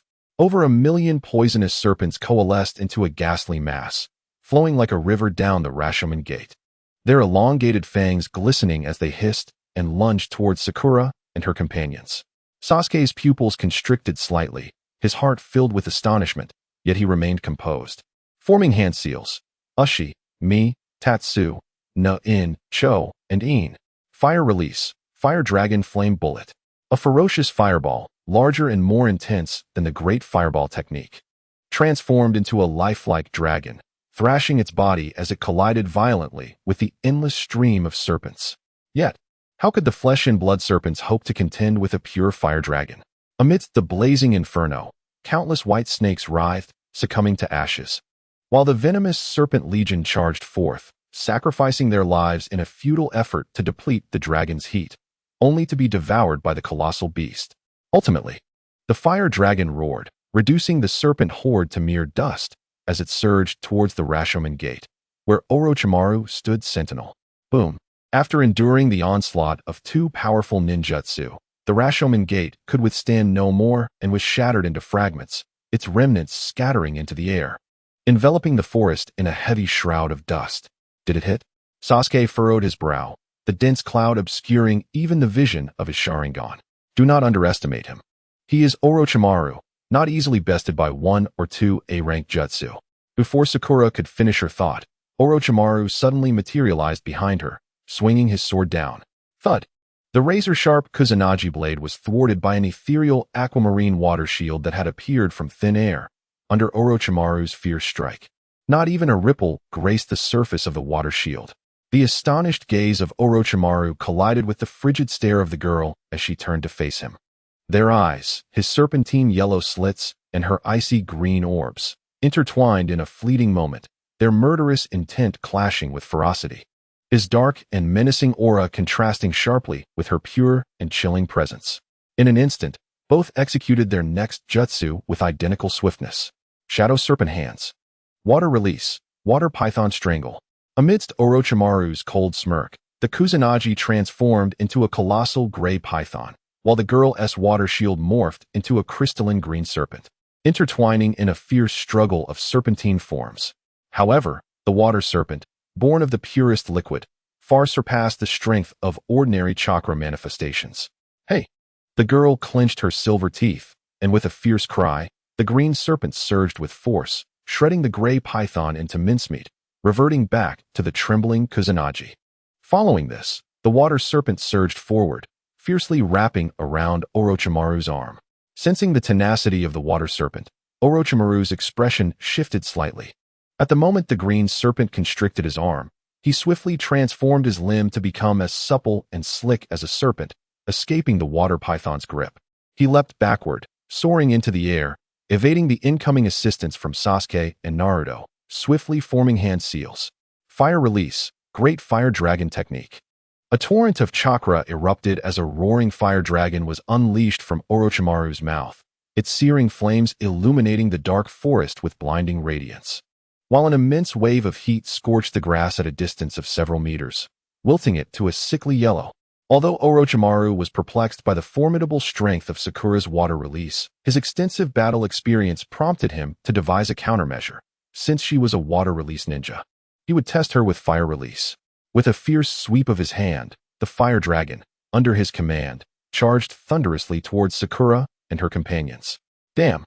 How could I forget Orochimaru's proficiency with fire release? It is naive of me to assume that a ninjutsu genius like him would be ignorant of fire techniques. Sakura bit her lip. With no time to ponder, she unleashed her own jutsu. Ice Release. Ice Sealing Technique. The ice release chakra, under Sakura's somewhat inexperienced manipulation, coalesced in the air into a crystalline wall of ice, exuding a bone-chilling cold. This technique, learned from Mizuki during her time in the Land of Waves, showcased the formidable resistance ice release has against elemental ninjutsu, making it exceptionally suitable for a ninja like Sakura, who possesses a high degree of chakra control but limited volume. It compensated for her vulnerability against fire release techniques. However, Due to the complex nature of ice release, Sakura was merely at the threshold of its mastery. During her practice, she experienced the rare struggle akin to an ordinary person training in ninjutsu, taking half a month to perfect this technique. At this moment, with her still somewhat unrefined control, the robust ice wall formed a semicircle around Sakura and her companions, shielding them from Orochimaru's jutsu. The fire dragon collided with the ice wall, yet the searing flames could not penetrate the heavy barrier, merely melting a thin layer off its surface. Sakura let out a quiet sigh of relief, halting her chakra supply to the ice wall and concluding her technique. Ice release, Orochimaru mused, gazing with intrigue at the girl below. A seemingly ordinary ninja from a common family possessing a bloodline limit. Moreover, it likely wasn't inherited but rather a self-developed ability. If it weren't for Sasuke, you might have been a worthy target. What a pity. Orochimaru smiled, his voice raspy. I've already wasted too much time. Even that group of fools must have reacted by now. It's truly unfortunate, but I shall soon dispose of you. How dare you speak so boldly? Naruto retorted defiantly, once again unleashing the technique of multiple shadow clone jutsu, conjuring a multitude of clones that filled the open space. However, this time, the shadow clone strategy proved ineffective. Get down. Sensing an unusual chakra disturbance behind her, Sakura acted instinctively, dashing to Naruto's side and knocking him to the ground just in time. Simultaneously, a long sword sliced horizontally above them, as Orochimaru unleashed a blade that extended for over 100 meters, annihilating all of Naruto's hundreds of shadow clones in one swift motion. Though he could not replicate the clean execution of Sakura's water blade technique, with his profound chakra and ninjutsu skills, Orochimaru was equally capable of swiftly eliminating mass targets. Water release, great water gun technique. A blinding white torrent, faster, longer, sharper, and more powerful than any sword, responded to Orochimaru's assault. The water swept across, bisecting Orochimaru's standing figure, which then split into two smooth segments, falling limply to merge with the earth below. In that moment of attack completion, she had utilized the body replacement technique to swap her real body with an earth clone. The girl mused lightly. So, where's your true form? In an instant, feeling a shift beneath her feet, Sakura instinctively leaped, only to find herself simultaneously airborne with a massive python, its jaws clamping down on her delicate ankle. Yet, the simple-minded serpent could not comprehend why its fangs failed to grasp its intended prey. In the next moment, the young girl bent low to evade Orochimaru's attack. The wind-natured chakra coalescing at her fingertips transformed her delicate fingers into weapons of unparalleled sharpness, severing the head of the colossal serpent and turning its mystique into an eternal enigma. Serpent blood gushed forth, splattering onto Sakura. She did not summon a water shield to deflect the blood, having no time to concern herself with such trivialities, allowing the crimson liquid to stain her half-naked form. The dark red blood accentuated her exposed skin, rendering it almost translucent, glimmering faintly under the moonlight, exuding an unusual allure. Casting a glance at Naruto and Sasuke, who were still embroiled in combat with the remaining giant snake, her azure eyes locked onto Orochimaru not far away. She flung away the severed serpent head and, treading upon a translucent orb of water, her figure, a blend of dark red and pristine white, shot towards Orochimaru at high speed. Closing the distance to Orochimaru, she unleashed a fierce punch aimed at his abdomen. With the enhancement of her ninja body technique and the protection of pure water, the girl harbored ample confidence to challenge the legendary Sannin in a battle of physical prowess. However, an unsettling slickness emanated from the point of contact, as Orochimaru's abdomen twisted at an unimaginable angle, evading her blow. This creature, neither fully human nor entirely serpent. The girl felt a shiver of unease. Yet her onslaught did not waver. She continued her barrage of punches, but each was deflected by the viscous substance, failing to inflict significant damage upon Orochimaru. Nevertheless, her relentless assault was not in vain. She discerned a pattern in his bizarre movements, and with the pure water aiding her, she managed to restrict his actions. In a final, ferocious elbow strike, her elbow sharply collided with Orochimaru's head. Dirt flew, and his head shattered, his body disintegrating into the earth with that powerful blow. It was a mere earth clone. The girl, having been toyed with, coldly lifted her gaze to see Orochimaru's true form materializing from the trees. Her icy azure eyes met his frenzied yellow slits once more. Hee hee. Orochimaru cackled maniacally. In the next instant, a chilling water blade sliced through the air, severing both Orochimaru's form and his maniacal laughter. Another clone. Where was his true self? The girl's exquisite visage bore a detached expression as her gaze swept across the sky and ground, her eyes radiating a murderous intent that seemed capable of freezing the very air. Suddenly, Orochimaru's offensive ceased. The death forest fell into a profound silence, devoid of the chirping of insects or the calls of birds, with only the whisper of the wind rustling through the leaves. The sun had unknowingly set. A full moon now hung high in the night sky. The cool moonlight cascaded over the earth, permeating the empty woods, casting silvery reflections on the ground, the shadows dancing with the breeze. The girl's equally cool voice resonated throughout the forest, swaying gently in the crisp night air. Is this all that remains for Orochimaru? One of the legendary Sannin, a mere trick of shadow clones? Show yourself. In response, a deathly silence loomed. Sakura remained vigilant. The oppressive atmosphere of the woods warned her of the impending storm. In the next moment, an onslaught akin to a tempest descended. The attack surged from beneath her feet. Instinctively, the girl leaped high, evading the serpentine strike that erupted from the ground. Boom! The earth roared as if a dragon had risen, transforming into a boiling cauldron, with countless venomous snakes and colossal pythons bursting forth from the soil. Emerald, verdant, golden, violet, venomous and benign, resplendent in hues or drab and unremarkable, an endless multitude of serpents, as slender as a thumb and too numerous for any few to embrace, surged forth from the depths of the earth, transforming the open ground into a veritable sea of serpents. Beneath the girl's feet, above her head, and before her, countless venomous snakes and colossal pythons launched themselves toward her, their hisses echoing as they either spat venom, lunged ferociously, gaped to bite, or brandished their lethal fangs, attacking her in a myriad of postures. Faced with this frenzied tableau, the girl's expressionless visage could not help but shift in hue. The overwhelming tide of serpents encircled her from every conceivable direction, wave after wave of assault engulfing her fragile form. Water style, water gun technique. The girl's icy voice was swallowed by the serpent horde, yet a brilliant torrent of water pierced through the layers of serpents, erupting from their very center, shimmering with a beautiful and lethal silver glow beneath the moonlight. This silver brilliance swept forth, delineating a fan-shaped expanse within the serpent throng, carving out a zone of life and obliterating countless venomous snakes and pythons with a single stroke. Dark crimson blood mingled with the remains of myriad serpentine bodies, cascading from the air like a torrential rain of blood. Even amidst the chaotic onslaught of serpents, the relentless slaughter wrought by the silver light momentarily stilled their ceaseless advance.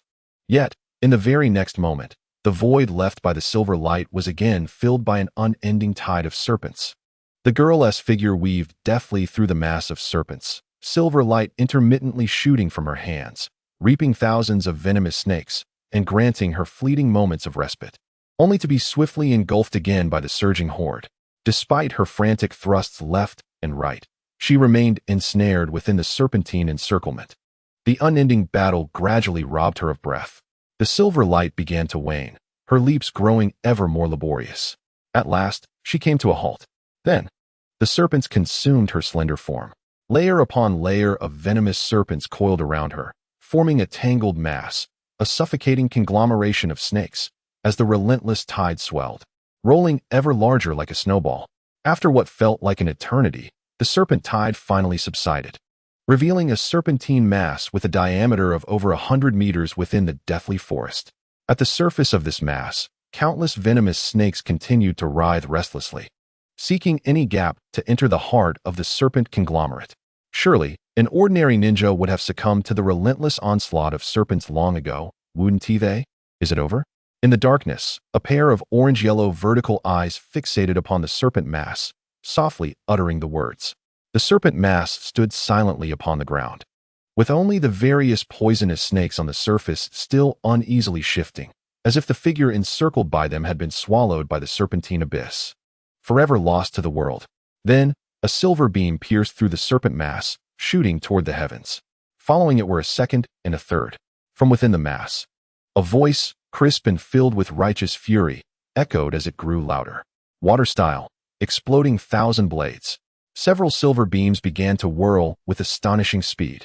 The fetid serpent blood gushed forth in a frenzy, cascading outward wherever the silver light touched. Injured and agitated, the multitude of venomous serpents and colossal pythons succumbed to their primal instincts, unleashing a frenzied assault on everything within their reach, venting their agony in a chaotic uproar that further incited confusion and hastened the disintegration of the serpentine horde. Where the silvery light traversed, the snake swarm swelled into tumultuous mounds, countless serpents, some lifeless, others gravely wounded, and even a few unscathed, abandoning their ranks in a disarrayed exodus.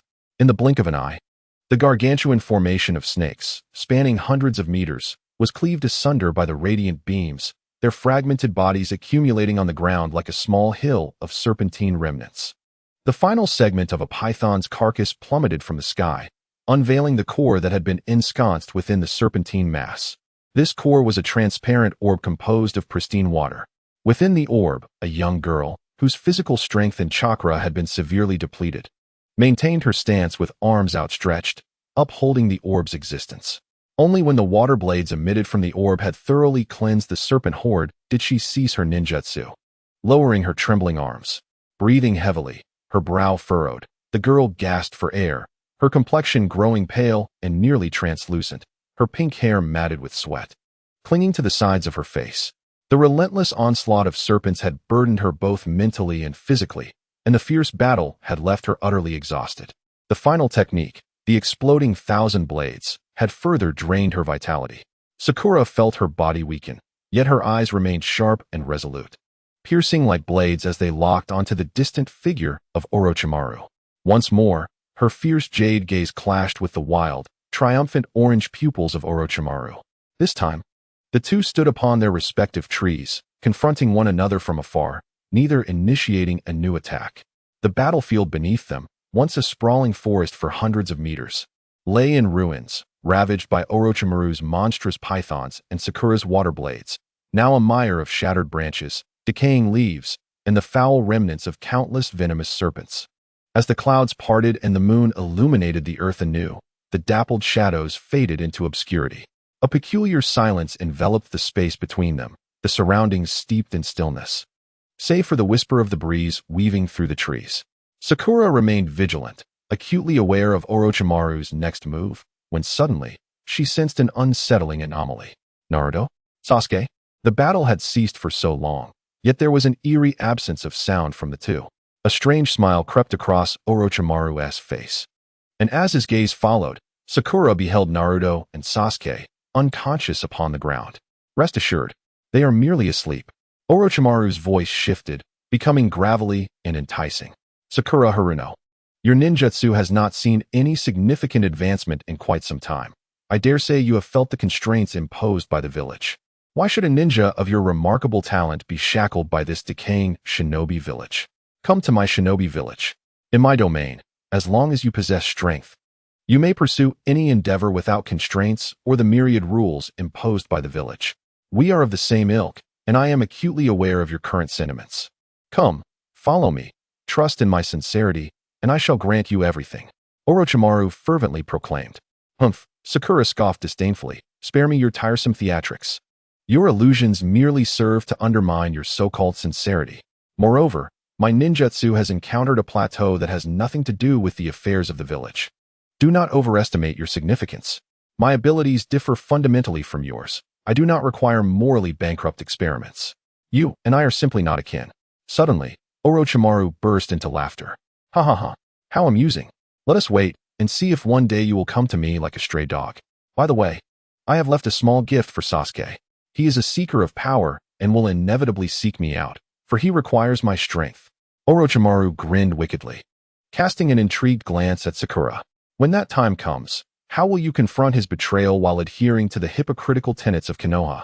I eagerly anticipate that day. With that, he gradually sank into the ground, vanishing from the battlefield in the blink of an eye. Has he departed? Once Sakura could no longer sense Orochimaru's chakra or the aura of danger, she could no longer hold herself up and collapsed onto the ground. So weary. Both my stamina and chakra have been depleted. The greater burden, however, is the constant tension of my mind. Yet, this is not the time to relax. I must endure a bit longer. Ugh, I cannot fall here. Sakura gritted her teeth, summoning chakra from an unknown source to create a water clone, guiding Sasuke and Naruto deeper into the forest of death. We must distance ourselves from the battlefield and establish a safe and concealed refuge to rest, Sakura contemplated silently. None of us can fight for the time being. This is the most perilous moment before we can regain our strength. The night deepened. Under the enchanting silver moonlight, grotesque and bloody battles unfolded within the forest of death. As Sakura searched for a hiding place with the unconscious Sasuke and Naruto in another part of the forest, a long-separated master and disciple reunited amidst the chaos. However, instead of rejoicing at their reunion, both parties commenced a life-and-death struggle upon meeting. Or rather, it was a one-sided fight to the death from the disciple. "I've got you," the young Kunoichi exclaimed, her fingers entwined with her foes in a fierce grip. Yet, this was not a tender clasp between lovers, but a merciless capture between sworn enemies. With unhesitating resolve, she wielded her sharp kunai, piercing through her own hand that was entwined with her masteress, nailing them both to a tree. The Kunoichi's indifferent self-infliction was as though she were not piercing her own flesh, but rather utilizing it as a tool for vengeance. Nailed to the tree was not her adversary, but the specter of her lifelong nightmares. Ninjutsu, twin serpents clash. Akane, you remain as impulsive as ever. A raspy voice emerged from behind her, abruptly interrupting her half-completed self-destructive technique. "Do you wish to take your own life?" Red Bean was taken aback as the shadow pinned to the tree revealed a sinister, mocking smile, only to dissolve into a mass of mud. "That was merely a clone," the man stated nonchalantly. "How infuriating." Red Bean's eyes turned crimson as she attempted to charge forward, yet her body betrayed her, collapsing to the ground. The cursed seal on her neck throbbed with excruciating pain, draining her of all strength in an instant. Raising her head, she glared at the man, her voice laced with venom. "Why have you returned to the village?" Leaning casually against the tree, Orochimaru replied in a haunting tone. "Because there is a child here that I desire greatly. He is the orphan of the Uchiha clan, a remarkably talented youth. Thus, I have bestowed upon him a gift, akin to the one adorning your neck." A wave of weakness washed over her, and Red Bean clutched her neck, kneeling on the ground in agony. Her eyes wide with fury. "You dare to give that to him? You will bring ruin upon the child." Her veins bulged, sweat pouring down her face as she gritted her teeth. "You will not succeed." It seems you still harbor resentment for my past abandonment," Orochimaru sneered. "It is entirely your mediocrity that led to this. Despite having accepted the power of the cursed seal, you remain pathetically weak after all these years. Your progress is negligible." Red Bean found herself at a loss for words. Orochimaru's taunts resurrected her most painful memories, betrayal by those she held in the highest regard, a feeling she could never forget. The anguish of those recollections eclipsed even the torment inflicted by the cursed seal. "Even that charming lady from Team Sasuke surpasses your abilities. How unfortunate," he continued. A wave of intense dizziness surged through Red Bean's mind, yet she bit her lip to maintain her clarity. "Did you kill that child?" She is a prodigy, and she struggled fiercely against me. I hold a keen interest in her, though she spurned my advances. Nonetheless, I spared her life. Eventually, the Leaf Village will not hold on to her, just as they failed to keep me. She will inevitably belong to me. By the way, do not interrupt this examination." Orochimaru's form began to meld into the tree trunk. "Should you dare to obstruct my plans, I will reduce the Leaf Village to ashes." As Orochimaru's presence faded, the tumultuous energy of the cursed seal finally subsided. With great effort, Red Bean leaned against the tree for support, her entire being feeling as though it had been submerged in water. "I must report this to Lord Third at once." Struggling, she staggered through the forest. But not far into her journey, she stumbled upon signs of battle. "Wait, what is this? A serpent's carcass. This is Orochimaru's jutsu. Yet, the sheer quantity is astonishing." As her strength gradually returned, Red Bean leapt to a tall tree, surveying the battlefield. The remnants of Orochimaru's clash with Team 7 sprawled over a radius of hundreds of meters. She observed the scorched earth, the slicing winds, and the traces of explosions.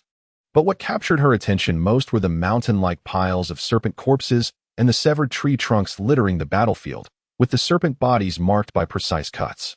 Years of experience as a ninja allowed Akatsuki to immediately deduce that Orochimaru was engaged in battle against multiple foes.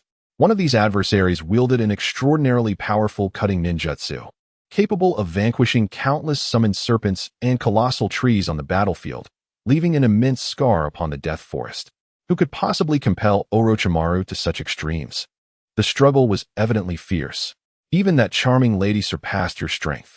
Akatsuki's mind was suddenly flooded with two phrases Orochimaru had just uttered. Humph, a mere chunin. And yet capable of such feats. How outrageous. Is this truly what they call a fierce struggle? Perhaps this individual is indeed stronger than I am. With a cold smirk, Akatsuki averted her gaze and continued her solitary journey forward. Hours later, in the darkest hour before dawn, Sakura was roused by an unfamiliar source of chakra. Already fatigued from caring for her companions, she dared not sleep too soundly, resulting in a shallow rest that barely restored her energy. Forcing herself awake only exacerbated her throbbing headache. Summoning a sphere of cool water in her hands, the young girl plunged her face into it, the icy sensation revitalizing her senses. She then stood quietly in the darkness, observing silently. 3 sources of chakra, not particularly strong, advanced in a search formation towards the hiding place of Team 7. The unfamiliar essence indicated that this was a trio from an outside village. Sakura quietly breathed a sigh of relief. They were not ninjas she recognized, likely a team that had been eliminated in the original narrative. In such a case, they were ripe for confrontation. Resolving the enemy swiftly would be more advantageous than lurking in concealment and monitoring them, aiding in the restoration of her strength thereafter. The trio moved directly towards Sakura's position, likely having discovered the traces she had left behind: bloodstains, drag marks, and uneven footprints, all suggesting the weakness of their foes. They had concluded that Sakura's team was a small unit that had recently suffered a defeat and was now fleeing in disarray, bereft of fighting capability. Yet, to their surprise, the enemy did not remain hidden as expected. Instead, she boldly stood in the path they were compelled to traverse, arms crossed, observing them with an air of calm. Bathed in moonlight, the girl's short pink hair shimmered with a silvery sheen, swaying gently in the breeze. Her face, turned away from the moonlight, concealed her expression in the darkness, save for a pair of bright emerald eyes that sparkled like the moon itself amidst the shadows. I've been waiting for you for quite some time. Judging by your attire, are you also from the Rain Village? I'm utterly tired of this. She spoke coolly, an aura of murderous intent emanating quietly from her. Under the severity of her gaze and the chilling presence of her intent, the 3 Rain ninjas found themselves momentarily frozen in their tracks. Then, the leader, adorned with ear studs and carrying an extra umbrella compared to his companions, seethed with indignation, exclaiming, "Stop your empty bravado. Do you think that leaving those traces would mislead us into believing this is a trap? Humph, I assure you, your ruse will falter. We have long determined that your team has encountered a formidable foe, and now, you are the only one left standing. Do not presume that you can intimidate us. There are neither allies nor traps here for you. You find yourself in a 1 versus 3 situation, and we hold an undeniable numerical advantage." The leader of the Rain ninjas, adorned with long earrings, incessantly rattled on, attempting to persuade the young girl before him to recognize the dire circumstances and surrender the scroll. However, the girl merely curled her lips into a mocking smile. With such analytical prowess, why not ponder why I remain unscathed in the presence of formidable foes? If you truly possess the advantage you claim, why not launch an immediate assault instead of wasting time with futile chatter? Moreover, are you quite certain you truly outnumber us? With a cold laugh, she clasped her hands before her chest, and her chakra began to surge violently. Quickly, charge in for close combat. She is a ninjutsu-type ninja. The leader of the Rain ninjas shouted, charging towards the girl without hesitation. Yet, it was already too late. Crystal-clear water clones, brandishing icy blades, began to materialize behind Sakura. 1, 2, until there were countless numbers, easily over 100. The peculiar water clones filled the open space, appearing as shoddy, half-formed figures, possessing only a translucent human shape and distinct facial features, devoid of clothing and skin texture, as if their creator had deemed it too tedious to render them fully. These easily discernible clones lacked any deceptive capabilities, yet their creator did not intend to employ them as mere distractions. Instead, she aimed to overwhelm her adversaries with sheer numbers, intent on a frontal onslaught to crush them. In the vicinity of the river, the consumption of chakra through water techniques was undoubtedly at its lowest. and the rudimentary quality of the clones significantly reduced the energy and mental toll, allowing a fatigued Sakura to effortlessly perform such ninjutsu. Undoubtedly, the earlier encounter with Orochimaru's endless sea of snakes had imparted a vital lesson to Sakura, demonstrating that numerical superiority could indeed be an absolute advantage. Of course, when faced with opponents of vastly different strength, no amount of clones could compensate for the disparity. However, for the three Rain ninjas, whose abilities paled in comparison to Sakura's, the seemingly endless clones became their nightmare. A cruel twist, as they foolishly opted for close combat, only to find themselves ensnared within the sea of clones, amplifying its devastating effect. The battle had concluded the moment the Rain Ninja trio could not breach the overwhelming tide of clones. Admittedly, those who could participate in the Chunin exams from foreign lands were not to be dismissed as weaklings, yet they posed little challenge to Sakura, who had even vanquished Chunin. This time, the Rain Ninja trio had indeed bitten off more than they could chew. Although Sakura had recently endured a fierce battle and had yet to fully recover, her limbs felt heavy and weary. Should they manage to close the distance, it would indeed pose significant trouble. However, her ninjutsu alone was more than sufficient to dispatch them. The sea of clones disrupted the formation of the trio, systematically dismantling the Rain ninjas. The first to fall was the short, chubby one lagging behind his companions. His stout limbs and stocky physique clearly indicated he was not a practitioner of physical ninjutsu. However, he demonstrated remarkable speed in executing ninjutsu, employing the water substitution technique just as he faced off against a shadow clone, evading its charge. Yet, upon leaping onto the river's surface, he realized he had inadvertently landed in the midst of Sakura's water clones. Under the gaze of several indifferent pairs of eyes, he felt dozens of blades creeping ominously close to his skin, sending shivers down his spine. Without hesitation, the rotund figure raised his hands in surrender, proclaiming, "I apologize. I capitulate." Next came a girl with a high ponytail, her dark hair flowing behind her. She exhibited both speed and strength, standing out among her peers in physical prowess. Sakura's water clones barely allowed her to execute even a single move before she found herself overwhelmed. Despite her ability to dispatch 4 or 5 clones per second, the relentless tide of 7 or 8 more surged forth, and within mere moments, she was encircled. It was no surprise when one of the ice blades, launched by a second-row clone using its comrade as a shield, pierced her shoulder. Faced with the onslaught of water clones, she too raised a white flag without a moment's hesitation. The subsequent betrayals of her two companions incited the rooster-headed ninja, adorned with earrings, to gnash his teeth in frustration. After uttering several choice expletives, he resolved to fight alone, seizing the opportunity to leap into the air before the clones could ensnare him. He drew an umbrella from behind, ready to activate its mechanism. In a flash of silver, the sturdy umbrella, along with the rooster's head, was severed cleanly by a water blade, scattering in the wind. Thud! The rooster-headed ninja fell to the ground, staring blankly at the broken handle in his grasp. He then foolishly touched his now shorn head, lingering in silence before kneeling with the grace of a tiger descending to the earth. "I beg your pardon, esteemed ninja of Konohagakure. Please forgive our indiscretions. Here is our scroll, a token of our apology." Sakura rolled her eyes internally, thinking, "You are the most shameless of all." After accepting the scroll, she chose not to deliver a lethal blow, opting instead to release them, for she was not one to revel in bloodshed. Moreover, the desperation of a cornered ninja can be formidable. Having obtained the scroll, Sakura wished to avoid further complications. After all, their adversaries were not limited to just the 3 of them. As she dismissed the water clones, Sakura leaned gently against a great tree, her right hand resting on her chest as she quietly assessed her remaining stamina.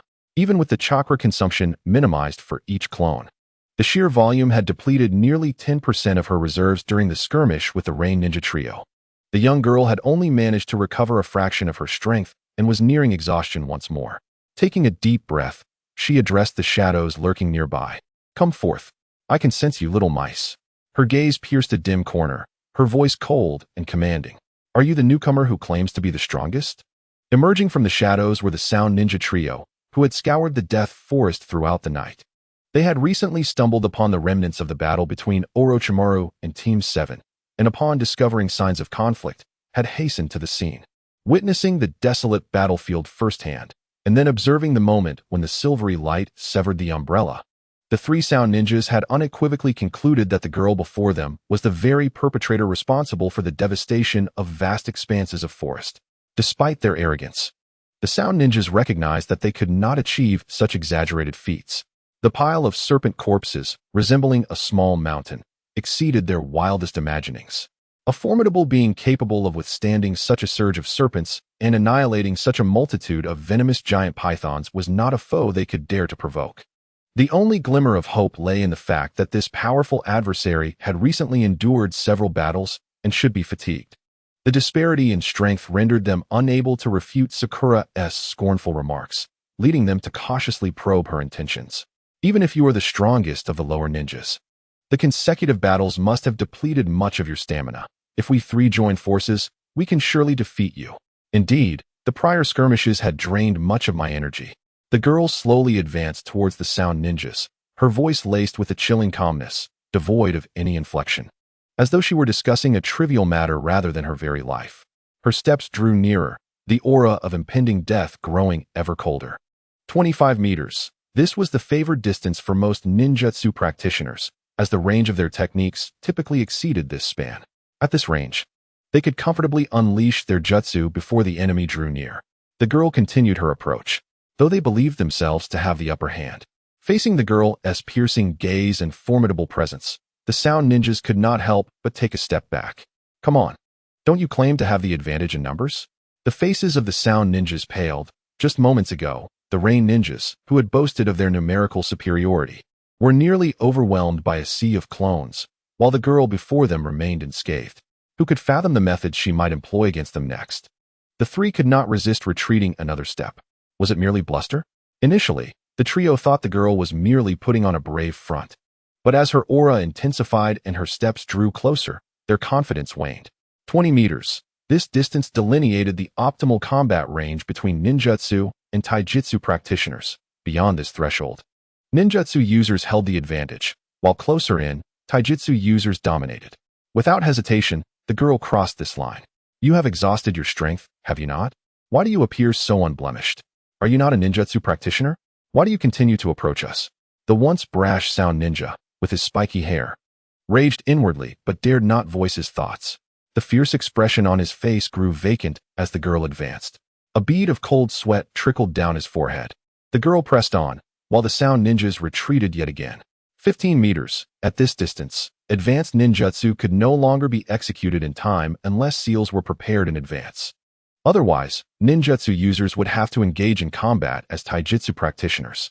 Yet the girl's arms hung naturally at her sides, poised to transform into lethal weapons with effortless grace, swaying gently beside her thighs.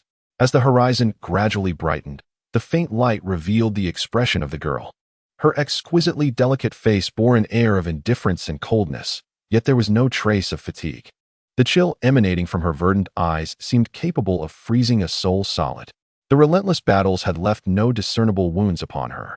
Only dark red stains of congealed blood marred her skin and attire, a stark contrast against her alabaster complexion, evidence of the enemy's futile assault. Had she truly reached her limit? This thought surged within the minds of the once confident sound ninjas. The bandaged sound ninja boy, with only his eyes visible, could no longer withstand the pressure. With a fierce shout of "Don't come any closer, I'm not afraid of you," he unleashed a wave of energy towards Sakura. The explosion resounded. As the dust settled, the girl emerged unscathed, having retracted her pure water technique. 10 meters. This was the psychological threshold for the sound ninjas. Your attack doesn't even qualify as a mere tickle. Is this truly all you are capable of? A hint of disappointment tinged her voice. What? It had no effect whatsoever. The striking features of the long-haired sound ninja girl transformed into sheer terror. She was a monster, an absolute monster. Stepping forward within 10 meters, she quietly gathered her chakra, emitting a soft blue glow. Run! The sound ninjas, terrified by the brilliance of her chakra, fled in a panic at her command, disappearing from her sight in an instant. With a dismissive snort, she released the chakra from her grasp. Had the sound ninjas truly charged at her, given her remaining stamina, there was a possibility she might have faltered. However, the sound ninjas, gripped by doubt in the face of Sakura's formidable presence, were rendered immobile. In a sense, this tactical instinct could be regarded as a mark of genius. After standing for a moment, confirming that the sound ninjas had indeed retreated. Sakura turned to return to her hiding place for some much-needed rest. Having faced 2 waves of enemies in her severely weakened state, she was utterly exhausted. Surely there would be no 3rd wave. All she desired was a peaceful slumber. Yet, her wish was destined to remain unfulfilled for the time being. Just as she took a step forward, she abruptly halted. A shadowy tendril emerged from the nearby trees, reaching towards her own shadow. The shadow mimicry technique was successful. 3 figures landed behind her: Shikamaru, Choji, and Ino. "Good morning," the girl said with a hint of exasperation. "Humph, brute. It's too late to try and befriend us now." Ino's voice rang from behind, filled with triumph. "We saw quite clearly that your stamina and chakra are nearly depleted. You merely relied on bluster to frighten the others away. We certainly won't be as foolish as those sound ninjas. Now, your scroll belongs to us." "Hey, don't be so heartless. We're classmates, after all." The girl sighed. "Shikamaru, can you really bear to bully a defenseless maiden?" "Choji, you should say something too." Reflecting on the years of acquaintance with Sakura, Shikamaru rolled his eyes. He could hardly fathom how she could be perceived as delicate and feeble. "Apologies, Sakura. With your strength, seizing the scroll should be a trivial matter. However, for us, attempting to snatch it from a fully capable team would be far too perilous. In your currently weakened state, we stand a chance of obtaining the scroll," Shikamaru said with a wry smile. "Let us grab the scroll and depart." I'm with Shikamaru on this," Ino affirmed, munching on potato chips. "TSK, TSK, TSK. Truly a case of the tiger falling into the plains only to be bullied by dogs," a girl's voice remarked coolly, emerging from behind Ino and her companions. "Are you certain you have me at your mercy?" The girl, bound by Shikamaru's shadow binding technique, suddenly transformed into a puddle of water, revealing her true self stepping out from the shadows behind Ino. "How is this possible? After being ensnared by Shikamaru, you should be unable to perform hand seals." "Water clone technique requires no hand seals for me to execute," the girl replied with a faint smile. "Shikamaru, I've heard that advanced binding techniques can restrain chakra as well. It seems your shadow binding has yet to reach its full potential. So what shall you do next?" "Damn it, do not underestimate me." Ino bit her lip, forming hand seals towards Sakura. Secret technique, mind-body switch jutsu. Sakura's body swayed momentarily before returning to normal, while Ino stumbled, nearly collapsing to the ground. Ino, pale-faced, had forgotten that within Sakura resided 3 spirits, endowing her with a mental fortitude far beyond the ordinary. "Ino, your jutsu is ineffective against me. Have you forgotten?" Sakura said languidly. "The situation is dire, Shikamaru. Your shadow binding and Ino's mind-body switch are both futile against me. Without your support, it will be challenging for Choji to land a hit. You find yourselves utterly powerless." Choji and Ino's faces paled further. Choji, a pacifist from the outset, had opposed enmity with Sakura, yet often yielded to Shikamaru's plans. Shikamaru, being averse to complications, would not strongly oppose Ino's insistence on taking action. Thus, on the surface, Ino appeared to lead the Ino Shikacho trio. The delinquent quartet had a decent rapport with Sakura, yet Ino viewed her as a rival to the death, a sentiment she firmly held.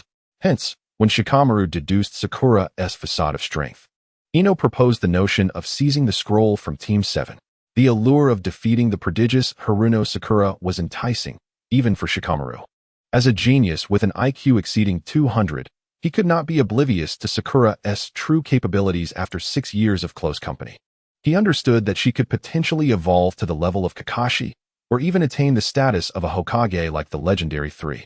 For ninjas of their generation, this was a blend of excitement and sorrow. The sorrow lay in the fact that many would spend their entire lives overshadowed by a woman, watching her distance from them grow ever wider. Shikamaru soon realized that this might be his sole opportunity to surpass Sakura in his lifetime. The somewhat patriarchal Shikamaru did not wish to spend his life merely gazing up at the figure of a young woman. If he could seize the scroll from Sakura, at least in his old age, he could boast to others, saying, "In my youth, I even defeated Haruno Sakura and snatched a scroll from her." Although he felt a twinge of guilt for taking advantage of someone and stealing a friend's scroll, Shikamaru was confident that Sakura would eventually forgive them. If necessary, he could always claim that Ino had coerced them into it. Of course, with Shikamaru's intellect, his decision to take action indicated he had confidence in his plan. While Sakura's words had shaken the confidence of Choji and Ino, Shikamaru still believed their chances of victory were greater. He understood that Sakura's perception was exceptionally keen within a limited range. Currently, he could not adequately conceal the chakra fluctuations of his shadow bind technique, making a surprise attack ineffective against her. Furthermore, even if he were to succeed in a surprise assault, she could escape using the water clones. Ino's techniques would have no effect on her, and Choji's methods were too cumbersome to be effective without their support. It appeared that the three of them truly had no means to contend with Sakura. However, they possessed certain advantages that could lead them to victory. First and foremost, the darkness of the Death Forest, shrouded in black before dawn, served as a natural domain for the shadow bind technique, as there was no light and shadows abounded, allowing Shikamaru to launch an attack from any position within the forest.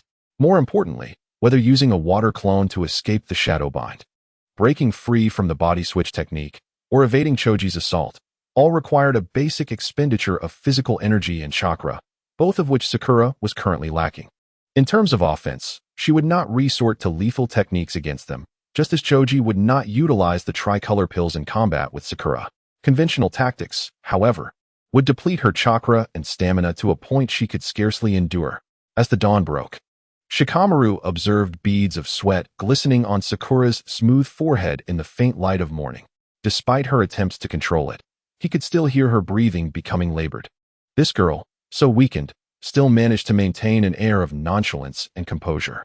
Shikamaru calmly analyzed their advantages and Sakura's disadvantages to his companions. Thus, the decisive advantage truly belonged to them. I have a question for you, Sakura. If you truly possess such an advantage, why do you not attack? Shikamaru asked with a relaxed smile. Or is it that you lack the stamina to mount an offense?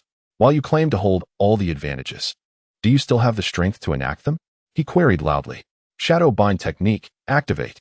Sakura forced a bitter smile as she allowed Shikamaru to bind her. If it came to combat, she could muster her full strength to struggle against them, perhaps even engage in a mutually destructive encounter. However, such a scenario would leave her vulnerable to any subsequent enemies. It was far better to simply surrender the scroll to Shikamaru and his companions. Sakura attempted to employ her old tricks to intimidate them, but against Shikamaru, those small ruses proved ineffective. In this encounter, Sakura had indeed lost. Shikamaru accurately assessed the situation, employing a cunning strategy to overpower Sakura, a feat far superior to mere clever tricks. Indeed, Shikamaru is undeniably intelligent. However, he overlooked a crucial detail. Ino, do you truly intend to seize the scrolls belonging to our Team 7? Sakura blinked, gazing at Ino as she approached to claim the scroll. If I were to inform Sasuke that it was you who pilfered our scroll, resulting in Team 7's elimination, do you believe he would harbor a grudge against you for eternity? Ino's steps halted abruptly. Shikamaru widened his eyes in disbelief. That despicable woman was threatening Ino with such a tactic. It appeared that Ino was genuinely susceptible to this manipulation. Observing Ino, who stood frozen in place, her mind tumultuous with emotions, Sakura seized the moment. However, if you were to turn around and assist us, caring for Sasuke, he would surely be grateful. And I could even speak favorably of you. Who knows, perhaps Sasuke would agree to go on a date with you. Moreover, once we regain our strength, the scrolls we acquire could be shared with you, ensuring your success in the exam. A decisive blow. Tempted by the prospect of both love and career success, Ino pondered for merely 5 seconds before nodding without hesitation. Ino had defected. Staring in astonishment at Ino's swift change of allegiance, Shikamaru was at a loss for words. You claimed to steal the scrolls, yet you also claimed not to. What on earth is happening? Women are indeed troublesome. Shikamaru fell silent. The straightforward strategy of manipulation had been bested by a few words from a woman, leaving him feeling utterly dejected. He consoled himself, thinking, in terms of the outcome, rather than standing opposed to Team 7, aligning with them is quite advantageous. As for dignity, the more one discards, the lighter the burden. At that moment, Ino shot him a glare. Shikamaru, why haven't you released the binding technique yet? She then turned to Sakura with a lovesick grin, saying, Sakura, you must speak highly of me in front of Sasuke. Of course, I shall take care of it. Sakura boldly declared, patting her modest chest. Thus, the peculiar 6-person team was formed. The subsequent second exam proceeded smoothly. Even if they encountered some unwitting obstacles, Sakura and Naruto, having regained much of their strength, effortlessly crushed them, making their journey to the central tower a breeze. On the morning of the third day, After dispatching 2 teams that attempted to ambush them with illusions and traps near the tower, the 6-person team successfully gathered 2 sets of scrolls and passed the second exam with ease. On the afternoon of the 5th day, the second exam concluded, with 21 participants from 7 teams successfully convening in the hall of the tower. Awaiting them was the preliminary round of the 3rd exam. The 3rd Hokage, looking as sprightly as ever after many days, warmly welcomed them and recounted the harsh realities of the Chunin exam. This examination, ostensibly designed to select Chunin, was, in essence, a microcosm of the bloody competition among allied nations. Considering that a large-scale conflict would result in mutual destruction, these so-called allies have collectively chosen the Chunin exams as the battleground. The final round of the examination will invite the feudal lords and dignitaries from various nations to witness the event. Thus, the performance of the ninja villages during the exam will reflect their prowess, allowing them to secure more mission orders. As she listened to the Hokage's discourse, Sakura inwardly scoffed. The system established by the first Hokage, which dictated 1 nation per village, may have represented a significant advancement during the Warring States period. However, a mere century later, this system has begun to reveal profound issues. To put it broadly, there exists a severe mismatch between productivity and the relations of production. Through the lens of her previous life's education, Sakura is able to perceive this issue from a lofty perspective. Yet the intricate details of how productivity and relations of production are misaligned and how they might be adjusted are beyond the comprehension of someone as inexperienced as her. If compelled to articulate her thoughts, she would assert that ninjas, as the highest productive force, could potentially sustain themselves and even nourish the world if they were willing to engage in productive work. In the world of Naruto, the essence of war lies in the acquisition of survival resources. Ironically, the very ninjas who embody the warring spirit could, through their jutsu, procure resources, such as transforming fertile land for agriculture, to meet their own survival needs without resorting to external conflict. More ironically, if any ninja village were to acquire resources in this manner, it would soon attract the envy of neighboring villages, which would then seek to seize and divide those resources before the village could flourish. This example increasingly resembles the developmental phase of Konoha. Furthermore, the hierarchical relationship between Konoha and the Land of Fire under this system represents yet another source of contradiction. In summary, Sakura finds the myriad absurdities of this world to be quite overwhelming. Neither her past life nor this one has ever achieved genuine world peace. However, the former world was undoubtedly more tranquil than the Naruto universe. At the very least, Sakura did not have to worry about her homeland erupting into a full-scale war, nor the possibility of being slain by invading forces as an ordinary citizen. Peace is also one of Sakura's ideals. Although she has not closely followed the conclusion of Naruto, she is aware that it culminates in a harmonious resolution, with nations seemingly attaining a degree of peace. Nonetheless, given the Japanese manga artist's understanding of politics, Sakura harbors serious doubts about whether the path to peace envisioned by Kishimoto in the manga could be realized in the real Naruto world. She certainly does not believe that peace can be achieved solely through the rhetoric of the protagonists. Yet, those are discussions for another time.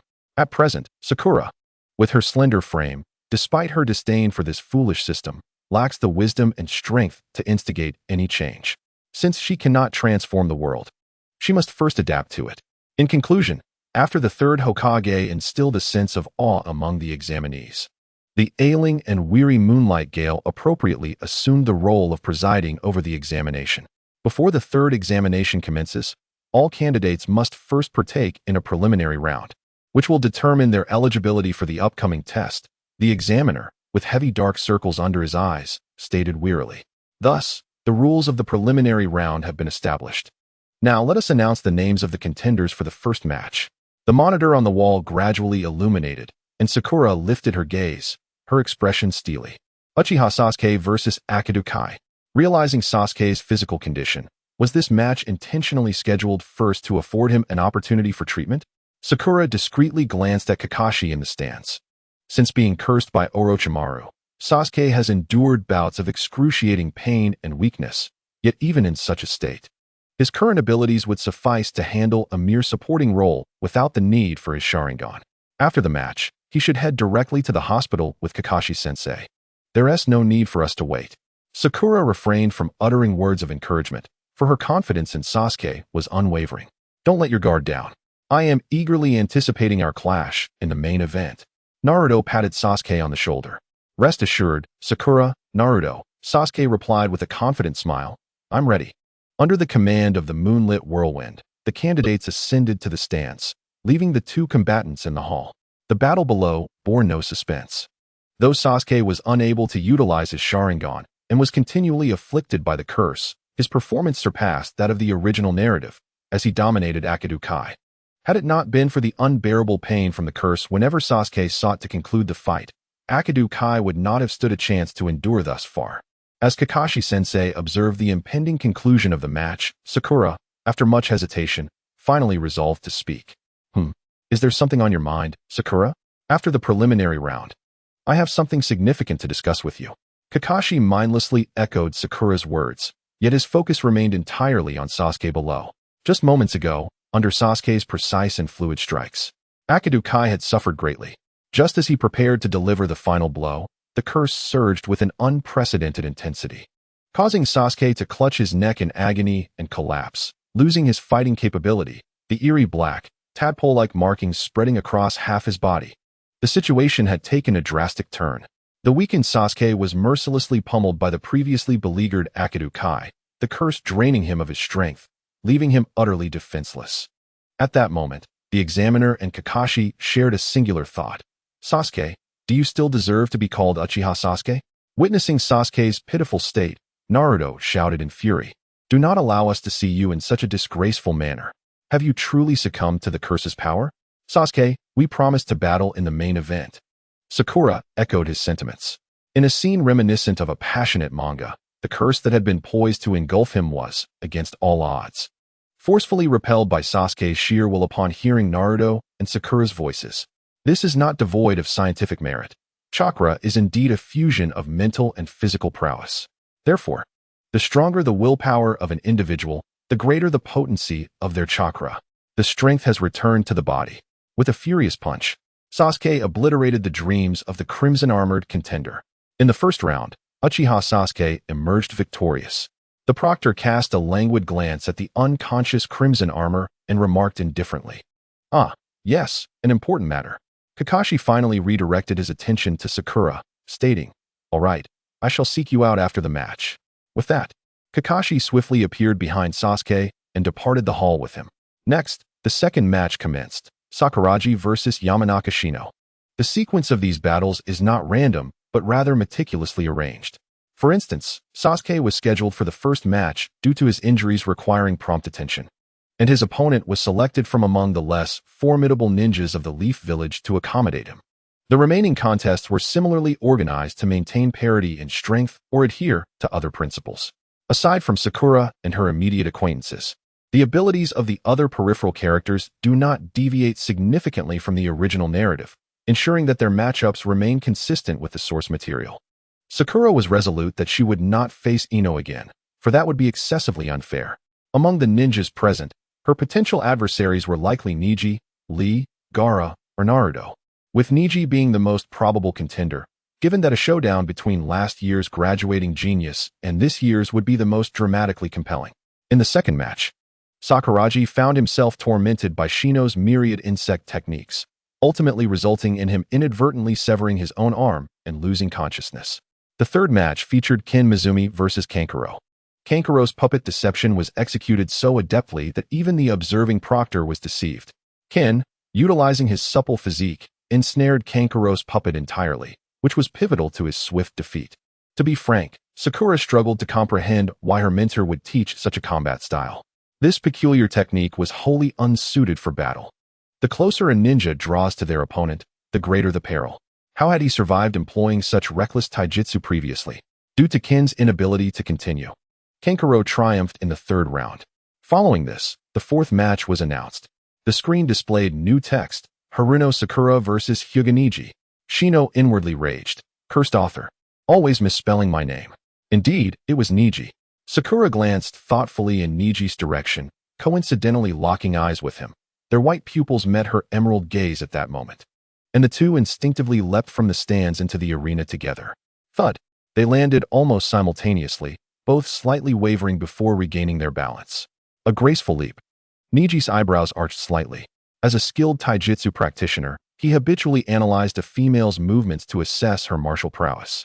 While some may deliberately conceal their strength before a battle, subtle details often reveal their true capabilities. For instance, this seemingly simple leap. The height of the stands is considerable, and as she descends from such an elevation, her feet remain perfectly together, landing with 2 points of contact so close that there is almost no tremor upon impact. A remarkable feat indeed. However, she is undoubtedly a ninja of the ninjutsu variety. Niji activated his Byakugan, its penetrating gaze revealing the secrets concealed beneath the girl's attire. A delicate layer of water enveloped her from her soles, ankles, knees, all the way up to her waist, shoulders, elbows, and wrists, protecting her joints while assisting her in executing her physical techniques. Prolonged immersion in a liquid environment has also rendered the rough, calloused areas of her joints smooth and supple, a quality seldom seen in physical ninjas. Niji understood that this was a form of ninjutsu, requiring minimal chakra expenditure but demanding exceptional chakra control from the user. Although he was uncertain how the girl managed to incorporate soft water into her ninjutsu, from this alone, Niji could ascertain that his opponent possessed not only formidable ninjutsu skills, but also commendable physical prowess. Indeed, she was no ordinary adversary. Niji's expression grew solemn. In contrast, Sakura was far from pondering as deeply as Niji. While Niji scrutinized her, Sakura was observing him in return. As a ninjutsu-type ninja, she lacked the ability to deduce her opponent's physical capabilities from a single movement. What she could discern was that Niji moved with effortless grace, his flowing hair and handsome features enhancing his striking appearance.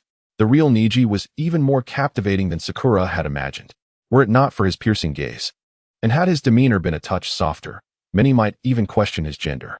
Armed with the insights gained from the original narrative, she was well aware of Niji's prowess, with the defensive capabilities of pure water at her disposal.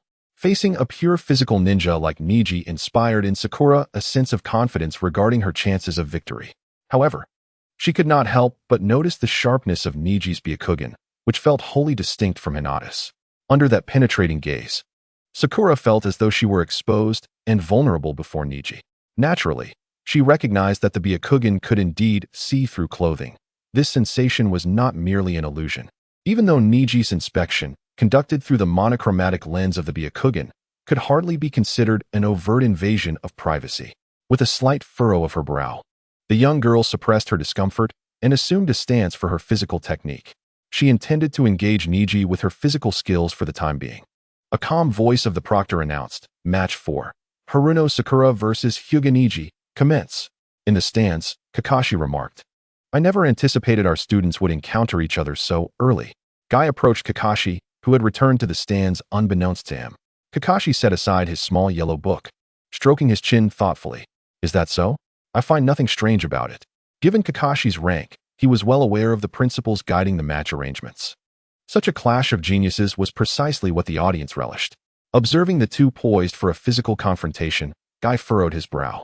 "Kakashi, isn't Haruno Sakura a ninjutsu-type ninja? Does she intend to settle this with Niji through physical techniques? Is she unaware that Niji's gentle fist technique is particularly effective against standard physical combat?" "Ah, Kakashi, it appears that I shall claim victory in our subordinates' duel first." Kakashi chuckled softly, seemingly unfazed by Guy's assertions. "Guy, do not jump to conclusions too hastily," Kakashi remarked nonchalantly while leaning against the railing, observing the two adversaries below. Perhaps it is Sakura's gentle fist that is more deserving of the title restrictive technique than Niji's. Just watch, and you will see that Niji's chances of winning this match are quite slim. Guy refrained from countering Kakashi's words, silently watching the two below. Years of camaraderie had taught him that when Kakashi spoke, there was often a rationale behind his words. On the contrary, Lee could not contain himself. "Kakashi-sensei, isn't that rather presumptuous of you? Niji's gentle fist and pressure point techniques are highly effective against physical combat. If Sakura were to use ninjutsu, the outcome might be uncertain. However, if she were to compete with Niji in taijutsu, it is evident that she would not stand a chance." Kakashi smiled serenely, choosing not to refute Lee's statement. The combination of taijutsu offense and pure defensive capabilities made it exceedingly difficult for an ordinary taijutsu ninja to contend with Sakura. To be frank, if it were merely a contest of taijutsu, Kakashi himself might not prevail against her in her current form, let alone the relatively inexperienced Niji.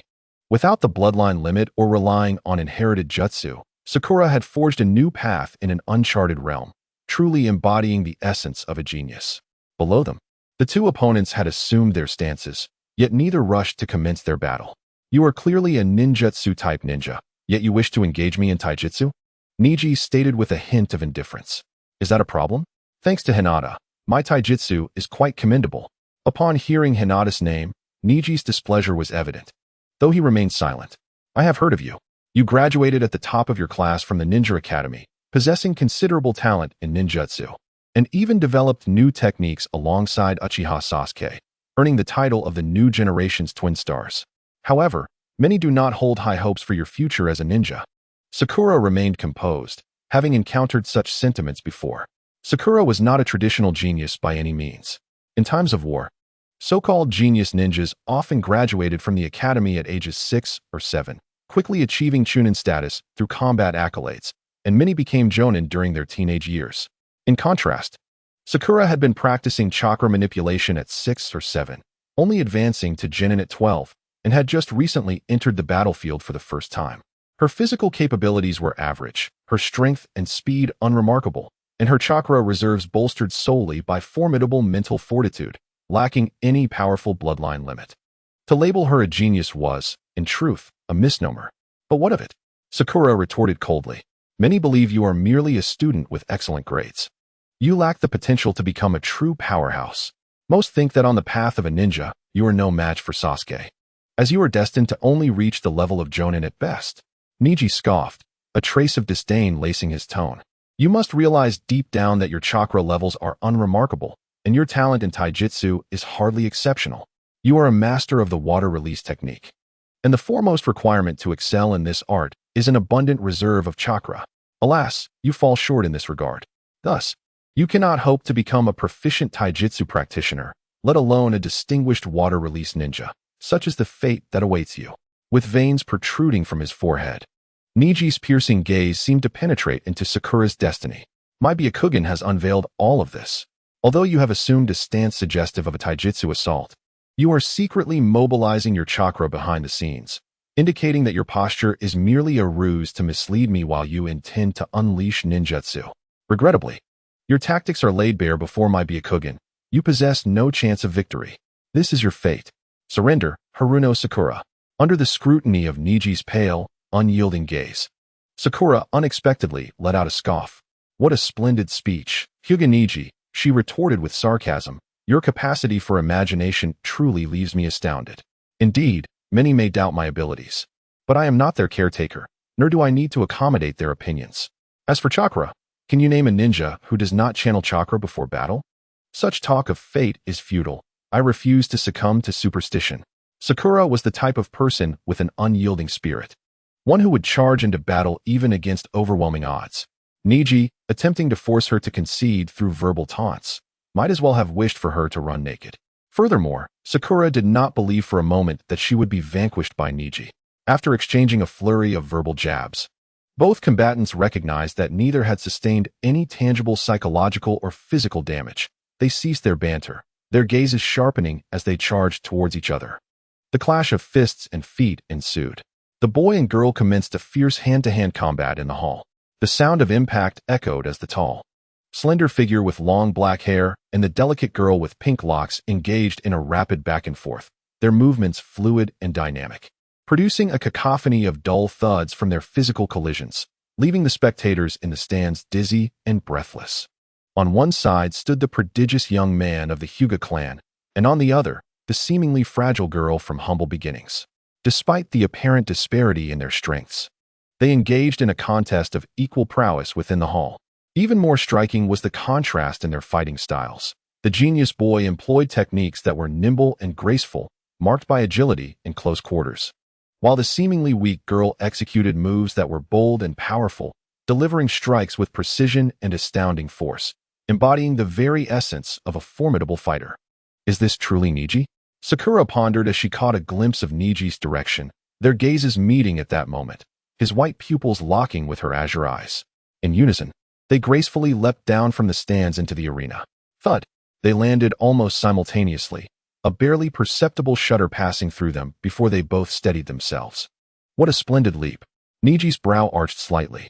As a skilled taijutsu ninja, he instinctively analyzed the girl's movements to gauge her combat prowess. While some might deliberately conceal their strength before a duel, it is often the slightest details that reveal one's true capabilities. For instance, this seemingly simple leap. The height of the stands is not low. Descending from such an elevation, her feet remain together, and the 2 points of contact upon landing are so close that there is nearly no discernible tremor. Achieving this feat is no trivial matter. Yet, indeed, she is a ninjutsu-type ninja. Niji activated his Byakugan, and its penetrating gaze revealed the secrets concealed beneath the girl's attire. From the soles of her feet, through her ankles and knees, up to her waist, shoulders, elbows, and wrists, a delicate layer of water enveloped her, safeguarding her joints while aiding her in executing physical techniques. Prolonged exposure to this liquid environment rendered the areas prone to calluses and dead skin remarkably smooth and supple, a stark contrast to the typical appearance of a taijutsu ninja. Niji understood that this was a form of ninjutsu, one that demanded minimal chakra expenditure but required the practitioner to possess exceptional chakra control.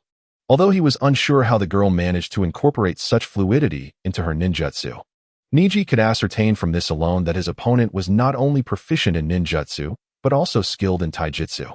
Indeed, she was no ordinary adversary. A serious expression crossed Niji's face. Sakura, however, was far less contemplative than Niji. While he appraised her, she was observing him in return. As a ninjutsu-type ninja, she was not yet capable of discerning an opponent's taijutsu level from a single movement. What she could perceive was that Niji's movements were graceful and effortless, complemented by his flowing hair and handsome features, rendering him exceptionally attractive. In reality, Niji was even more striking than Sakura had imagined. Were it not for the intensity of his gaze, if his demeanor were a touch softer, many might even mistake his gender. Armed with the advantage of knowledge gleaned from the original narrative, she was well aware of Niji's formidable prowess. With the defensive capabilities of pure water at her disposal, Sakura felt confident that she could best Niji in a physical confrontation. Yet, she couldn't help but notice the sharpness of his Byakugan, which felt entirely different from Hinata's. Underneath that penetrating gaze, Sakura experienced a sensation of vulnerability, akin to standing before Niji in a state of undress. Of course, she understood that the Byakugan could indeed see through clothing. This feeling was not merely an illusion. With a slight furrow of her brows, the girl suppressed her discomfort and assumed a stance for taijutsu. She intended to engage Niji with physical techniques first. The examiner's calm voice resonated. In the fourth match, Haruno Sakura versus Hyuga Niji begin. In the stands, Kakashi remarked with surprise, "I didn't expect our students to encounter each other so early." Guy approached Kakashi, who had returned to the stands at some point. Setting aside his book, Kakashi stroked his chin and replied, "Is that so? I find nothing unusual about it." Given Kakashi's rank, he was certainly aware of the principles governing the matchups. A clash of such prodigious talents was precisely what the audience delighted in. Observing the two in their stances prepared for a taijutsu duel, Guy frowned. Kakashi, isn't Haruno Sakura a ninjutsu-type ninja? Is she really intending to settle the match with taijutsu against Niji? Did she not realize that Niji's gentle fist technique effectively counters conventional taijutsu? Kakashi, it appears I shall secure an early victory in the duel between our subordinates. Kakashi smiled softly, seemingly unfazed by Guy's admonition. Guy, do not be too hasty in your conclusions, Kakashi remarked casually while leaning against the railing, observing the two opponents below. Perhaps Sakura's ninja taijutsu is more deserving of the title countering technique than the gentle fist. Just watch, you'll see that Niji's chances of winning this match are quite slim. Guy refrained from countering Kakashi's words, silently watching the two below. Years of camaraderie had taught him that Kakashi's insights were invariably grounded in reason. It was Lee who could not restrain himself. Kakashi-sensei, isn't your assertion rather presumptuous? Niji's gentle fist and chakra point attacks are exceptionally effective against taijutsu. If Sakura were to employ ninjutsu, it would be a different matter, but in a taijutsu contest, it seems clear that she stands no chance against Niji. Kakashi smiled nonchalantly, choosing not to refute Lee's statement. The offensive prowess of ninja taijutsu, combined with Sakura's remarkably pure defensive capabilities, made it exceedingly difficult for standard taijutsu practitioners to contend with her. To be frank, were it merely a matter of taijutsu. Kakashi himself might struggle against her in her current state, let alone the still nascent Niji. A girl who, without the advantage of a bloodline limit or inherited techniques, forges a new path in an uncharted territory, is truly the genius. Below, the two combatants, poised in their starting stances, were in no rush to commence the battle.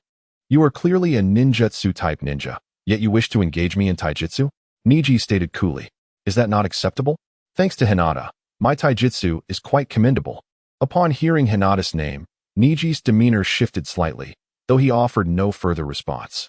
I have heard some things about you. You graduated at the top of your class and are quite gifted in ninjutsu, even developing new techniques alongside Sasuke, earning you the title of the new generation's twin stars. However, many do not hold high hopes for your future as a ninja. Sakura remained composed. Such sentiments were not unfamiliar to her. Sakura was not a genius in the traditional sense. During wartime, so-called genius ninjas often graduated from the academy at 6 or 7 years old, reaching Chunin level within 2 or 3 years through battlefield accomplishments, and could ascend to Jonin status during their adolescence. In contrast, Sakura was still mastering chakra control at 6 or 7, only achieving Jonin status at 12, and had only recently participated in her first battle. Her physical attributes were average, with neither exceptional strength nor speed, and her chakra reserves were merely a byproduct of her formidable mental fortitude. Without a powerful bloodline limit, her reputation as a genius was arguably overstated. But what of it? Sakura retorted coldly. Many believe you are merely a good student in the academy, lacking the potential to become a true powerhouse. Most feel that on the path of a ninja, you cannot compare to Sasuke, as your growth is likely limited to the Jonin level. Niji scoffed, his tone tinged with disdain. You must be acutely aware that your chakra levels are rather mediocre, and your talent in physical combat is unremarkable. As a water-style ninja, the primary requisite for excelling in this art is a significant amount of chakra, a criterion you utterly fail to meet. Consequently, you are destined neither to become a distinguished practitioner of physical techniques nor an exceptional water-style ninja. This is your fate. With veins bulging on his forehead, Niji's piercing gaze seemed to penetrate Sakura's destiny. My Byakugan has unveiled all of this. Though you feign an offensive stance using physical techniques, you are clandestinely channeling chakra, indicating that your posture is merely a ruse to mislead me, while your true intent lies in executing ninjutsu. Regrettably, your strategy is laid bare before my Byakugan. You possess no chance of victory. This is your destiny. Surrender, Haruno Sakura. Under Niji's unwavering gaze, Sakura surprisingly let out a derisive laugh. What a splendid speech, Hyuga Niji, she retorted sarcastically. Your imaginative prowess is truly eye-opening. Indeed, many doubt my capabilities. But I am not their guardian. I need not cater to their opinions. As for chakra, can you name a ninja who does not mobilize chakra before a battle? Fate. You speak of fate, but I refuse to be swayed by such superstitions. With such boisterous rhetoric, you still must prove your mettle in combat. Sakura embodies the spirit of one who, despite knowing she cannot win, will charge into battle, rather than attempting to coerce Sakura into surrendering with mere words. Niji might as well wish for her to run naked. Moreover, Sakura does not believe for a moment that she would lose to Niji. After exchanging a volley of verbal jabs, both warriors realized that neither had sustained any physical or psychological damage, and thus, they ceased their chatter. With a steely resolve, they charged at one another simultaneously. The hall resonated with the sound of fists colliding as the young man and woman engaged in a fierce battle. The tall, slender figure with long black hair clashed against the delicate pink-haired girl, their movements a dizzying dance of attack and evasion. The thunderous sounds of their physical confrontations echoed, leaving the audience in a state of bewilderment as they struggled to keep up with the rapid exchanges. On one side stood the prodigious youth of the Hyuga clan, while on the other was a seemingly frail girl from humble beginnings. Despite the apparent disparity in their strengths, they engaged in an evenly matched contest within the hall. The striking contrast lay in the fact that the genius boy employed a style that was nimble and delicate, characterized by agility and precision, adept at close-range maneuvers. Conversely, the seemingly weak girl showcased techniques that were bold and forceful, executed with clarity and impressive power, epitomizing the essence of robust combat. Both fighters moved with astonishing speed, and it seemed the audience barely had time to catch their breath before they had exchanged hundreds of blows. Each combatant was intimately familiar with the other's fighting style. The tall youth's usual training partner was Rock Lee, who practiced the same vigorous techniques, endowing him with considerable experience against opponents employing such forceful tactics. The pink-haired girl frequently sparred with her friend Hinata, a true practitioner of the Hyuga clan's gentle fist, making her well acquainted with the style's intricacies. Thus, although the two combatants moved with remarkable speed, neither displayed a fatal flaw. They exchanged blows for an extended period without gaining a clear advantage, let alone determining a victor. The girl with pink hair delivered powerful strikes, yet the boy deftly countered her attacks with a blend of soft and firm techniques, redirecting force, blocking from the sides, and skillfully evading, rendering her full strength ineffective, reducing it to a mere fraction of its potential. The boy, with his long black hair, employed gentle punches, his true lethal technique being the infusion of chakra into his opponent, which inflicted internal damage to their organs and bones. However, against the girl, his typically effective soft punches failed to penetrate. They met an almost impermeable barrier, as if striking against a watery membrane, preventing his chakra from entering her body. Astonishingly, the efficacy of his gentle strikes was greatly diminished. Their battle, while fierce, was merely a series of tests.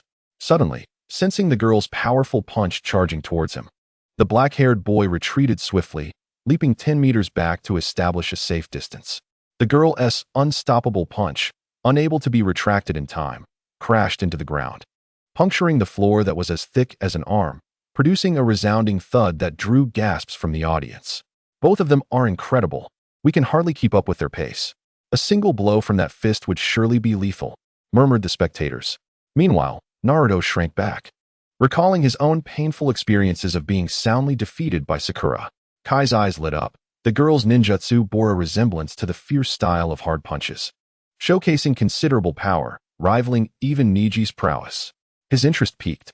Not far away, a boy with pronounced dark circles under his eyes observed the two fighters with a sinister grin. On the field, the two, having momentarily distanced themselves, confronted each other again in silence before launching into the fray once more. Following their initial probing, the second round of combat escalated in intensity and brutality. In the first round, both fighters had gauged each other's understanding of hard and soft techniques. The girl quickly discerned that while Niji's gentle fist and Hinata's gentle fist shared a common origin, they exhibited distinct differences. The exceptionally gifted Niji executed his soft punches with greater precision and decisiveness. Each strike appeared light and airy, akin to drifting petals, yet concealed immense power, capable of producing a sound reminiscent of a breaking twig even in midair. Conversely, the boy with long black hair recognized that the girl's ninjutsu, while seemingly akin to typical hard punches, possessed deeper intricacies. The thin layer of water surrounding her joints served a purpose far beyond merely enhancing her speed and strength. It provided additional support and points of force beyond the ground itself. Power flowed from the roots, reaching the legs, with the waist as the fulcrum, connecting to the back, aligning with the shoulders, operating through the arms and elbows, and culminating at the fingertips. This principle of martial arts, however, faltered in the girl's application. The multitude of support points endowed her strikes with both the ferocity of hard punches and the agility of soft techniques, infused with an unusual unpredictability absent in conventional martial arts. After the first round of probing, both combatants simultaneously recognized that, given their respective mastery of martial arts, it would be exceedingly challenging to determine a victor using only these fundamental techniques. Thus, in the second round of combat, Niji's style of martial arts underwent a dramatic transformation.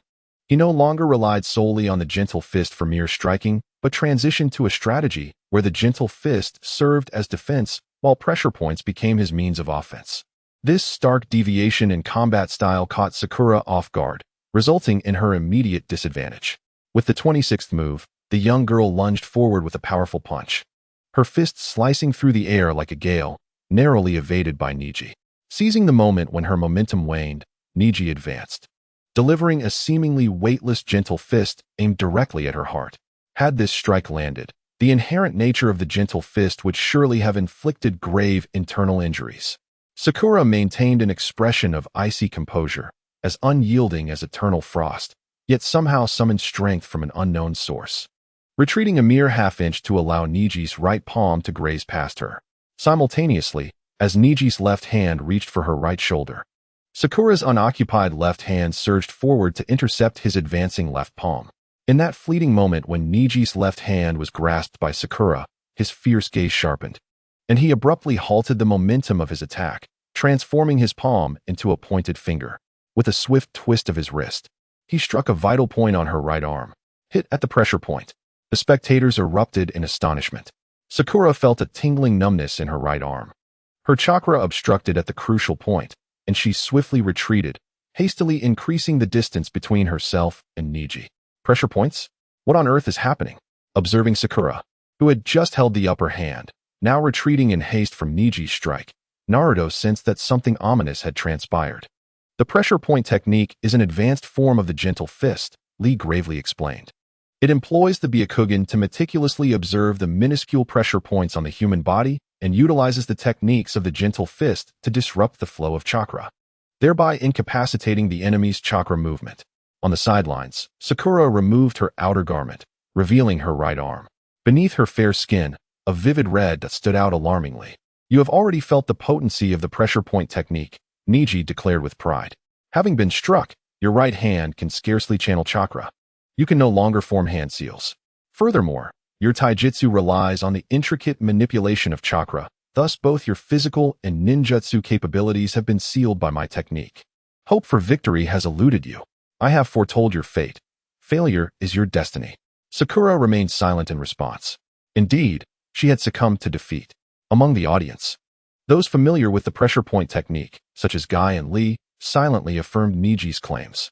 Meanwhile, the other spectators displayed expressions of empathy, relieved they were not pitted against an opponent like Niji. The pressure point technique proved exceedingly restraining for ninjas who relied on chakra, especially those who engaged in close combat. Yet, a few remained steadfast in their belief that Sakura had not yet reached the brink of defeat.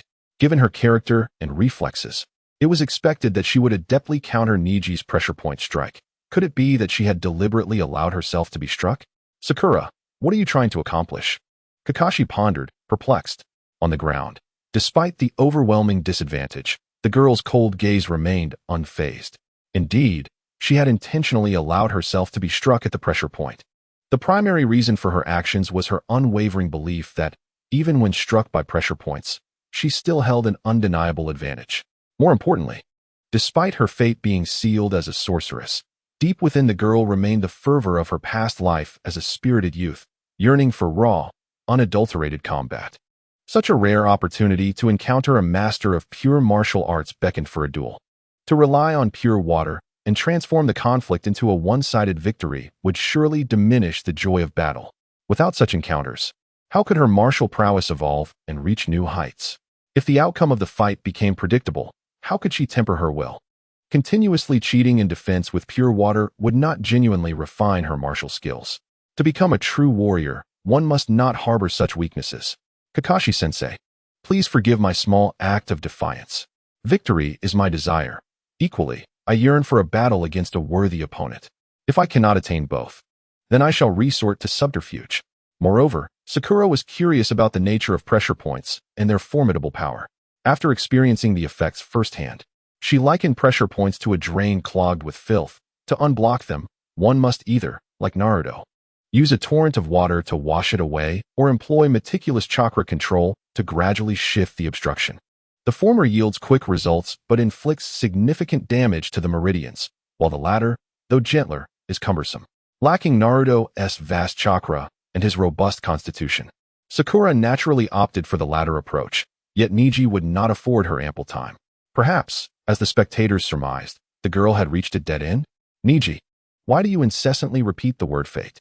My voice remains steady. Why do you insist on dictating another's destiny? The girl declared resolutely, I detest the notion of fate.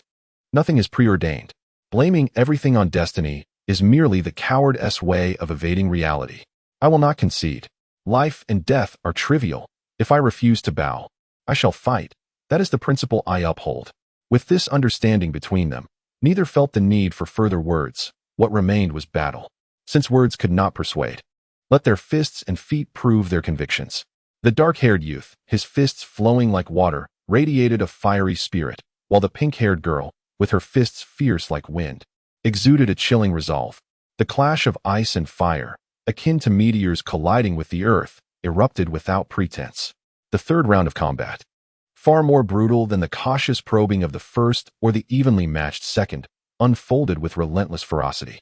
The strike to her right arm severely impeded the chakra flow, a fatal flaw for a martial artist reliant on precise chakra manipulation for explosive power. Yet, rather than yield to this critical vulnerability, the girl's assault intensified, growing ever more ferocious. Sakura's ninjutsu is a harmonious blend of precise chakra control and the utilization of ultra-pure water to propel her body. The infusion of chakra into her physique enhances her muscular explosiveness, amplifying her strength, speed, and resilience against damage. The ultra-pure water acts as a medium through which chakra exerts additional force on her movements, akin to a flexible, powered exoskeleton. Niji's ability to target chakra points disrupts the flow of chakra, rendering Sakura's right hand incapable of channeling chakra to augment her physical form. The ninjutsu, which should rely on both chakra and ultra-pure water for support, now solely depends on the latter, diminishing her control and fluidity. However, this limitation does not detract from the potency of her ninjutsu, for techniques capable of causing cataclysmic upheavals and devastating torrents. Generating several tons of force to propel the form of a mere adolescent girl is hardly a challenge. Thus, even without the enhancement of chakra, the might of her ninjutsu remains undiminished. In fact, to compensate for the loss of control, she consciously amplifies the power of her technique, rendering it even more formidable. Her punches strike like a fierce tiger, her kicks flow like a hidden dragon. Whoosh, whoosh, whoosh. Each blow cuts through the air with a piercing sound, creating a resonant echo. Boom, boom. The thick tiles beneath her feet crumble like tofu under the force of her strikes, creating crater after crater. Thud, thud. When fists and palms collide, a dull thud reverberates. Niji struggles to withstand Sakura's onslaught. The unique technique of deflecting force is executed to its fullest extent in his hands. Yet he still feels a tingling numbness in his palms. A sense of bitterness wells within Niji. He initially believed that striking Sakura's chakra points had granted him the upper hand, only to find himself on the defensive, being relentlessly pushed back by her ferocious assault. Sakura's stance is as fierce as the wind. Her attacks flow seamlessly like water, breaking through his defenses with relentless momentum, as if she intends to defeat Niji within mere moments. The sudden shift in her fighting style catches Niji off guard, forcing him into a precarious position where he can do little more than withstand her barrage. In this moment, Niji feels like a solitary boat adrift in a storm, precariously swaying amidst the tempest of Sakura's fierce strikes. Faced with her relentless aggression, Niji shifts from a balanced strategy of offense and defense to a desperate one, where offense is but a fraction of his approach and defense dominates. He executes evasive maneuvers to the utmost limit. When evasion proves futile, he resorts to countering with all his might. In the stands, most spectators believed Sakura's defeat was inevitable, yet the tide has turned, and the previously incapacitated Sakura now exerts overwhelming pressure on Niji, as if she had never been affected by his chakra point strike. Witnessing Niji's struggle, the audience realizes the truth. Niji's defeat is imminent. Lee watches the unfolding scene with gravity, stating earnestly, having faced Niji countless times, he understands that Niji is merely at a disadvantage at this moment. His gaze remains steady, his movements are still fluid.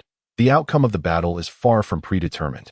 Though the young girl launched an onslaught like a relentless tide, she could never quite grasp the evasive and nimble Niji. Despite the grandeur of her offensive, akin to swallowing mountains and rivers, it was futile against Niji, who slipped away like an eel. Overzealousness leads to fragility. Shaoli instinctively sensed that Sakura's aggression could not endure, much like the opening of the Eight Gates technique. Therefore, unless Sakura could swiftly defeat Niji, the moment he withstood her transition from offense to defense would herald his triumph. On the sidelines, although Niji appeared battered and on the brink of collapse, he remained steadfast, revealing no fatal vulnerabilities, leaving no opportunity for the young girl to exploit.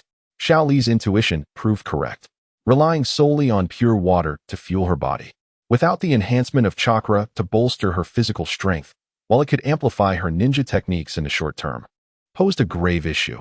Her right hand could no longer endure such relentless strain. Imagine an engine of a sports car mounted on a wooden chassis. Sakura's unenhanced right hand was precisely that wooden base. Without chakra to fortify her body, Each punch she threw resonated with unbearable pain in her right hand. Despite her overwhelming advantage on the surface, it came at the cost of injuring her hand through overexertion. The turning point emerged unexpectedly. Just as Sakura cornered Niji into a desperate situation, the spectators suddenly noticed her abruptly halt her punches, clutching her right arm and biting her teeth in a muted groan. A reversal of fortunes. Xiao Li's eyes lit up, and he could not help but shout. Niji seized the opportunity without hesitation, executing his ultimate technique. The 8 trigrams, 64 palms. The wind stirred. The surging chakra in the air created ripples, reminiscent of water's gentle undulations, constantly swirling and intertwining, forming seemingly harmless yet profoundly dangerous vortices, coalescing into an invisible tempest. The storm swelled with the wind, rapidly expanding into a ring of violent winds measuring over 10 meters in diameter. The 8 trigrams field was established, and where Sakura stood was precisely the eye of this storm. Unlike its chaotic center, this was the most ferocious part of the tempest. Sakura suddenly comprehended why. In the original narrative, Naruto had watched helplessly as Niji unleashed the 64 palms upon him. This was because each swirling vortex in the air contained the soft, entwining force of the gentle fist. Anyone caught in the storm would be relentlessly pushed and hindered by these encircling whirlpools, ensnared by the viscous strength of the gentle fist and rendered immobile. It must come to an end. On the sidelines, Xiao Li and Akai could not help but exclaim, "It must end." Niji calmly and confidently declared from below. Like a tempest unleashed, Niji's offensive commenced. Whether forming into sword-like thrusts or gathering into sweeping palms, Niji's strikes were as swift as thunder and as rapid as lightning, creating a flurry of afterimages that dazzled the eyes. 2 palms, 4 palms, 8 palms, 64 palms. In a mere 2 seconds, Niji executed the astonishing 64 palms, each strike accurately landing on Sakura's vital points. The final strike landed upon the young girl's chest, precisely at the point known as the Zhongshuo acupuncture point. With her head bowed, she gently placed her right hand on Niji's wrist, attempting to halt the impending blow, yet found herself utterly powerless to do so. Niji understood. Having fallen victim to the 8 trigrams, 64 palms, she bore no strength left to resist. Victory was his. Breathing heavily, Niji felt the toll of his exertion. Having completed the sequence of the 8 trigrams, he was utterly drained, his body trembling slightly, nearly unable to stand. Indeed, he had triumphed. The audience in the stands gazed in disbelief at the remarkable reversal of fortune before them. Yes, he had won. Suddenly, Kakashi in the stands erupted into laughter. "I've got you." The girl's cool voice resonated. Niji's smile abruptly shifted to one of astonishment. Despite the 8 trigrams, 64 palms having sealed most of her chakra points, how could she still muster the strength to counterattack? Infuriatingly, Niji's remaining chakra was insufficient to unleash a complete defensive maneuver. The girl struck him fiercely, sending him flying to the ground, unable to rise again. "I never expected your greatest strength to lie in taijutsu. Yet why did the 8 trigrams, 64 palms prove ineffective against you?" Niji lay on the ground, laboriously raising his hand to inquire. "Because your gentle fist cannot breach my water release." A translucent, pale blue water shield floated serenely in Sakura's hand. "Had I employed it from the outset, the match would have concluded long ago. Taijutsu was my weakest skill. I chose to engage in this battle to refine it," she stated calmly. "Without my ninja body technique, I wouldn't have been able to defend against even a single strike from you.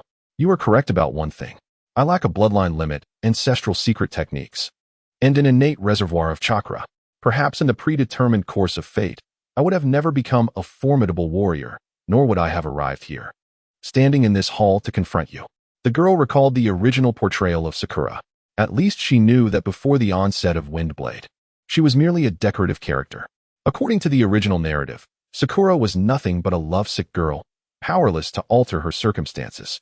The arrival of the traveler brought no golden opportunity. The only advantage over the original was a stronger mental fortitude. Yet what of it? If that is fate, then I shall shatter it. The girl refused to accept such a destiny. If water release ninjutsu demands a vast chakra supply, then I shall create a powerful water release that does not rely on such excess. If taijutsu lacks inherent talent, then I will devise a technique to enhance it. Armed with the knowledge and creativity provided by another system, along with an indomitable spirit, the girl forged her own imaginative path, and ventured further down it. Once a goal is set and a resolution is made, one must stride forward without fear or hesitation. For I shall never succumb to this so-called fate. Yes, the present Sakura had transformed into a powerful individual who altered her own destiny. Approaching Niji, she asserted, to wallow in self-pity while clinging to the notion that this is fate is merely an evasion of reality. Therefore, cease your frowning and uttering such mundane phrases about the unchangeable nature of fate, Niji. You and I are not alike. I am merely an ordinary individual striving to shatter the chains of destiny, while you are the genuine prodigy. Niji remained silent, not a word escaping his lips. He gazed vacantly upward, through the hollow top of the tower, catching sight of the azure heavens above, where fluffy clouds drifted freely and a majestic eagle soared across his field of vision. I have lost to the prodigy, Niji, who has never known defeat. And for the first time, he acknowledged his own failure. Indeed, you have transcended the constraints of your fate, while I remain a foolish creature defeated by destiny. Wallowing in self-pity, the failure Niji spoke of perhaps carried a deeper significance. You refer to the fate of the Hyuga main and branch families, do you not? I have heard whispers of it, the girl replied softly. A bird caught in a cage, if sufficiently clever, can peck open the door with its own beak. For they still harbor hope, the hope of soaring freely once more. If it were Niji, as long as he held on to such hope, he could surely break free from the confines of fate, could he not? The girl smiled gently at Niji. Finally, Niji sighed in relief. The victor is Haruno Sakura. Hooray! Sakura is so impressive, much more handsome than Sasuke. Naruto shouted excitedly, drawing the astonished gazes of those around him, only to be predictably met with a sharp rap on the head from the girl who leapt at him. Quiet down. Aren't you embarrassed at all? She said with a frown, as she lacked Naruto's thick skin and couldn't bask in the silly stares of the onlookers. Ouch, that hurts. Ah, you little brat. Do you dare to resist? You've crossed the line. Indeed, I, Uzumaki Naruto, shall defy the fate you impose upon me. Ha ha ha.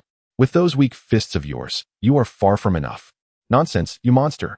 I, Uzumaki Naruto, will undoubtedly smash you into oblivion without mercy. How dare you oppose me? Today, you shall meet a most tragic end, one that is horrifically devastating.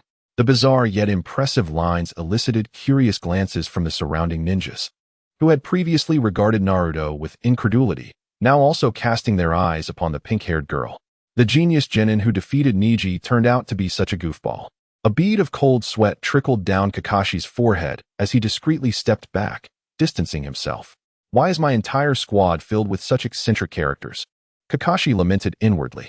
As Sakura was imparting a lesson to Naruto with her loving fists, the screen updated with the next round of combatants. All right, enough of your antics. You too. Look at the screen. Kakashi wiped the cold sweat from his brow and turned to halt their playful bickering. The combatants for the 6th round had appeared on the screen. Uzumaki Naruto versus Inuzuka Kiba. Both Sakura and Naruto fell silent immediately. At last. It is my turn to shine, Naruto declared, hands on his hips, relishing the moment to showcase his skills. Hey, do not underestimate your opponent. Teeth are not to be trifled with. Before Sakura could finish her sentence, Naruto, with uncontainable enthusiasm, leaped down from the stands, exclaiming, I will deliver a stunning punch to defeat you. Are you even listening to me? The girl sighed in exasperation. Sakura truly believed that Kiba was formidable. Of course, this was not in comparison to her own abilities, as some of her jutsu were rather overwhelming. Nevertheless, among the genin, Kiba undoubtedly stood out as an exceptional ninja.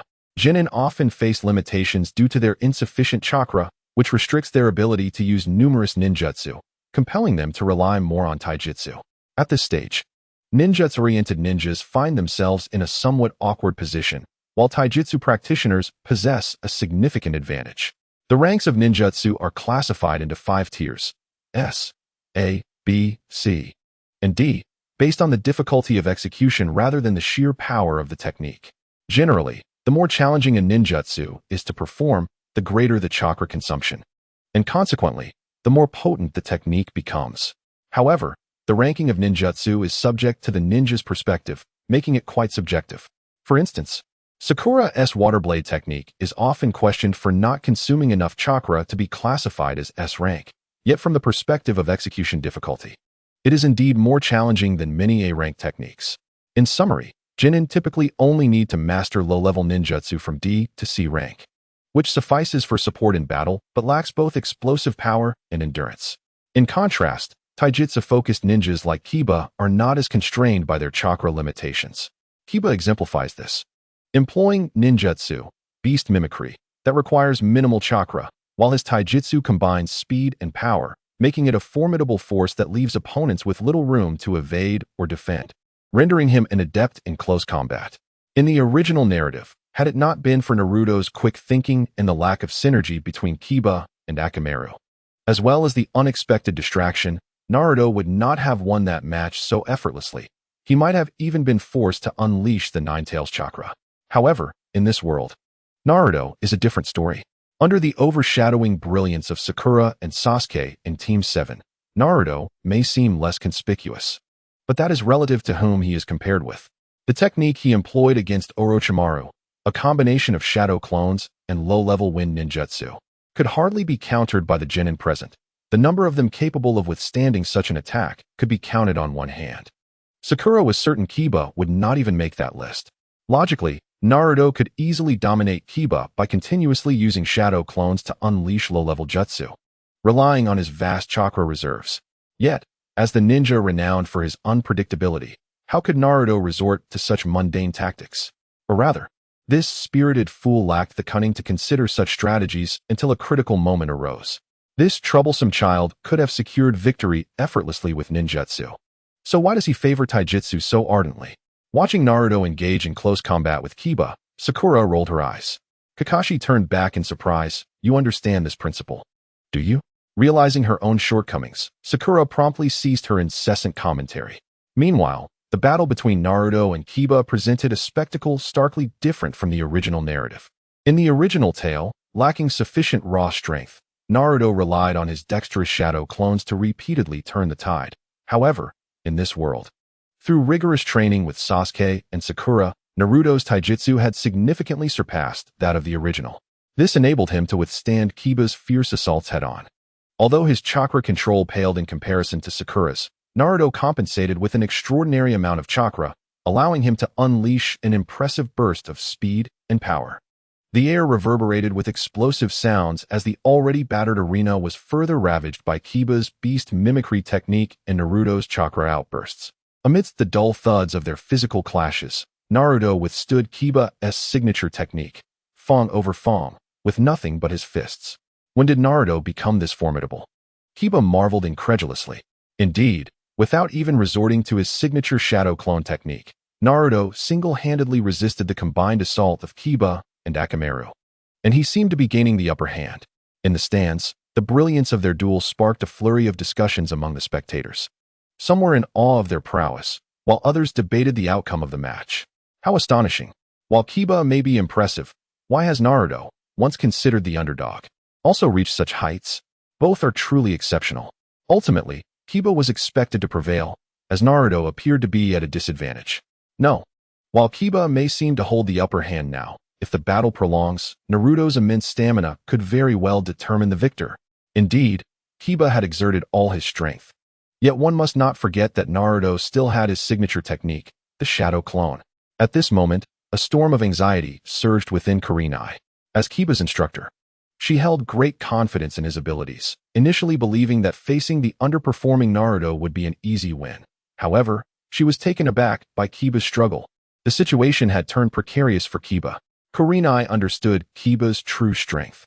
Although he had executed nearly flawlessly, it was still insufficient to overcome a Naruto who had yet to unleash his full potential. Should Kiba's offensive wane even slightly, he might quickly find himself at a disadvantage. Or worse, facing defeat. How could the students of Team 7 be so formidable? Kurenai's predictions soon materialized. After exchanging several more blows, Kiba, fatigued and unable to keep pace, exposed a fleeting opening, which Naruto seized with a stunning punch that sent Kiba crashing to the ground. The tide of battle had shifted. From that moment on, Kiba fell into a complete downward spiral, unable to mount a comeback. The victor of the 6th round was Naruto Uzumaki. At last, Kiba lay defeated beneath Naruto's fists, marking Naruto's victory, which also signified that all 3 members of Team 7 had advanced to the final round of the Chunin exams. Konoha Hospital. Following the conclusion of the selection matches, Kakashi swiftly transported the ailing Sasuke to a secluded building nestled in a corner of the hospital. Without waiting for the selection matches to conclude, Kakashi hastily departed from the tower, his mind burdened with worry. Sasuke's condition was precarious, marked by intermittent relapses, leaving Kakashi deeply unsettled. Following closely behind him was Sakura Haruno, who, after witnessing Hinata's match, found herself lacking enthusiasm for the remaining battles. Though they had previously agreed on conveying crucial intelligence to Kakashi, Sakura now grappled with how to initiate the conversation. Perhaps after seeing Sasuke would present the perfect opportunity. Thus, the two traveled in silence, Kakashi preoccupied with his disciple's safety and Sakura feeling a tinge of anxiety, until they arrived at Sasuke's hospital room. What awaited them was not a recovered Sasuke, nor the quietly vigilant Umbu nearby, but rather a scene of carnage, a floor littered with corpses, and an unexpected assault from Kabuto. With a swift motion, Kakashi intercepted Kabuto's ambush, his expression grim as he fixed a steely gaze on the man standing by Sasuke's bedside, intent on causing him harm.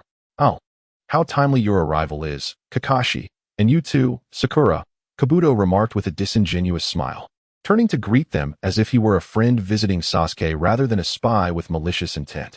"Kabuto, regardless of your allegiance, I advise you to lay down your weapons and surrender," Kakashi warned coldly. "Otherwise, I cannot guarantee your survival in this room." Kabuto chuckled lightly, dismissing the threat. "With your lackluster abilities and that worthless genin behind you, do you truly believe you can restrain me?" The girl named Sakura stepped forward, her azure eyes radiating a chilling aura that could freeze the air. Her lips parted as she spoke. "Choose your words carefully, or I shall end you before long." Kabuto paid little heed to Sakura's menacing remarks. Despite being labeled a genius by the outside world, he regarded her as little more than a weakling, unworthy of consideration. Kakashi gestured for Sakura to remain calm, his voice low and firm. "Who are you, and what do you intend to do to Sasuke?" Kabuto narrowed his eyes. Sensing the growing intensity of Kakashi, the so-called copy ninja and elite shinobi of Konoha, though he appeared to be calmly questioning, the tension suggested he could launch an attack at any moment. Despite claiming to be on par with Kakashi, Kabuto was reluctant to engage him directly, especially with Sakura poised to strike. A hit from her water blade technique would not be a trifling matter. However, Kabuto was equally unwilling to answer Kakashi's inquiries truthfully. "Kakashi, for a shinobi of this caliber, you would do well to prepare at least 10 more for future encounters," he deflected, ignoring Kabuto's attempt to divert the conversation. Kakashi's gaze grew increasingly frigid. "And if I refuse to comply?" Kabuto retorted, his grip tightening around a kunai. Kakashi's voice turned icy as he declared, "Then prepare to face the consequences." He lunged at Kabuto with explosive speed, ready to teach him a lesson he would not forget. The kunai in Du's hand was deftly knocked away by Kakashi, who swiftly subdued Du, pinning him to the ground. The kunai pierced his palm, anchoring his hands to the earth. The familiar sensation of flesh being pierced reminded Kakashi that this was indeed a corporeal being, not a mere shadow clone conjured from chakra. Could it be that I have captured the real body so easily? Rather than feeling elated, Kakashi sensed an unsettling disquiet. In an instant, the two bodies of the Umbu lying on the ground suddenly sprang to life. One charged towards the door, while the other leapt out of the window. Attempting to escape? Can they truly evade capture? The girl let out a cold laugh, a swirling mass of high-pressure water resting in her palm. Water release, super water gun technique. The figure rushing towards the window moved with astonishing speed, leaping out in a heartbeat. The girl was nearly certain that this was the true body. The velocity was too swift for her to ascertain whether she could leave a survivor. The water line shot forth, cleaving the airborne figure in two. Blood, entrails, and remnants of the body cascaded through the air like a rain of crimson. Meanwhile, Du, who was dashing towards the doorway, was intercepted by a shadow clone that had been prepared in advance. Kakashi and Sakura, believing their task accomplished and exhaling in relief, were startled by the shadow clone's warning. "Be careful, this is not Du."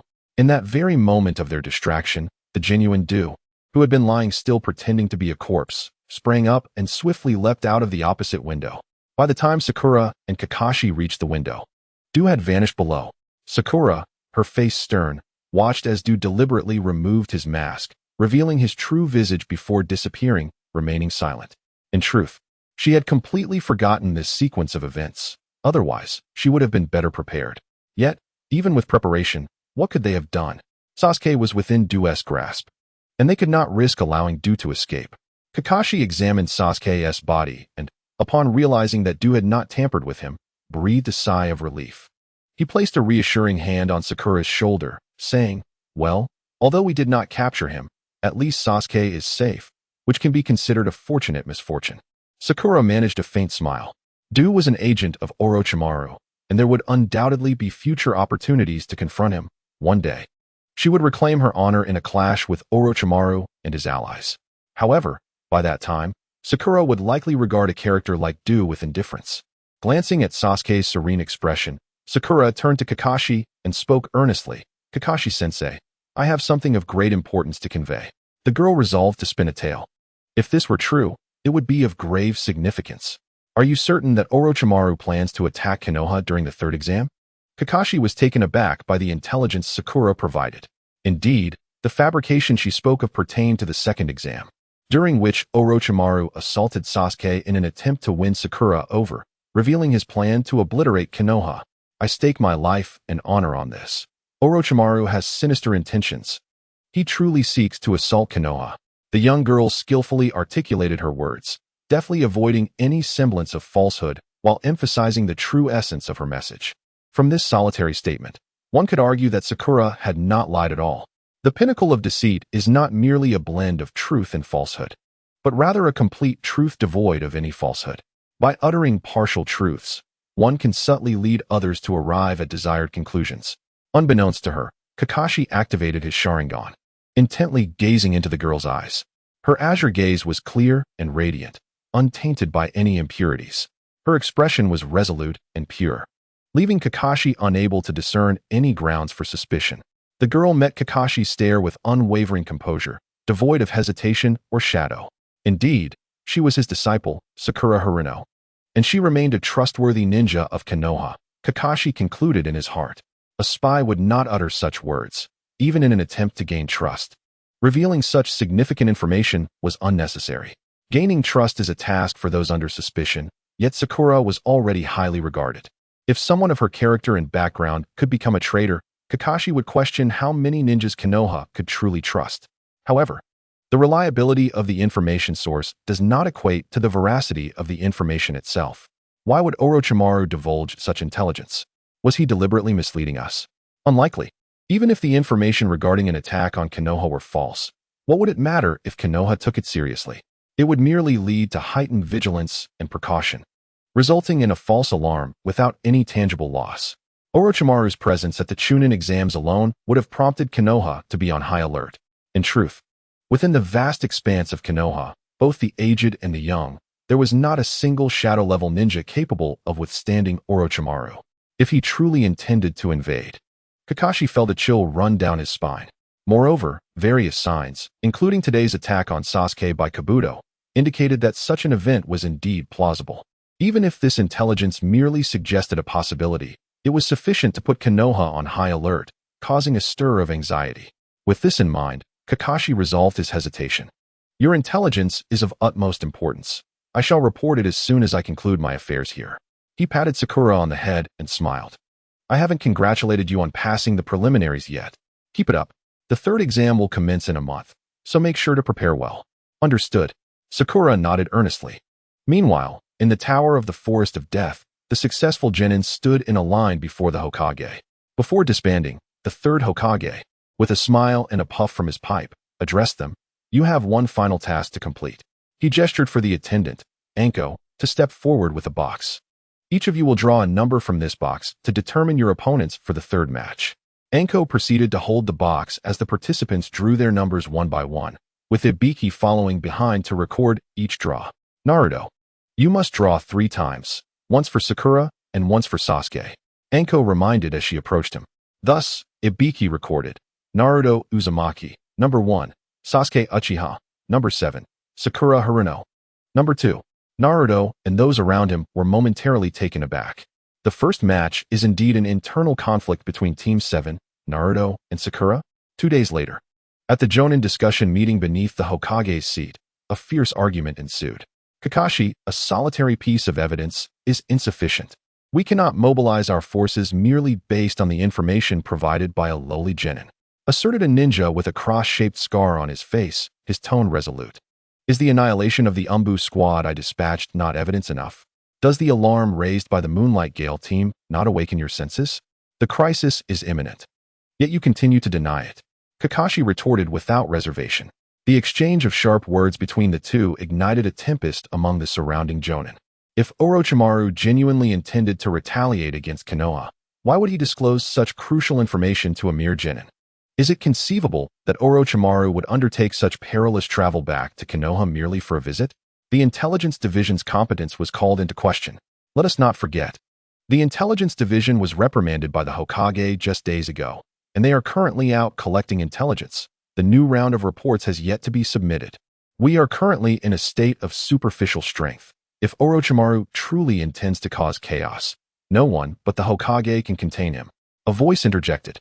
Not to mention, with Orochimaru back in Konoha, even if he harbors no intentions of attack, we must prepare as though he does. Prepare how? You make it sound so simple.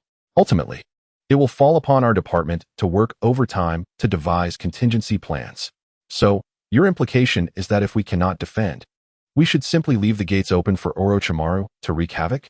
My point is that until we obtain concrete evidence proving Orochimaru's malevolent intentions towards Konoha, we need not panic. That will only lead to chaos within our ranks. On the contrary, I believe as long as Orochimaru remains within the village, we must maintain the highest level of vigilance. Impossible.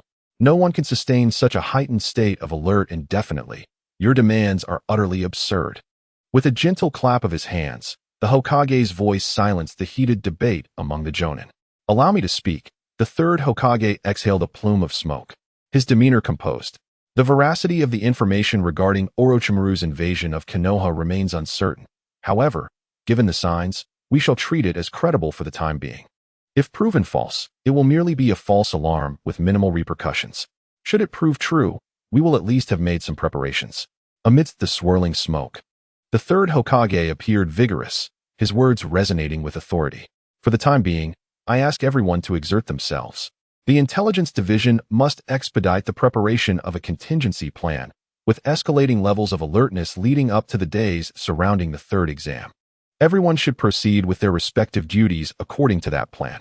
Additionally, for those who can, arrange a drill on the day of the exam, ensuring that non-combatants, including women and children, are taken to the shelters. The third Hokage's spirited gaze swept across the assembly of jonin through the haze of smoke. These individuals are the pillars of Konoha. Observing them, the third Hokage seemed to find a renewed sense of assurance. For now, that is all. Dismissed. The high-ranking shinobi below bowed respectfully to the third Hokage before vanishing in a flurry of swift movements. The once bustling conference room fell into a profound silence.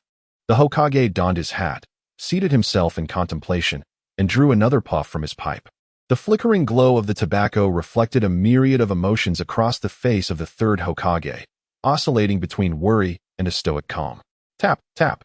The tranquil conference room echoed with the soft rhythm of the elder's pipe against the table, a gentle cadence. The legendary shinobi sat in quiet reflection, staring into the emptiness of the room for what felt like an eternity. Then, suddenly, he spoke. Jiraiya, what is your perspective? Do you truly believe Orochimaru intends to proceed with his plans? A robust figure had unknowingly materialized at the windowsill, with wild white hair, rugged features, and a rebellious demeanor. None other than one of the legendary Sannin, the eccentric Jiraiya. Old man, my presence here is surely the answer. I assent it. Jiraiya's deep voice resonated within the chamber. The third Hokage inhaled deeply from his pipe, remaining silent. Indeed, Jiraiya's appearance in Konoha at this moment was laden with significance. The most plausible explanation was that he had discerned Orochimaru's potential machinations, while lacking direct evidence. The unsettling stirrings from the Sound Village and beyond suggested an 80% chance that Orochimaru would indeed act. Jiraiya asserted his conclusion with unwavering conviction. Even the indomitable legendary shinobi, unflinching in the face of calamity, could not help but flicker his gaze upon hearing Jiraiya's pronouncement. What thoughts were swirling in the third Hokage's mind at that moment? Was he reminiscing about the glorious past, the hardships faced alongside his disciples in battle? Was he reflecting on the pride and joy of watching them grow into capable individuals? Or perhaps he was haunted by the painful memories of severing ties with a once-beloved pupil, expelling them from Konoha? Alternatively, could he be grappling with the consequences of his past leniency, now manifesting as despair and regret that weighed heavily upon Konoha and himself? No one could decipher his thoughts. The legendary shinobi, Sarutobi Hiruzen, maintained his silence, varying the tumultuous emotions that surged within him deep in his heart, his resolute expression betraying nothing. Only Jiraiya, standing nearby, seemed to perceive that the third Hokage appeared momentarily more aged. Yet, in the next instant, the aura of the weary elder dissipated, and the man who had devoted his life to the village regained his indomitable spirit. Jiraiya, I must entrust you with a task. The third Hokage set aside his pipe, a spark of determination igniting in his eyes. Before the third exam, please bring back the princess of Konoha, Tsunade. The current Konoha needs your strength to overcome this crisis. Jiraiya gazed at the revitalized third Hokage, reminiscent of the days decades ago when he was led by the illustrious Hokage. Yes, sensei, Jiraiya replied without hesitation, then swiftly departed. The conference room once again sank into profound silence. Wherever leaves dance in the air, a fire will undoubtedly blaze. In the darkness, the elderly man's voice resonated with unwavering calmness. That flickering light would illuminate the village, heralding the rebirth of new leaves. He strode purposefully out of the conference room. The second volume concludes here. My apologies. This is indeed Chapter 51, a frequent source of my confusion. A gentle breeze swept through under the bright sun atop a tall building in Konoha. Kakashi languidly leaned against the wall, basking in the warm rays. Jiraiya-sama, it has been quite some time. You haven't returned to the village in years. What brings you to seek me? Jiraiya, leaning against the railing, gazed out over the picturesque landscape of Konoha. In the serene warmth of the day, the village resembled a languorous and graceful woman, leisurely stretching her supple form. To be precise, I am not here for you. Jiraiya paused, but rather for that child. He turned to Kakashi, his expression earnest. Kakashi, entrust Naruto to me. Kakashi was taken aback. Jiraiya-sama, aren't you supposed to be focused on guiding Sasuke? Then, for the month leading up to the third exam, let me take care of Naruto.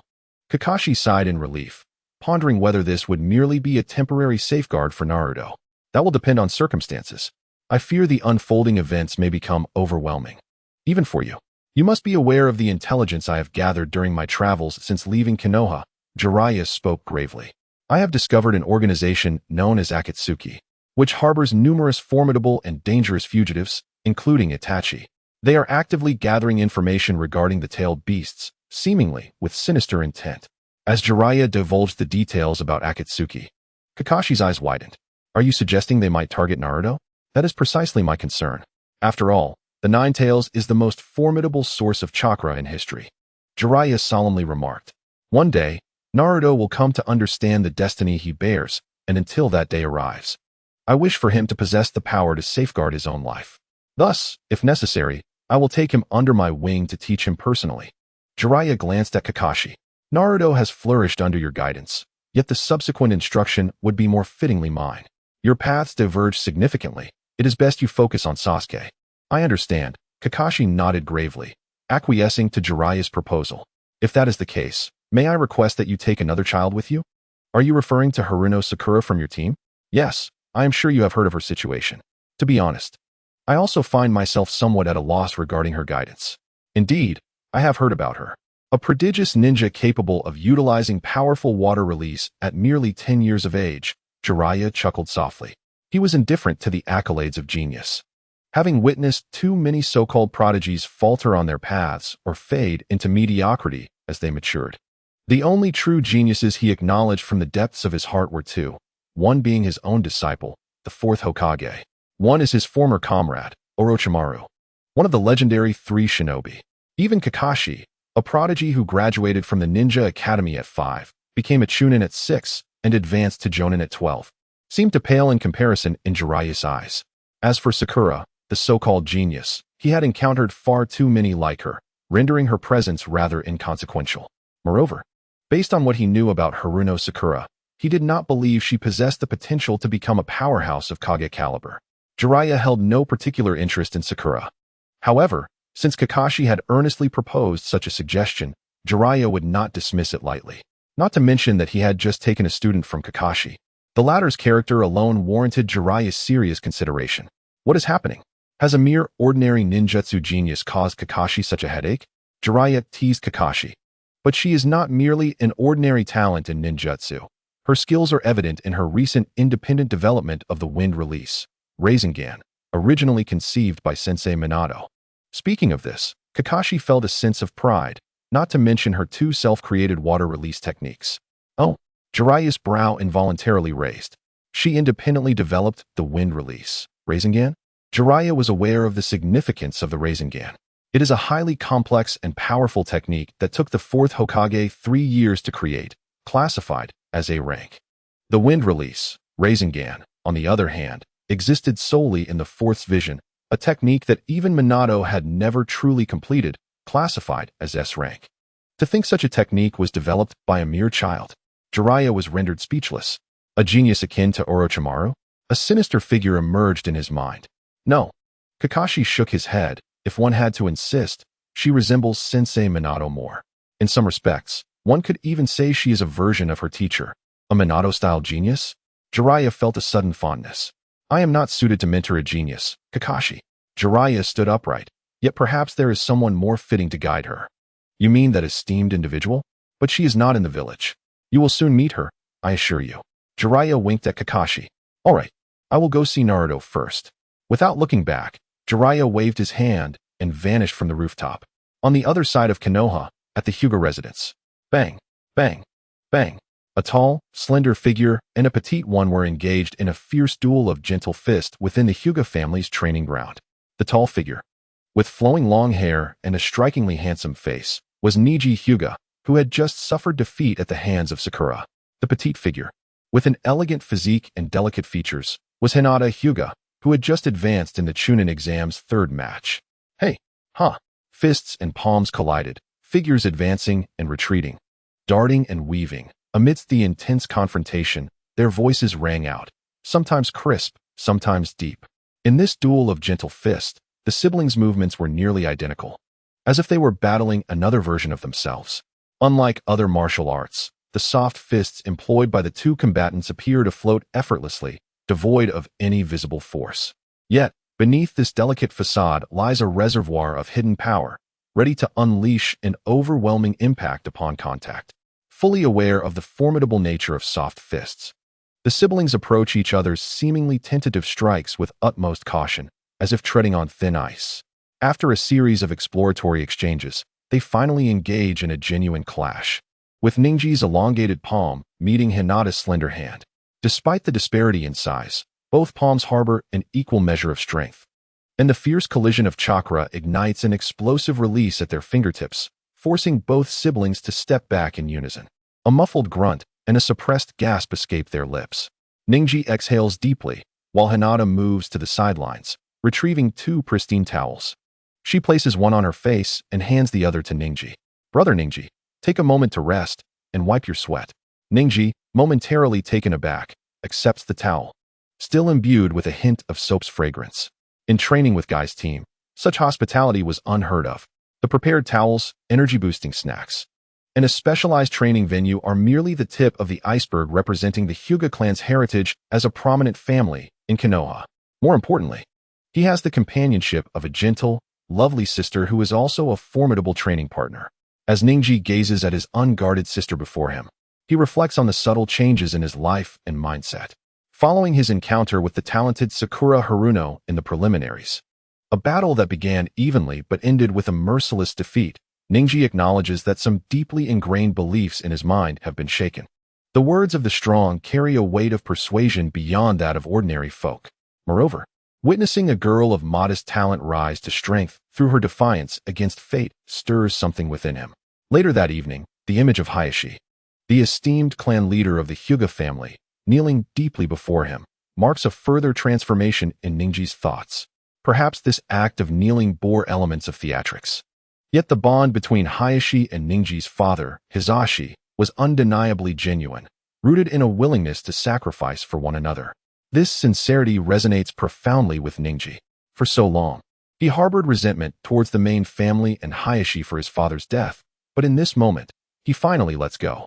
His father perished for the sake of his brother. While there may still be much to resent, Ninji finds solace. Though his heart remains heavy with sorrow, pain, and dissatisfaction, he relinquishes hatred, unravels his mental knots, and casts aside his stubbornness. He sheds the shackles that bound him. In this moment of liberation, Ninji reflects on his former self, filled with narrow-minded thoughts, and cannot help but find it amusing. Now, he comprehends the essence of what it means to be a true warrior. A true warrior is not defined solely by immense strength, but by the ability to master one's own spirit. The following morning, after his wounds have healed, he steps onto the Hyuga training grounds for the first time since his father's passing. Hinata was engaged in sparring with her father, Hayashi. In a moment of reverie, Niji seemed to glimpse his younger self practicing gentle fist with his father, Hisashi. The gentle morning sunlight streamed through his shoulders, casting a warm, soft glow upon the two figures in the training ground, reminiscent of his father's comforting hand. To Niji's surprise, upon noticing him, Hayashi merely smiled and nodded in acknowledgement before allowing Niji to spar with Hinata.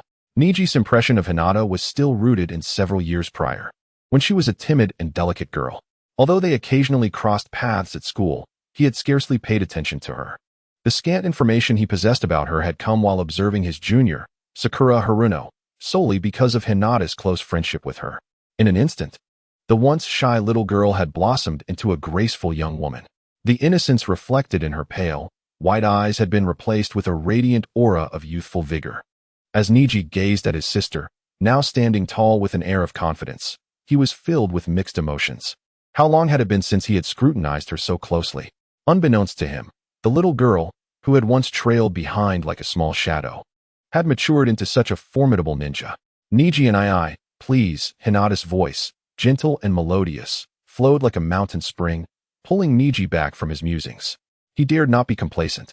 Mirroring Hinata's starting stance and focusing intently on her shoulders. Since his defeat to the young Sakura Haruno, Niji had never underestimated those who appeared gentle and fragile. Although he had heard that his sister lacked exceptional talent and did not stand out at school, the mere fact that she was a friend of Sakura's heightened his vigilance. A lion does not befriend a sheep. Niji's caution was indeed warranted. After a prolonged stalemate, they both remained wary, refraining from launching an attack. Then, a single leaf fluttered down, swirling gracefully in the air before landing. In the next instant, they struck simultaneously. The siblings unleashed their identical techniques upon one another. As their fists met, even Niji, seasoned from countless battles, could not help but be taken aback. Hinata's seemingly delicate strikes were unexpectedly swift and powerful. The continuous exchange of blows resonated like a rhythmic symphony as they danced around each other, their figures intertwining in a breathtaking display. From the same lineage of gentle fist, they showcased distinct styles. Niji's technique flowed like water, light and ethereal, adhering and yielding, bending and extending, neither pushing nor pulling, achieving perfection within gentleness. Hinata's approach was a harmonious blend of softness and strength. She executed her movements with the agility of the wind, elusive and unpredictable, embodying the interplay of yin and yang. Traversing a path that balanced gentleness with firmness, it was evident that the essence of strength in her technique was influenced by Sakura. With a master of chakra control by her side, Hinata's own proficiency in chakra manipulation was naturally commendable, and indeed, she had always possessed a remarkable aptitude for it. After receiving invaluable assistance from Sakura, Hinata's skills have advanced remarkably, distinguishing her among the genin. With her exceptional chakra manipulation abilities, Hinata can augment her physical prowess through precise chakra control, unleashing extraordinary strength. This technique, learned from Sakura, is a crucial reason why Hinata's gentle fist achieves a harmonious balance of rigidity and softness. Hinata's approach to the gentle fist has diverged significantly from its original form. In Hinata's father, Hayashi's eyes, this deviation is a flagrant transgression. However, faced with his eldest daughter, now a certified ninja, Hayashi finds himself powerless to compel her to revert to the traditional path. Hinata, possessing a gentle exterior yet a resolute inner strength, is steadfast in her beliefs and remains unyielding in her conviction that this adaptation of the gentle fist suits her better, rendering Hayashi's protests futile. Moreover, on the day Hinata became a ninja, Hayashi had already relinquished his aspirations for her, choosing Hanabi as the heir to the clan. From that moment onward, he forfeited any right to interfere in Hinata's training. Hinata's prowess, surpassing that depicted in the original narrative, validates the effectiveness of her chosen path. This realization resonates most profoundly with Neji, who finds himself in a stalemate. While his strong fist is characterized by overwhelming power, it lacks versatility, contrasting sharply with the gentle fist. By employing chakra infiltration to disrupt the enemy's internal structure, Hinata compensates for the gentle fist's inherent limitations, though its fundamental flaws remain. Through the integration of techniques akin to brute force into her gentle fist, Hinata has created a martial style that melds the strengths of both the strong and gentle fists, transcending the simplicity of the original form. To her surprise, Hinata discovers that although she possesses only modest talent in the gentle fist, she demonstrates a remarkable understanding of the strong fist.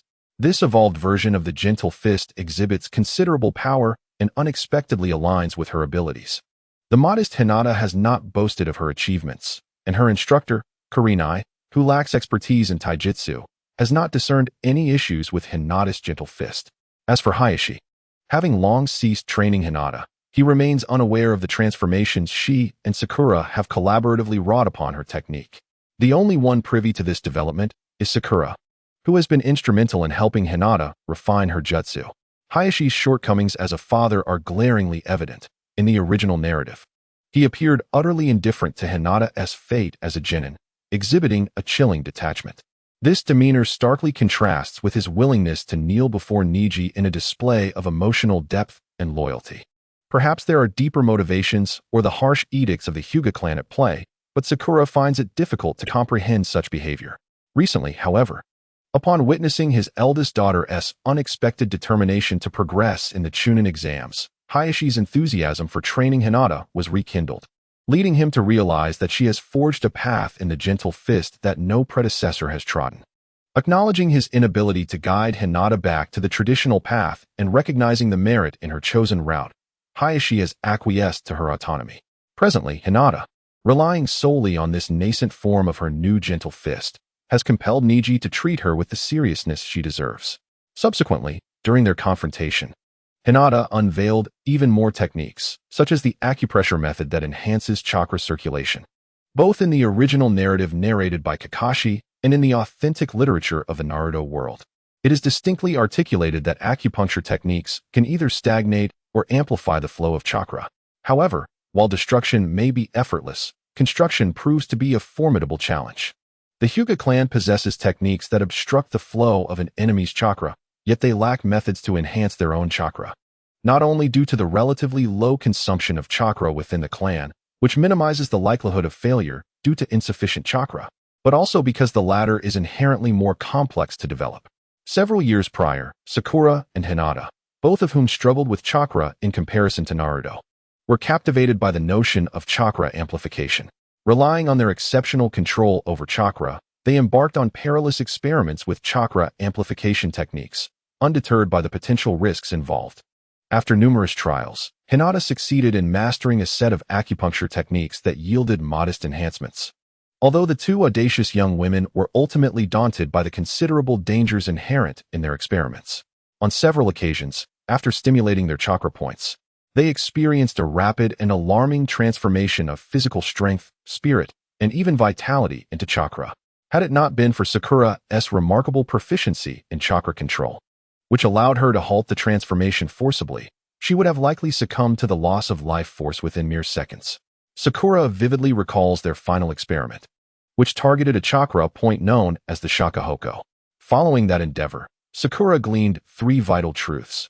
First, there are alternative methods to activate the 8 gates. Second, the reason behind the numerous fatalities in Orochimaru's experiments. And third, that one should avoid unnecessary risks to preserve their life.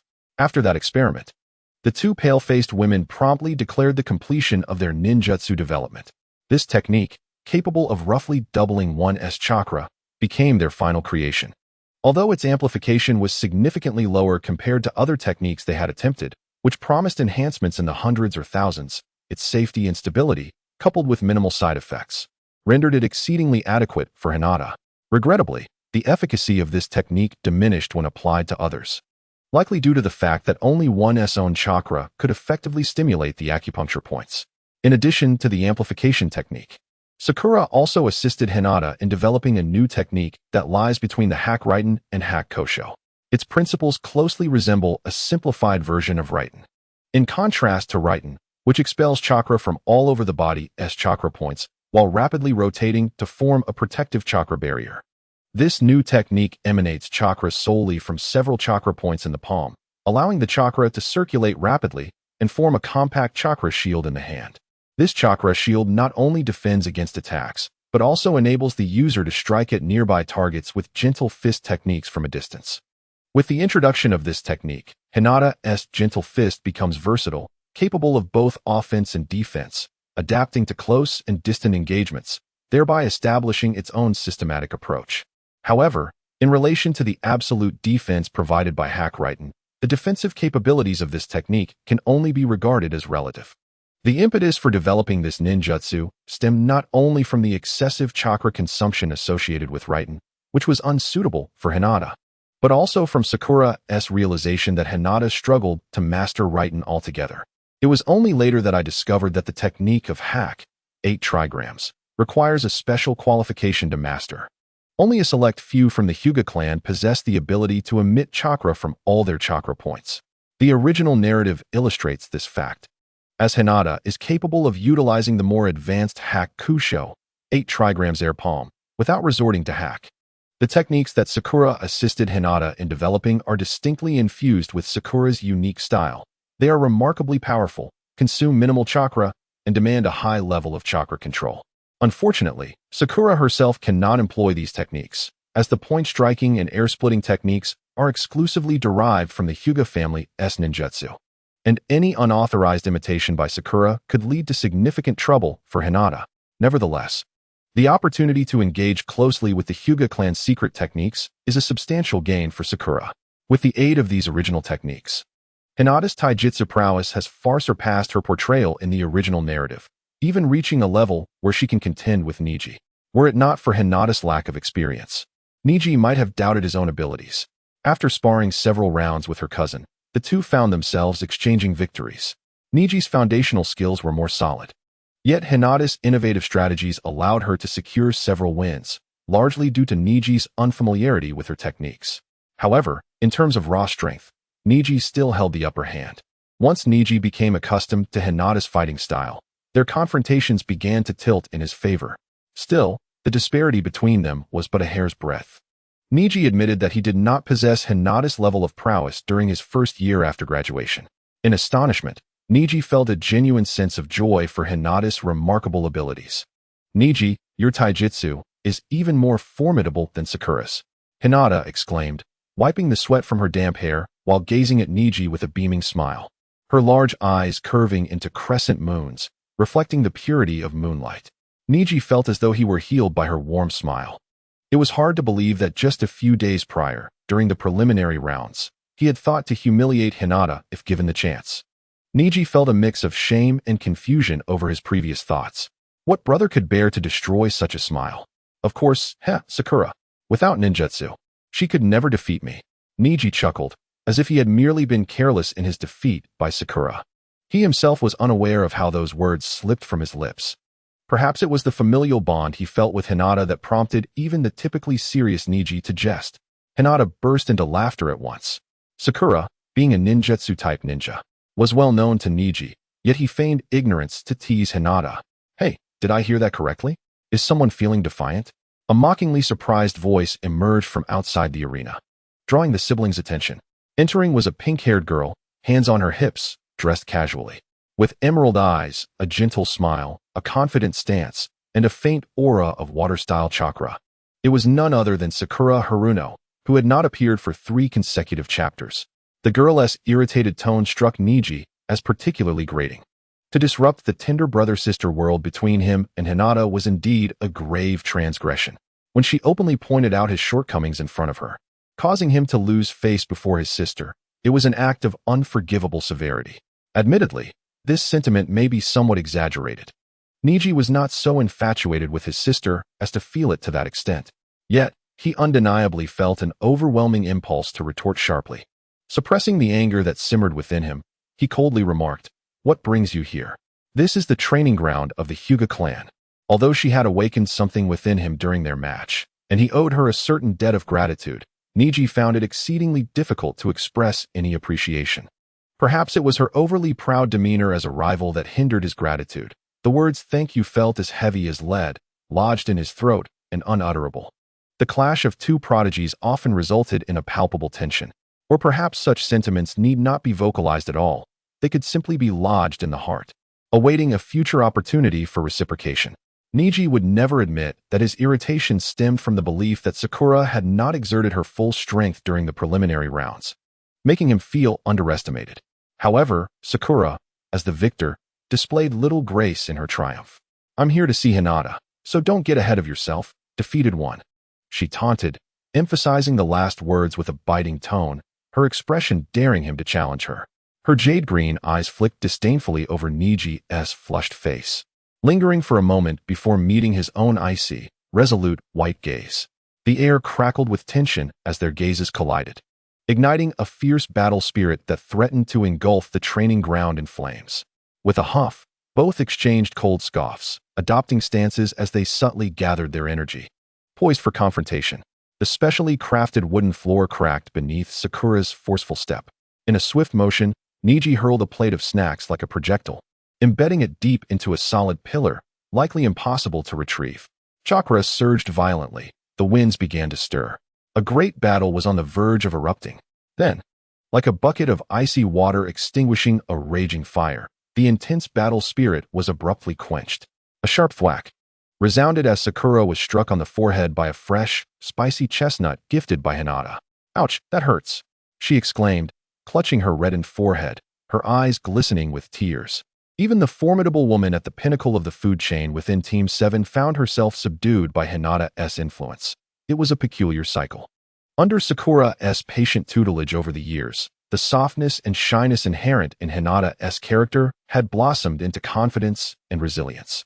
Though she remained bashful in the presence of Naruto, she often exhibited a stronger demeanor around her vivacious friend Sakura, occasionally to excess. The timid girl who had once been bullied had transformed, through Sakura's unwavering guidance and encouragement, into a confident, assertive young woman.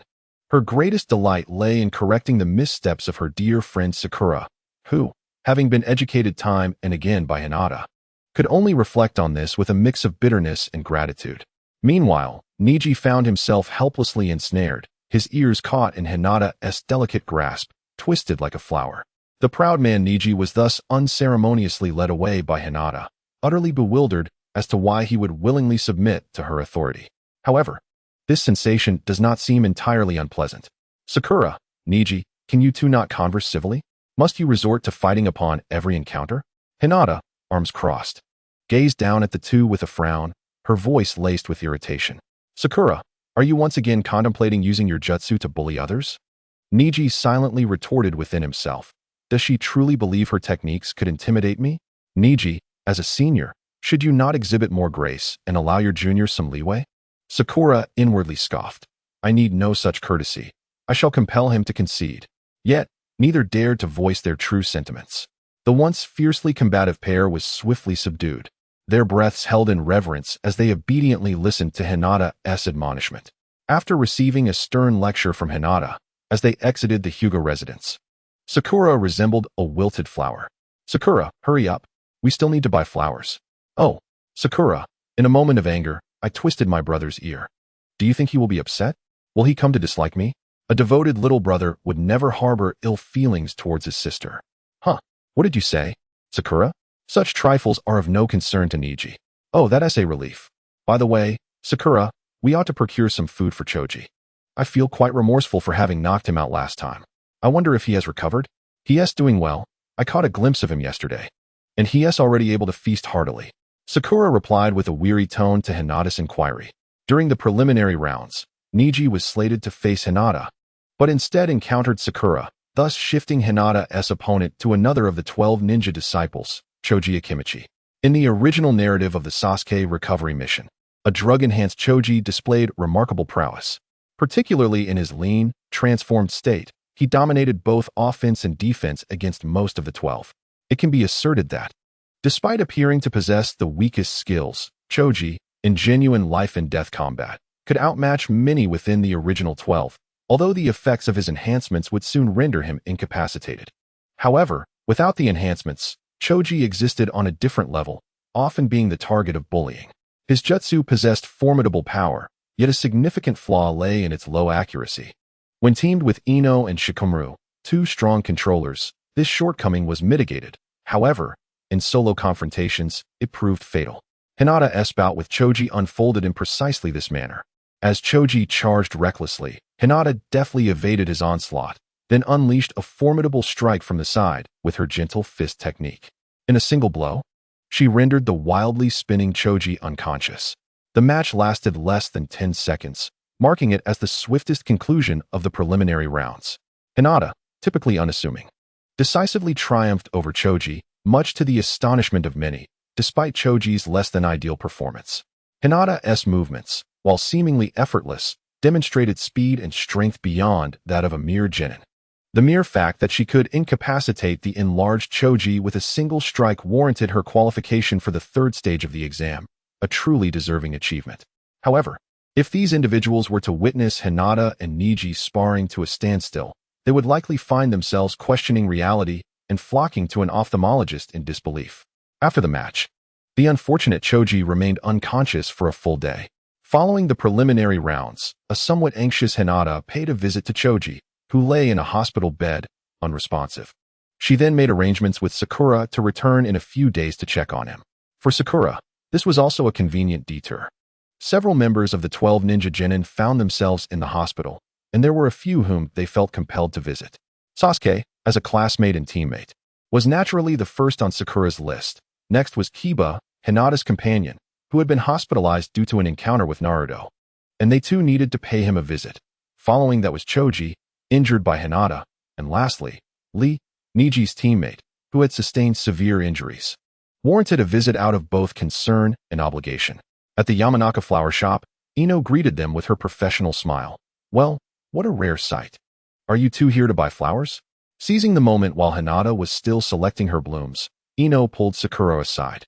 "Sakura, what should I do? Sasuke doesn't even acknowledge me." Sakura rolled her eyes internally at Ino's distressed expression. On the day of the Chunin exams, in an attempt to win Ino's favor, she had made numerous promises, vowing to facilitate a connection between Ino and Sasuke.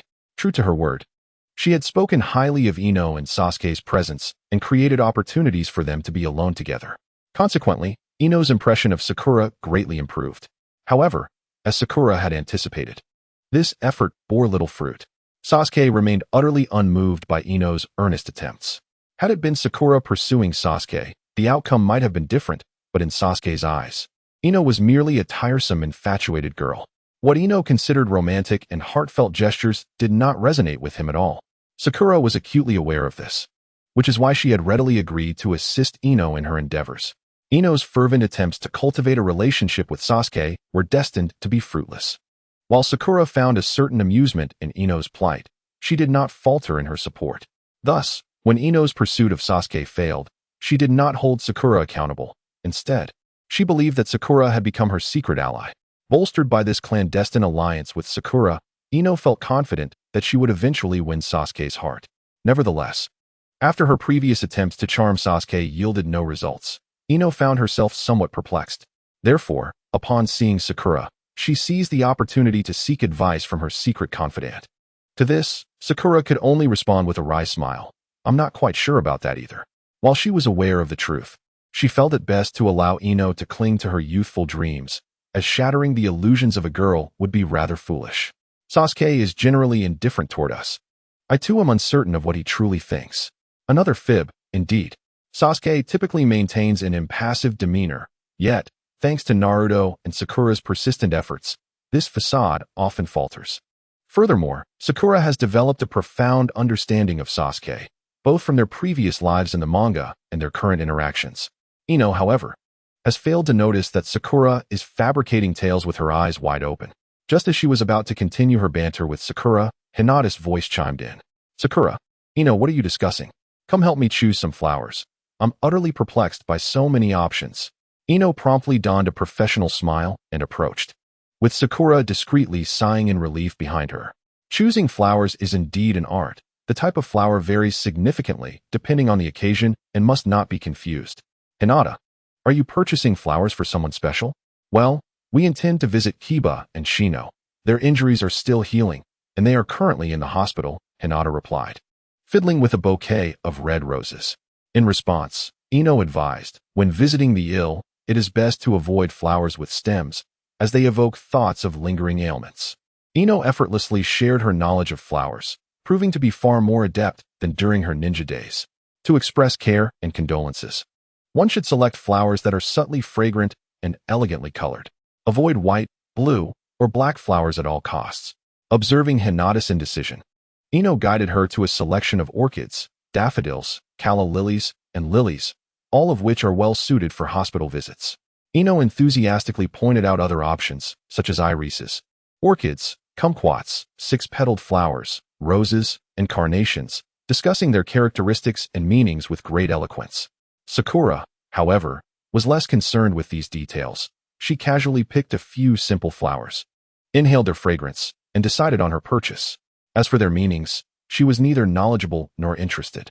The language of flowers is merely an arbitrary set of attributes imposed by humanity on the reproductive organs of plants. Today, it may symbolize nobility and elegance, while tomorrow it could be reinterpreted as vulgarity and crudeness.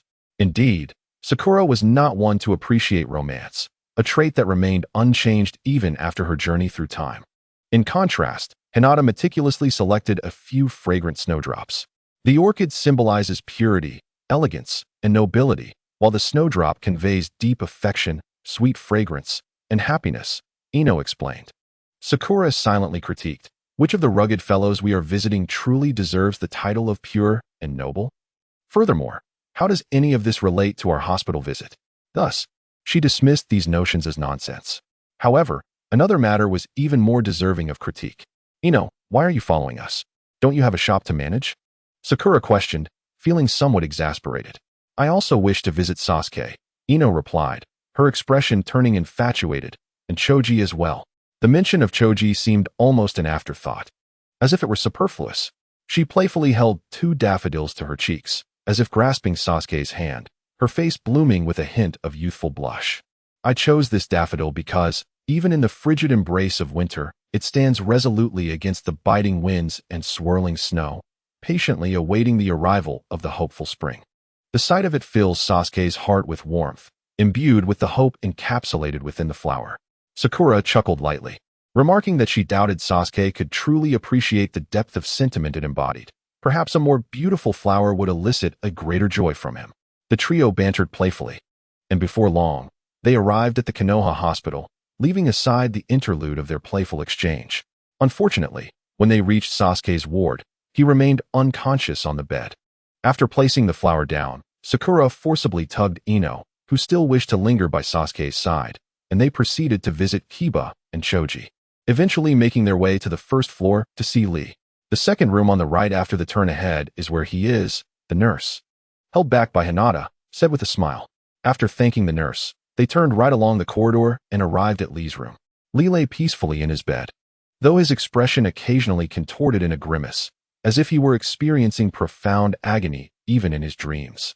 Hinata and Ino gently placed the flowers into the vase on the windowsill, moving with utmost care to avoid disturbing Lee's slumber.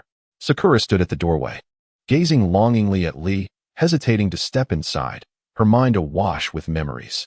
She recalled the preliminary matches from that fateful day. Lee's opponent had not changed. It was still Gaara. Together, they delivered the most spectacular and brutal battle of the entire preliminaries. With the 8th gate of the 8 gates released to the 5th gate, the Domin, Lee unleashed a ferocious onslaught upon Gaara, the Jinchuriki. The sand, known for its self-defense, could not keep pace with Lee's unparalleled speed. The so-called absolute defense. The sand armor, which is immune to physical attacks, was shattered and pulverized beneath Lee's relentless fists and feet. The very aftermath of their clash shattered the tiled floor of the hall and sent the distant bleachers trembling. Sakura's face paled slightly as she recalled the ferocity of Lee's battle, a whirlwind of destruction and chaos. Even the purest water would be rendered ineffective against such a force. Should the water layer be too thin, it could easily be obliterated by those thunderous blows. Yet, To harness such astonishing power, Lee paid a grievous price. Upon opening the fourth gate, the capillaries beneath his skin ruptured, turning him into a scalded lobster. After unleashing just 2 punches upon opening the fifth gate, the muscles in his arms were nearly torn apart. Lee's final strike failed to bring down Gaara, resulting in his defeat. Like fireworks bursting in the night sky in a magnificent display, he too was left shattered. His entire musculature was strained, with some areas torn and multiple fractures sustained, including shattering injuries to his left arm and leg. More terrifying still, fragments of bone had embedded themselves deep within his nervous system, and vigorous movement could lead to further compression or injury to the nerves, resulting in irreparable damage. This signifies that Xiao Li will no longer be able to fight or continue as a ninja. To everyone's astonishment, Xiao Li's injuries are far more severe than anticipated. Hyuga Hinata softly remarked, still waiting for him to awaken. Sakura leaned against the doorframe, letting out a long sigh without addressing Hinata's concerns. I have heard that due to the gravity of Xiao Li's injuries, he cannot recover, Ino whispered. Therefore, his body can no longer support his role as a ninja. Hinata's eyes widened in disbelief. Sakura lowered her gaze, tightly clutching the last flower in her hand. Is it worth it, Xiao Li? Attempting to express the mundanity of life. Cough. Let us not critique the plot. Please support transforming into a top scholar and reborn as a top scholar. The former is a transformation into marriage, while the latter is a transformation into a Yuri narrative, both exquisitely written. The author, Irun, is an unrestrained and alluring woman, while Me Too is a proud young lady. Is it truly worth it? Reality is not akin to a fervent anime or an inspirational novel. Despite exerting effort and investment, one may sometimes end up with nothing. Behind every successful individual lies the arduous path they traversed, marked by the remains of those who fell along the way. Sometimes, these failures are not due to a lack of effort or struggle. They may work doubly hard, yet falter on the road to their dreams due to a mere stroke of misfortune. Had he not faced Gaara with Xiao Li's abilities, he would not have suffered such a devastating defeat against anyone else. In fact, aside from Sakura, he could have triumphed over all others, even against Niji. This would hold true. Once he unleashed the 8 gates, Niji could not keep pace with his movements, and even his Hakusho Kaiten could not withstand the onslaught. Niji would be destined to lose. Against Sakura, while she could not breach the defenses of pure water, she would not resort to such ruthless measures. After a period of confinement, the side effects of the 8 gates would eventually subside. In a confrontation with Naruto, he could only hope that the unpredictable power of the Nine-Tails chakra would manifest to aid him. Were there any present capable of withstanding even one punch from Xiao Li after he opened the 5th gate? Was there anyone who could best him then? Not a single soul. Only Gaara. It had to be Gaara. The Gaara of his adolescent years, whose eyes held only hatred and no love. The merciless Gaara. If this is the hand of fate, then fate is indeed cruelly unjust. With every ounce of his strength and fiery passion, Xiao Li recklessly collided with the frigid wall of reality, sustaining grave injuries and even risking his very life. Sakura, is this the price of pursuing one's dreams? Hinata gently inquired, her voice trembling slightly. It was the sympathy of a fellow dream chaser for Xiao Li, mingled with an apprehension for the future. According to the rules of the Hyuga clan, Hinata, as the heir, could only maintain her status until the next generation of the main family is chosen. After that, she would either be selected as the head or marked to become part of the branch family, much like her brother, Hisashi, decades prior.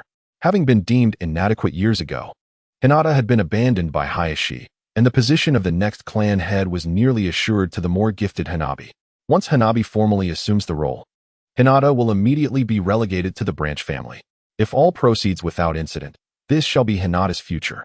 Unless she becomes sufficiently powerful, strong enough that even the esteemed Hyuga clan would dare not transgress her dignity, would not lightly touch her vulnerabilities, nor provoke her ire.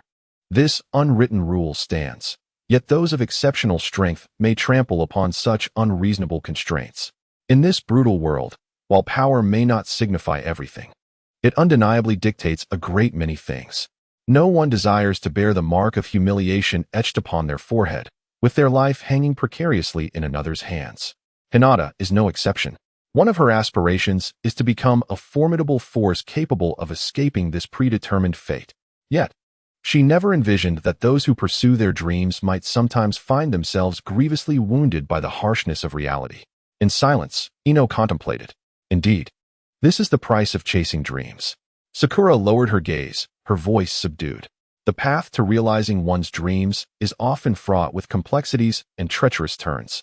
Hinata, are you afraid? She gazed quietly at Hinata. The road ahead is so arduous that perhaps one might choose retreat, resigning to fate, living a life of ease and merriment for half of their days. As for the cursed seal, if one were to obediently remain an ordinary ninja, it would likely leave no significant mark upon her life. A bird in a cage, as long as it harbors no thoughts of rebellion, may live its life in peace, free from storms, aging and passing in tranquility. Yet, Hinata gently shook her head. If it were Naruto, he would undoubtedly persevere until the end. Thus, how could I ever consider giving up so easily? Remaining stationary ensures one is not pricked by the stones along the path. But where in this world exists a truly smooth road? Suddenly, a serene smile graced Hinata's lips, dispelling the shadows from her face. Even if the journey is fraught with scars, it is preferable to stagnation, ultimately regretting a life spent in inaction. The worst outcome would merely be the forced abandonment of the ninja path, becoming an ordinary person. At least I would have chosen, strived, and fought. I may feel discontent, but I shall not harbor regret. Enough said. Sakura, please place your flower. We should not disturb Lee for too long. Hinata whispered softly. Sakura shrugged. She was pleased that her friend could reach such understanding. However, they were all young ninjas who had yet to endure the trials of life. While their words were beautiful, the extent to which they could act when faced with reality remained uncertain. Even Sakura herself could not guarantee that if faced with Lee's predicament, she would not succumb to despair and inertia. Shaking her head, she cast aside these futile thoughts and worries. Taking 2 steps forward, she was about to place the orchid into Lee's vase when she suddenly halted. Her gaze turned icy, her expression like frost. What are you doing here? She questioned mercilessly. Beneath her calm and cold tone, chakra surged abruptly. A shadowy figure appeared unexpectedly at the doorway. Sensing the hostility emanating from the young woman before him, he paused. I want to kill him. In a monotonous voice, Gaara's bloodshot eyes peered from beneath heavy dark circles, his cold visage contorted, an intense aura of murder suddenly erupting. Sand began to seep quietly, dancing in the air, poised for action. Sakura turned around, and Gaara's icy gaze swept over the 3 girls. As if he were staring at lifeless corpses, Sakura understood that such a look indicated Gaara's complete disregard for their lives. He intended to carry out his desires, and should they dare to intervene, he would not hesitate to annihilate everything that obstructed him. Thus, he would express his intentions without hesitation, openly confessing his murderous intent before them, for he cared not at all. Sakura's expression grew serious. In a real confrontation, she would not fear Gaara. But this was not an appropriate place for conflict. They were in a hospital, the heart of Konoha, surrounded by thousands, with Sasuke and others unconscious in their beds. If Gaara's advanced ninjutsu clashed with Sakura's water techniques, the casualties could be unimaginable. Ino stood paralyzed, frozen in fear by Gaara's murderous aura, while Hinata bravely approached Sakura, standing resolutely by her side. Do you have a personal vendetta against Rock Lee? Why do you intend to kill him? You have already defeated him in the competition. Hinata asked, her face stern. A sinister smile cracked across Gaara's lips, revealing a maniacal grin. To kill, one does not require a reason. I desire to kill him, and that is why I have come. Slaying Lee allows me to feel alive. Extinguishing everyone I deem unnecessary is the very essence of my existence. If you seek a reason, then this is it. His wild laughter rendered Gaara increasingly grotesque and loathsome. Enough. Stop. You are utterly insane. Sakura exclaimed. Insane? The madness lies not within me, but within this world. Since the moment of my birth, all that has connected me to this world has been hatred and slaughter. My mother perished during childbirth, and my father, the 4th Kazekage, sealed a monster within me to forge me into the strongest. Thus, I became a monster. After I turned 6, he finally recognized me as a danger to the village, and since that time, my own father has attempted to assassinate me repeatedly, nearly succeeding several times. Hinata was taken aback by the brutal truth of Gaara's story. Stand aside, or I shall slay you. With those words, Gaara's murderous intent erupted violently. Hinata found herself instinctively retreating a step. Yet Sakura remained steadfast, unyielding in her stance, seemingly unaffected by Gaara's menacing presence. Enough, no matter who you are. Her icy voice pierced through the bloodlust emanating from Gaara. If you wish to taste the consequences of your actions, take one more step forward. A standoff ensued. Sakura's cold, killing intent quietly radiated around her. The bright emerald of her eyes met Gaara's murky crimson gaze, the former resembling an eternal iceberg releasing a bone-chilling cold, while the latter resembled a tempest, howling amidst thunder and lightning. The air was palpably restless. Gaara, lacking patience, could no longer contain himself. The sand swirling in the air coalesced into formidable clumps, a fierce aura reminiscent of Gaara's ruthless strikes during the competition. Amidst Hinata's suppressed exclamations, the sand spiraled and writhed, attempting to ensnare the young maiden, only to be resolutely halted by a pale blue water shield. The water and sand intertwined, swirling and clashing. The once invincible grains of sand now seemed to have encountered an impenetrable barrier. No, even iron would yield to the chakra-infused sand. Yet this seemingly soft and fragile transparent sphere of water stood unwavering against the immense pressure. Gaara, undeterred, relentlessly augmented his chakra output, striving to crush the water sphere with the power of the sand. In a final tumult, the sand was mercilessly shattered by the pale blue water sphere, scattering into a heap upon the ground. Sakura let out a cold laugh, unperturbed by the outcome. After all, sand is merely sand, inherently loose and incapable of posing a threat to pure water, regardless of the chakra infused within. However, Gaara emitted a painful grunt, clutching his head as his trembling body threatened to collapse. The image of the girl effortlessly dispersing the sand reminded him of another who had once shattered his grains. A towering leaf ninja whose eyes concealed a chilling wrath, standing before Lee like an immovable mountain, thwarting his intent to kill. In a state of half-dream and half-wakefulness, he was lost in thought. Gazing upon the girl who had scattered the sand, Gaara bowed his head in anguish. Why were you saved? Why would such a formidable ninja unhesitatingly come to rescue someone as worthless as you? Why was the redemption not granted to me? Thus, I wish to kill you. For I loathe everything you possess. I resent the one who protects you like a father. Yet once again, you have been saved, for your friends are safeguarding you. Such hatred, such pain. Why does my heart ache more deeply than when it is filled with animosity? Gaara cried out in torment within, hunching over, unable to extricate himself from his anguish, trembling and curling into a ball. After a lengthy silence, he finally regained his composure, yet the desire to kill had dissipated entirely. With a sense of disinterest, he turned to leave.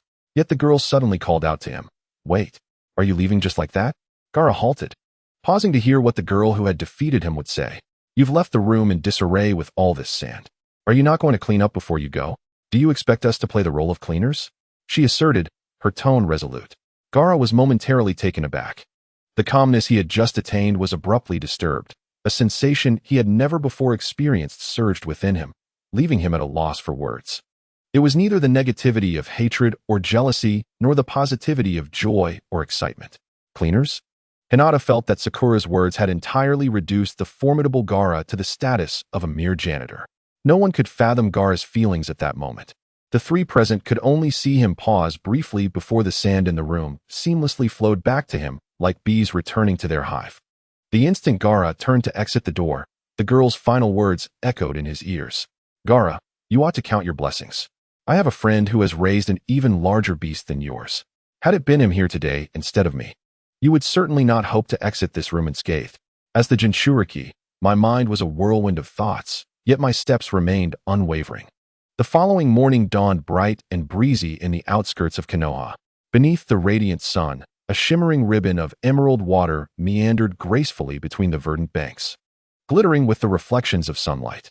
The pale green hue of the water, akin to silken waves, flowed gently over the low shrubs and shallow stones, tenderly caressing the landscape with its crystalline ripples and azure waves, creating a harmonious symphony of tranquility. Amidst the lush greenery, the melodies of birds and the hum of insects filled the air, accompanied by the cheerful chatter of swallows and the vibrant dance of bees and butterflies. The scenery was particularly exquisite. However, the serene ambience of the quiet fields was abruptly shattered by the impatient outburst of a youth. Ah, that wretched Kakashi-sensei. He is so biased. He summoned us here for training and then just left, spending a whole month solely instructing Sasuke, completely ignoring us. The boy, adorned with 6 whisker-like marks on his face, kicked pebbles on the stony shore, squinting his eyes in frustration as he vented his grievances. It was none other than Naruto Uzumaki, preparing for the third round of the Chunin exams. The month allocated for training prior to the third match had already elapsed by 4 or 5 days. Just a couple of days prior, Kakashi had offered guidance to Naruto and Sakura, but suddenly, he had become preoccupied, hastily passing through their meetings and neglecting their training altogether. Yesterday, Sakura had gone to visit another girl who was unwell, leaving Naruto to train alone, throwing shuriken all day, feeling increasingly despondent. He longed fervently for Kakashi to impart some new techniques to him. Yet today, Kakashi's behavior was even more outrageous. He summoned them to the riverside, instructed them to practice freely, and then slipped away, saying he had arranged for someone else to oversee their training and that Sakura's practice never required his oversight. Another deception. Irritated, Naruto picked up a stone and attempted to skip it across the water, but the round stone rudely plunged straight into the river, sinking without a trace. Ha! A clear, unrestrained laugh rang out nearby. A girl with pink hair, sitting on a large stone, straightened her posture, her face alight with mirth as she gazed at Naruto. With nimble movements, she lifted a flat stone from the shore and sent it soaring into the air. Whoosh! The stone spun wildly through the air, propelled downstream, covering a distance of over 100 meters.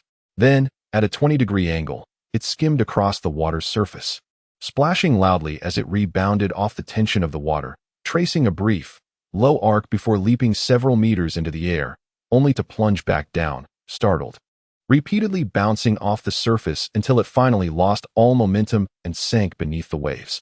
The girl in her light blue attire waved her finger playfully at Naruto, a triumphant smile gracing her lips. TSK, Naruto, did you see that? Now this is what one calls skimming the surface. Naruto grunted in annoyance. Humph, Sakura, you cheated. Without chakra, you surely can't match my distance. Never mind that for now. Sakura leaped down from the stone, stretched languidly, and pondered what they should practice today. Otherwise, the day would pass idly once more. With a rustle, Sakura extracted a rolled-up scroll from her pocket, detailing the training outline for Konoha ninjas: physical training, mastery of ninja tools, enhancement of kunai throwing, flexibility exercises, physical conditioning, foundational taijutsu, basic martial arts, specialized upper body strength training, speed training, balance training, intermediate taijutsu, such as Shadow Dance Leaf and Konoha Whirlwind, and taijutsu-based body flicker technique, ninjutsu training, hand-sign training, basic chakra manipulation, like tree climbing, routine application of the body replacement technique, practice of low-level ninjutsu, wind release, water release, intermediate chakra manipulation, like walking on water, advanced application of the body replacement technique, advanced application of the shadow clone technique, combination ninjutsu, composite ninjutsu, high-level ninjutsu practice, wind release, water release, chakra affinity development, chakra enhancement, chakra transformation practice, and ninjutsu-based body flicker technique, combat training, tracking and enemy detection, survival training, reconnaissance and counter-reconnaissance, trap-making, taijutsu combat, ninjutsu combat, comprehensive battles, and combat on water surfaces. The entire sheet was densely filled with notes, marked in fine print. Completing all these exercises would qualify one to advance to a Jonin or even become Hokage. Upon seeing the lengthy text, Naruto frowned. However, the mention of qualifying to become Hokage compelled him to press on, counting on his fingers. Sakura, there's no way we can complete all this training today. Idiot. Sakura retorted, recalling the chestnut she had just received from Hinata yesterday, which she had casually tossed away. Let us not say such foolish things. Of course. We'll choose one to practice. Fine, I'll pick. Since they were by the river, they might as well practice walking on water. If they made good progress, they could even practice water combat. What? More chakra manipulation practice? Naruto complained with a sulky face. Of course. Whose fault is it that your chakra manipulation skills are so poor? Sakura rolled her eyes. But this exercise isn't as physically demanding as tree climbing. We can use shadow clones to speed up the training. Besides, you already have a foundation from tree climbing, so this will be quick. Then comes your favorite, combat practice. All right. Naruto pouted, somewhat reluctant, but ultimately succumbing to Sakura's insistence. In truth, Naruto's chakra manipulation ability had improved significantly. As a teammate, Sakura was acutely aware of this. Before the Wave Country mission, Naruto's chakra manipulation was practically non-existent, though Sakura had tried to teach him. The monotonous exercises that yielded no immediate results had failed to capture his interest, leading to lackluster outcomes. However, facing life and death during the Wave Country mission had allowed Naruto to grasp the advantages of freely manipulating chakra in battle. For the intuitively inclined Naruto, theoretical principles might be forgotten even after 1,000 repetitions, yet the techniques he has employed in practice are likely to remain etched in his memory for a lifetime. Such is the case with chakra manipulation. From that moment onward, Naruto began to pay close attention to the techniques of chakra control.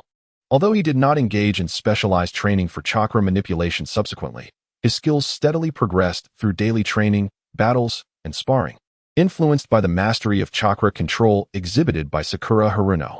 In his confrontation with Orochimaru in the Forest of Death, Naruto was not subjected to the five-element seal as depicted in the original narrative, thus avoiding the chaos and confusion in chakra manipulation that would result from such a seal conflict. This minor butterfly effect enabled Naruto to successfully complete his water-walking training without the assistance of Jiraiya. In fact, his practice progressed even more smoothly than Sakura had anticipated. After observing Sakura's demonstration, when Naruto first stepped onto the water's surface, he and his numerous shadow clones, though swaying unsteadily, remarkably did not sink. As the first shadow clone standing firmly on the water was dispelled by Naruto, his understanding of water walking deepened, and soon he could stand steadily on the surface. Oh, water walking is actually quite simple. I thought it would take a long time to master. Sakura smiled slightly, remarking that this was merely the beginning. He still had a long way to go before he could apply it effortlessly in the heat of battle. However, the subsequent techniques would be learned through practical experience. The girl leapt lightly onto the river's surface, and under her exquisite chakra control, she landed without causing a ripple. The training for practical water techniques had commenced. Naruto, be cautious, she warned, her chakra pulsing with excitement. Watching the prepared Naruto and his shadow clones, the girl's fighting spirit ignited fiercely. In this installment, I seek your understanding as a new author navigating the rhythm of the narrative. It is natural to encounter challenges along the way. Additionally, I do wish to take this opportunity to write about several secondary characters. The girl took a deep breath, calming her emotions. Since becoming a full-fledged ninja, this was her first time in battle so close to a body of water. Compared to her former self during the Ninja Academy days, her understanding of combat had undergone a profound transformation, as had her comprehension and application of chakra and ninjutsu. Standing on the water's surface, a novel sensation surged within her. The river water enveloped by her chakra felt like an extension of her own limbs, allowing her to manipulate it effortlessly with mere thoughts. In that moment, she experienced an illusion of having dominion over the elements. She had no doubt that in an instant, she could easily command a torrent of water to transform into a roaring dragon, striking her enemies with tremendous force. In such an environment, the chakra consumption of ordinary water-style ninjutsu significantly decreased, while its power and manipulability escalated swiftly. The closer one was to water, the more advantageous the environment became for water-style ninjas. It is no wonder that traditional water-style ninjas are so constrained by the terrain. They are akin to fish in water. Her core water-style ninjutsu, the water gun technique, and the potency of pure water are independent of the environment, thus not receiving significant enhancement here. Nevertheless, Sakura felt her combat prowess had multiplied. At this moment, while Sakura adapted to her surroundings, Naruto had already completed his ninjutsu, the multiple shadow clone technique. One by one, the poised shadow clones swiftly emerged, and in the blink of an eye, a vast army of Naruto filled the surface of the water and the riverbank. As far as the eye could see, the girl's vision was consumed by a sea of clones that swarmed the landscape, leaving no gap unoccupied. With an astonishing amount of chakra, Naruto often unleashed hundreds of shadow clones at once. While it might seem somewhat mindless to overwhelm enemies through sheer numbers, it is undeniable that such a mass combat strategy is nearly insurmountable for an average ninja. The oppressive sensation of being surrounded by hundreds is already formidable. The strategy of overwhelming force has always been a favored tactic. There is a saying that once you master the operations of the brother, the rest is merely a past. Naruto's vast chakra reservoir is indeed the strongest operation. "Sakura, I'm coming," shouted the hundreds of shadow clones in unison. Their collective roar was magnificent and awe-inspiring. Hundreds against one. The seemingly fragile girl revealed a peculiar smile. A mass combat strategy, is it? With a light stomp on the water's surface, the girl's chakra seeped into the river, merging with the water. Ninjutsu quietly churned and took shape beneath the surface. I can employ a mass combat strategy too. Water release, water clone technique, she exclaimed. In the next moment, the placid, shimmering river suddenly erupted. Whoosh, whoosh, whoosh. One after another, water clones wielding crystalline long swords leapt from beneath the surface like startled birds, landing on the water. 1, 2, 10, up to hundreds. The bizarre water clones densely packed the surface behind Sakura, creating a tremendous and countless spectacle. At first glance, the water clones appeared rudimentary. They possessed only a semi-transparent humanoid form and distinct facial features, yet lacked clothing, skin texture, and any semblance of expression, standing motionless and coldly gazing at their adversaries. This peculiar arrangement exuded a unique sense of intimidation. Given that they are termed a legion, their numbers were certainly not few. The water clone technique is relatively simple, yet once the quantity escalates, even the simplest of problems can become formidable. In the Death Forest, she had experimented with such a legion of water clones against enemies, and the results were quite satisfactory. These simplified water clones consumed less chakra and mental energy. While their potency remained largely intact, this was the embryonic form of the legion water clones. In the days following her examination, she devoted considerable effort to meticulously studying this ninjutsu. In principle, the less chakra consumed, the more rudimentary the clones, resulting in diminished strength. The contemporary technique of water clones has achieved an optimal balance among the consumption of chakra, the potency of the clones, and their resemblance to the original, their capacity to deceive the enemy. In contrast, the Legion water clone technique eschews the necessity for the clones to mimic the original.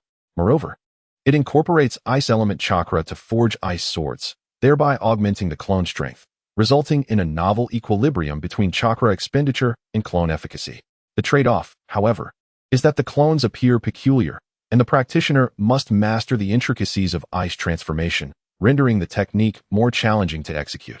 Following this transformation, the water clone technique has undergone a profound metamorphosis, evolving from a mere tool for overwhelming weaker foes and luring adversaries into a formidable offensive ninjutsu.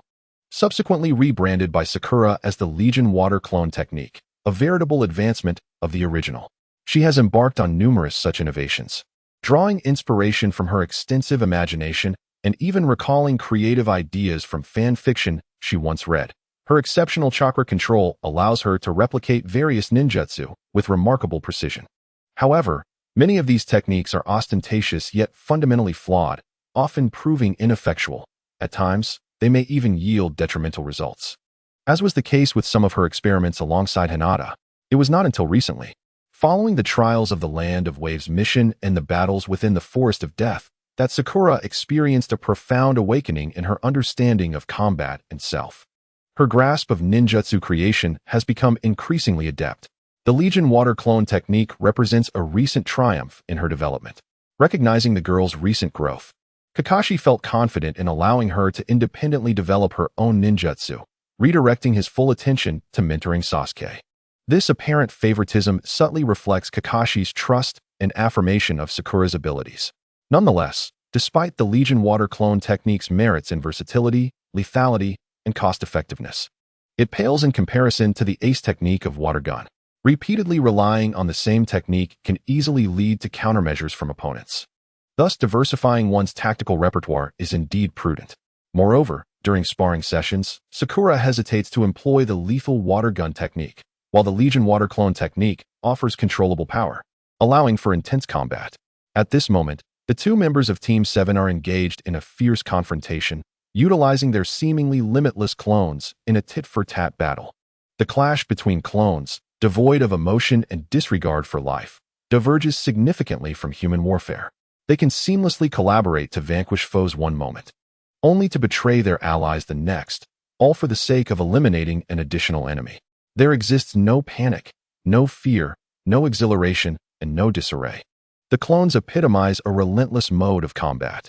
Life and death are mere numerical abstractions for them, and the battle unfolds as a visceral struggle, characterized by blood and flesh, thus rendering it all the more brutal and direct. Sakura's water clone wields a long sword, moving with a lithe grace, her gaze frigid and her expression like winter's frost, silently pressing the attack. Meanwhile, Naruto's shadow clones wield kunai, either brandishing or swiftly launching them, their strikes as rapid as the wind, their onslaught thunderous and unceasing. Bam! Bam! Bam! Relying on her sharp ice sword and agile martial prowess, Sakura's water clones often gain the upper hand, swiftly dispatching multiple foes and detonating Naruto's shadow clones into clouds of smoke. With a flurry of movements, the sheer number of Naruto's clones, employing a strategy of attrition, fiercely withstands Sakura's onslaught. The water clones, though capable of eliminating a few adversaries amidst the relentless tide of Naruto's forces, are quickly overwhelmed, dissipating into mere puddles that trickle back into the river. A stalemate ensues. Naruto's clones fail to leverage their numerical advantage to submerge Sakura, while her water clones, despite their superior offensive capabilities, cannot breach Naruto's defenses. As the clones continuously dissolve into vapor and water, both combatants expend chakra to generate more clones, filling the gaps in their ranks. The battlefield has devolved into a war of attrition, a scenario decidedly unfavorable for Sakura. Although the river serves as her domain, minimizing the chakra cost of her water clone technique, she is not naive enough to believe she can match Naruto in endurance or attrition. Realizing this swiftly, her delicate brows furrowed, and she decisively halts the chakra supply to her water clones, bringing her hands together in rapid succession to form seals for the water release. Great waterfall technique. A colossal surge of river water rises with her gestures, lifted by chakra to soar dozens of meters into the sky, draining a significant stretch of the riverbed and revealing dry earth beneath. The Great Waterfall Technique, renowned for its power akin to natural disasters, proves its worth. Had the river's flow been greater, Sakura could have orchestrated a localized flood upon this riverbank. The girl extends her palm, lifting her right hand with grace. The immense volume of water follows suit, suspended in the air. The once clear river water churns into a tumultuous mixture, casting a shadow that obscures the sun, creating an overwhelming darkness. The sheer spectacle evokes fear as one imagines the deluge crashing down with the force of a cataclysm, sweeping away all in its path. The grandeur is awe-inspiring. In that moment, Sakura's raised hand strikes down with force. The suspended river water rushes forth like a ferocious tiger descending a mountain, hurtling towards Naruto with great ferocity. The roar of the Great Waterfall Technique is formidable, capable of obliterating any opposition, consuming the very air and earth, bearing down upon Naruto. Yet, Naruto does not succumb to despair. He has witnessed even greater ninjutsu, and though his younger self might have faltered before such a vast assault of water, the trials he has endured have fostered his growth. He stands resolute, methodically forming seals alongside his remaining shadow clones. Just as he had done in the Forest of Death, he counters with wind release, wind cutter technique. Hundreds of wind cutter techniques materialize simultaneously in the hands of the shadow clones, coalescing like grains of sand into a towering edifice. The wind cutter technique may be deemed a mere rudimentary ninjutsu, yet when countless gusts converge, they give rise to a tempestuous storm, sweeping across an expanse of over 100 meters with a ferocity that eclipses even the mightiest of advanced ninjutsu. In an instant, the winds howled, dust and stones were sent flying, and the radiant sun was obscured. Although Naruto had yet to master any advanced wind release techniques, he managed to amplify the power of this C-rank technique to that of an A-rank through his seemingly boundless chakra. A murky waterfall cascaded from the heavens, swallowing the landscape far and wide. The frenzied storm roared with electric intensity, resembling a torrent rushing down a ravine. Thus, two colossal ninjutsu, each exceeding 100 meters in height, surged towards each other with unyielding momentum. The sky reverberated with a deafening clash as the two techniques collided midair. Remarkably, the outcome was a stalemate. The waterfall was torn asunder by the tempest, transforming into countless minuscule droplets, which fell like a torrential rain over a vast area, veiling the vision of both combatants as the droplets pattered down upon the rocky shore and the gentle river. Eventually, the storm expended its last vestiges of strength, dissipating into a gentle, ethereal breeze that brushed against their faces. However, it was not a tie. Despite her disbelief, Sakura soon realized that a distinction had indeed emerged between the two techniques. The rain produced by the Great Waterfall Technique had not touched Naruto at all. Instead, it drenched Sakura, soaking her hair and clothing, Yet she could not afford to dwell on it, her heart racing with trepidation. How could the impact-laden water release ninjutsu be rebuffed by the wind release? She thought to herself, incredulous at Naruto's apparent advantage. After a moment of stunned silence, Sakura resigned herself to the situation.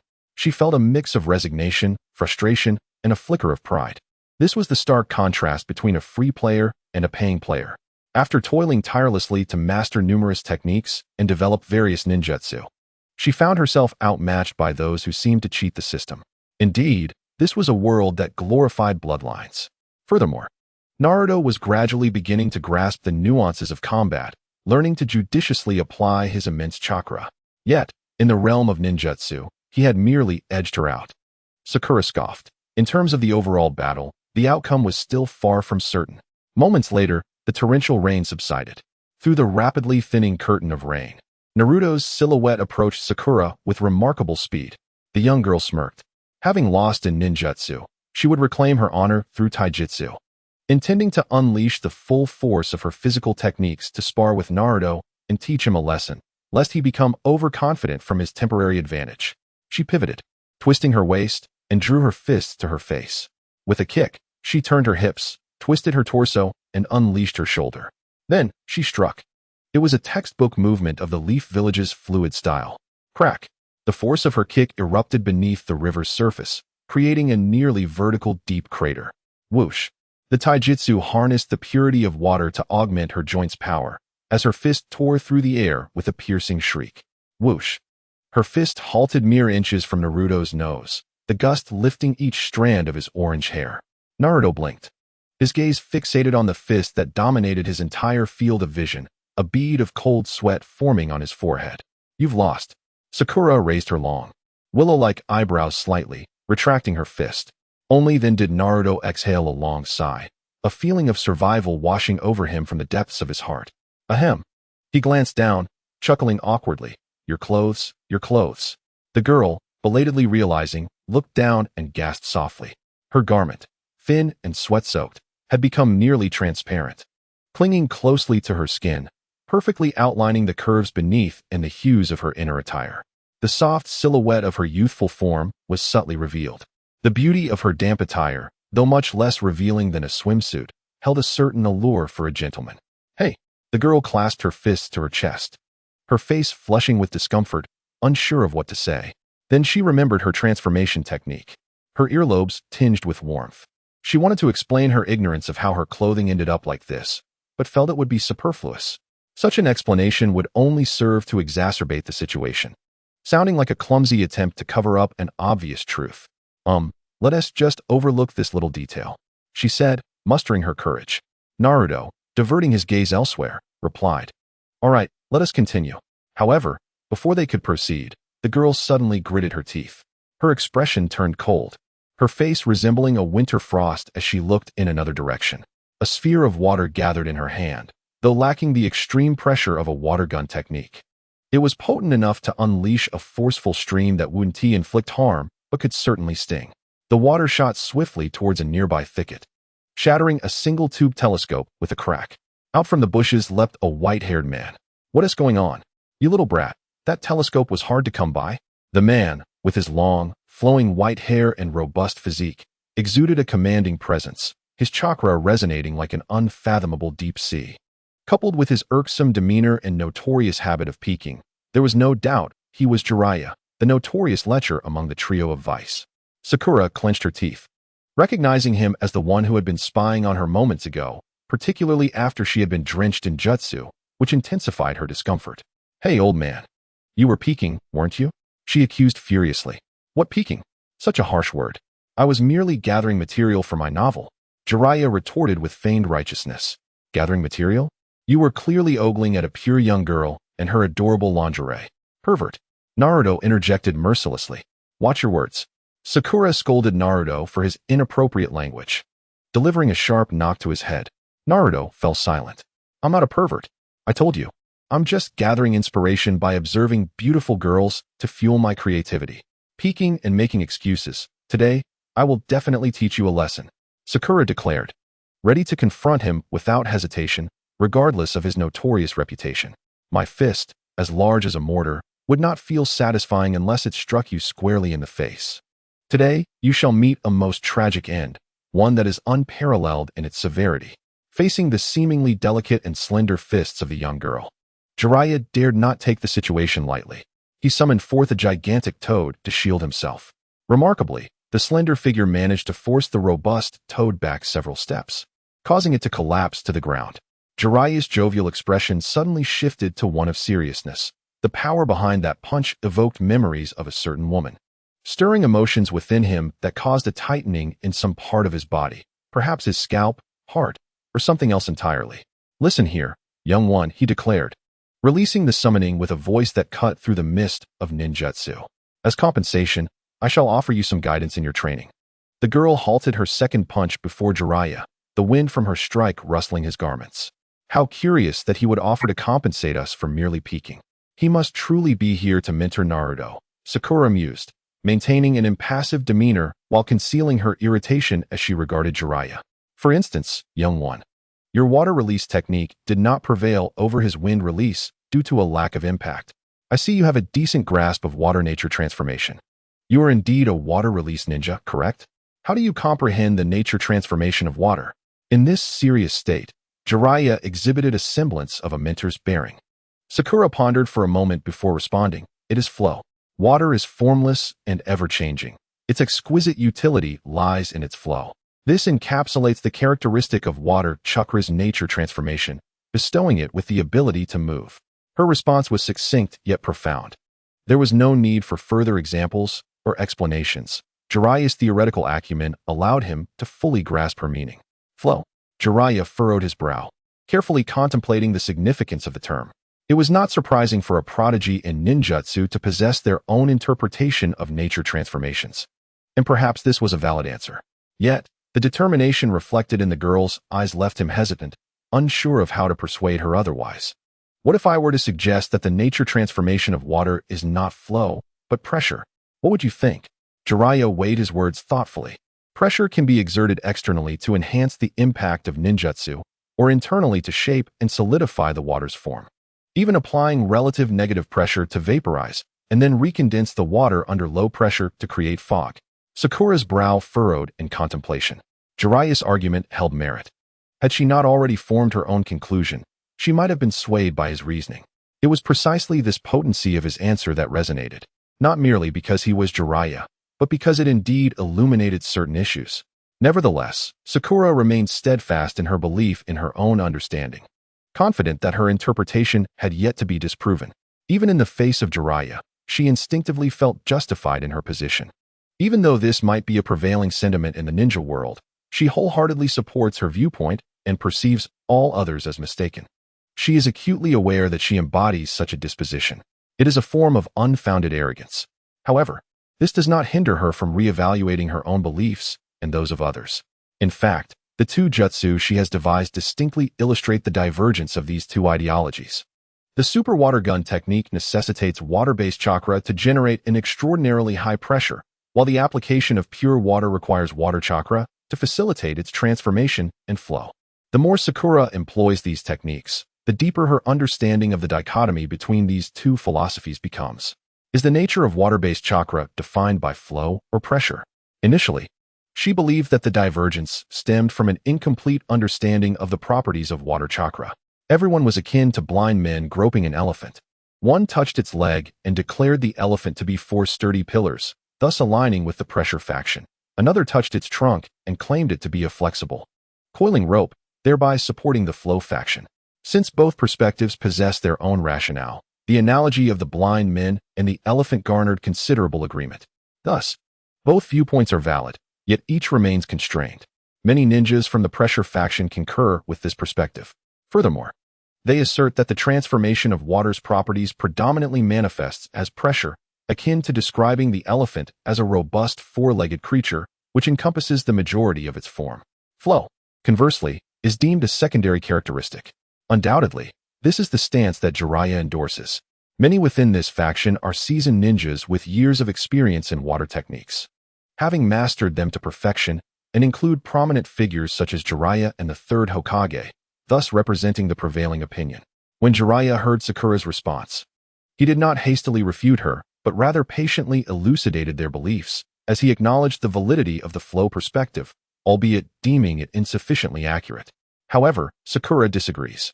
Having engaged with water techniques since the age of 5, she has spent most of her waking hours manipulating water with her chakra. She has mastered water techniques to an extraordinary degree. Moreover, she possesses knowledge from 2 worlds, allowing her to extract theoretical insights from the experiences of the Naruto universe while employing the analytical frameworks of Earth to construct her theories. She considers her understanding of water techniques to be on par with, if not superior to, anyone else's, particularly in certain domains, such as her original water technique, where she believes she surpasses all others combined. Sakura comprehends why her predecessors place such emphasis on the pressure attribute of water transformation. This is because the lethality of water techniques predominantly manifests through pressure. Flow, on the other hand, is more frequently applied in auxiliary contexts. Naturally, ninjas who prioritize practical combat will ascribe particular importance to pressure as the primary attribute. Yet, the essence of a phenomenon should not be determined solely by its lethality. If one were to pursue lethality unconditionally, the development of human weaponry would have focused solely on increasing the caliber of cannons, rather than leading to the invention of nuclear weapons. When Einstein proposed the theory of relativity, he never anticipated its potential application in the creation of weapons capable of annihilating humanity. Yet, within a few decades following the introduction of his theory, humanity succeeded in developing devices vastly more powerful than conventional artillery. The destructive force of water manipulation manifests through pressure, and the nature of water transformation is fundamentally unrelated to this pressure. Sakura believes that the seemingly minor aspect of flow is the essence of water's transformation, while pressure is merely a superficial manifestation resulting from this flow. Those who have studied physics at even a high school or middle school level understand the concept of water pressure. For instance, if there exists a mountain-shaped communicating vessel filled with water, the water levels in the vertical tubes will equalize due to the pressure exerted by the water. This pressure originates from the fluidity of the water. Conversely, if the substance poured in were sand, which lacks fluidity, the sand levels in the vertical tubes would not equalize. The Mariana Trench, the deepest oceanic trench on Earth, extends over 11,000 meters in depth. The water there exerts an extraordinarily high pressure. Any ordinary submersible descending to such depths would be crushed into a mere heap of scrap metal. This phenomenon occurs because the fluidity of water transmits the pressure from the height of over 11,000 meters down to the seabed, accumulating an astonishing amount of pressure by the time it reaches the bottom. Therefore, the pressure of water is derived from its flow. Unlike other water manipulation ninjas, Sakura applies the concept of fluidity in water transformation more extensively. Pure water itself is an incredibly resilient liquid. Conversely, this quality makes it exceedingly challenging to deform. Hence, its defensive capabilities against physical attacks are remarkably high. However, this also creates practical difficulties, as reshaping pure water into the desired form is a formidable challenge. Only by enhancing the fluidity of water transformation upon pure water can one more easily alter its shape, forming shields, serpentine shapes, or even boosters that adhere closely to joints and the body, facilitating power generation. It is precisely due to her profound understanding of both fluidity and pressure, coupled with the principles of physics on Earth, that Sakura confidently asserts that the nature of water manipulation is flow, while pressure is merely a consequence of this flow. This is my perspective, Sakura stated calmly. Even in the presence of Jiraiya, one of the legendary Sannin, she boldly expressed her dissenting opinion. Naruto, present at the scene, found himself bewildered by the discussion between the two. Meanwhile, Jiraiya gazed at Sakura with a solemn expression, nearly persuaded by her insights. He was captivated by the logic and exploration of both aspects of water transformation she exhibited. Decades of experience had inclined him to believe in the pressure aspect of water manipulation, yet his reasoning suggested that flow might indeed be the essence. In the world of Naruto, there is, of course, a study of physics. The analysis of mechanics is intricately linked to the art of ninjutsu. Much of the curriculum in ninja academies encompasses these concepts, though no one considers calculating the trajectory of ninja tools during combat. However, the notion of applying physical knowledge to ninjutsu had never occurred to anyone. After all, there are numerous powerful ninjas in the shinobi world who are either illiterate or semi-literate, rendering high cultural literacy irrelevant to their prowess. The strength and authority of Jiraiya far surpassed that of the young girl before him. Yet he found himself perceiving her from a loftier vantage point. Who, then, is truly correct? Emotionally, he struggled to accept that something so widely believed for so long could be erroneous. Yet, as a formidable figure, he understood that he could not allow his feelings to dictate the veracity of an objective matter. What is right remains right, and what is wrong remains wrong, regardless of how many years one is held to a belief. A conviction that 1 + 1 = 0 for a millennium will not alter the fundamental truth that 1 + 1 = 2. Well, let us change the subject. Ultimately, Jiraiya chose to conclude the discussion ambiguously, neither endorsing nor opposing Sakura's perspective. Perhaps he required further time to validate his thoughts. Nonetheless, Jiraiya's immediate focus was to provide guidance to the young girl. Are there any other ninjutsu techniques you wish to explore? Jiraiya possessed knowledge of more than just water techniques. I am still learning about the nature transformations of wind and ice, the girl remarked, stroking her smooth chin. During a mission in the Land of Waves, Kakashi had suggested she employ ninjutsu to address the challenges of creating ultra-pure water, an idea she deemed promising and thus pursued. Consequently, she had generated numerous byproducts. Mastering the ice technique compensated for the defensive shortcomings of ultra-pure water, allowing her to develop various offensive strategies, thereby alleviating the awkwardness of relying solely on her trump card ninjutsu in battles. However, the issue of ultra-pure water remained unresolved, and she felt increasingly troubled by it. The manufacture of ultra-pure water was no simple task. Once contaminated or evaporated, it could not be recovered. With a series of recent battles, her reserves had dwindled. Though she endeavored to conserve her supplies, the situation was becoming dire. Moreover, she had many ideas that required a substantial amount of ultra-pure water as a foundation for development. Alas, even the landlord's household has run out of provisions. Jiraiya did not fully grasp the concept of ultra-pure water, but he understood that Sakura had encountered a bottleneck in her practice of wind nature transformation. To be honest, I am not well versed in ice techniques either. However, when it comes to wind techniques, I believe I am qualified to teach you at least a thing or two, Jiraiya declared with a hearty laugh.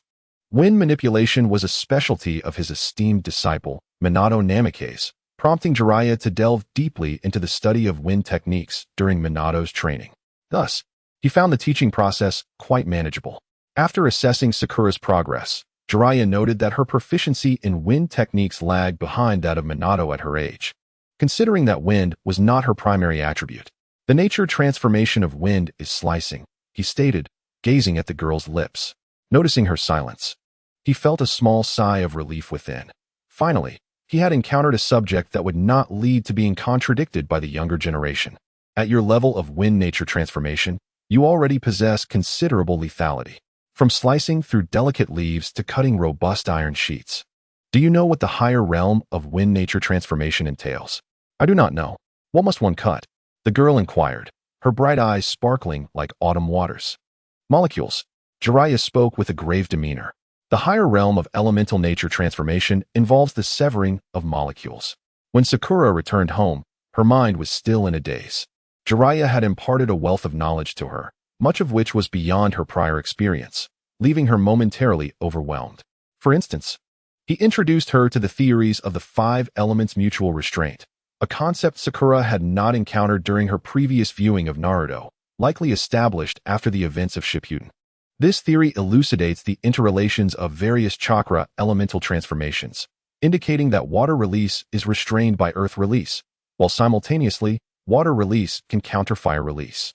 Beyond the concept of mutual restraint, there exists the notion of mutual generation among the 5 elements. Sakura's perception of this was largely rooted in a simplistic materialistic philosophy. It was akin to concluding that water extinguishes fire simply because she observed it.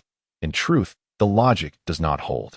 While it is true that water can extinguish flames, the connection between water release and fire release is fundamentally unfounded. One pertains to the manifestations of the material realm, while the other delves into the intrinsic relationships within the realm of energy, making the two fundamentally disparate. Moreover, the assertion that water can extinguish fire is quite limited.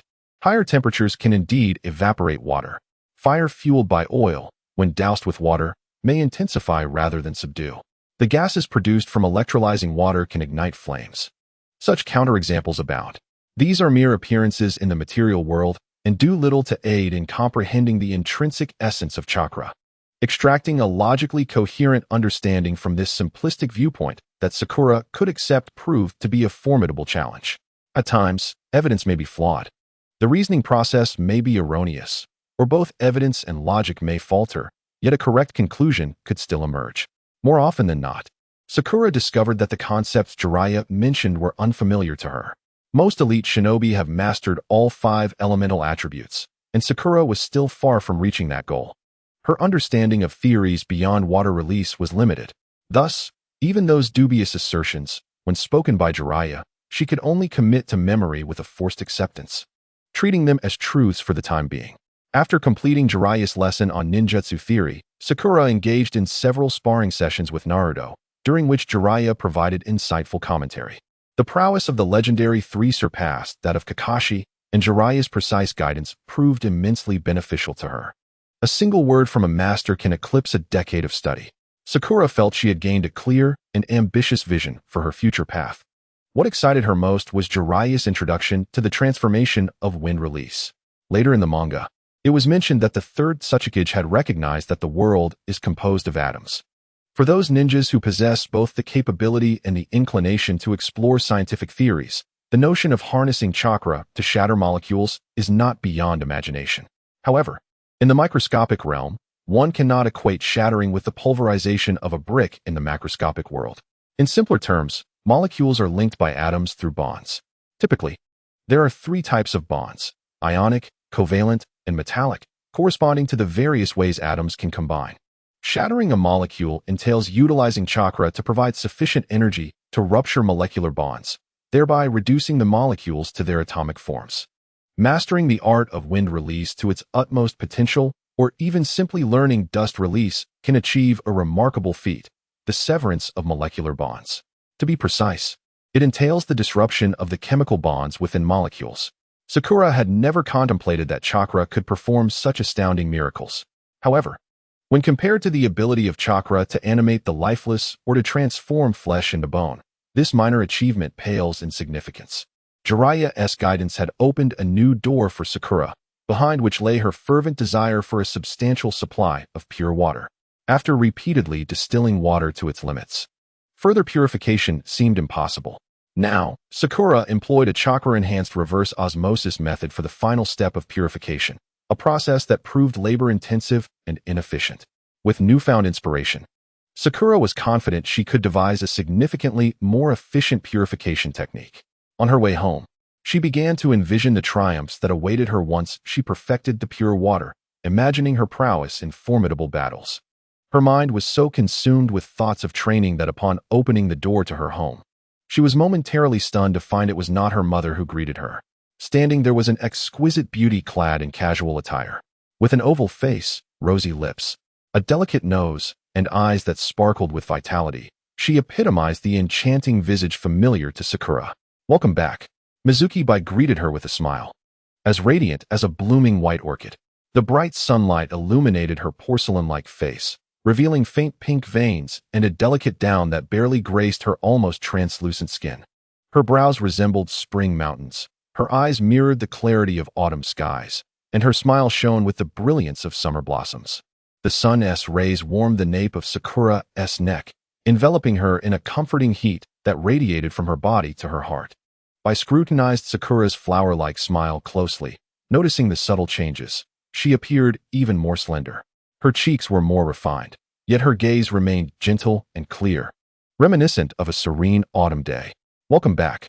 Sakura rushed forward to embrace her long-lost friend tightly. "Indeed, welcome back."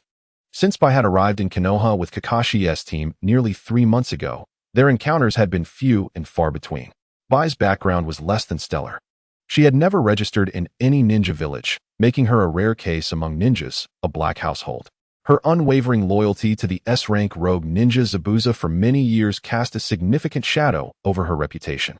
Consequently, when she applied to register as a Konoha ninja, she underwent rigorous isolation and interrogation. With no ill intentions, Bai passed through the scrutiny smoothly. The Konoha ninjas, considering her potential as a future comrade, refrained from harsh treatment. However, the tedious and exhausting interrogation process felt akin to that of a criminal, draining both her spirit and energy. Even after passing, the ordeal was not over, as she was subjected to a monitoring period lasting 6 months to a year. During this time, Bai was confined to a designated location, undergoing training as a Konoha ninja. To avoid any suspicion, she could not frequently meet with Sakura and the others, only managing occasional encounters. Had it not been for the acute shortage of personnel in Konoha and the guarantee provided by the elite Jonin Kakashi, Bai would not have been granted such swift permission to join the Konoha hospital, as she had no desire to engage in the violent duties of a field ninja. Before the allowance was dispersed, the financially constrained Sakura had little choice but to invite Bai to temporarily reside in her home, a proposal that was met with her mother's enthusiastic consent. The swift arrival of Bai, however, came as a delightful surprise to Sakura, who began to grasp the implications of Kakashi's words regarding finding her a mentor. Mizunozuki Bai, a paragon of ice release techniques, engaged in conversation with Sakura when her mother emerged from the living room. With a glance at Sakura, she cheerfully exclaimed, "Welcome back, Sakura. Take a moment to rest. Dinner will be ready soon." "Mom, it's one thing for you to handle the cleaning, but Bai is a guest. How could you expect her to pitch in?" Sakura, ever observant, quickly noticed the mop and cloth at her mother and Bai's feet. Since becoming a formal ninja, Sakura had previously suggested that ordinary household chores could be managed by her water clones, which her mother vehemently opposed. The two women held vastly differing views on this matter. Sakura believed that such mundane tasks could be efficiently handled by her water clones, consuming a bit of chakra to save considerable time and effort, thus granting her mother more leisure to pursue her own interests. Conversely, the matriarch found the work done by the water clones to be rather rough around the edges.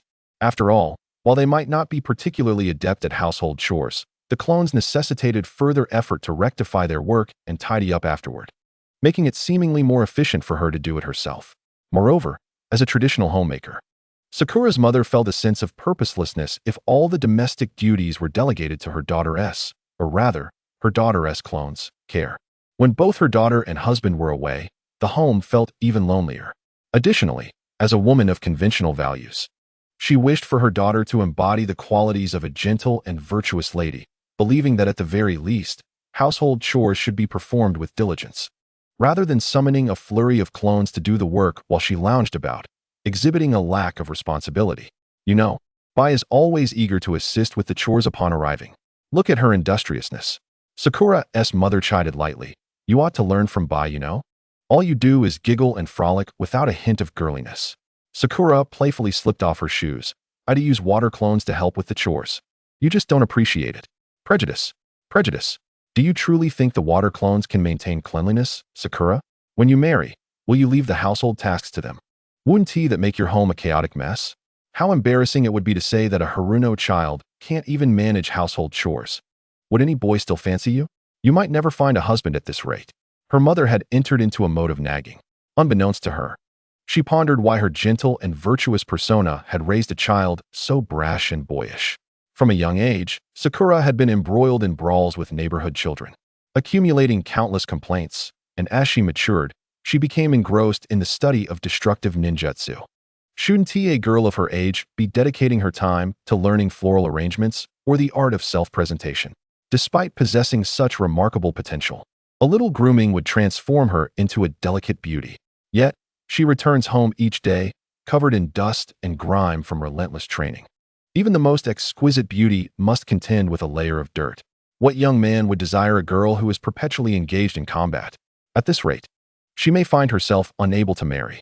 Her mother has fretted over this matter for many years, and little Sakura has endured her mother's incessant nagging for just as long. She has become adept at the art of tuning out, tossing her shoes aside haphazardly, and leaning close to Bai's ear to whisper, "Please excuse my mother. She tends to be a bit of a chatterbox." However, her casual shoe throwing earned her another reprimand from her mother. Observing the amusing exchange between mother and daughter, Bai couldn't help but chuckle, her large eyes curving into crescent moons. Beneath her long lashes, her clear, aquamarine eyes sparkled with mirth, overflowing with joy. This warm daily routine filled her heart with emotion. Chapter 62. With a gentle flick of her wrist, Sakura summoned her chakra to restore her shoes to their rightful place. Sakura's mother wore an expression of exasperation, lamenting her daughter's laziness.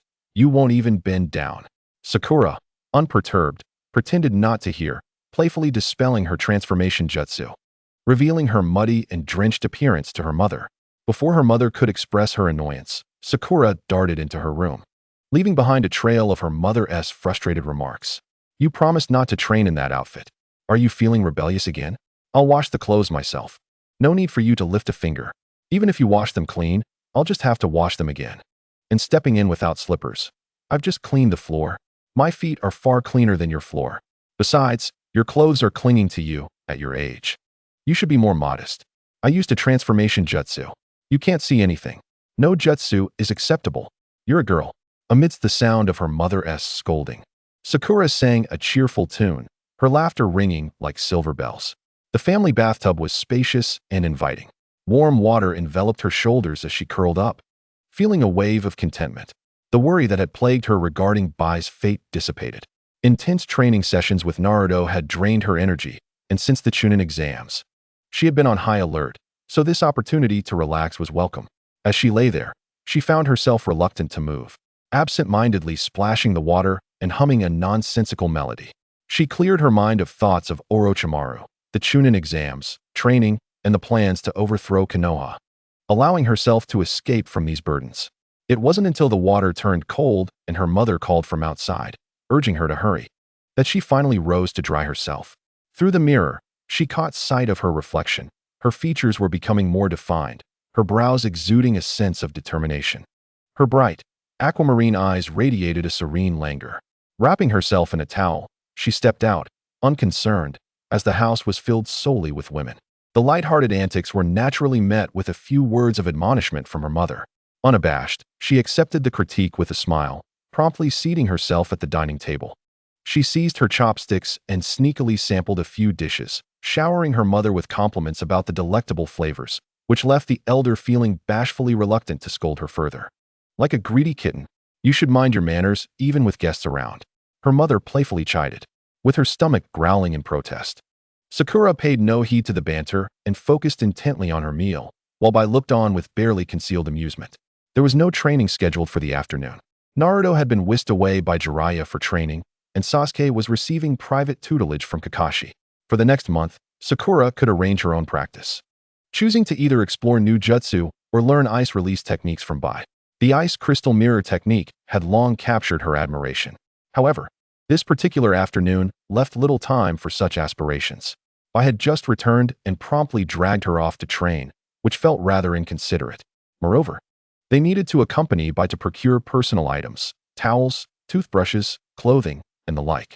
Upon Bai's return, the interrogation department had left her with nothing. Sakura's mother had compiled an extensive list, and upon reviewing it, Sakura was astonished at the multitude of personal items a girl required. Unbeknownst to her, she possessed a similar collection, merely buried beneath her ninja tools and never utilized. Before leaving, her mother had even applied a light touch of makeup on Bai, her excitement palpable, as though she aimed to reclaim years of unfulfilled aspirations through Bai's visage. Bai, adorned with a hint of powder, appeared remarkably exquisite. The dress Sakura had deemed too frilly for herself suited Bai perfectly, the hem grazing her knees and revealing her delicate calves. Standing quietly, Bai resembled an ethereal orchid, poised and untouched by the mundane world. As they strolled through the streets, the pair attracted considerable attention.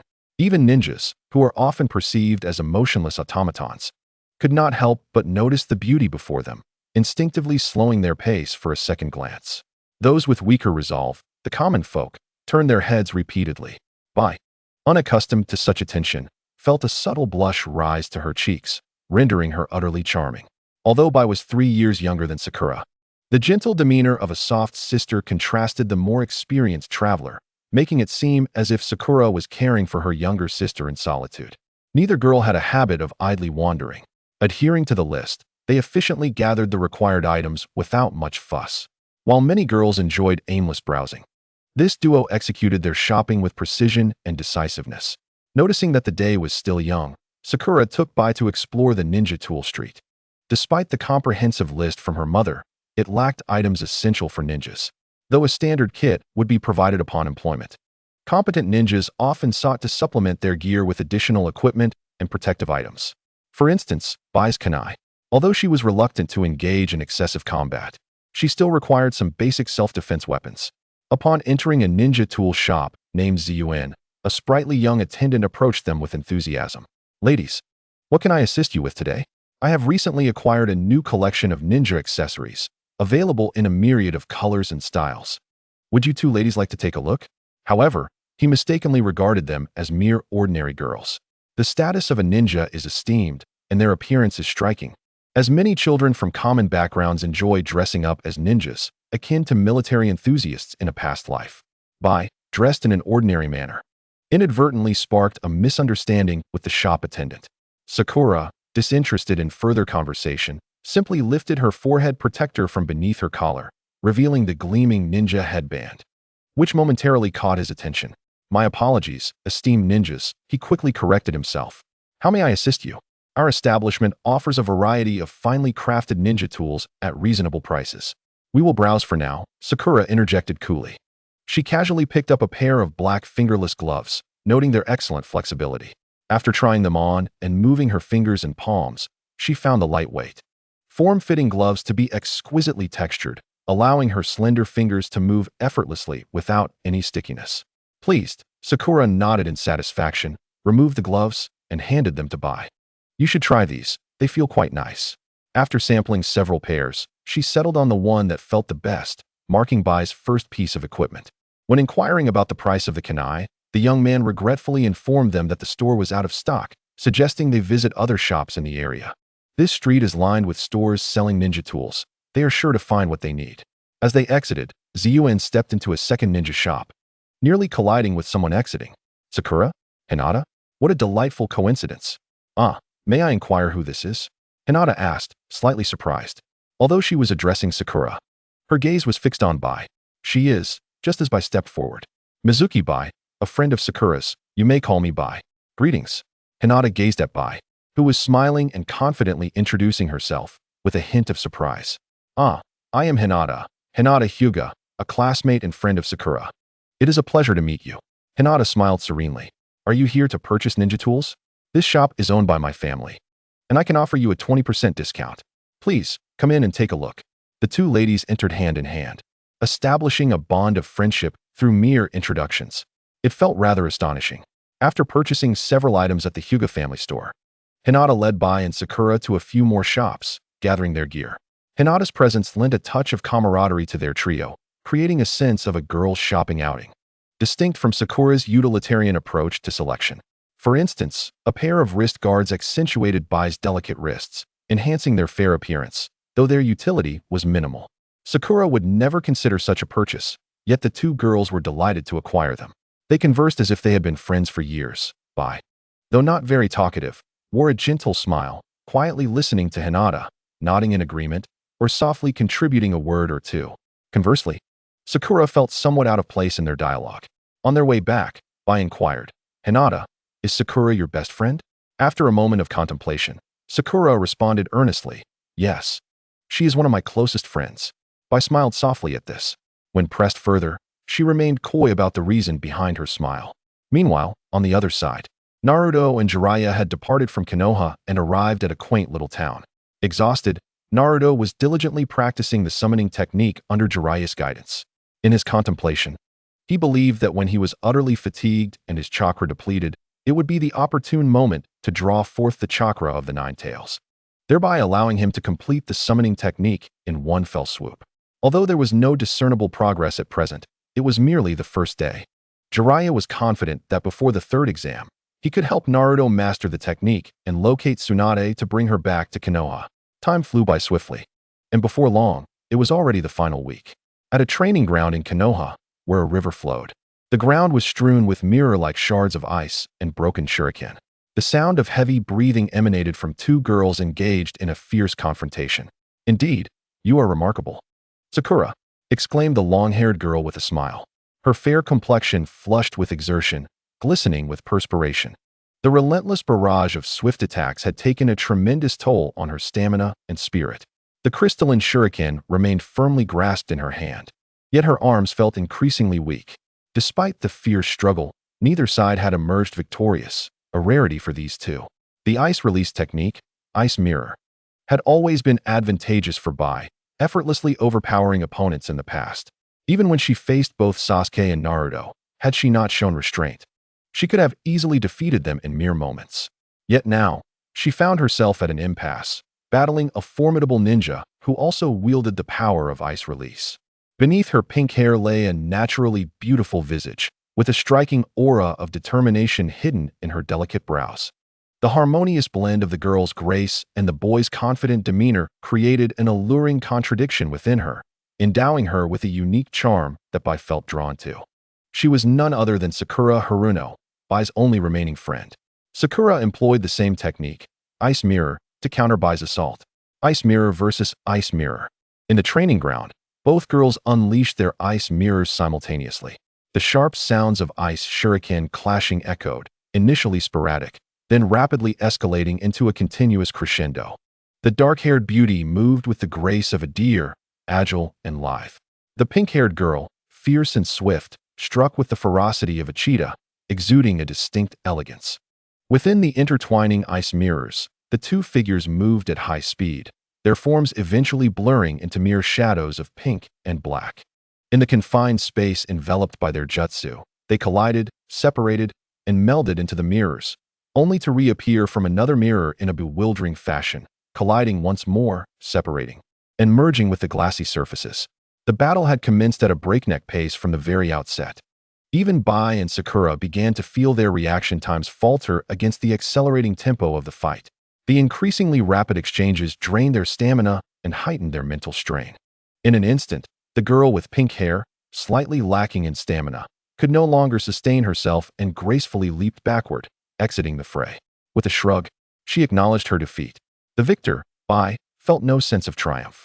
Her gentle disposition, disinclined towards conflict, rendered such emotions difficult to evoke.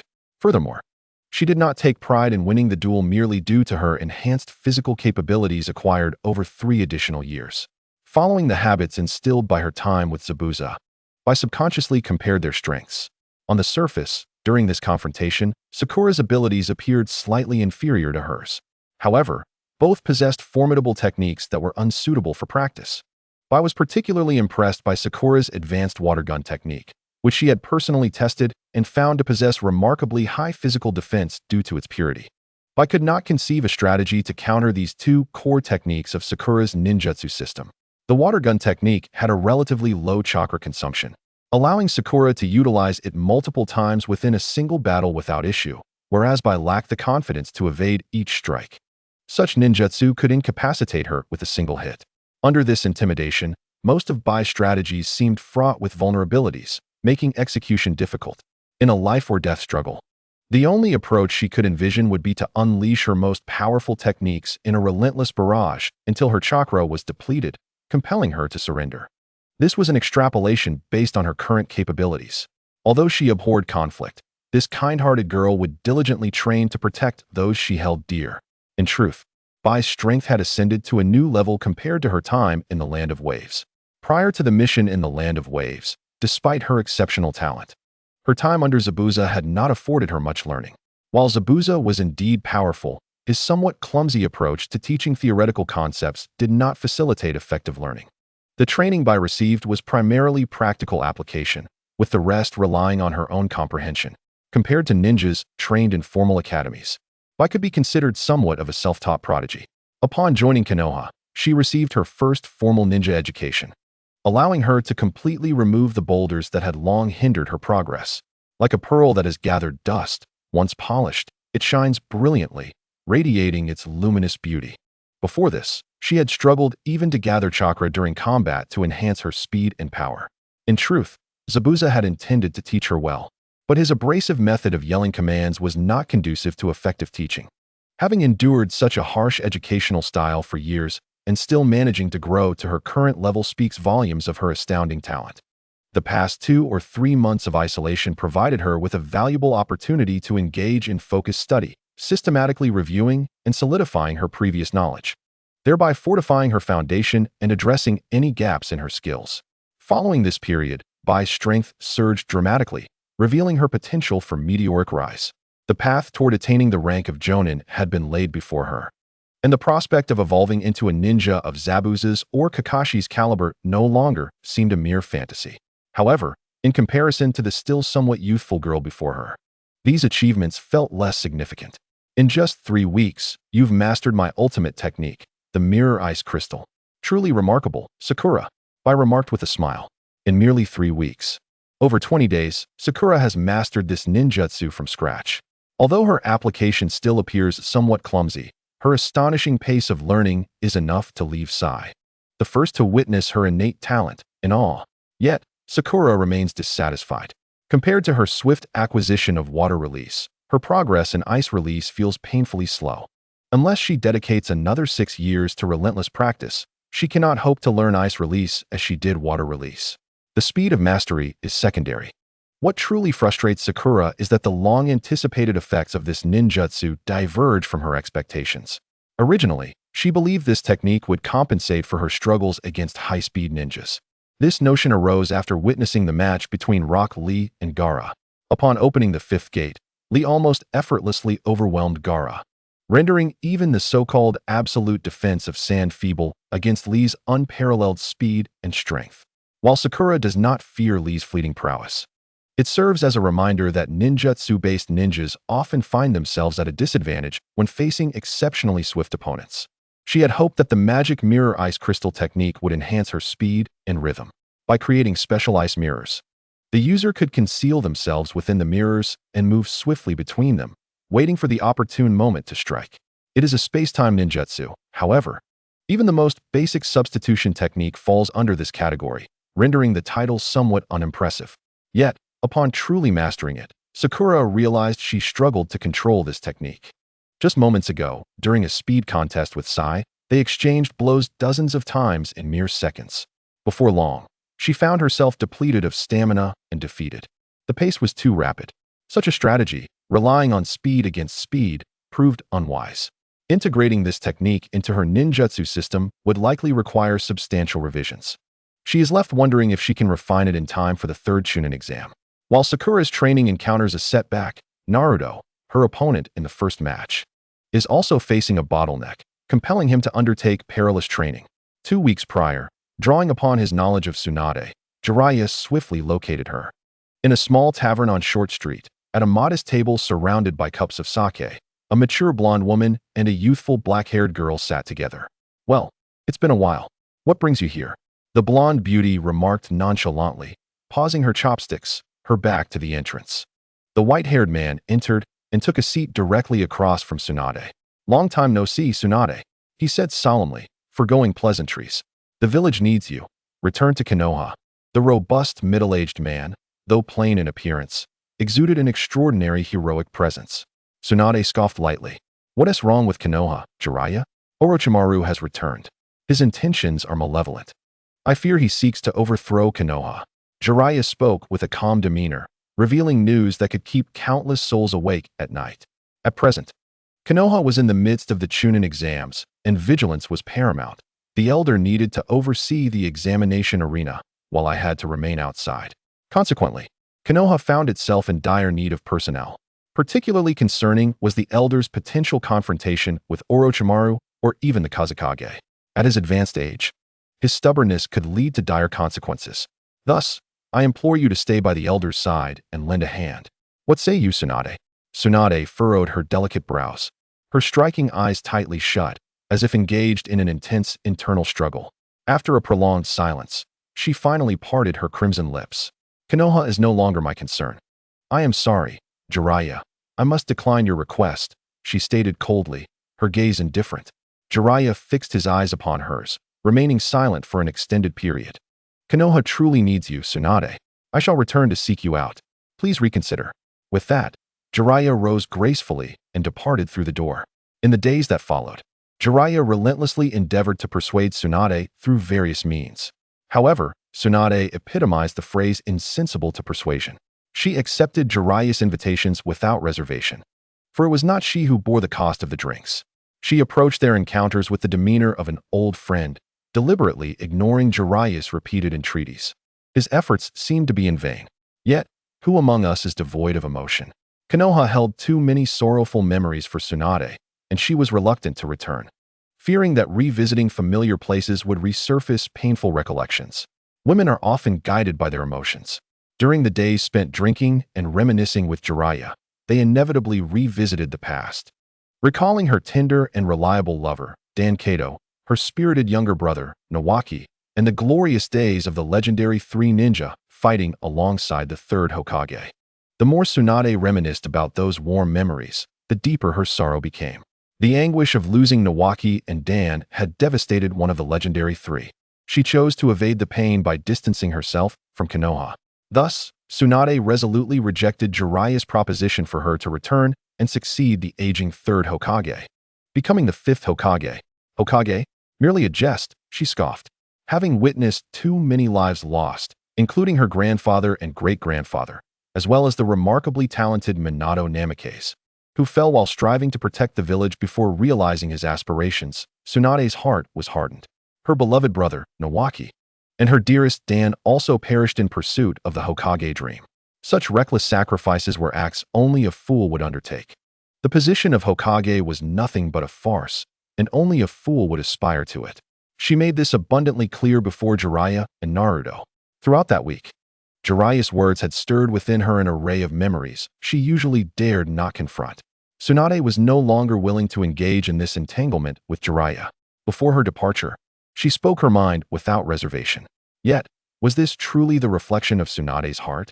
In the life of Tsunade, there existed two individuals of paramount significance, Rope Tree and Dan. Their aspirations were profound, and how could Tsunade ever belittle their dreams? It was merely the haunting specter of their untimely demise that plagued her, a sorrow she could scarcely endure. In her desperate attempt to evade this anguish, she chose to attribute her turmoil to the position of Hokage. The two she cherished dearly perished in pursuit of the Hokage's dream, and thus she harbored resentment towards that very title. Consequently, when she beheld Naruto, another fervently striving to train and realize his ambition of becoming Hokage, a tender part of Tsunade's heart stirred. Witnessing Naruto, exhausted yet resolute, trembling as he stood defiantly to counter her, she was struck by the fervor of his declaration, "Becoming Hokage is my dream." This image of unwavering determination echoed in Tsunade's mind, filled with the youthful shadows of those she had loved.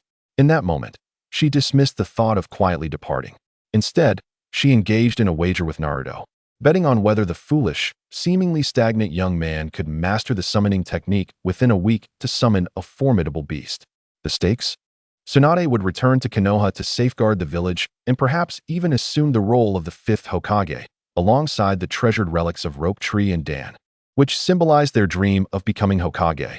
Conversely, should Naruto fail, she would claim all the money from his wallet, an entirely asymmetrical wager, for she did not desire to win.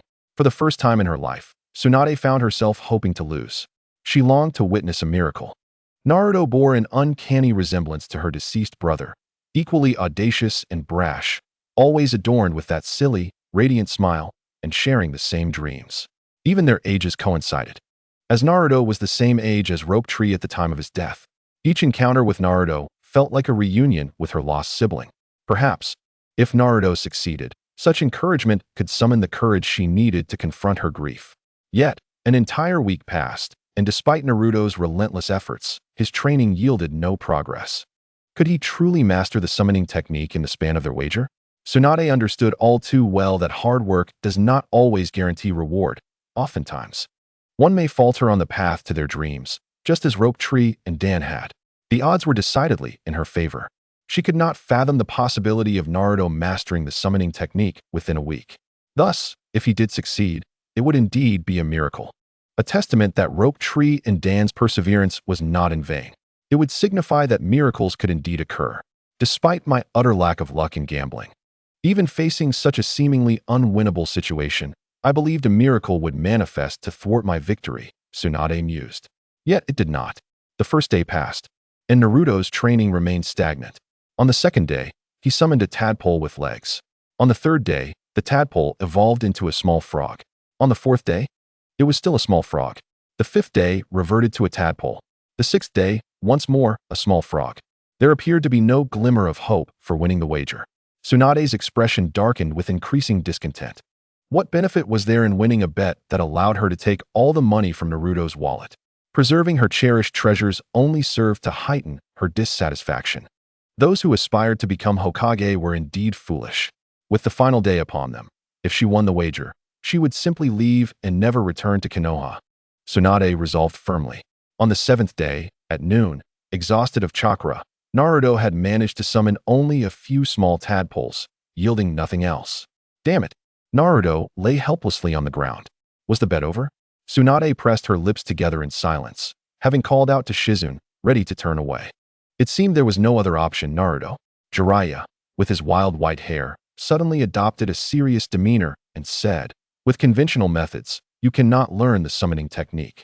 But I have another approach." "Really? I want to learn," Naruto exclaimed with eager anticipation.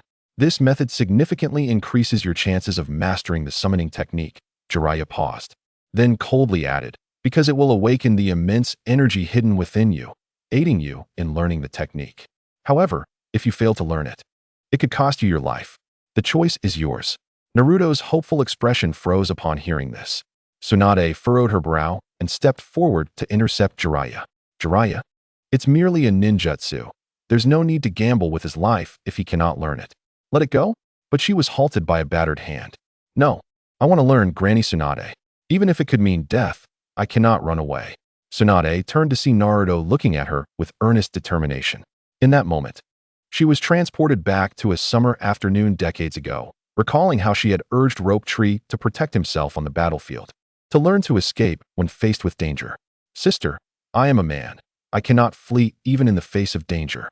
The expression on Rope Tree's face as he spoke was strikingly similar to Naruto's now. Shortly after uttering those words, he perished on the battlefield.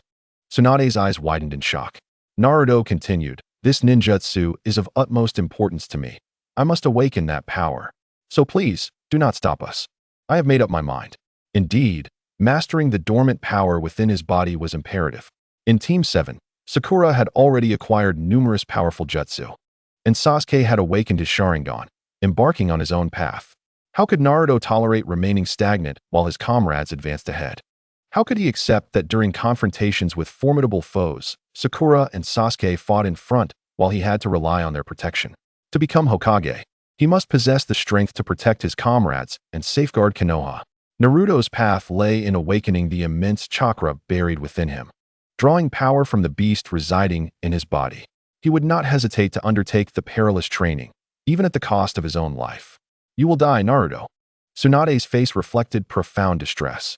The harrowing choice between life and death reminded her of the fleeting nature of the Rope Tree and its severance. She could not bear to witness the demise of the boy who perpetually wore a sunny smile, whose brash demeanor and dreams mirrored those of the Rope Tree. Yet, Naruto merely responded with a radiant smile. "Death, indeed, is terrifying. However, loneliness is a far more dreadful abyss, 100-fold worse." Naruto had endured enough of solitude. After arduous endeavors, he had finally earned the recognition of comrades, taking the first significant step towards his aspiration of becoming Hokage. How could he allow himself to falter now? To once again plunge into the depths of loneliness? "Becoming Hokage is my dream. I will not fall before achieving this goal. Let us begin, Jiraiya-sensei." The wind howled past his ears, icy and piercing. He leapt. The ground rushed closer, the flora and fauna magnifying in his vision. The precipice loomed hundreds of meters high. A fall would spell his demise. His limbs grew cold, his heart raced wildly. "This is your training. If you wish to survive, devise your own means." Jiraiya's emotionless words echoed in his ears as the threat of death loomed ever closer. "Naruto, this time, you must personally unlock that door. If this continues, there will be no escape. I do not wish to die. Quickly, recall how that power emerged." "Damn it, hurry, hurry. It's almost too late." In the final moments, a colossal surge of chakra erupted beneath the cliff like a cascading waterfall. Summoning technique. Boom, boom, boom. Naruto succeeded. No, this is disastrous. The timing for the technique was far too late. Darkness enveloped his vision, his body racked with pain, sticky blood seemingly coating him as if immersed in warm water. A gigantic toad loomed above him, its lantern-like orange eyes devoid of emotion. Had the summoning technique been successful? "Jiraiya-sensei, did you see? I did it. I am so tired, so exhausted, I long to sleep." The world around him faded to monochrome. The last image was that of 3 rushing figures. Not dead yet. Quickly, Sakura. Commence emergency aid now. Medical ninjutsu. The voice seemed to emanate from afar, intermittent and ethereal, lacking substance. Tsunade, severe fractures, massive blood loss, intracranial pressure. Hold on, Naruto. You must not die. I long to sleep. I am so weary. All sounds began to fade, all images slowly dissipating into a profound silence, an inky void. It seemed as though everything had come to an end. Tick-tock, tick-tock. The sound reverberated in the constricted confines of darkness. A deep, fearsome voice suddenly pierced the gloom. So dark. Why has it turned dark? Could it be? My power. Dots of faint light flickered to life within the absolute darkness of the prison. Gradually, bit by bit, they grew brighter. You cannot die. You must not die. The voice became increasingly clear. A chilling liquid dripped upon my face, cool and tingling. Colors and patterns returned to the realm of my vision. I am not dead. With great effort, I lifted my hand and grasped the precious ornament adorning Tsunade's neck. This wager, I must have won. A miracle has been born. A gentle breeze swayed the curtains in the hospital room. The radiant sunlight illuminated Naruto's face, and the faint sounds of conversation, along with the warm rays, roused him from his slumber. Naruto, you're awake. If you sleep any longer, you'll miss our match. The speaker was a spirited young girl. Though not strikingly beautiful, her bright eyes and radiant smile exuded a remarkable, valiant charm. With her right hand, she produced an apple, and without any visible effort, a subtle twist of her wrist peeled the skin away with the wind-style chakra. A handsome young man clad in blue and white took the apple she offered, took a bite, and remarked with a gentle smile, "What exactly have you been training in? How did you end up with such severe injuries?" Naruto leapt from the hospital bed, stretching his body and reveling in the strength coursing through him, feeling no impediment whatsoever. It was as if the injuries sustained before his unconsciousness had left no trace, as if he had merely been fatigued, indulged in a deep slumber, and awakened rejuvenated. The remarkable recovery abilities of the Ninetales Jinchuriki drew attention. Receiving a small piece of apple from Sakura's hand, Naruto beamed.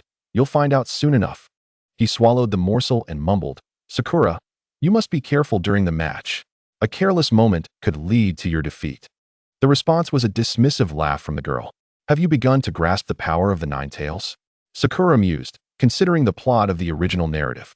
At this juncture, the butterfly effect had become increasingly pronounced. Not only were the details diverging more from the original tale, but overarching trends were also beginning to shift. For instance, Tsunade was summoned back to Konoha only after the Chunin exams in the original timeline, yet now, she had been brought back much sooner, indicating that Konoha was more vigilant than in the original story and had become aware of potential dangers. Thus, Sakura remained uncertain about what exactly Jiraiya had taught Naruto. The root cause of all these changes was none other than the time traveler, Sakura Haruno. Perhaps her intelligence reports had pierced through a veil of disbelief, or her displayed strength and value in the battle against Orochimaru had rendered her words significant. Even the current circumstances might represent an alternative future not depicted in the manga. In summary, it appeared that Konoha had quietly prepared itself behind the scenes. Although the specific details remained elusive, events were unfolding in a favorable direction. Knowing this was sufficient. The girl's mind was awhirl with thoughts, yet she still engaged in playful banter with Naruto. TSK, Naruto, you've said this every time after training. Hasn't it surpassed 100 times now? How infuriating. The past doesn't count.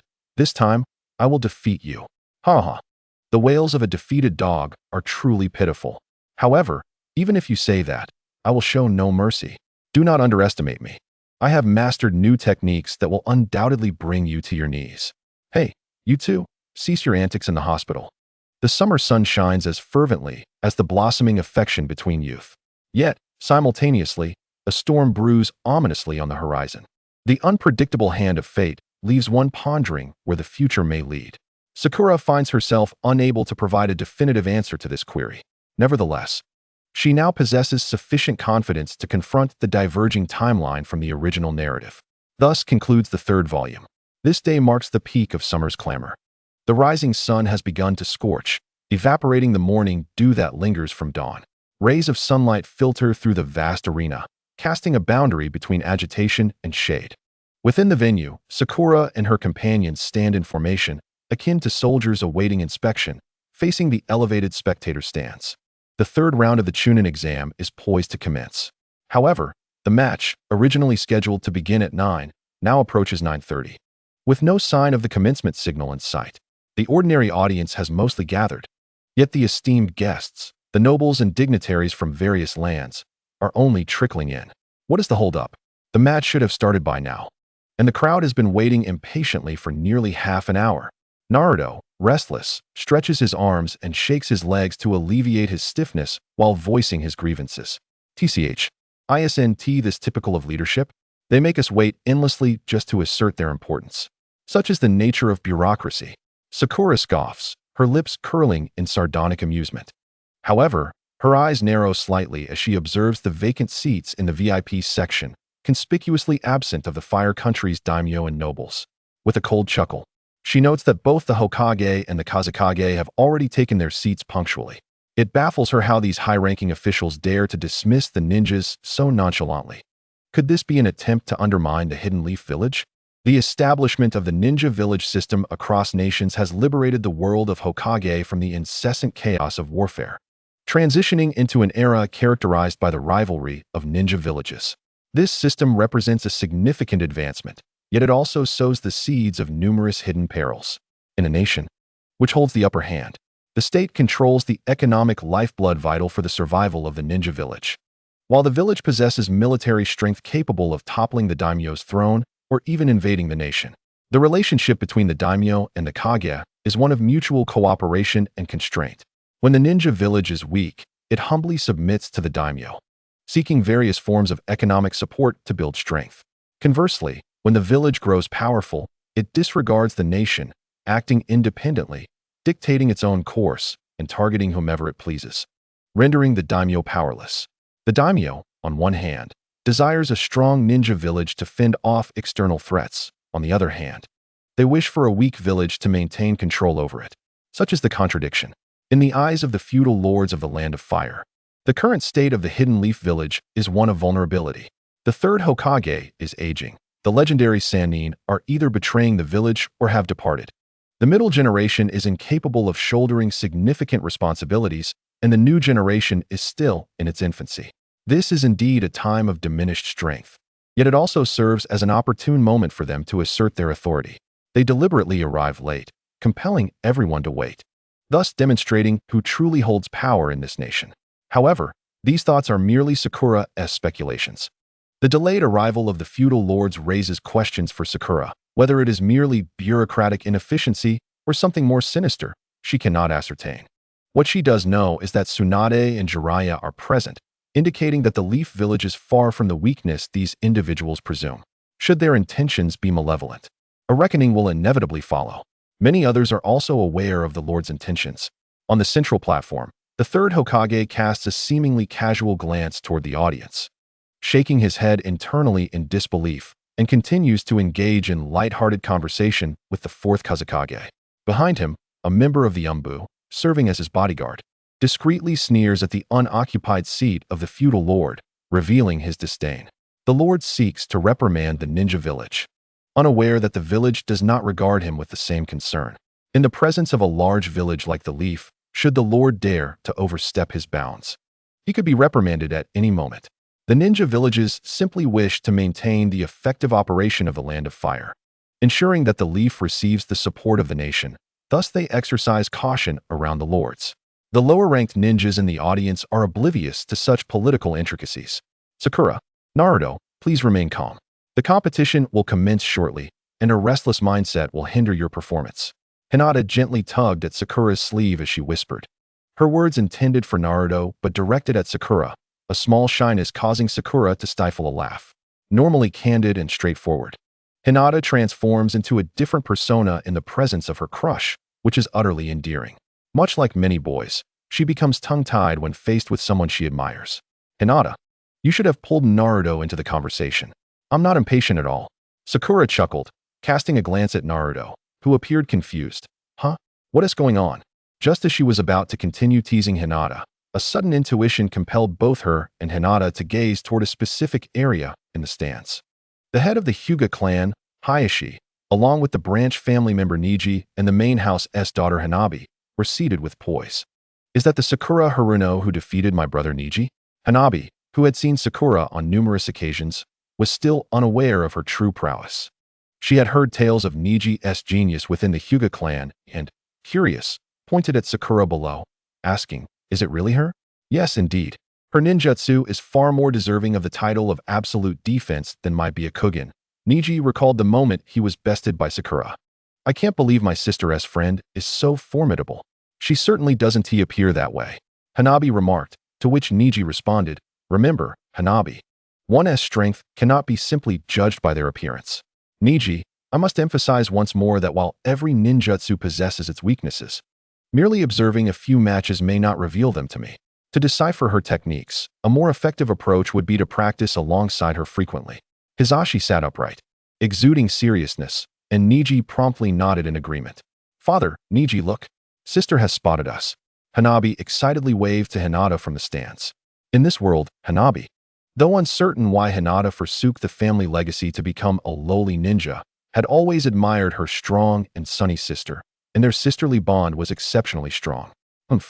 Hizashi suddenly recalled that he seemed to be the last in the family to recognize his eldest daughter's prowess and the divergence in her gentle fist technique. The mere mention of Hinata instinctively drew a disdainful sound from him, as he assumed the demeanor of the clan head, yet he could not deny Hinata's undeniable skills. Hanabi, pay close attention. Your sister's gentle fist has indeed taken a different path. Although I instruct you not to recklessly alter the gentle fist, there are still elements within it that are worthy of your study. Yes, father, Hanabi replied obediently.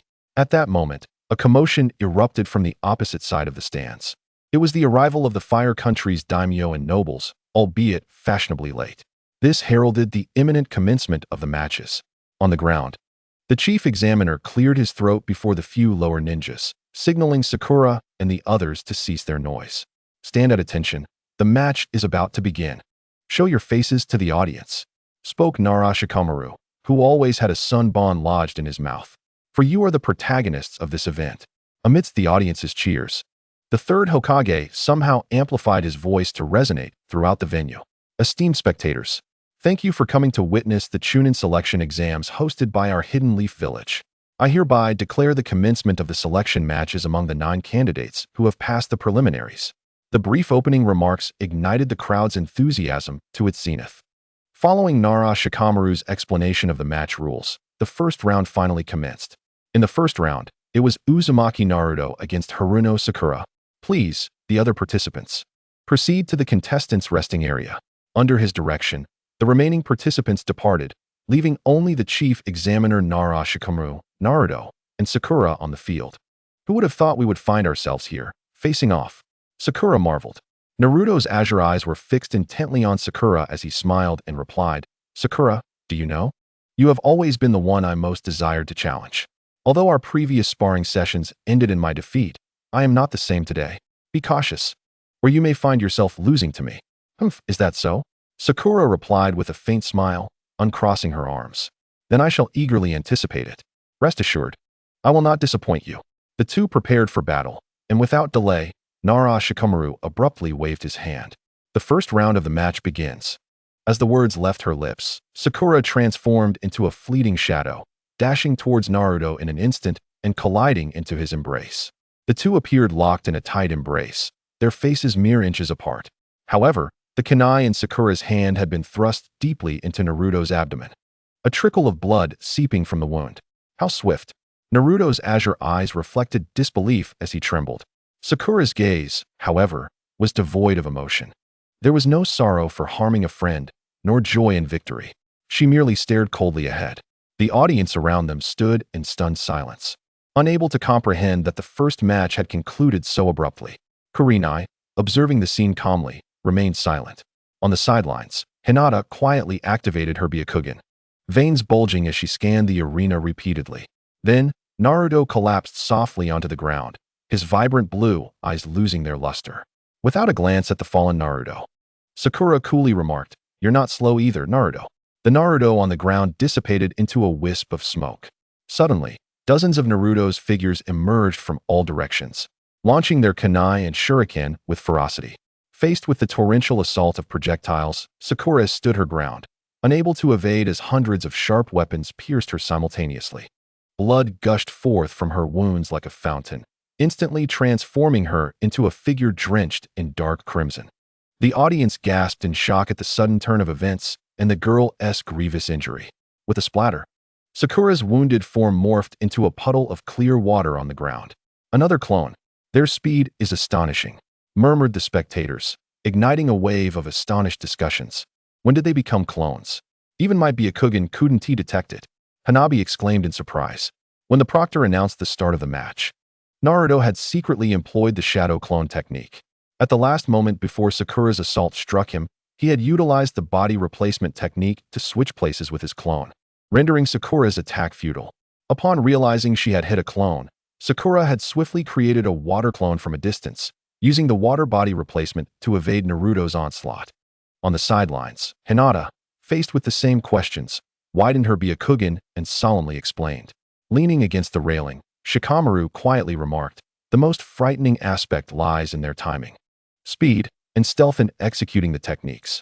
Contemplating such formidable opponents, even devising a counter-strategy would be exceedingly troublesome," Shikamaru thought to himself.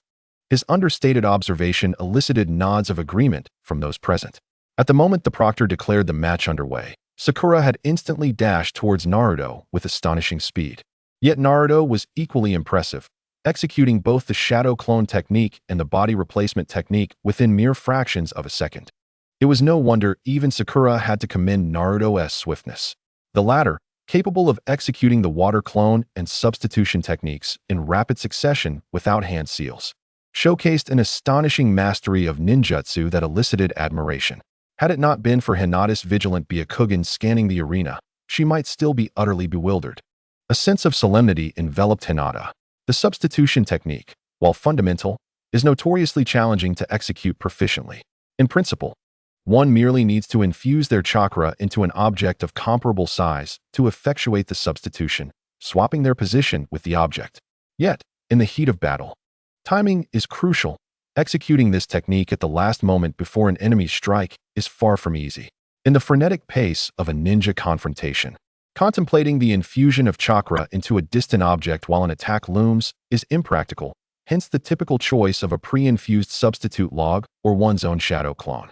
Had Naruto and Sakura's finely tuned ninjutsu been observed by Hinata, even with her Byakugan activated, she would likely have been deceived by the clone due to her delayed reaction.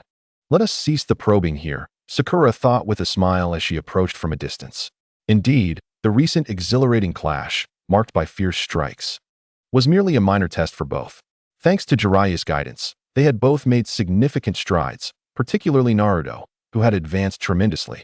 Their understanding and application of ninjutsu had ascended to a higher echelon, focusing less on sheer power and more on the judicious use of techniques. With just two simple jutsu, they could execute dazzling combinations, a hallmark of mature ninjas. Naruto smiled faintly. Sakura's earlier ambush was much swifter than before, and had it not been for her month of training under Jiraiya, he might not have evaded it. Now brimming with confidence, he declared, "Let me showcase my recent training results. Be careful, Sakura." With that, he unleashed the technique of multiple shadow clones. A formidable legion of shadow clones surged onto the arena, their overwhelming numbers eliciting a collective gasp of astonishment from the audience. Another multiple shadow clone? Sakura furrowed her brows, her smile fading. To her, Naruto's technique often seemed like a brash display of his abundant chakra. However, he adeptly utilized his numerical advantage, and his high chakra reserves allowed him to execute this technique effectively. Sakura appeared at a loss against him, pouting in frustration.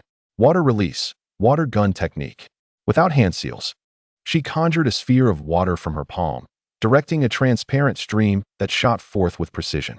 Although this water blade sacrificed power for speed, rendering it less sharp than before, it was more than sufficient to dispatch the fragile shadow clones. Rows of Naruto's clones fell, dissipating into wisps of smoke. Yet, a greater number of clones leaped into the air, scattering and thwarting Sakura's chance to clear the field. The clones eliminated by her water blade were but a drop in the bucket. As the myriad of shadow clones surged forth, it was too late for Haruno Sakura to respond with her water gun technique. She decisively halted her water blade, exerted force against the ground, and leapt into the air, narrowly evading the pounces of two clones. The pale blue, ultra-pure water transformed into a floating platform, resembling a staircase suspended in midair. Gracefully, she stepped onto this azure stair, the water mass securely supporting her feet, allowing her to stand high above and gaze down upon Naruto's clones. By wielding chakra to manipulate the ultra-pure water, she lifted herself into the air. In the mundane world, elevating oneself in such a manner is a profound paradox, yet in the realm of Naruto, with the aid of chakra and drawing inspiration from Gaara's flight, the young girl effortlessly realized the dream of human flight. If this could be deemed flying, or perhaps it would be more fitting to describe it as hovering, she mused silently. Regardless, being able to float in the air while dealing with grounded foes certainly granted her an undeniable air superiority. Naruto's formidable clone army found themselves thwarted, gazing helplessly at Sakura above. So cunning, to retreat so high. Naruto, or one of his shadow clones, scowled and pointed up at Sakura. To this, the girl, standing above him and speaking downwards, merely huffed in response. This is part of the competition. If you're not pleased, don't strike. Despite her words, the unfolding battle was proving to be quite vexing. She had anticipated that the water gun technique would eliminate a substantial number of clones. Yet the outcome was far from satisfactory. Naruto cleverly opted to continuously produce shadow clones rather than summoning them all at once, a strategy that effectively circumvented the embarrassment of having them eradicated by wide-area ninjutsu. More importantly, compared to their previous spar a month ago, Naruto's clones now exhibited superior quality and agility. Though Sakura activated her water gun technique as swiftly as possible, Naruto was quicker still, closing the distance before she could clear the battlefield, forcing their ninjutsu into a close-quarters confrontation.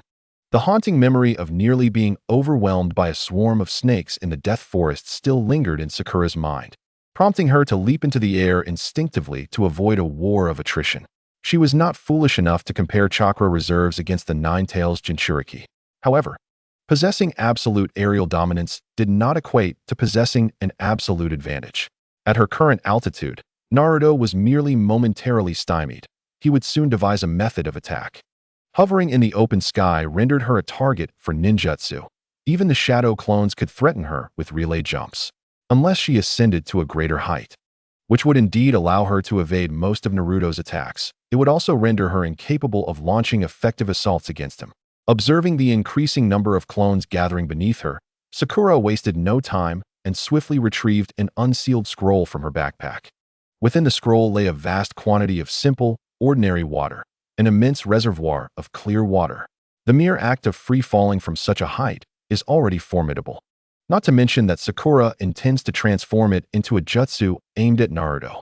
Water release, water dragon bullet. Sakura swiftly formed the necessary hand seals. And with the flow of chakra, an immense amount of clear water extracted from the scroll coalesced into a vividly lifelike dragon, its massive body swaying gracefully as it hovered above. This water dragon, stretching over 100 meters long, had a torso that required several individuals to encircle, slowly spiraling through the sky, dancing elegantly and obscuring much of the heavens. The girl beneath the colossal dragon appeared, in stark contrast, so fragile and insignificant. Sunlight streamed through the dragon's translucent form, rendering even the most brilliant rays dim and feeble, creating an illusion of darkness that blotted out the sun. The majesty was overwhelming, captivating the soul. The spectators in the stands could not suppress their collective gasps of astonishment, seemingly apprehensive that this formidable jutsu might engulf them as well. As the clear water in the scroll fully coalesced into the dragon, Sakura did not hesitate to bring down her raised arm. The airborne water dragon surged forward with the force of a tsunami, crashing down upon Naruto with unstoppable momentum. Naruto's expression shifted dramatically. The last time they sparred, his wind release had slightly outperformed the girl's water release. This time, however, the outcome was starkly different. Without the need to draw water from the ground into the sky, Sakura's jutsu was unleashed at an accelerated pace. Most of Naruto's shadow clones, caught off guard by the water dragon's onslaught, could not even muster their wind release in time. The clones managed to release a few gusts of wind, but they were insufficient to gather into a formidable force, while the girl's water release was already upon them. Damn it, there's no time. Naruto lamented internally. Boom. The dragon descended from the heavens, crashing to the ground with a thunderous impact that reverberated through the air. A torrential cascade of water rushed down, and Naruto's defenses appeared feeble against such a cataclysmic assault. The relentless surge of water mercilessly obliterated the shadow clones, reducing them to wisps of smoke, while the once flat and solid ground was gouged into a massive crater. As the water dragon struck the earth, the raging flood engulfed the entire arena, uprooting small trees, demolishing the surrounding forest, and transforming the venue into a chaotic marshland.